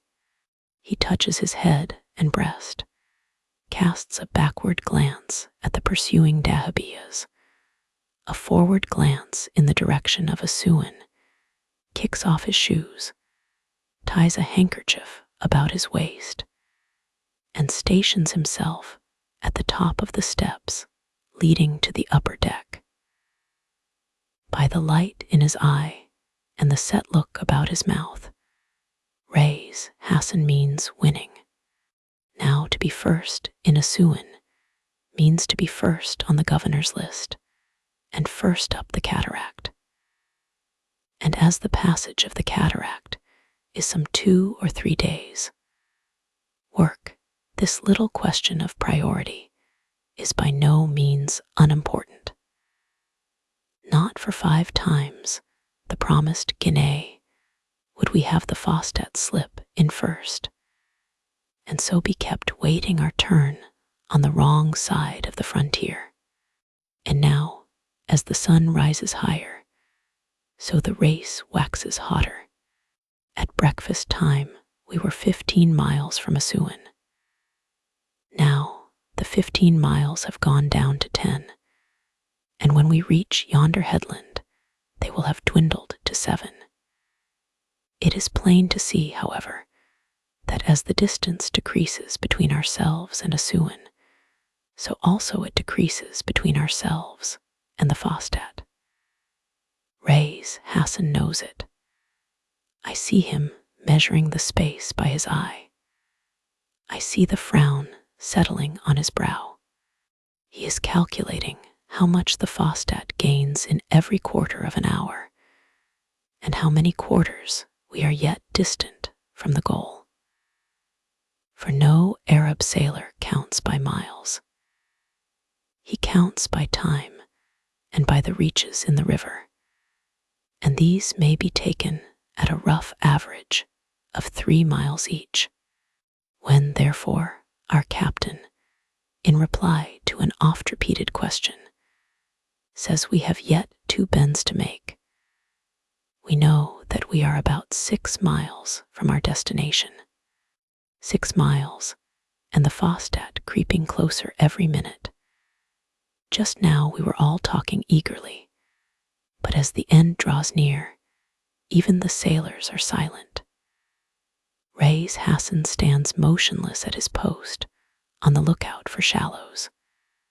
The words Shamal Yemen, left, right, delivered in a short, sharp tone, are the only sounds he utters.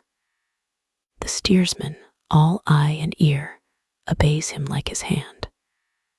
The sailors squat in their places, quiet and alert as cats. And now it is no longer 6 miles, but 5, no longer 5, but 4. The Fostat, thanks to her bigger sail, has well nigh overtaken us, and the Bagstones is not more than 100 yards behind the Fostat.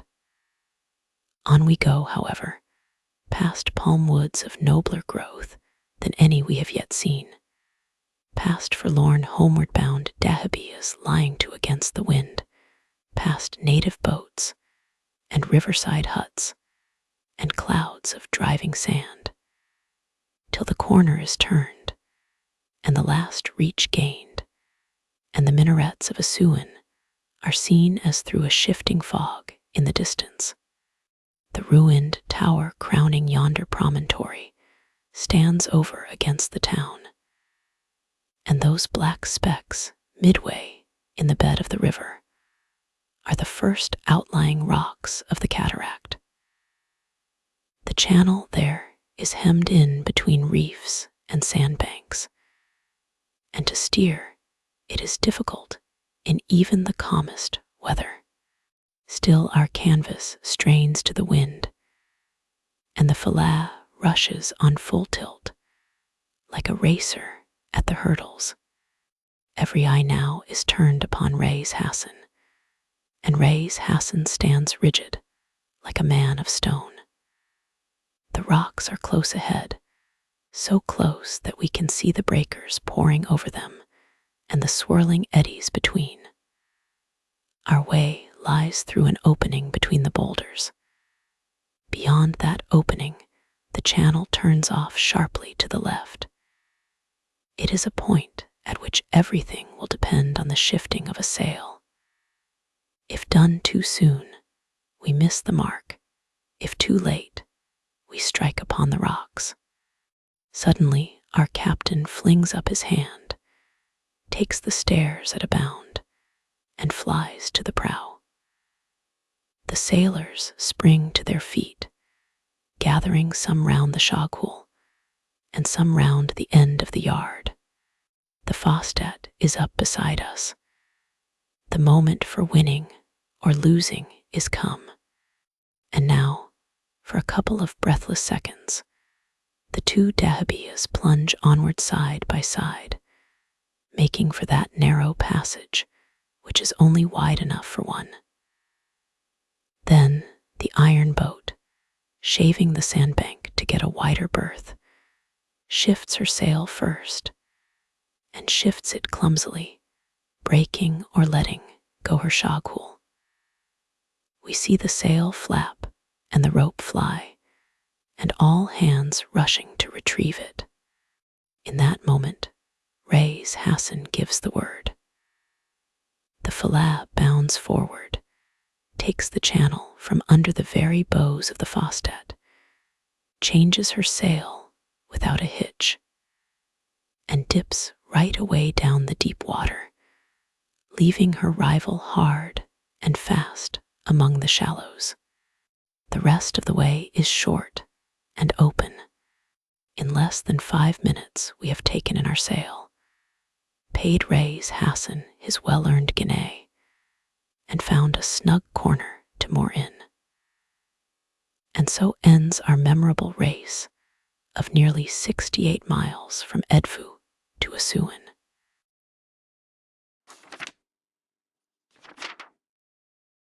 Chapter 10. Aesuan and Elephantine. The green island of Elephantine, which is about a mile in length, lies opposite Asuan and divides the Nile in 2 channels. The Libyan and Arabian deserts, smooth amber sand slopes on the one hand, rugged granite cliffs on the other, come down to the brink on either side. On the Libyan shore, a sheikh's tomb. On the Arabian shore, a bold fragment of Moorish architecture with ruined arches open to the sky, crown 2 opposing heights, and keep watch over the gate of the cataract. Just under the Moorish ruin, and separated from the river by a slip of sandy beach, lies Asuan. A few scattered houses, a line of blank wall, the top of a minaret, the dark mouths of 1 or 2 gloomy alleys, are all that one sees of the town from the mooring place below. The black boulders close against the shore, some of which are superbly hieroglyphed, glisten in the sun like polished jet. The beach is crowded with bales of goods, with camels laden and unladen, with turbaned figures coming and going, with damaged cargo boats lying up high and dry, and half heeled over in the sun. Others, moored close together, are taking in or discharging cargo. A little apart from these lie some 3 or 4 dahabeahs flying English, American, and Belgian flags. Another has cast anchor over the way at Elephantine. Small rowboats cross and recross meanwhile. From shore to shore, dogs bark, camels snort and snarl, donkeys bray. And clamorous curiosity dealers scream, chatter, hold their goods at arm's length, battle and implore to come on board, and are only kept off the landing plank by means of 2 big sticks in the hands of 2 stalwart sailors. The things offered for sale at Asuan are altogether new and strange. Here are no scarabei, no funerary statuettes, no bronze or porcelain gods, no relics of a past civilization. But on the contrary, such objects as speak only of a rude and barbarous present, ostrich eggs and feathers, silver trinkets of rough Nubian workmanship, spears, bows, arrows, bucklers of rhinoceros hide, ivory bracelets, cut solid from the tusk, porcupine quills, baskets of stained and plated reeds, gold nose rings, and the like. One old woman has a Nubian lady's dressing case for sale, an uncouth, fetish-like object with a cushion for its body, and a top knot of black feathers. The cushion contains 2 coal bottles, a bodkin, and a bone comb, but the noisiest dealer of the lot is an impish boy blessed with the blackest skin, and the shrillest voice ever brought together in one human being. His simple costume consists of a tattered shirt and a white cotton skullcap. His stock in trade of a greasy leather fringe tied to the end of a stick, flying from window to window of the saloon on the side next the shore, scrambling up the bows of a neighboring cargo boat so as to attack us in the rear, thrusting his stick and fringe in our faces, whichever way we turn, and pursuing us with eager cries of Madame Nubia. Madame Nubia. He skips and screams and grins like an ubiquitous goblin, and throws every competitor into the shade. Having seen a similar fringe in the collection of a friend at home, I at once recognized in Madame Nubia one of those curious girdles which, with the addition of a necklace and a few bracelets, form the entire wardrobe of little girls south of the cataract. They vary in size according to the age of the wearer, the largest being about 12 inches in depth and 25 in length. A few are ornamented with beads and small shells, but these are parures de luxe. The ordinary article is cheaply and unpretentiously trimmed with castor oil.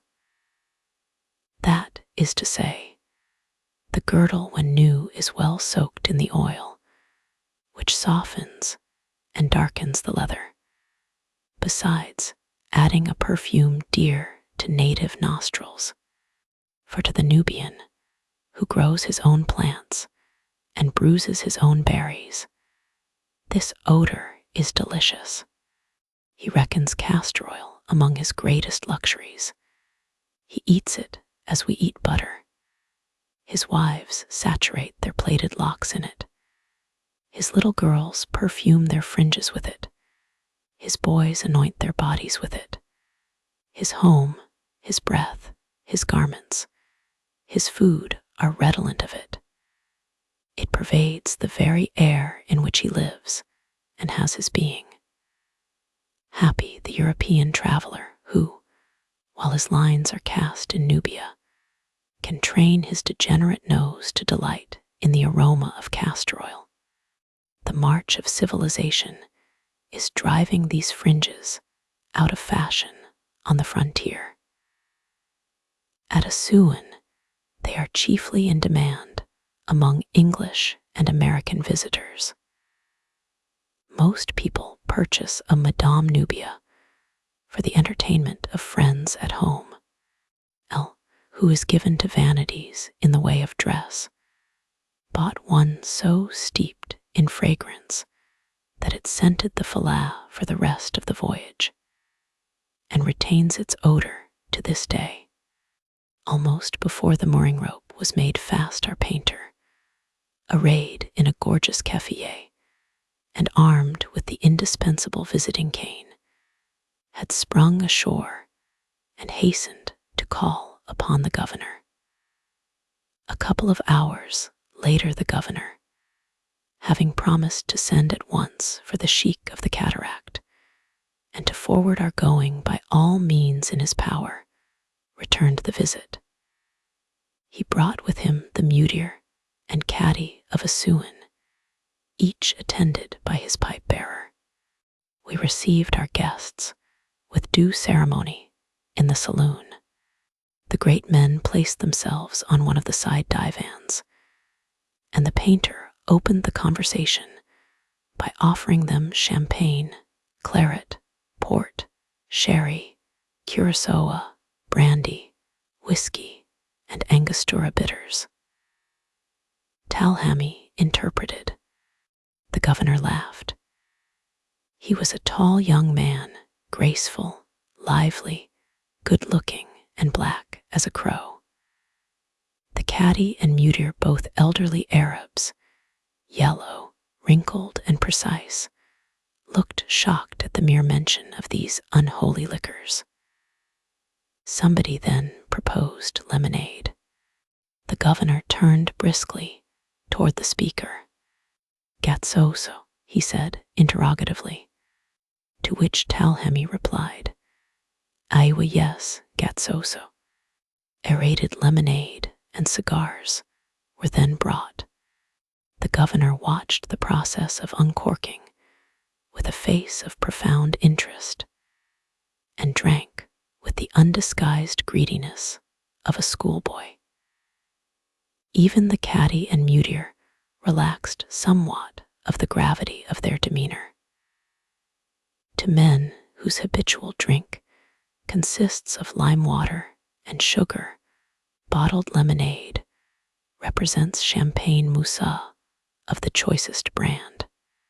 Then began the usual attempts at conversation, and only those who have tried small talk by proxy know how hard it is to supply topics, suppress yawns, and keep up an animated expression of countenance, while the civilities on both sides are being interpreted by a dragoman. We began, of course, with the temperature, for in Egypt, where it never rains and the sun is always shining, the thermometer takes the place of the weather as a useful platitude. Knowing that Assuan enjoys the hottest reputation of any town on the surface of the globe, we were agreeably surprised to find it no warmer than England in September. The governor accounted for this by saying that he had never known so cold a winter. We then asked the usual questions about the crops, the height of the river, and so forth, to all of which he replied with the ease and bonhomie of a man of the world. Nubia, he said, was healthy, the date harvest had been abundant, the corn promised well, the Soudan was quiet and prosperous. Referring to the new postal arrangements, he congratulated us on being able to receive and post letters at the Second Cataract. He also remarked that the telegraphic wires were now in working order as far as Khartoum. We then asked how soon he expected the railway to reach Assuan, to which he replied, in 2 years, at latest. At length, our little stock of topics came to an end, and the entertainment flagged. What shall I say next? Asked the dragoman. Tell him we particularly wish to see the slave market. The smile vanished from the governor's face. The mutier set down a glass of fizzing lemonade, untasted. The caddy all but dropped his cigar. If a shell had burst in the saloon, their consternation could scarcely have been greater.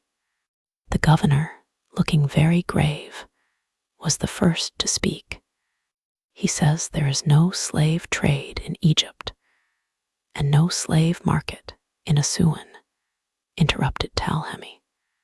Now we had been told in Cairo, on excellent authority, that slaves were still bought and sold here, though less publicly than of old, and that of all the sights a traveler might see in Egypt, this was the most curious and pathetic.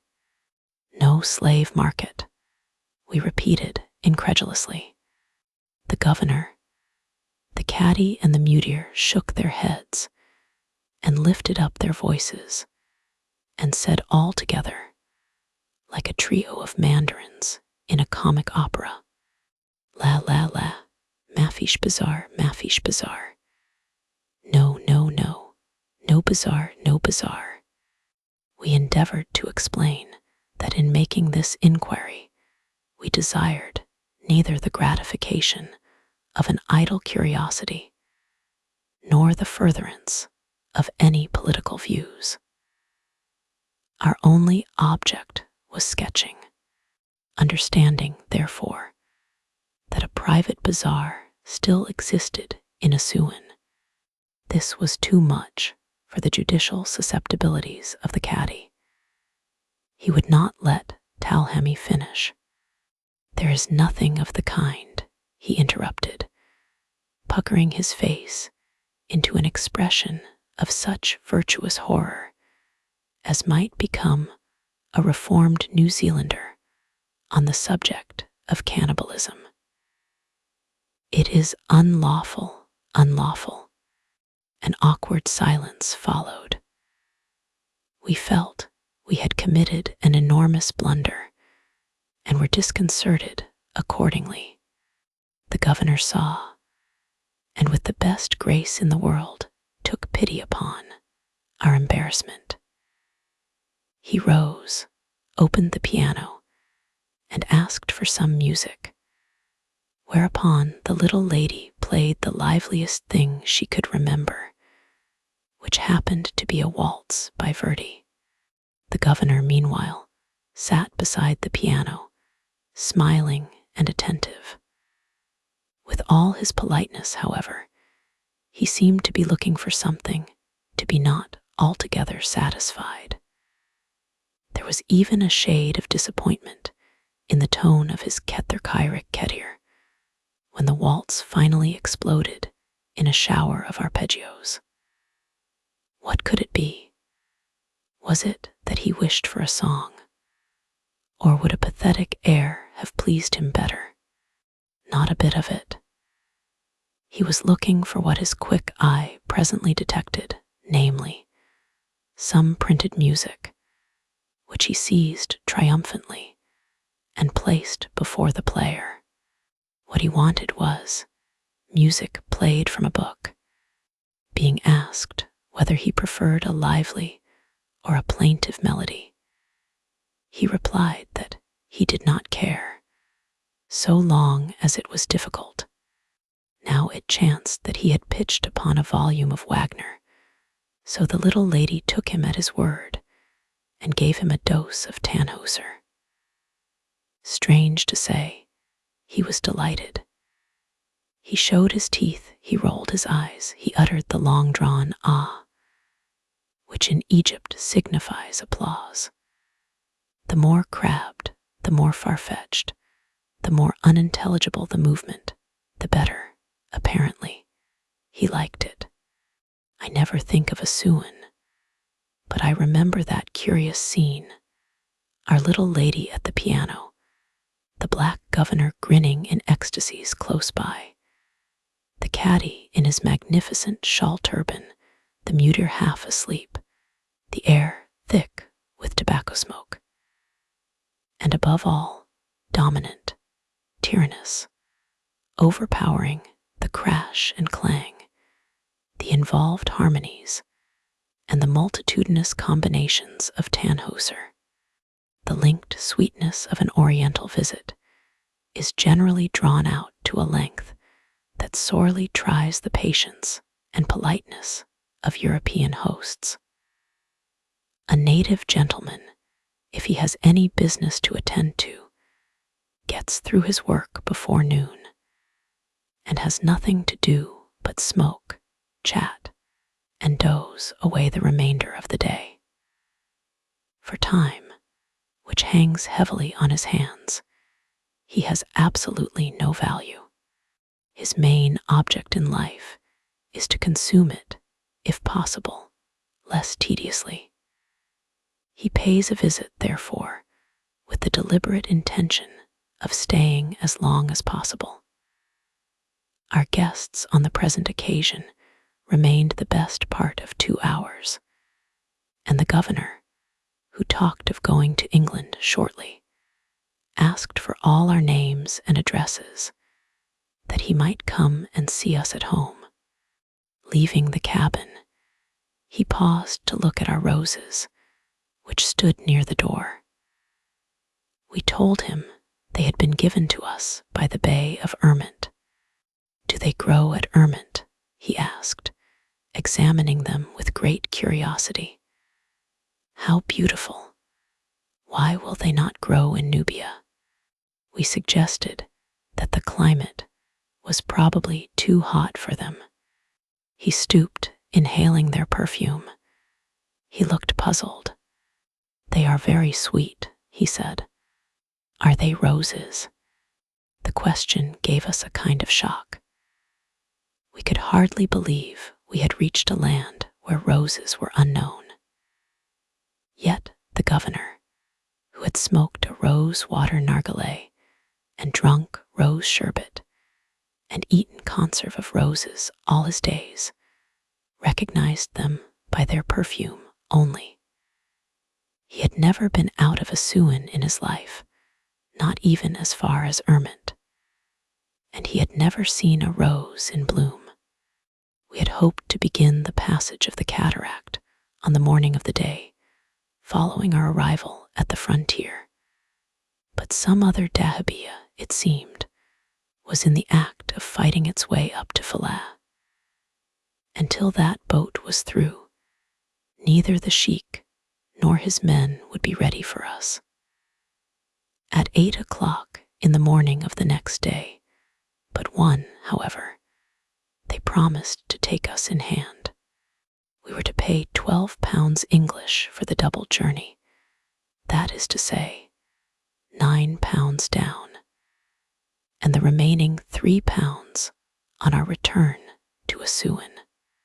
Such was the treaty concluded between ourselves and the sheik of the cataract at a solemn conclave over which the governor, assisted by the cadi and mudir, presided. Having a clear day to spend at Assuan, we of course gave part thereof to Elephantine, which in the inscriptions is called Abu, or the Ivory Island. There may perhaps have been a depot, or treasure city, here for the precious things of the upper Nile country, the gold of Nubia and the elephant tusks of Kush. It is a very beautiful island, rugged and lofty to the south, low and fertile to the north, with an exquisitely varied coastline full of wooded creeks and miniature beaches, in which one might expect at any moment to meet Robinson Crusoe with his goatskin umbrella, or man Friday bending under a load of faggots. They are all Fridays here, however, for Elephantine, being the first Nubian outpost, is peopled by Nubians only. It contains 2 Nubian villages and the mounds of a very ancient city, which was the capital of all Egypt under the pharaohs of the 6th dynasty, between 3,000 and 4,000 years before Christ. 2 temples, one of which dated from the reign of Amenhotep III, were yet standing here some 70 years ago. They were seen by Belzoni in 1815 and had just been destroyed to build a palace and barracks when Champollion went up in 1829. A ruined gateway of the Ptolemaic period and a forlorn-looking sitting statue of Meneptah, the supposed pharaoh of the Exodus, alone remain to identify the sites on which they stood. Thick palm groves and carefully tilled patches of castor oil and cotton plants, lentils and durra, make green the heart of the island. The western shore is wooded to the water's edge.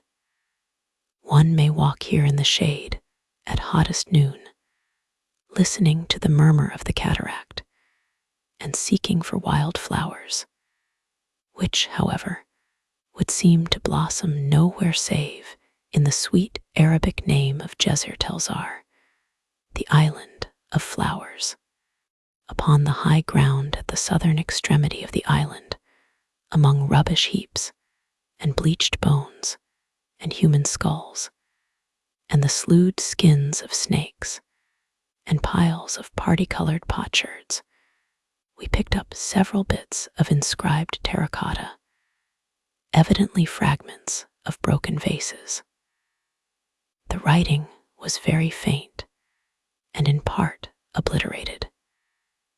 we could see that the characters were Greek, but not even our idle man was equal to making out a word of the sense, believing them to be mere disconnected scraps to which it would be impossible to find the corresponding pieces, taking it for granted, also, that they were of comparatively modern date.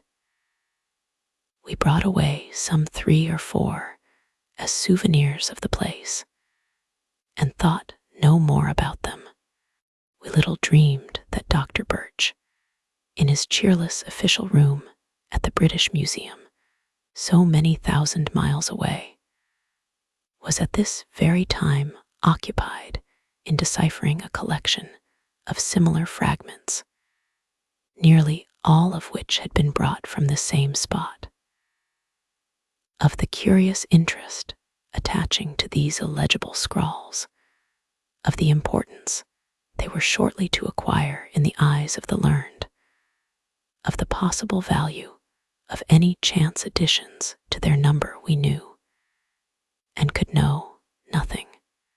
6 months later, we lamented our ignorance and our lost opportunities, for the Egyptians, it seems, used potsherds instead of papyrus for short memoranda, and each of these fragments which we had picked up contained a record complete in itself.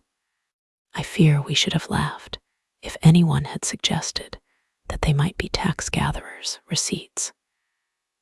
Yet that is just what they were, receipts for government dues collected on the frontier during the period of Roman rule in Egypt. They were written in Greek because the Romans deputed Greek scribes to perform the duties of this unpopular office. But the Greek is so corrupt, and the penmanship so clownish, that only a few eminent scholars can read them. Not all the inscribed fragments found at Elephantine, however, are tax receipts or written in bad Greek. The British Museum contains several in the Demotic, or current, script of the people, and a few in the more learned hieratic, or priestly, hand. The former have not yet been translated. They are probably business memoranda and short private letters of Egyptians of the same period. But how came these fragile documents to be preserved when the city in which their writers lived and the temples in which they worshipped have disappeared and left scarce a trace behind? Who cast them down among the potsherds on this barren hillside? Are we to suppose that some kind of public record office once occupied the site, and that the receipts here stored were duplicates of those given to the payers? Or is it not even more probable that this place was the Monte Testaccio of the ancient city, to which all broken pottery, written as well as unwritten, found its way sooner or later, with the exception of a fine fragment of Roman quay nearly opposite Assuan, the ruined gateway of Alexander, and the battered statue of Meneptah, are the only objects of archaeological interest in the island. But the charm of Elephantine is the everlasting charm of natural beauty, of rocks, of palm woods, of quiet waters. The streets of Assuan are just like the streets of every other mud town on the Nile. The bazaars reproduce the bazaars of Minier and Siout. The environs are noisy with cafes and dancing girls, like the environs of Esneh and Luxor. Into the mosque, where some kind of service was going on, we peeped without entering. It looked cool and clean and spacious, the floor being covered with fine matting, and some scores of ostrich eggs depending from the ceiling. In the bazaars, we bought baskets and mats of Nubian manufacture, woven with the same reeds, dyed with the same colors, shaped after the same models as those found in the tombs at Thebes. A certain oval basket with a vaulted cover, of which specimens are preserved in the British Museum, seems still to be the pattern most in demand at Assuan. The basket makers have neither changed their fashion nor the buyers their taste since the days of Ramesses the Great. Here also, at a little cupboard of a shop near the shoe bazaar, we were tempted to spend a few pounds in ostrich feathers, which are conveyed to Assuan by traders from the Soudan. The merchant brought out a feather at a time and seemed in no haste to sell. We also affected indifference. The haggling on both sides was tremendous. The bystanders, as usual, were profoundly interested and commented on every word that passed. At last, we carried away an armful of splendid plumes, most of which measured from 2.5 to 3 feet in length. Some were pure white, others white tipped with brown. They had been neither cleaned nor curled, but were just as they came from the hands of the ostrich hunters. By far the most amusing sight in Assuan was the traders' camp down near the landing place. Here were Abyssinians like slender-legged baboons, wild-looking Bisharia and Ababde Arabs with flashing eyes and flowing hair, sturdy Nubians the color of a Barbadian bronze, and natives of all tribes and shades, from Kordofan and Sennar, the deserts of the Bahuda, and the banks of the blue and white Niles. Some were running from Cairo, others were on their way thither. Some, having disembarked their merchandise at Mahada, a village on the other side of the cataract, had come across the desert to re-embark it at Assuan. Others had just disembarked theirs at Assuan in order to re-embark it at Mahada.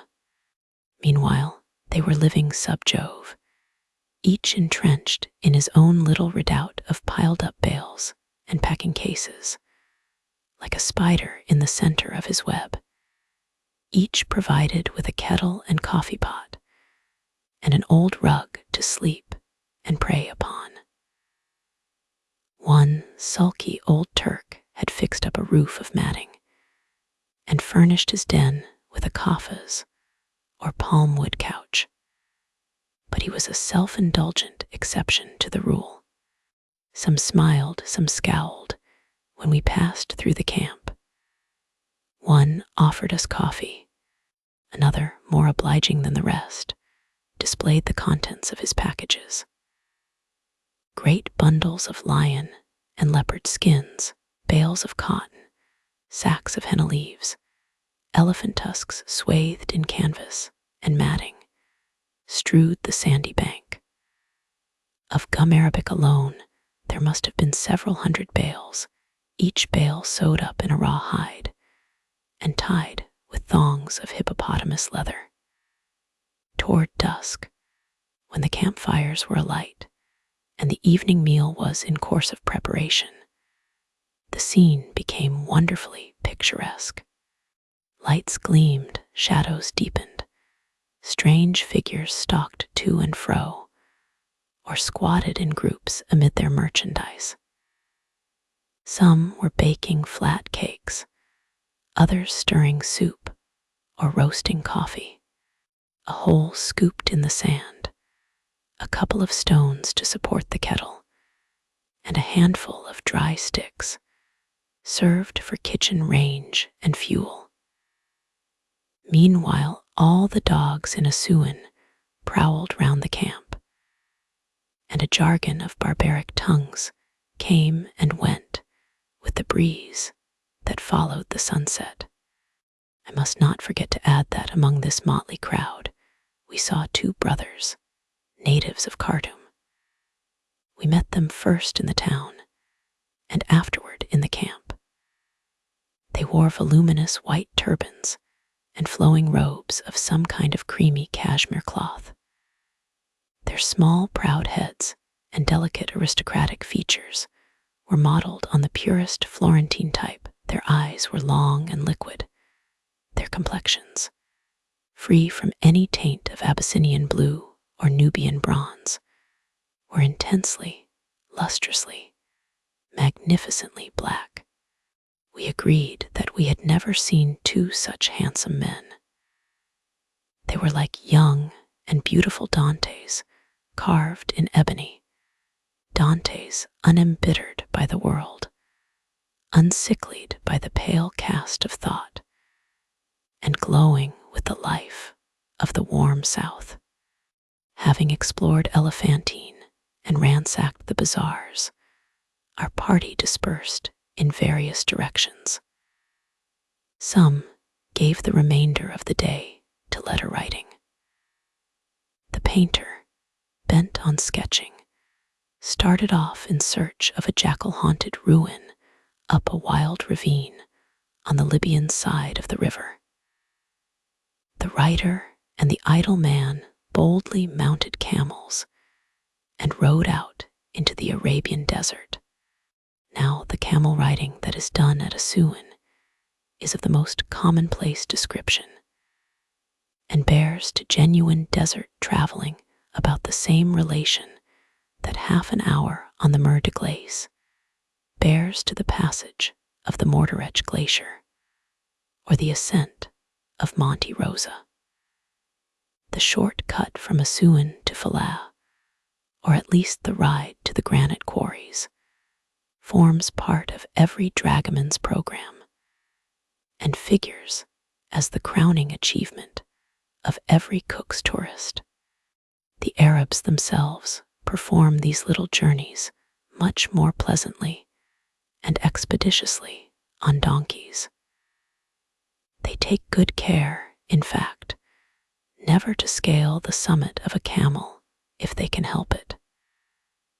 But for the impressionable traveler, the Assuan camel is de rigueur. In his interests are those snarling quadrupeds, beta-celled and berugged, taken from their regular work and paraded up and down the landing place. To transport cargoes disembarked above and below the cataract is their vocation.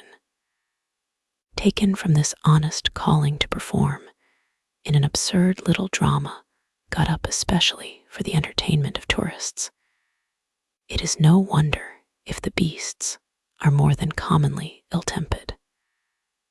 They know the whole proceeding to be essentially Cockney, and they resent it accordingly.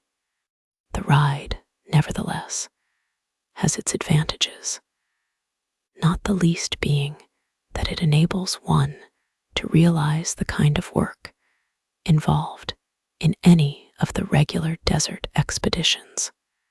At all events, it entitles one to claim acquaintance with the ship of the desert, and bearing in mind the probable inferiority of the specimen, to form an XP judgment of his qualification. The camel has his virtues, so much at least must be admitted, but they do not lie upon the surface. My Buffon tells me, for instance, that he carries a fresh water cistern in his stomach, which is meritorious. But the cistern ameliorates neither his gait nor his temper, which are abominable. Irreproachable as a beast of burden, he is open to many objections as a steed. It is unpleasant, in the first place, to ride an animal which not only objects to being ridden, but cherishes a strong personal antipathy to his rider. Such, however, is his amiable peculiarity. You know that he hates you from the moment you first walk round him, wondering where and how to begin the ascent of his hump. He does not, in fact, hesitate to tell you so in the roundest terms. He swears freely while you are taking your seat, snarls if you but move in the saddle, and stares you angrily in the face if you attempt to turn his head in any direction save that which he himself prefers. Should you persevere, he tries to bite your feet. If biting your feet does not answer, he lies down. Now the lying down and getting up of a camel are performances designed for the express purpose of inflicting grievous bodily harm upon his rider. Thrown twice forward and twice backward, punched in his wind and damaged in his spine, the luckless novice receives 4 distinct shocks, each more violent and unexpected than the last. For this execrable hunchback is fearfully and wonderfully made. He has a superfluous joint somewhere in his legs and uses it to revenge himself upon mankind. His paces, however, are more complicated than his joints and more trying than his temper. He has 4, a short walk, like the rolling of a small boat in a chopping sea, a long walk, which dislocates every bone in your body, a trot that reduces you to imbecility, and a gallop that is sudden death. One tries in vain to imagine a crime for which the peine forte, at dure of 16 hours on camelback, would not be a full and sufficient expiation.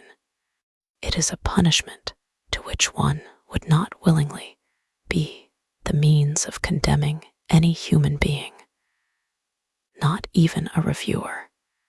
They had been down on the bank for hire all day long.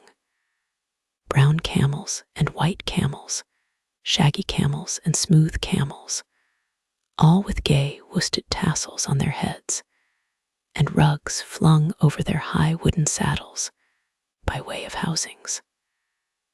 The gentlemen of the Fostat had ridden away hours ago, cross-legged and serene, and we had witnessed their demeanor with mingled admiration and envy.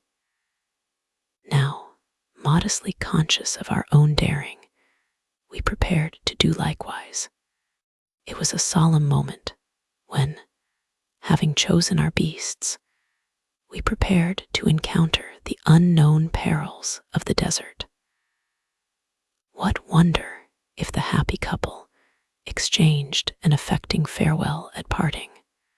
We mounted and rode away, 2 imps of darkness following at the heels of our camels and Salim performing the part of bodyguard. Thus attended, we found ourselves pitched, swung and rolled along at a pace that carried us rapidly up the slope, past a suburb full of cafes and grinning dancing girls, and out into the desert. Our way for the first half-mile or so lay among tombs. A great Mohammedan necropolis, part ancient, part modern, lies behind a Suan and covers more ground than the town itself. Some scores of tiny mosques, each topped by its little cupola, and all more or less dilapidated, stand here amid a wilderness of scattered tombstones. Some are isolated, some grouped picturesquely together.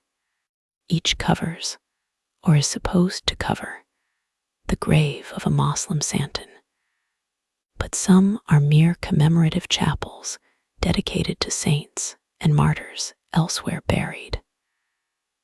Of simple headstones defaced, shattered, overturned, propped back to back on cairns of loose stones, or piled in broken and dishonored heaps, there there must be many hundreds. They are for the most part rounded at the top, like ancient Egyptian stelae, and bear elaborately carved inscriptions, some of which are in the Kufic character and more than 1,000 years old.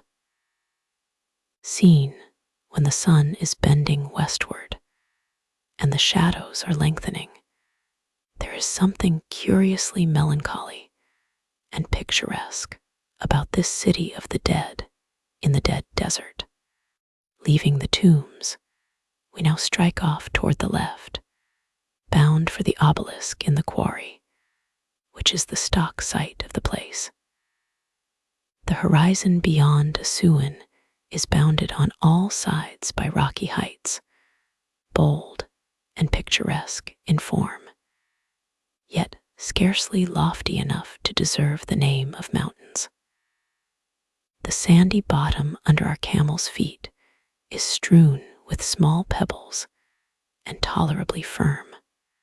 Clustered rocks of black and red granite, profusely inscribed with hieroglyphed records, crop up here and there, and serve as landmarks just where landmarks are needed.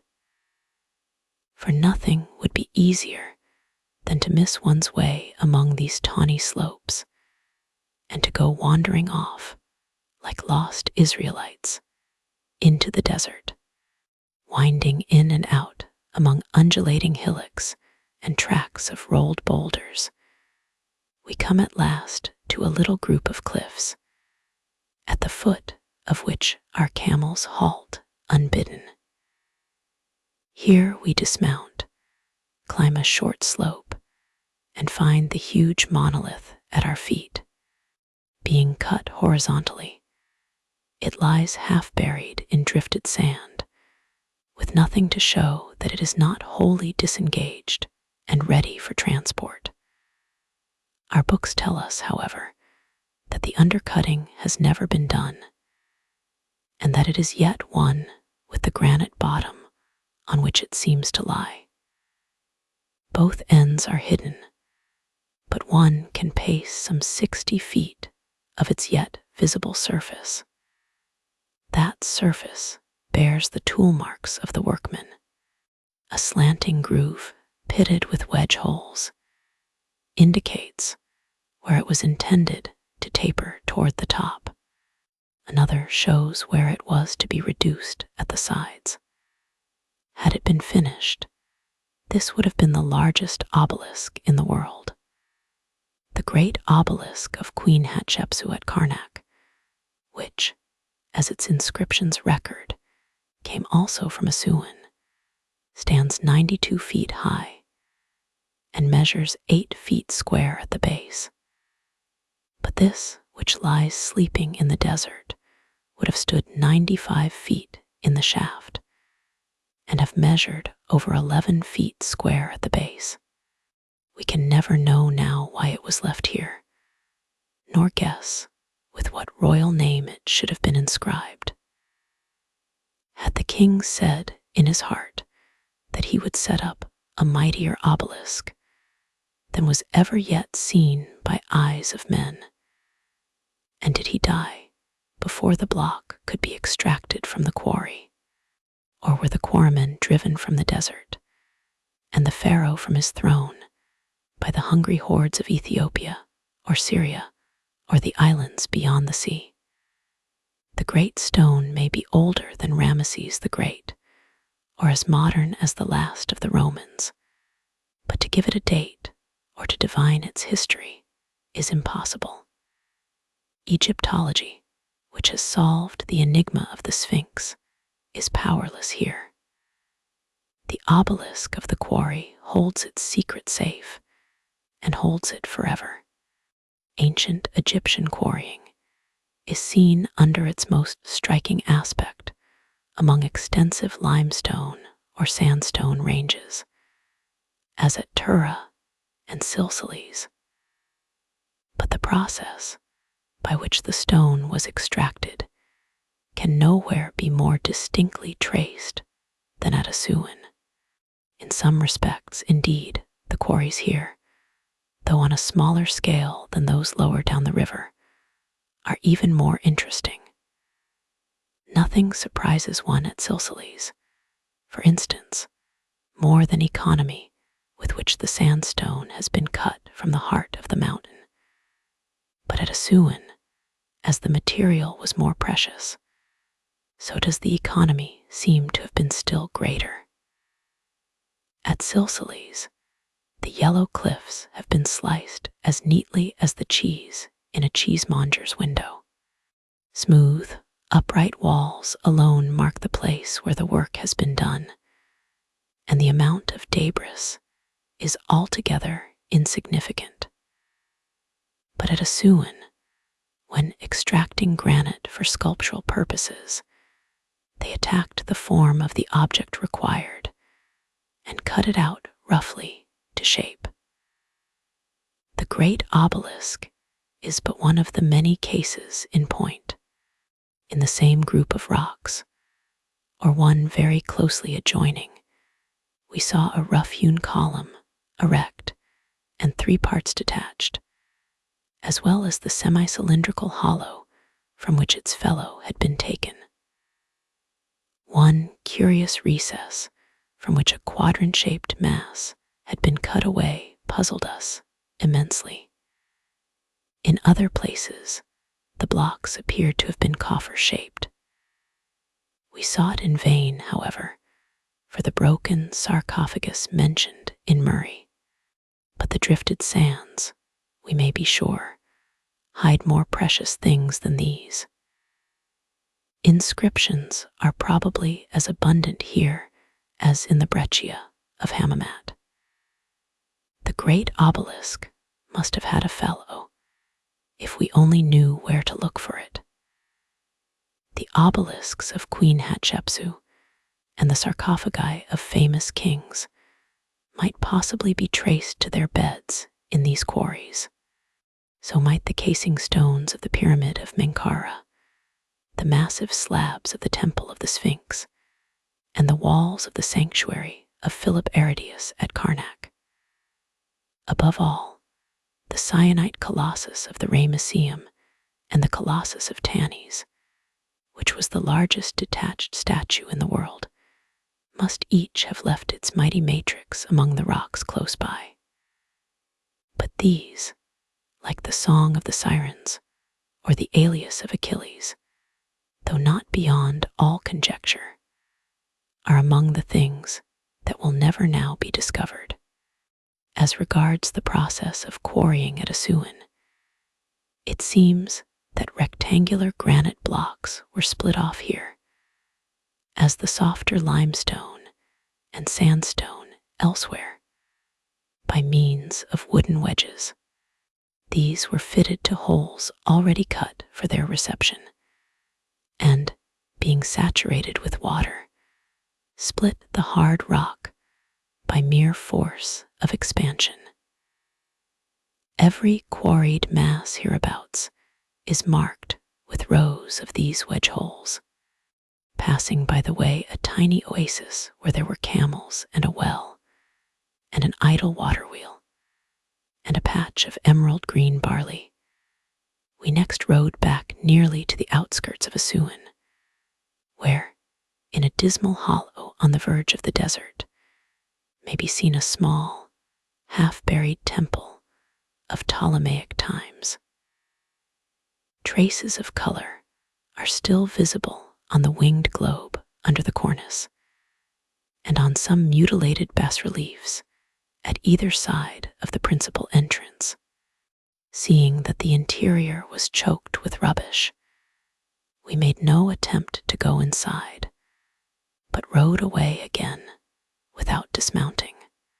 And now, there being still an hour of daylight, we signified our intention of making for the top of the nearest hill in order to see the sunset. This, clearly, was an unheard of innovation.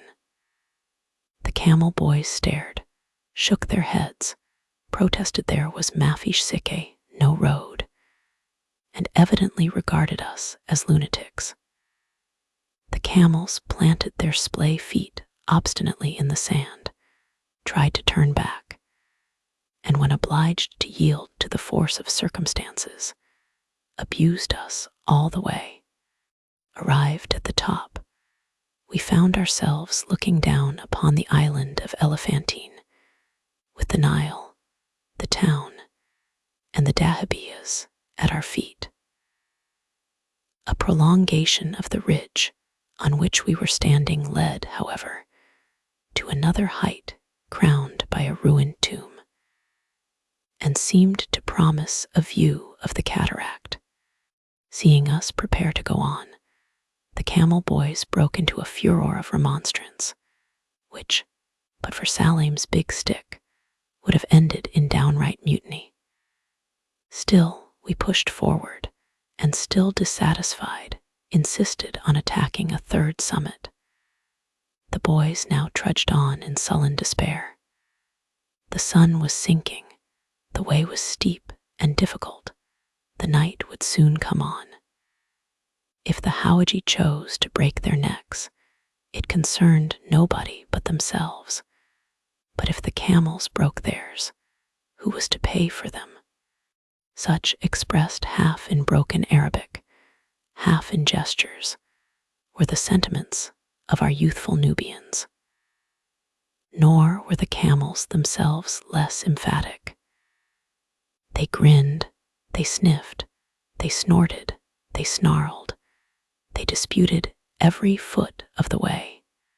As for mine, a gawky, supercilious beast with a bloodshot eye and a battered Roman nose, I never heard any dumb animal make use of so much bad language in my life. The last hill was very steep and stony, but the view from the top was magnificent. We had now gained the highest point of the ridge, which divides the valley of the Nile from the Arabian desert. The cataract, widening away reach after reach, and studded with innumerable rocky islets, looked more like a lake than a river. Of the Libyan desert, we could see nothing beyond the opposite sand slopes, gold-rimmed against the sunset. The Arabian desert, a boundless waste edged by a serrated line of purple peaks, extended eastward to the remotest horizon. We looked down upon it as on a raised map. The Moslem tombs, some 500 feet below, showed like toys. To the right, in a wide valley opening away southward, we recognized that ancient bed of the Nile, which serves for the great highway between Egypt and Nubia.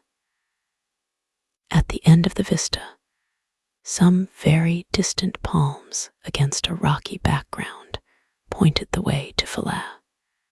Meanwhile, the sun was fast sinking. The lights were crimsoning, the shadows were lengthening. All was silent, all was solitary. We listened, but could scarcely hear the murmur of the rapids. We looked in vain for the quarry of the obelisk. It was but one group of rocks among scores of others, and to distinguish it at this distance was impossible. Presently, a group of 3 or 4 black figures, mounted on little gray asses, came winding in and out among the tombs, and took the road to Philae. To us, they were moving specks, but our lynx-eyed camel boys at once recognized the Sheikh el-Shelal, Sheikh of the Cataract, and his retinue. More dahabeahs had come in, and the worthy man, having spent the day in Asuan visiting, palavering, bargaining, was now going home to Mahatta for the night. We watched the retreating riders for some minutes, till twilight stole up the ancient channel like a flood, and drowned them in warm shadows. The afterglow had faded off the heights when we at length crossed the last ridge, descended the last hillside, and regained the level from which we had started. Here once more we met the Fostat party. They had ridden to Philae and back by the desert, and were apparently all the worse for wear. Seeing us, they urged their camels to a trot and tried to look as if they liked it. The idle man and the writer wreathed their countenances in ghastly smiles and did likewise. Not for worlds would they have admitted that they found the pace difficult. Such is the moral influence of the camel.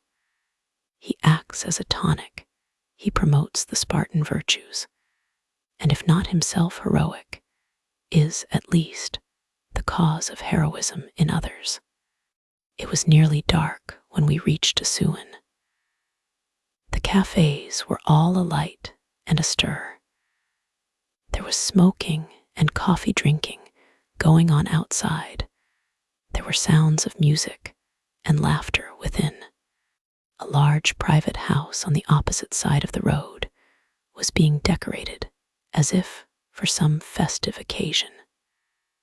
Flags were flying from the roof, and two men were busy putting up a gaily painted inscription over the doorway, asking, as was natural, if there was a marriage or a fantasia afoot.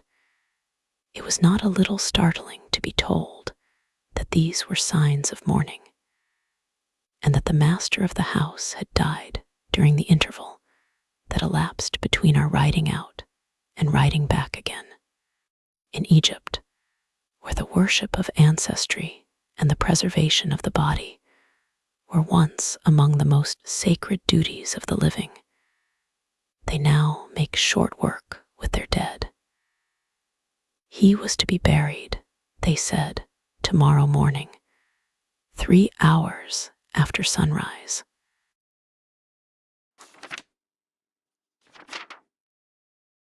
Chapter 11. The Cataract and the Desert. At Asuan, one bids goodbye to Egypt and enters Nubia through the gates of the cataract, which is, in truth, no cataract, but a succession of rapids extending over 2/3 of the distance between Elephantine and Philae. The Nile, diverted from its original course by some unrecorded catastrophe, the nature of which has given rise to much scientific conjecture, here spreads itself over a rocky basin bounded by sand slopes on the one side and by granite cliffs on the other, studded with numberless islets, divided into numberless channels, foaming over sunken rocks, eddying among water-worn boulders, now shallow, now deep, now loitering, now hurrying, here sleeping in the ribbed hollow of a tiny sand drift. They're circling above the vortex of a hidden whirlpool. The river, whether looked upon from the deck of the dahabeah or the heights along the shore, is seen everywhere to be fighting its way through a labyrinth, the paths of which have never yet been mapped or sounded. Those paths are everywhere difficult and everywhere dangerous. And to that labyrinth the Philae, or cataract Arab, alone possesses the key.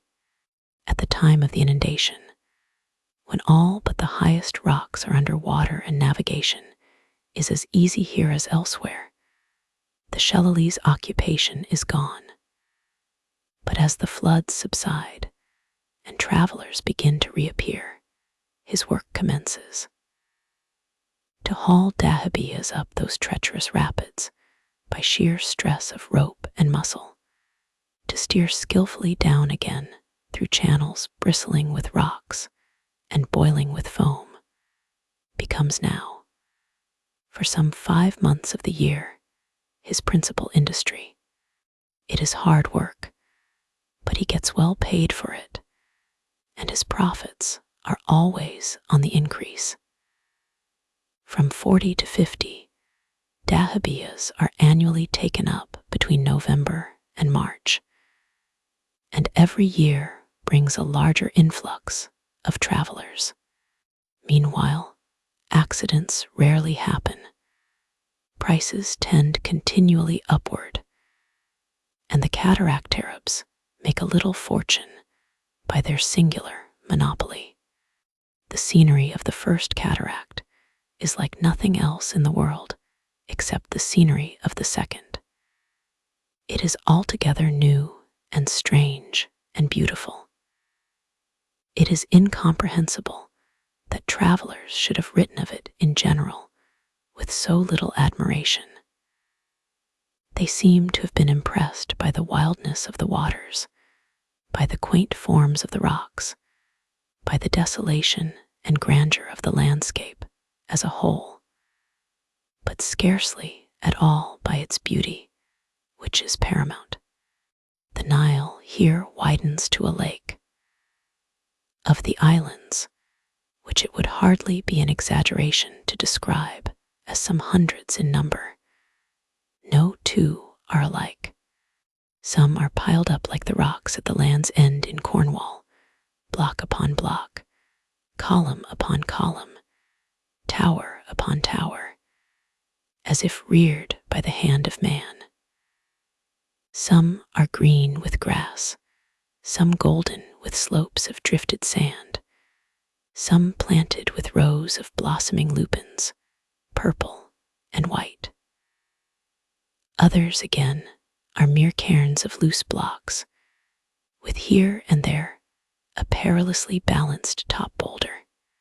On one, a singular upright monolith, like a menhir, stands conspicuous, as if placed there to commemorate a date, or to point the way to Philae. Another mass rises out of the water squared and buttressed, in the likeness of a fort. A third, humped and shining like the wet body of some amphibious beast, lifts what seems to be a horned head above the surface of the rapids. All these blocks and boulders and fantastic rocks are granite, some red, some purple, some black. Their forms are rounded by the friction of ages. Those nearest the brink reflect the sky like mirrors of burnished steel. Royal ovals and hieroglyphed inscriptions, fresh as of yesterday's cutting, start out here and there from those glittering surfaces with startling distinctness.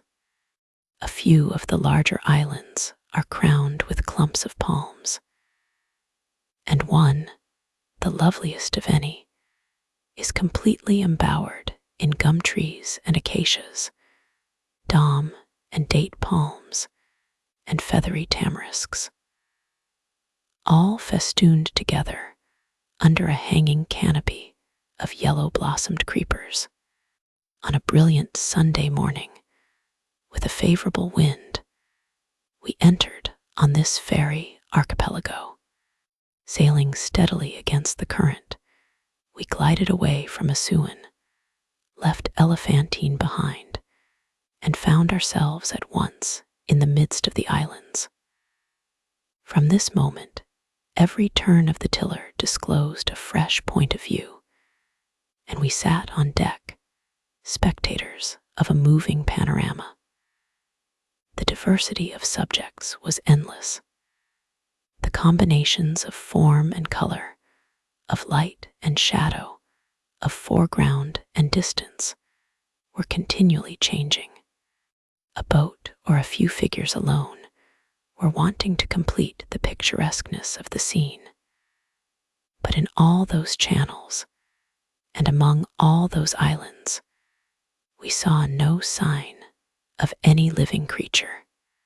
Meanwhile, the sheik of the cataract, a flat-faced, fishy-eyed old Nubian, with his head tied up in a dingy yellow silk handkerchief, sat apart in solitary grandeur at the stern, smoking a long chibok. Behind him squatted some 5 or 6 dusky strangers, and a new steersman, black as a Negro, had charge of the helm. This new steersman was our pilot for Nubia, from Assuan to Wadi Hafe, and back again to Assuan. He alone was now held responsible for the safety of the dahabeah and all on board. At length, a general stir among the crew warned us of the near neighborhood of the first rapid. Straight ahead, as if ranged along the dike of a weir, a chain of small islets barred the way, while the current, divided into 3 or 4 headlong torrents, came rushing down the slope and reunited at the bottom in one tumultuous race. That we should ever get the Philae up that hill of moving water seemed at first sight impossible. Still, our steersman held on his course, making for the widest channel. Still, the sheik smoked imperturbably.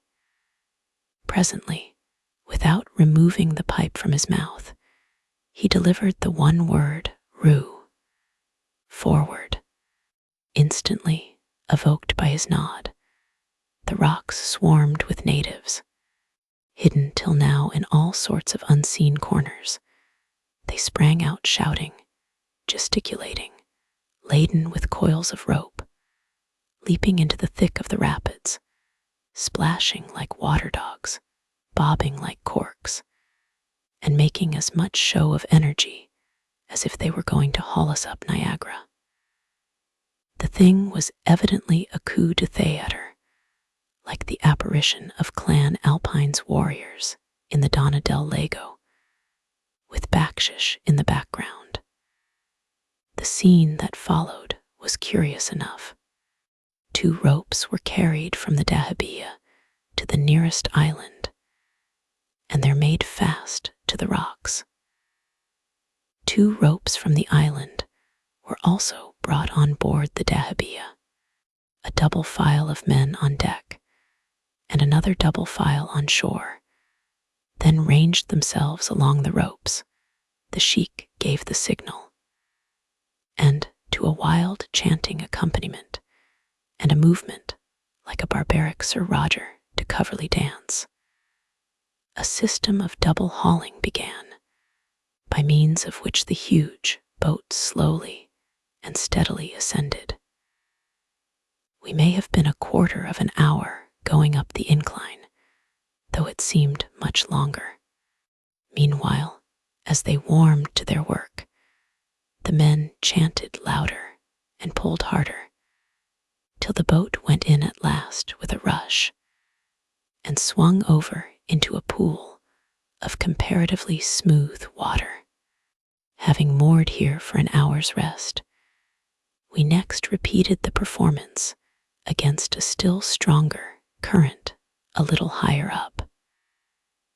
This time, however, a rope broke.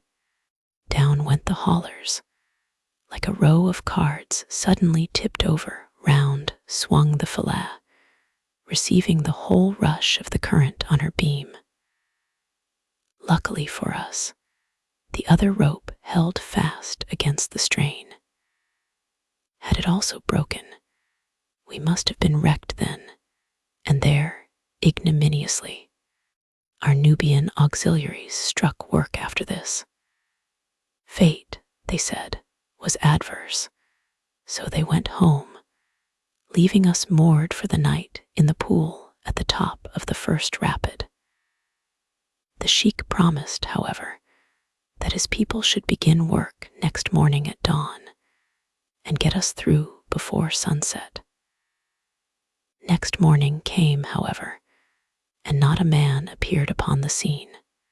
At about midday, they began dropping in, a few at a time, hung about in a languid, lazy way for a couple of hours or so, moved us into a better position for attacking the next rapid, and then melted away mysteriously by 2s and 3s among the rocks, and were no more seen. We now felt that our time and money were being recklessly squandered, and we resolved to bear it no longer.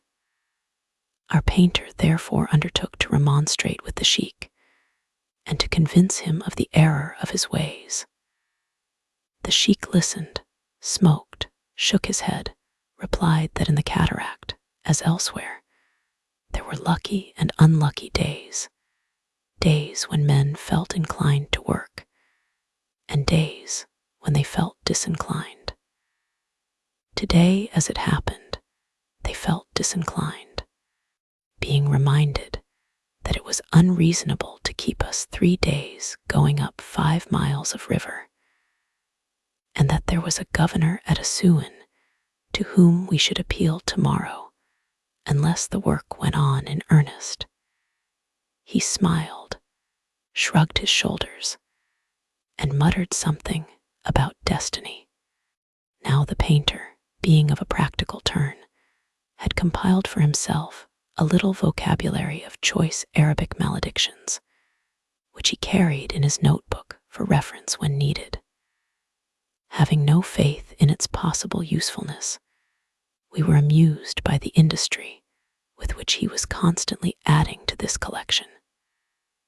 We looked upon it, in fact, as a harmless pleasantry, just as we looked upon his pocket revolver, which was never loaded, or his brand new fowling piece, which he was never known to fire.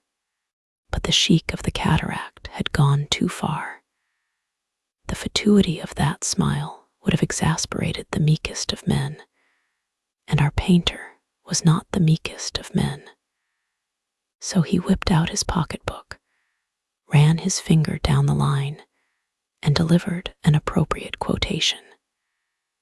His accent may not have been faultless, but there could be no mistake as to the energy of his style or the vigor of his language. The effect of both was instantaneous. The sheik sprang to his feet as if he had been shot, turned pale with rage under his black skin. Vowed the Philae might stay where she was till doomsday, for aught that he or his men would do to help her a foot farther, bounded into his own rickety sandal, and rode away, leaving us to our fate. We stood aghast. It was all over with us. We should never see Abu Simbel now, never write our names on the rock of Abusir, nor slake our thirst at the waters of the second cataract. What was to be done? Must the sheik be defied or propitiated? Should we appeal to the governor, or should we immolate the painter? The majority were for immolating the painter. We went to bed that night, despairing. But lo, next morning at sunrise appeared the sheik of the cataract, all smiles, all activity, with no end of ropes, and a force of 200 men. We were his dearest friends now. The painter was his brother. He had called out the ban and arriere ban of the cataract in our service. There was nothing, in short, that he would not do to oblige us. The dragoman vowed that he had never seen Nubians work as those Nubians worked that day. They fell to like giants, tugging away from morn till dewy eve, and never giving over till they brought us round the last corner and up the last rapid. The sun had set, the afterglow had faded, the twilight was closing in, when our dahabeah slipped at last into level water, and the 200, with a parting shout, dispersed to their several villages. We were never known to make light of the painter's repertory of select abuse after this. If that notebook of his had been the drowned book of Prospero, or the magical papyrus of Thoth fished up anew from the bottom of the Nile, we could not have regarded it with a respect more nearly bordering upon awe. though there exists no boundary line to mark where Egypt ends and Nubia begins. The nationality of the races dwelling on either side of that invisible barrier is as sharply defined as though an ocean divided them. Among the Philae, or cataract villagers, one comes suddenly into the midst of a people that have apparently nothing in common with the population of Egypt. They belong to a lower ethnological type, and they speak a language derived from purely African sources. Contrasting with our Arab sailors, the sulky-looking, half-naked, muscular savages who thronged about the Philae during her passage up the cataract, one could not but perceive that they are to this day as distinct and inferior a people as when their Egyptian conquerors, massing together in one contemptuous epithet all nations south of the frontier, were wont to speak of them as the vile race of Cush. Time has done little to change them since those early days. Some Arabic words have crept into their vocabulary, some modern luxuries, as tobacco, coffee, soap, and gunpowder, have come to be included in the brief catalogue of their daily wants. But in most other respects, they are living to this day as they lived in the time of the pharaohs, cultivating lentils and dura, brewing barley beer, plaiting mats and baskets of stained reeds, tracing rude patterns upon bowls of gourd rind, flinging the javelin, hurling the boomerang, fashioning bucklers of crocodile skin and bracelets of ivory, and supplying Egypt with henna. The dexterity with which, sitting as if in a wager boat, they balance themselves on a palm log and paddle to and fro about the river is really surprising. This barbaric substitute for a boat is probably more ancient than the pyramids. Having witnessed the passage of the first few rapids, we were glad to escape from the dahabeah and spend our time sketching here and there on the borders of the desert and among the villages and islands round about. In all Egypt and Nubia, there is no scenery richer in picturesque bits than the scenery of the cataract.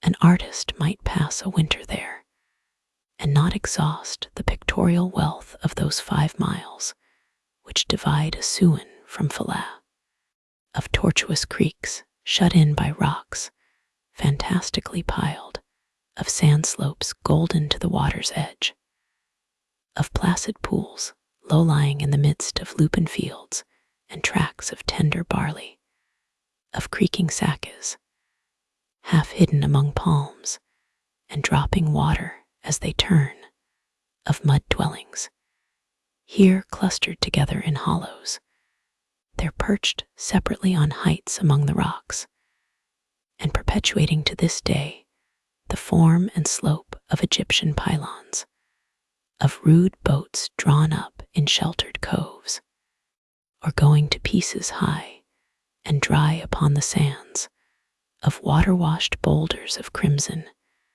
and black and purple granite, on which the wild fowl cluster at midday, and the fisher spreads his nets to dry at sunset, of camels and caravans and camps on shore, of cargo boats and cangias on the river, of wild figures of half-naked athletes, of dusky women decked with barbaric ornaments, unveiled, swift gliding, trailing long robes of deepest gentian blue, of ancient crones, and little naked children like live bronzes of these, and 100 other subjects in infinite variety and combination. There is literally no end.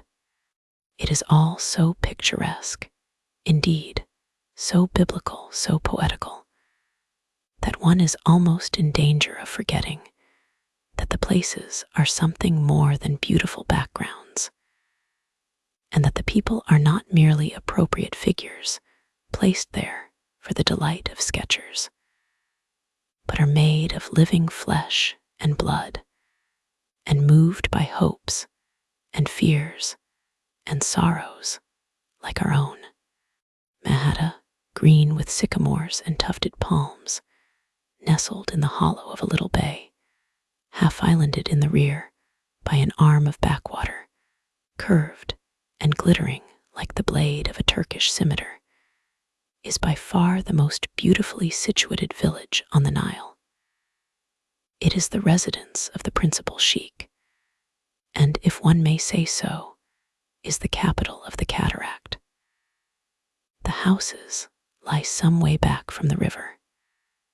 The bay is thronged with native boats of all sizes and colors. Men and camels, women and children, donkeys, dogs, merchandise, and temporary huts, put together with poles and matting, crowd the sandy shore. It is Asuan over again, but on a larger scale. The shipping is tenfold more numerous. The traders' camp is in itself a village. The beach is half a mile in length, and a quarter of a mile in the slope down to the river. Mahata is, in fact, the twin port to Asuan. It lies, not precisely at the other extremity of the great valley between Asuan and Philae, but at the nearest accessible point above the cataract. It is here that the Soudan traders disembark their goods for re-embarkation at Asuan. Such rickety, barbaric-looking craft as these Nubian kangias we had not yet seen on the river. They looked as old and obsolete as the Ark. Some had curious carved verandas outside the cabin entrance. Others were tilted up at the stern like Chinese junks. Most of them had been slavers in the palmy days of Defterdar Bay, plying then, as now, between weighty Hafe and Mahata, discharging their human cargoes at this point for reshipment at Asuan, and rarely passing the cataract, even at the time of inundation. If their wicked old timbers could have spoken, they might have told us many a black and bloody tale, going up through the village and palm gardens, and turning off in a northeasterly direction toward the desert. One presently comes out about midway of that valley, to which I have made allusion more than once already. No one, however unskilled in physical geography, could look from end to end of that huge furrow and not see that it was once a riverbed. We know not for how many tens of thousands or hundreds of thousands of years the Nile may have held on its course within those original bounds. Neither can we tell when it deserted them. It is, however, quite certain that the river flowed that way within historic times, that is to say, in the days of Amenemhat III, circa BC 2800.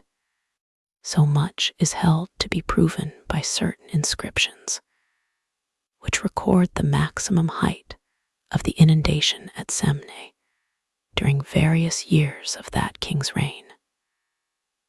The Nile then rose in Ethiopia to a level some 27 feet in excess of the highest point to which it is ever known to attain at the present day.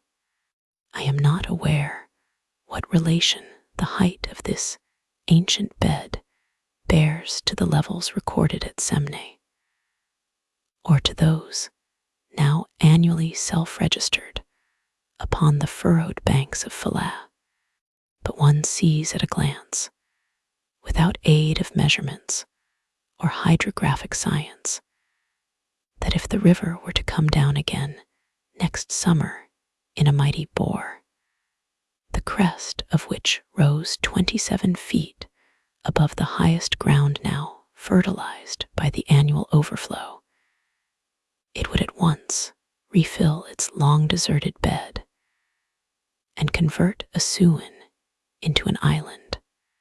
Granted, then, that the Nile flowed through the desert in the time of Amenemhat III, there must at some later period have come a day when it suddenly ran dry.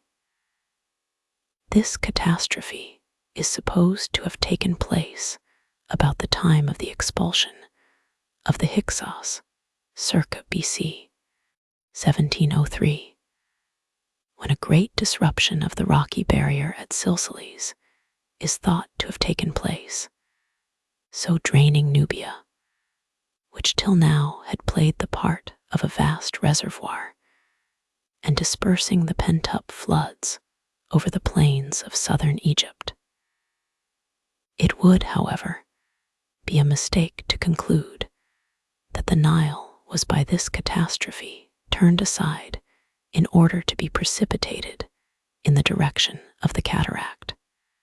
One arm of the river must always have taken the present lower and deeper course, while the other must of necessity have run low, perhaps very nearly dry, as the inundation subsided every spring. There remains no monumental record of this event, but the facts speak for themselves. The great channel is there. The old Nile mud is there, buried for the most part in sand, but still visible on many a rocky shelf and plateau between Assuan and Philae. There are even places where the surface of the mass is seen to be scooped out, as if by the sudden rush of the departing waters. Since that time, the tides of war and commerce have flowed in their place. Every conquering Thothmes and Rameses bound for the land of Cush led his armies that way. Sabacan, at the head of his Ethiopian hordes, took that short cut to the throne of all the pharaohs. The French, under de Saix, pursuing the Memluks after the Battle of the Pyramids, swept down that pass to Philae. Meanwhile, the whole trade of the Soudan, however interrupted at times by the ebb and flow of war, has also set that way. We never crossed those 5 miles of desert without encountering a train or 2 of baggage camels laden either with European goods for the far south or with Oriental treasures for the north. I shall not soon forget an Abyssinian caravan which we met one day just coming out from Mahata. It consisted of 70 camels laden with elephant tusks. The tusks, which were about 14 feet in length, were packed in half-dozens and sewed up in buffalo hides. Each camel was slung with 2 loads, one at either side of the hump. There must have been about 840 tusks in all.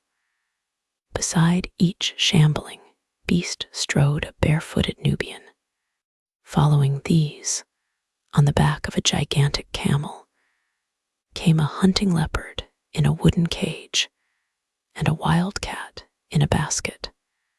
Last of all marched a coal-black Abyssinian nearly 7 feet in height, magnificently shawled and turbaned, with a huge scimitar dangling by his side, and in his belt a pair of enormous inlaid 17th century pistols, such as would have become the holsters of Prince Rupert.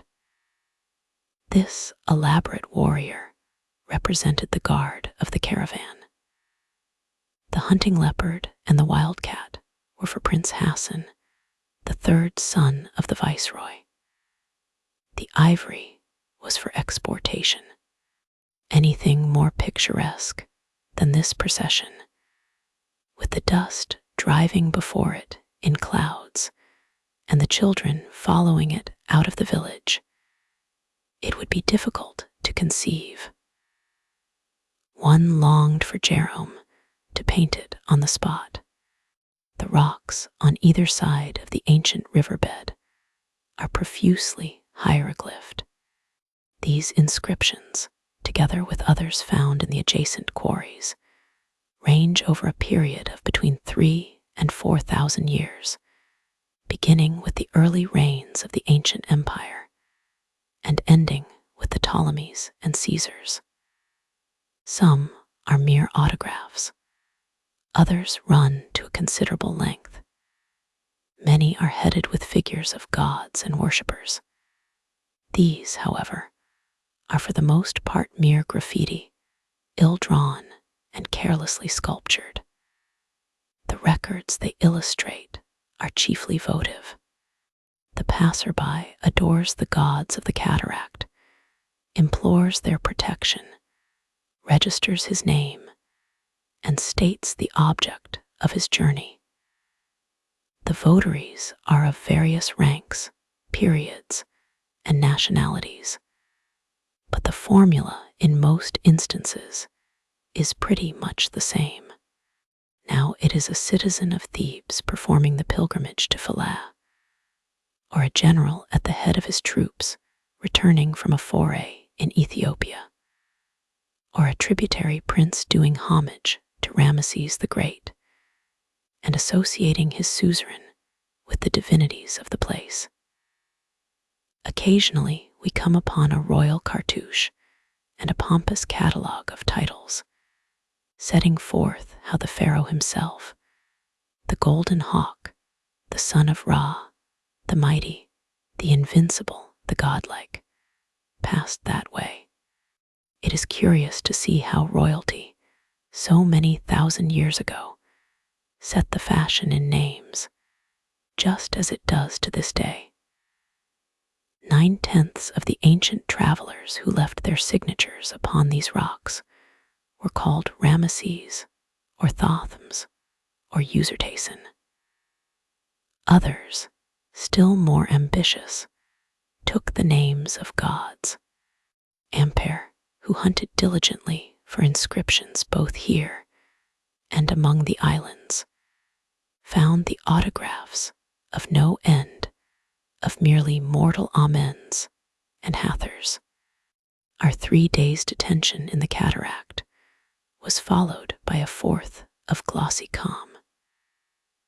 There being no breath of air to fill our sails and no footing for the trackers, we could now get along only by dint of hard punting, so that it was past midday before the Philae lay moored at last in the shadow of the holy island to which she owed her name.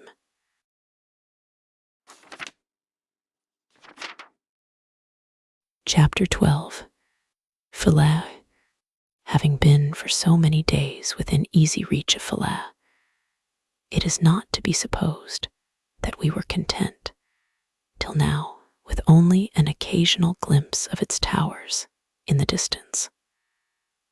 On the contrary, we had found our way thither toward the close of almost every day's excursion.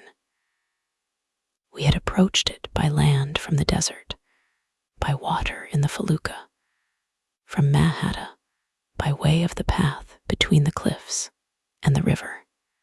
When I add that we moored here for a night and the best part of 2 days on our way up the river, and again for a week when we came down, it will be seen that we had time to learn the lovely island by heart.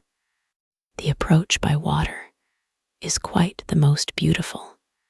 Seen from the level of a small boat, the island with its palms, its colonnades, its pylons, seems to rise out of the river like a mirage. Piled rocks frame it in on either side, and purple mountains close up the distance. As the boat glides nearer between glistening boulders, those sculptured towers rise higher and ever higher against the sky. They show no sign of ruin or of age. All looks solid, stately, perfect. One forgets for the moment that anything is changed. If a sound of antique chanting were to be borne along the quiet air, if a procession of white-robed priests bearing aloft the veiled ark of the god were to come sweeping round between the palms and the pylons, we should not think it strange. Most travelers land at the end nearest the cataract, so coming upon the principal temple from behind and seeing it in reverse order. We, however, bid our Arabs row round to the southern end, where was once a stately landing place with steps down to the river. We skirt the steep banks and pass close under the beautiful little roofless temple commonly known as Pharaoh's Bed. That temple which has been so often painted, so often photographed, that every stone of it, and the platform on which it stands, and the tufted palms that cluster round about it, have been since childhood as familiar to our mind's eye as the Sphinx or the pyramids. It is larger, but not one jot less beautiful than we had expected, and it is exactly like the photographs. Still, one is conscious of perceiving a shade of difference, too subtle for analysis, like the difference between a familiar face and the reflection of it in a looking glass. Anyhow, one feels that the real Pharaoh's Bed will henceforth displace the photographs in that obscure mental pigeonhole, where till now one has been wont to store the well-known image, and that even the photographs have undergone some kind of change. And now the corner is rounded, and the river widens away southward between mountains and palm groves, and the prow touches the debris of a ruined quay. The bank is steep here. We climb, and a wonderful scene opens before our eyes.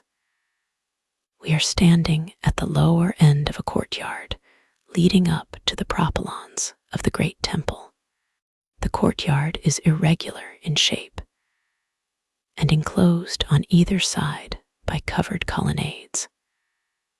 The colonnades are of unequal lengths and set at different angles. One is simply a covered walk. The other opens upon a row of small chambers, like a monastic cloister opening upon a row of cells. The roofing stones of these colonnades are in part displaced, while here and there a pillar or a capital is missing. But the twin towers of the propylon, standing out in sharp, unbroken lines against the sky, and covered with colossal sculptures, are as perfect, or very nearly as perfect, as in the days of the Ptolemies who built them.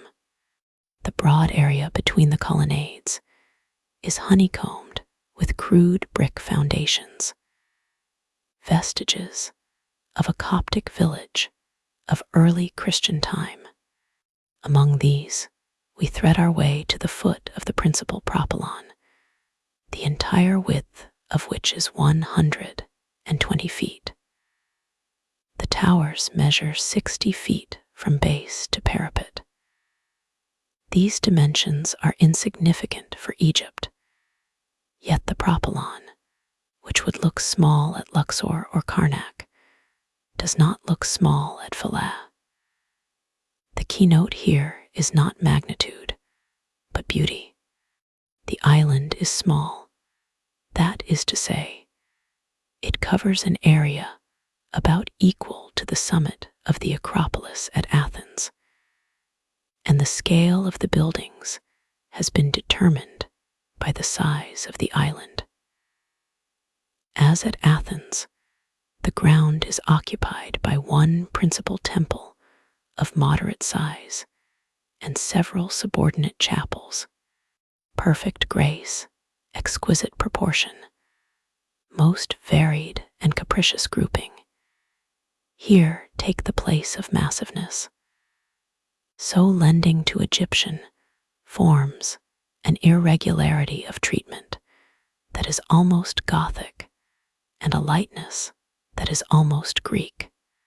And now we catch glimpses of an inner court, of a second propylon, of a pillared portico beyond, while, looking up to the colossal bas-reliefs above our heads, we see the usual mystic form of kings and deities, crowned, enthroned, worshipping, and worshipped.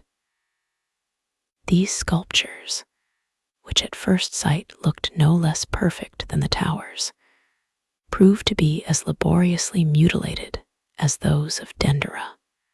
The hawk head of Horus and the cow head of Hathor have here and there escaped destruction. But the human-faced deities are literally sans eyes, sans nose, sans ears, sans everything. We enter the inner court, an irregular quadrangle enclosed on the east by an open colonnade, on the west by a chapel fronted with Hathor-headed columns, and on the north and south sides by the second and first propylons. In this quadrangle, a cloistral silence reigns. The blue sky burns above, the shadows sleep below. A tender twilight lies about our feet. Inside the chapel, there sleeps perpetual gloom. It was built by Ptolemy Euergetes II, and is one of that order to which Champollion gave the name of Mammacy.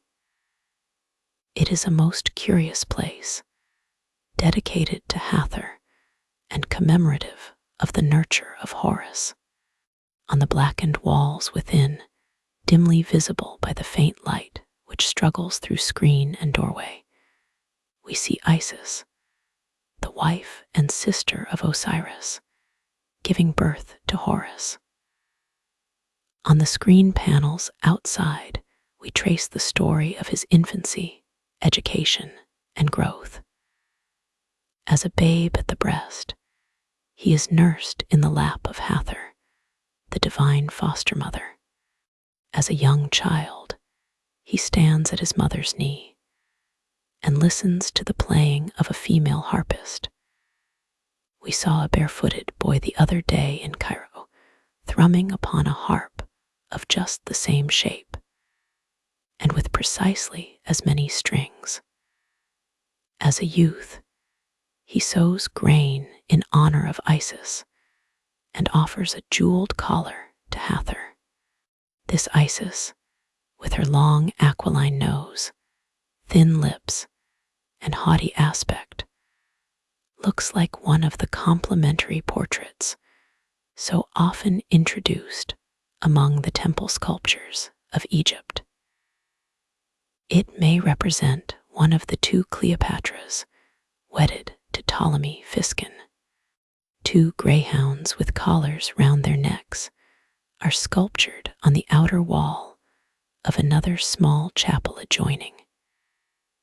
These also look like portraits. Perhaps they were the favorite dogs of some high priest of Philae. Close against the greyhounds, and upon the same wall space, is engraven that famous copy of the inscription of the Rosetta Stone, first observed here by Lepsius in A.D. 1843. It neither stands so high nor looks so illegible as Ampere, with all the jealousy of a Champolionist and a Frenchman, is at such pains to make out. One would have said that it was in a state of more than ordinary good preservation. As a reproduction of the Rosetta Decree, however, the Philae version is incomplete. The Rosetta text, after setting forth with official pomposity the victories and munificence of the king, Ptolemy V, the ever-living, the avenger of Egypt, concludes by ordaining that the record thereof shall be engraven in hieroglyphic, demotic, and Greek characters, and set up in all temples of the first, second, and third class throughout the empire. Broken and battered as it is, the precious black basalt of the British Museum fulfills these conditions. The 3 writings are there, but at Philae, though the original hieroglyphic and demotic texts are reproduced almost verbatim, the priceless Greek transcript is wanting. It is provided for, as upon the Rosetta Stone, in the preamble. Space has been left for it at the bottom of the tablet. We even fancied we could hear, and there distinguished traces of red ink where the lines should come. But not one word of it has ever been cut into the surface of the stone.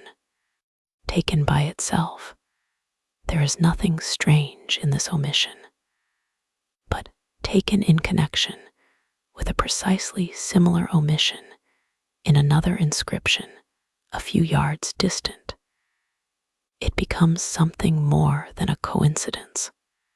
This second inscription is cut upon the face of a block of living rock, which forms part of the foundation of the easternmost tower of the second propylon, having enumerated certain grants of land made to the temple by Ptolemies VI and VII.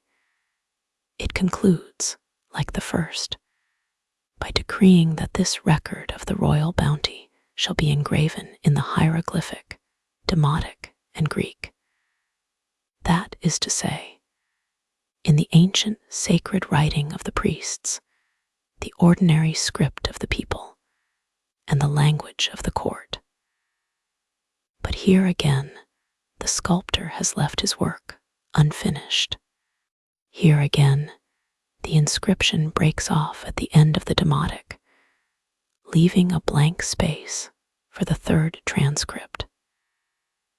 This second omission suggests intentional neglect, and the motive for such neglect would not be far to seek. The tongue of the dominant race is likely enough to have been unpopular among the old noble and sacerdotal families, and it may well be that the priesthood of Philae, secure in their distant solitary isle, could with impunity evade a clause which their brethren of the Delta were obliged to obey. It does not follow that the Greek rule was equally unpopular. We have reason to believe quite otherwise. The conqueror of the Persian invader was in truth the deliverer of Egypt.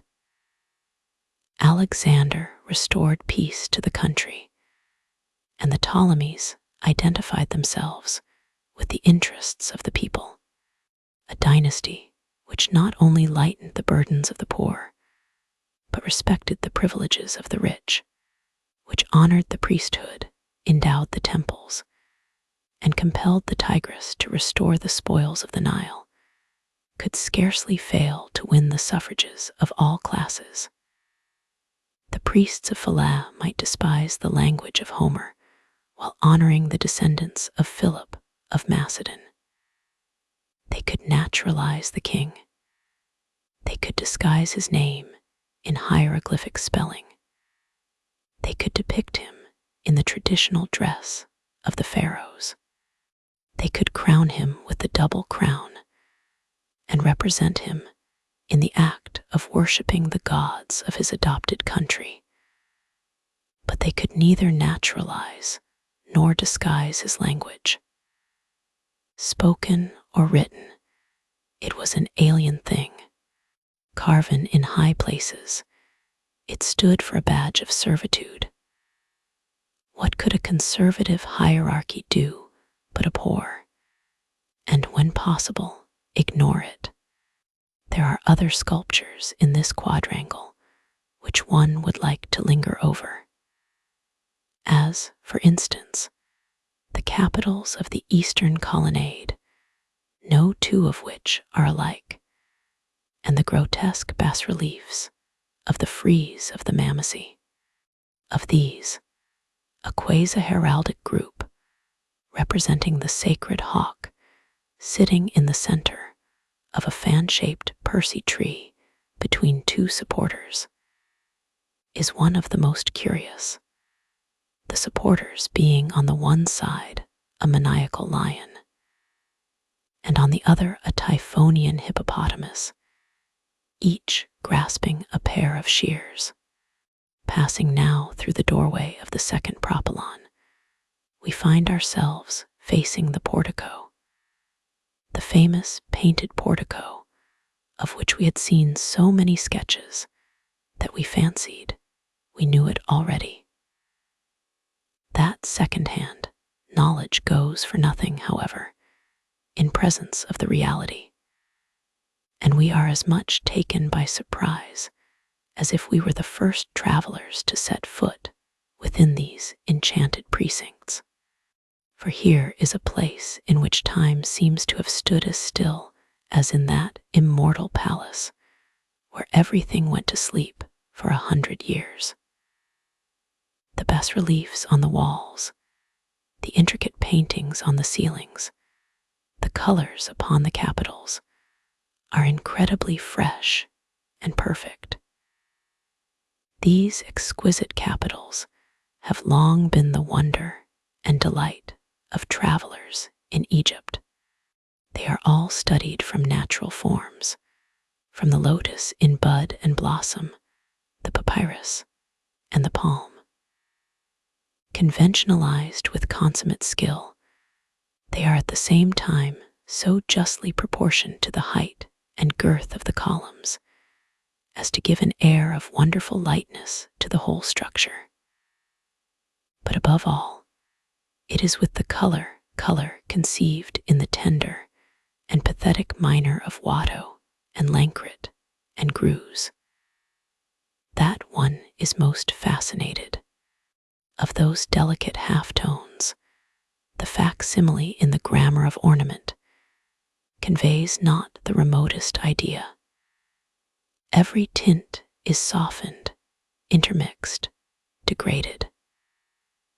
The pinks are coralline, the greens are tempered with verditer, the blues are of a greenish turquoise, like the western half of an autumnal evening sky. Later on, when we returned to Philae from the Second Cataract, the writer devoted the best part of 3 days to making a careful study of a corner of this portico, patiently matching those subtle variations of tint and endeavoring to master the secret of their combination. Architecturally, this court is unlike any we have yet seen, being quite small and open to the sky in the center, like the atrium of a Roman house. The light thus admitted glows overhead, lies in a square patch on the ground below, and is reflected upon the pictured recesses of the ceiling. At the upper end, where the pillars stand too deep, there was originally an intercolumnar screen. The rough sides of the columns show where the connecting blocks have been torn away. The pavement, too, has been pulled up by treasure seekers, and the ground is strewn with broken slabs and fragments of shattered cornice. These are the only signs of ruin, signs traced not by the finger of time, but by the hand of the spoiler. So fresh, So fair is all the rest, that we are fain to cheat ourselves for a moment into the belief that what we see is work not marred, but arrested. Those columns, depend on it, are yet unfinished. That pavement is about to be relaid. It would not surprise us to find the masons here tomorrow morning, or the sculptor, with mallet and chisel, carrying on that band of lotus buds and bees. Far more difficult is it to believe that they all struck work forever some 22 centuries ago. Here and there, where the foundations have been disturbed, one sees that the columns are constructed of sculptured blocks, the fragments of some earlier temple, while, at a height of about 6 feet from the ground, a Greek cross cut deep into the side of the shaft stamps, upon each pillar, the seal of Christian worship. For the Copts who choked the colonnades and courtyards with their hovels seized also on the temples. Some they pulled down for building material, others they appropriated. We can never know how much they destroyed. But 2 large convents on the eastern bank, a little higher up the river, and a small basilica at the north end of the island, would seem to have been built with the magnificent masonry of the southern quay, as well as with blocks taken from a structure which once occupied the southeastern corner of the great colonnade. As for this beautiful painted portico, they turned it into a chapel, a little rough-hewn niche in the east wall, and an overturned credence table fashioned from a single block of limestone mark the site of the chancel. The Arabs, taking this last for a gravestone, have pulled it up, according to their usual practice, in search of treasure buried with the dead, on the front of the credence table, and over the niche which some unskilled but pious hand has decorated with rude Byzantine carvings. The Greek cross is again conspicuous. The religious history of Philae is so curious that it is a pity it should not find an historian. It shared with Abydos and some other places the reputation of being the burial place of Osiris. It was called the Holy Island. Its very soil was sacred. None might land upon its shores, or even approach them too nearly without permission. To obtain that permission and perform the pilgrimage to the tomb of the god was to the pious Egyptian what the Mecca pilgrimage is to the pious Mussulman of today. The most solemn oath to which he could give utterance was by him who sleeps in Philae. When and how the island first came to be regarded as the resting place of the most beloved of the gods does not appear, but its reputation for sanctity seems to have been of comparatively modern date. It probably rose into importance as Abydos declined. Herodotus, who is supposed to have gone as far as Elephantine, made minute inquiry concerning the river above that point, and he relates that the cataract was in the occupation of Ethiopian nomads. He, however, makes no mention of Philae or its temples. This omission on the part of one who, wherever he went, sought the society of the priests and paid particular attention to the religion's observances of the country, shows that either Herodotus never got so far, or that the island had not yet become the home of the Osirian mysteries. 400 years later, Diodorus Siculus describes it as the holiest of holy places, while Strabo writing about the same time, relates that Abydos had then dwindled to a mere village. It seems possible, therefore, that at some period subsequent to the time of Herodotus, and prior to that of Diodorus or Strabo, the priests of Isis may have migrated from Abydos to Philae, in which case there would have been a formal transfer not only of the relics of Osiris, but of the sanctity which had attached for ages to their original resting place. Nor is the motive for such an exodus wanting. The ashes of the god were no longer safe at Abydos, situated in the midst of a rich corn country on the high road to Thebes. No city south of Memphis lay more exposed to the hazards of war. Cambyses had already passed that way. Other invaders might follow, to seek beyond the frontier that security which might no longer be found in Egypt, would seem therefore to be the obvious course of a priestly guild devoted to its trust. This, of course, is mere conjecture, to be taken for what it may be worth. The decadence of Abydos coincides, at all events, with the growth of Philae, and it is only by help of some such assumption that one can understand how a new site should have suddenly arisen to such a height of holiness.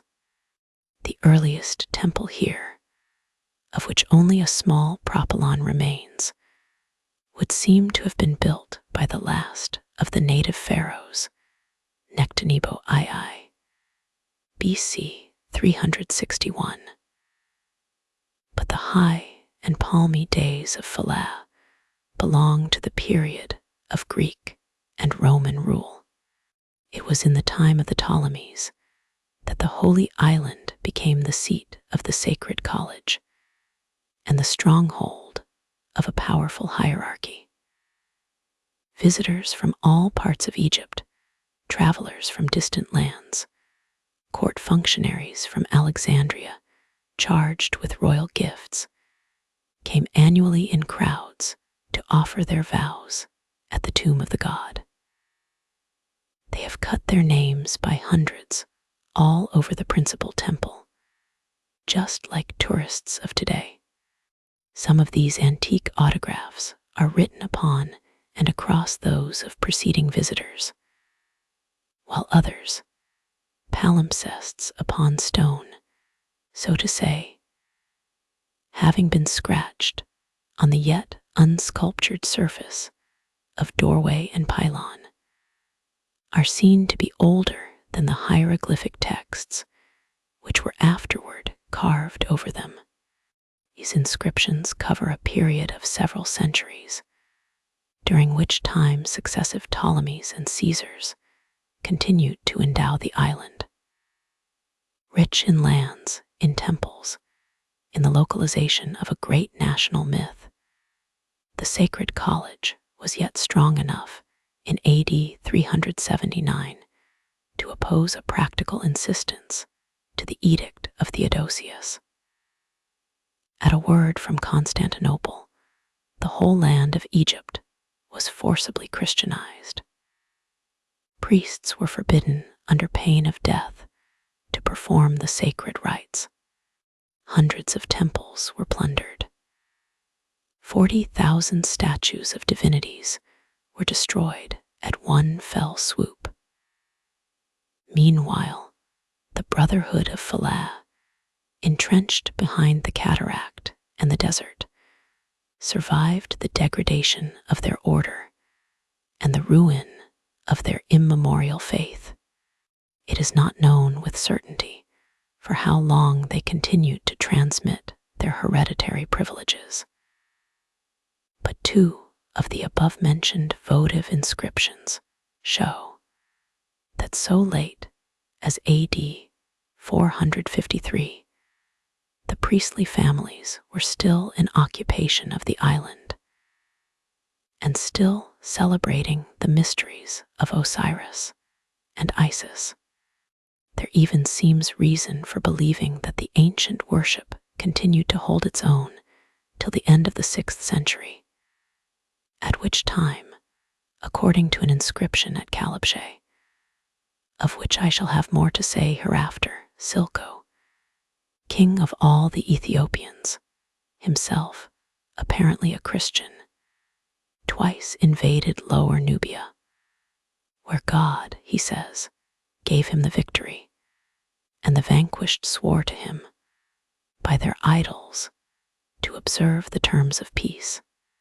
There is nothing in this record to show that the invaders went beyond Tafa, the ancient Taphis, which is 27 miles above Philae.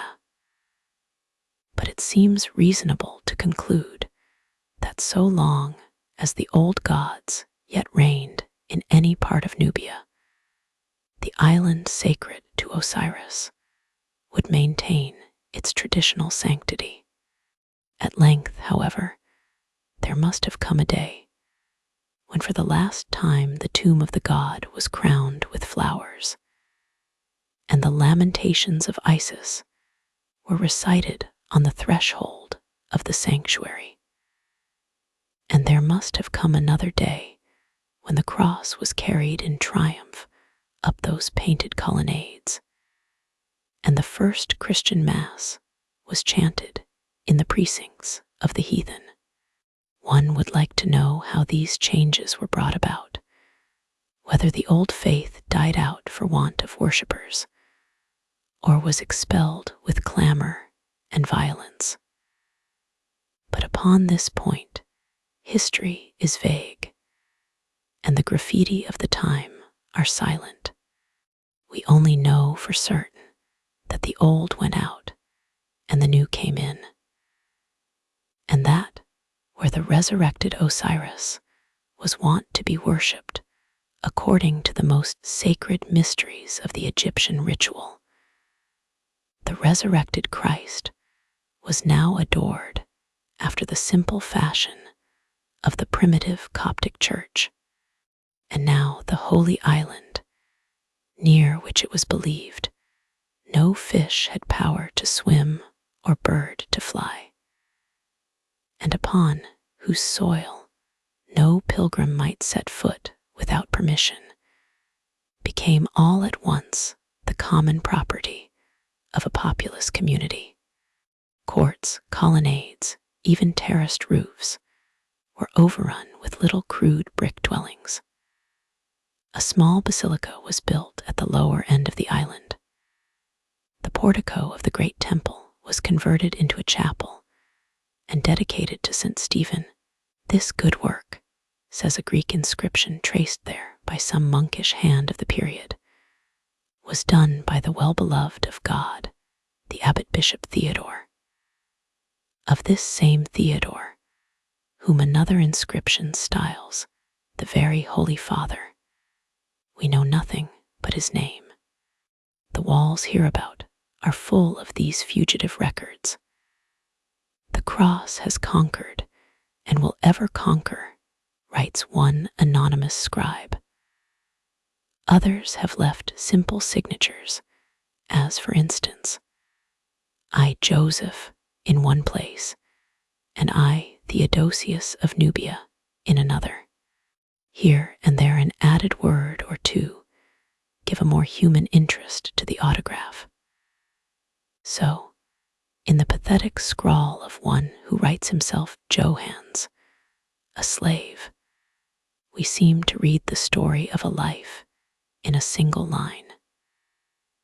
These Coptic signatures are all followed by the sign of the cross. The foundation of the little basilica, with its apse toward the east and its two doorways to the west, are still traceable. We set a couple of our sailors one day to clear away the rubbish at the lower end of the nave, and found the font, a rough stone basin at the foot of a broken column. It is not difficult to guess what Philae must have been like in the days of Abbot Theodore and his flock.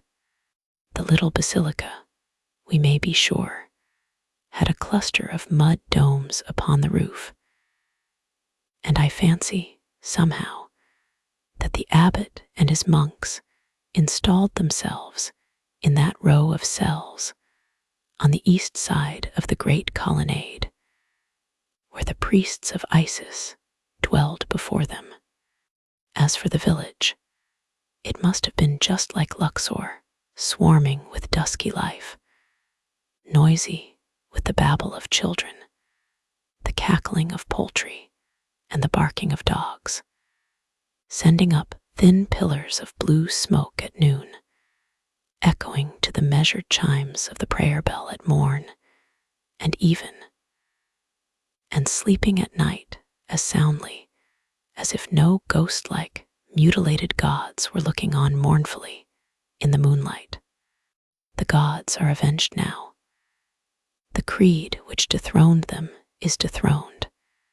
Abbot Theodore and his successors, and the religion they taught, and the simple folk that listened to their teaching, are gone and forgotten. For the Church of Christ, which still languishes in Egypt, is extinct in Nubia. It lingered long, though doubtless in some such degraded and barbaric form as it wears in Abyssinia to this day. But it was absorbed by Islamism at last, and only a ruined convent perched here and there upon some solitary height, or a few crosses rudely carved on the walls of a Ptolemaic temple, remain to show that Christianity once passed that way. The medieval history of Philae is almost a blank. The Arabs, having invaded Egypt toward the middle of the 7th century, were long in the land before they began to cultivate literature, and for more than 300 years history is silent. It is not till the 10th century that we once again catch a fleeting glimpse of Philae. The frontier is now removed to the head of the cataract.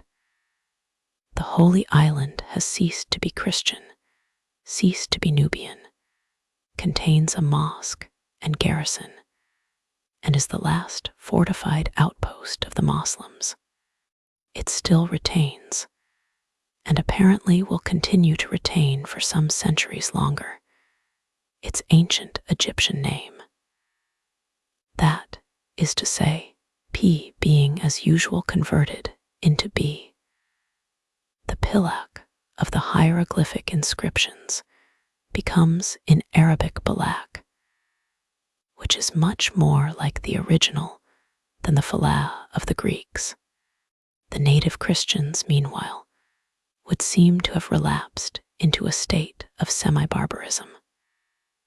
They make perpetual inroads upon the Arab frontier and suffer perpetual defeat.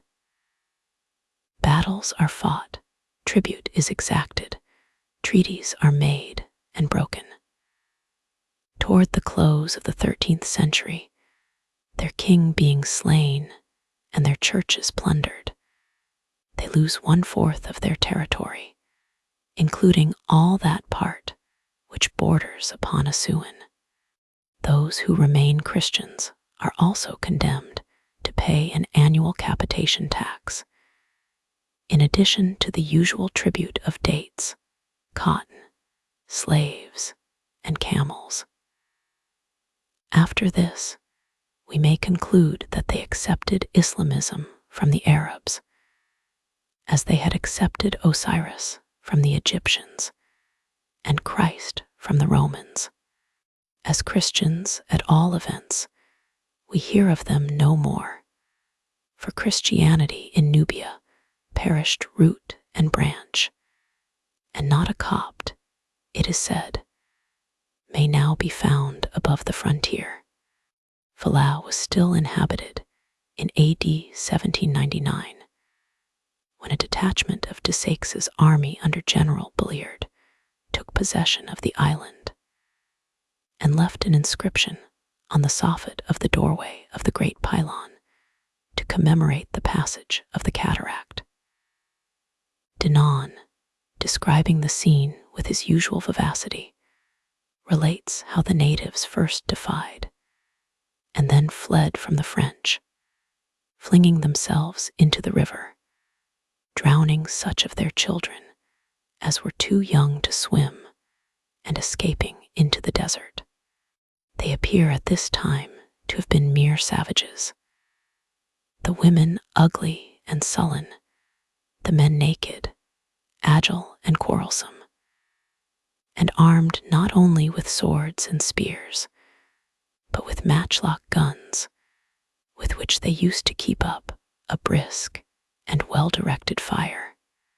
Their abandonment of the island probably dates from this time, for when Burckhardt went up in A.D. 1813, he found it, as we found it to this day, deserted and solitary. One poor old man, if indeed he still lives, is now the one inhabitant of Philae, and I suspect he only crosses over from Bigay in the tourist season.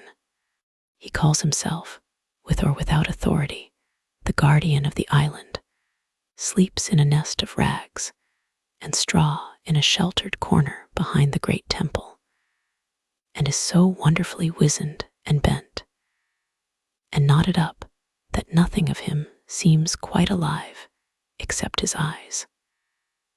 We gave him 50 copper paras for a parting present when on our way back to Egypt, and he was so oppressed by the consciousness of wealth that he immediately buried his treasure and implored us to tell no one what we had given him.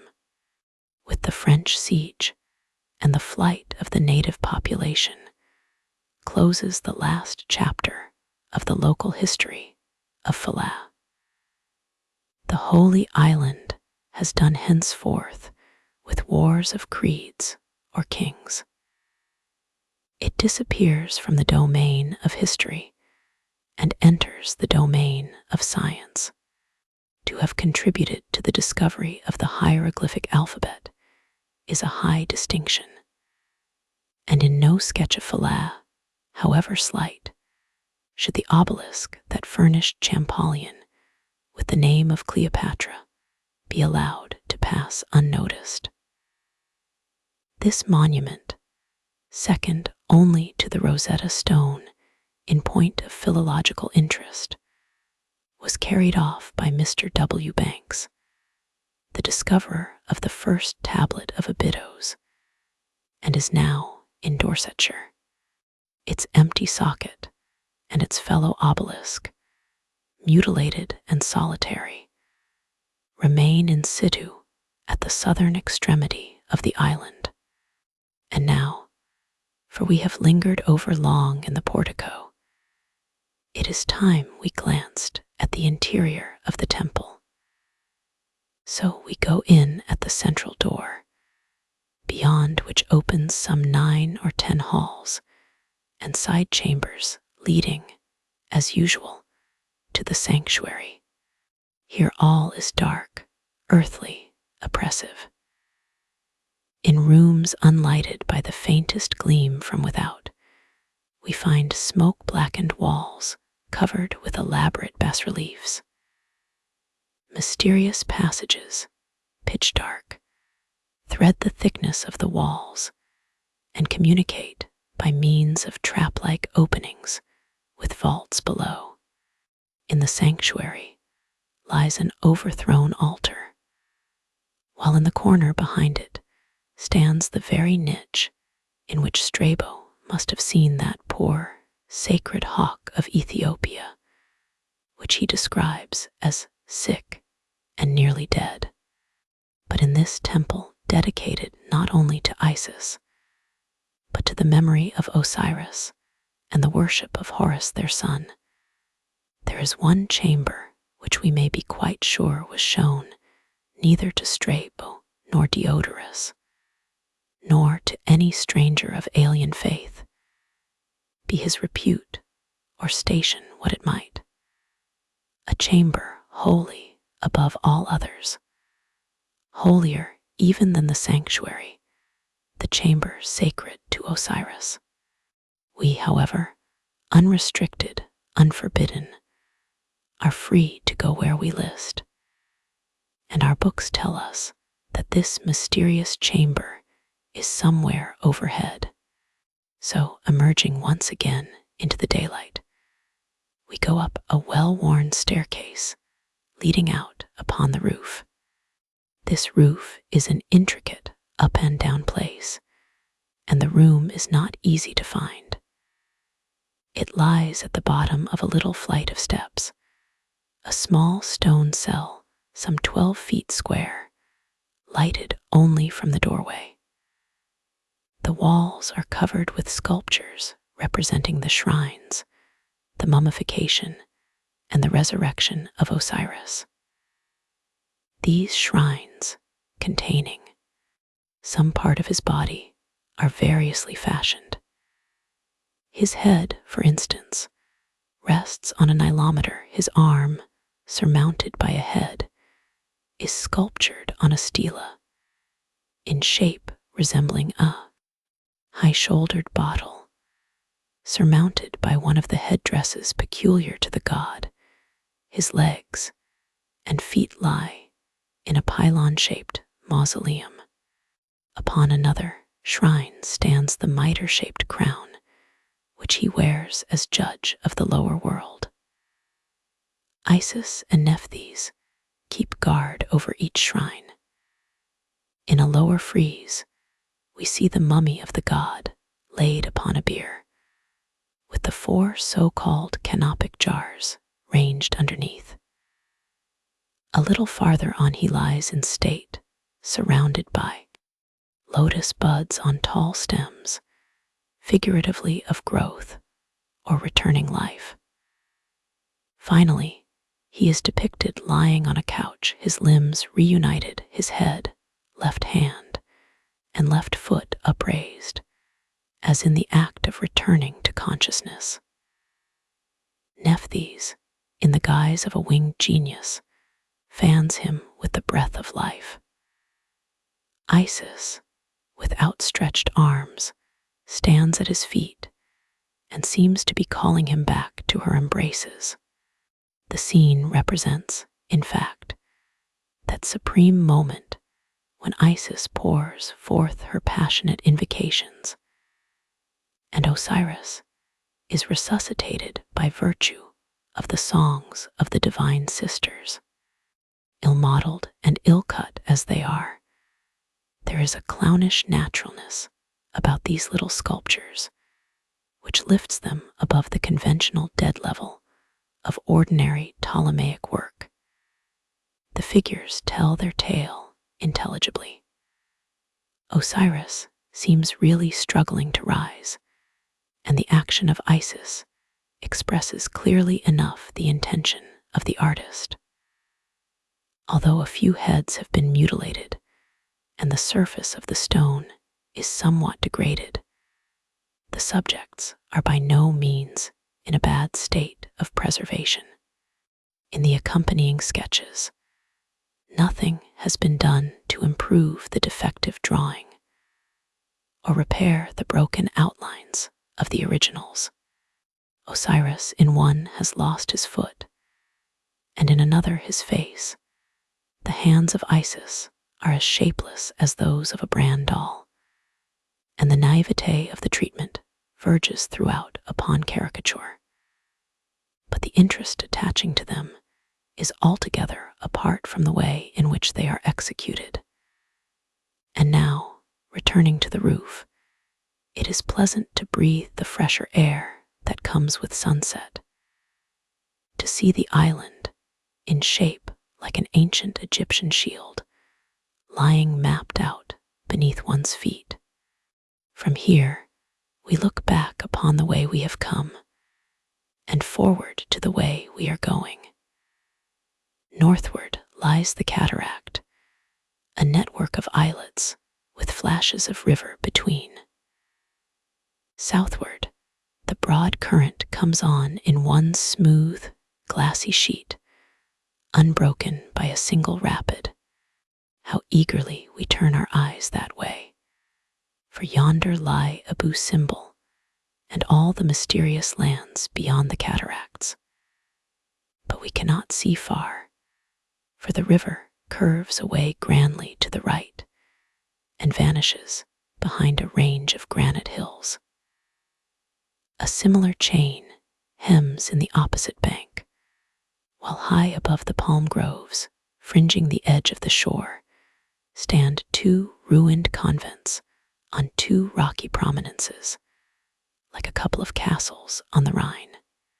On the east bank opposite, a few mud houses and a group of superb carob trees mark the site of a village, the greater part of which lies hidden among palms.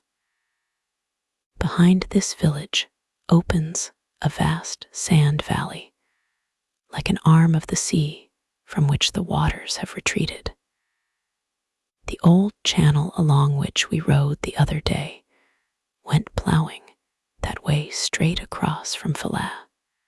Last of all, forming the western side of this fourfold view, we have the island of Bigay, rugged, mountainous, and divided from Philae by so narrow a channel that every sound from the native village on the opposite steep is as audible as though it came from the courtyard at our feet. That village is built in and about the ruins of a tiny Ptolemaic temple, of which only a screen and doorway and part of a small propylon remain.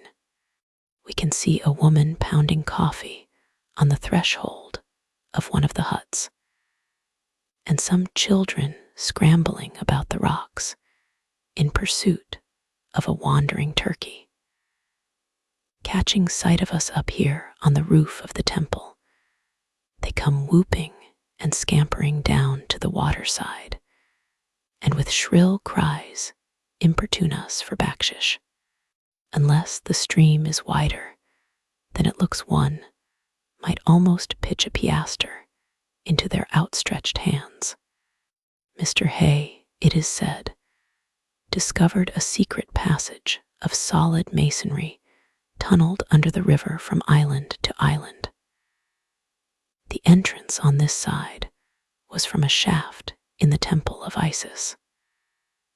We are not told how far Mr. Hay was able to penetrate in the direction of Bigay, but the passage would lead up, most probably, to the little temple opposite.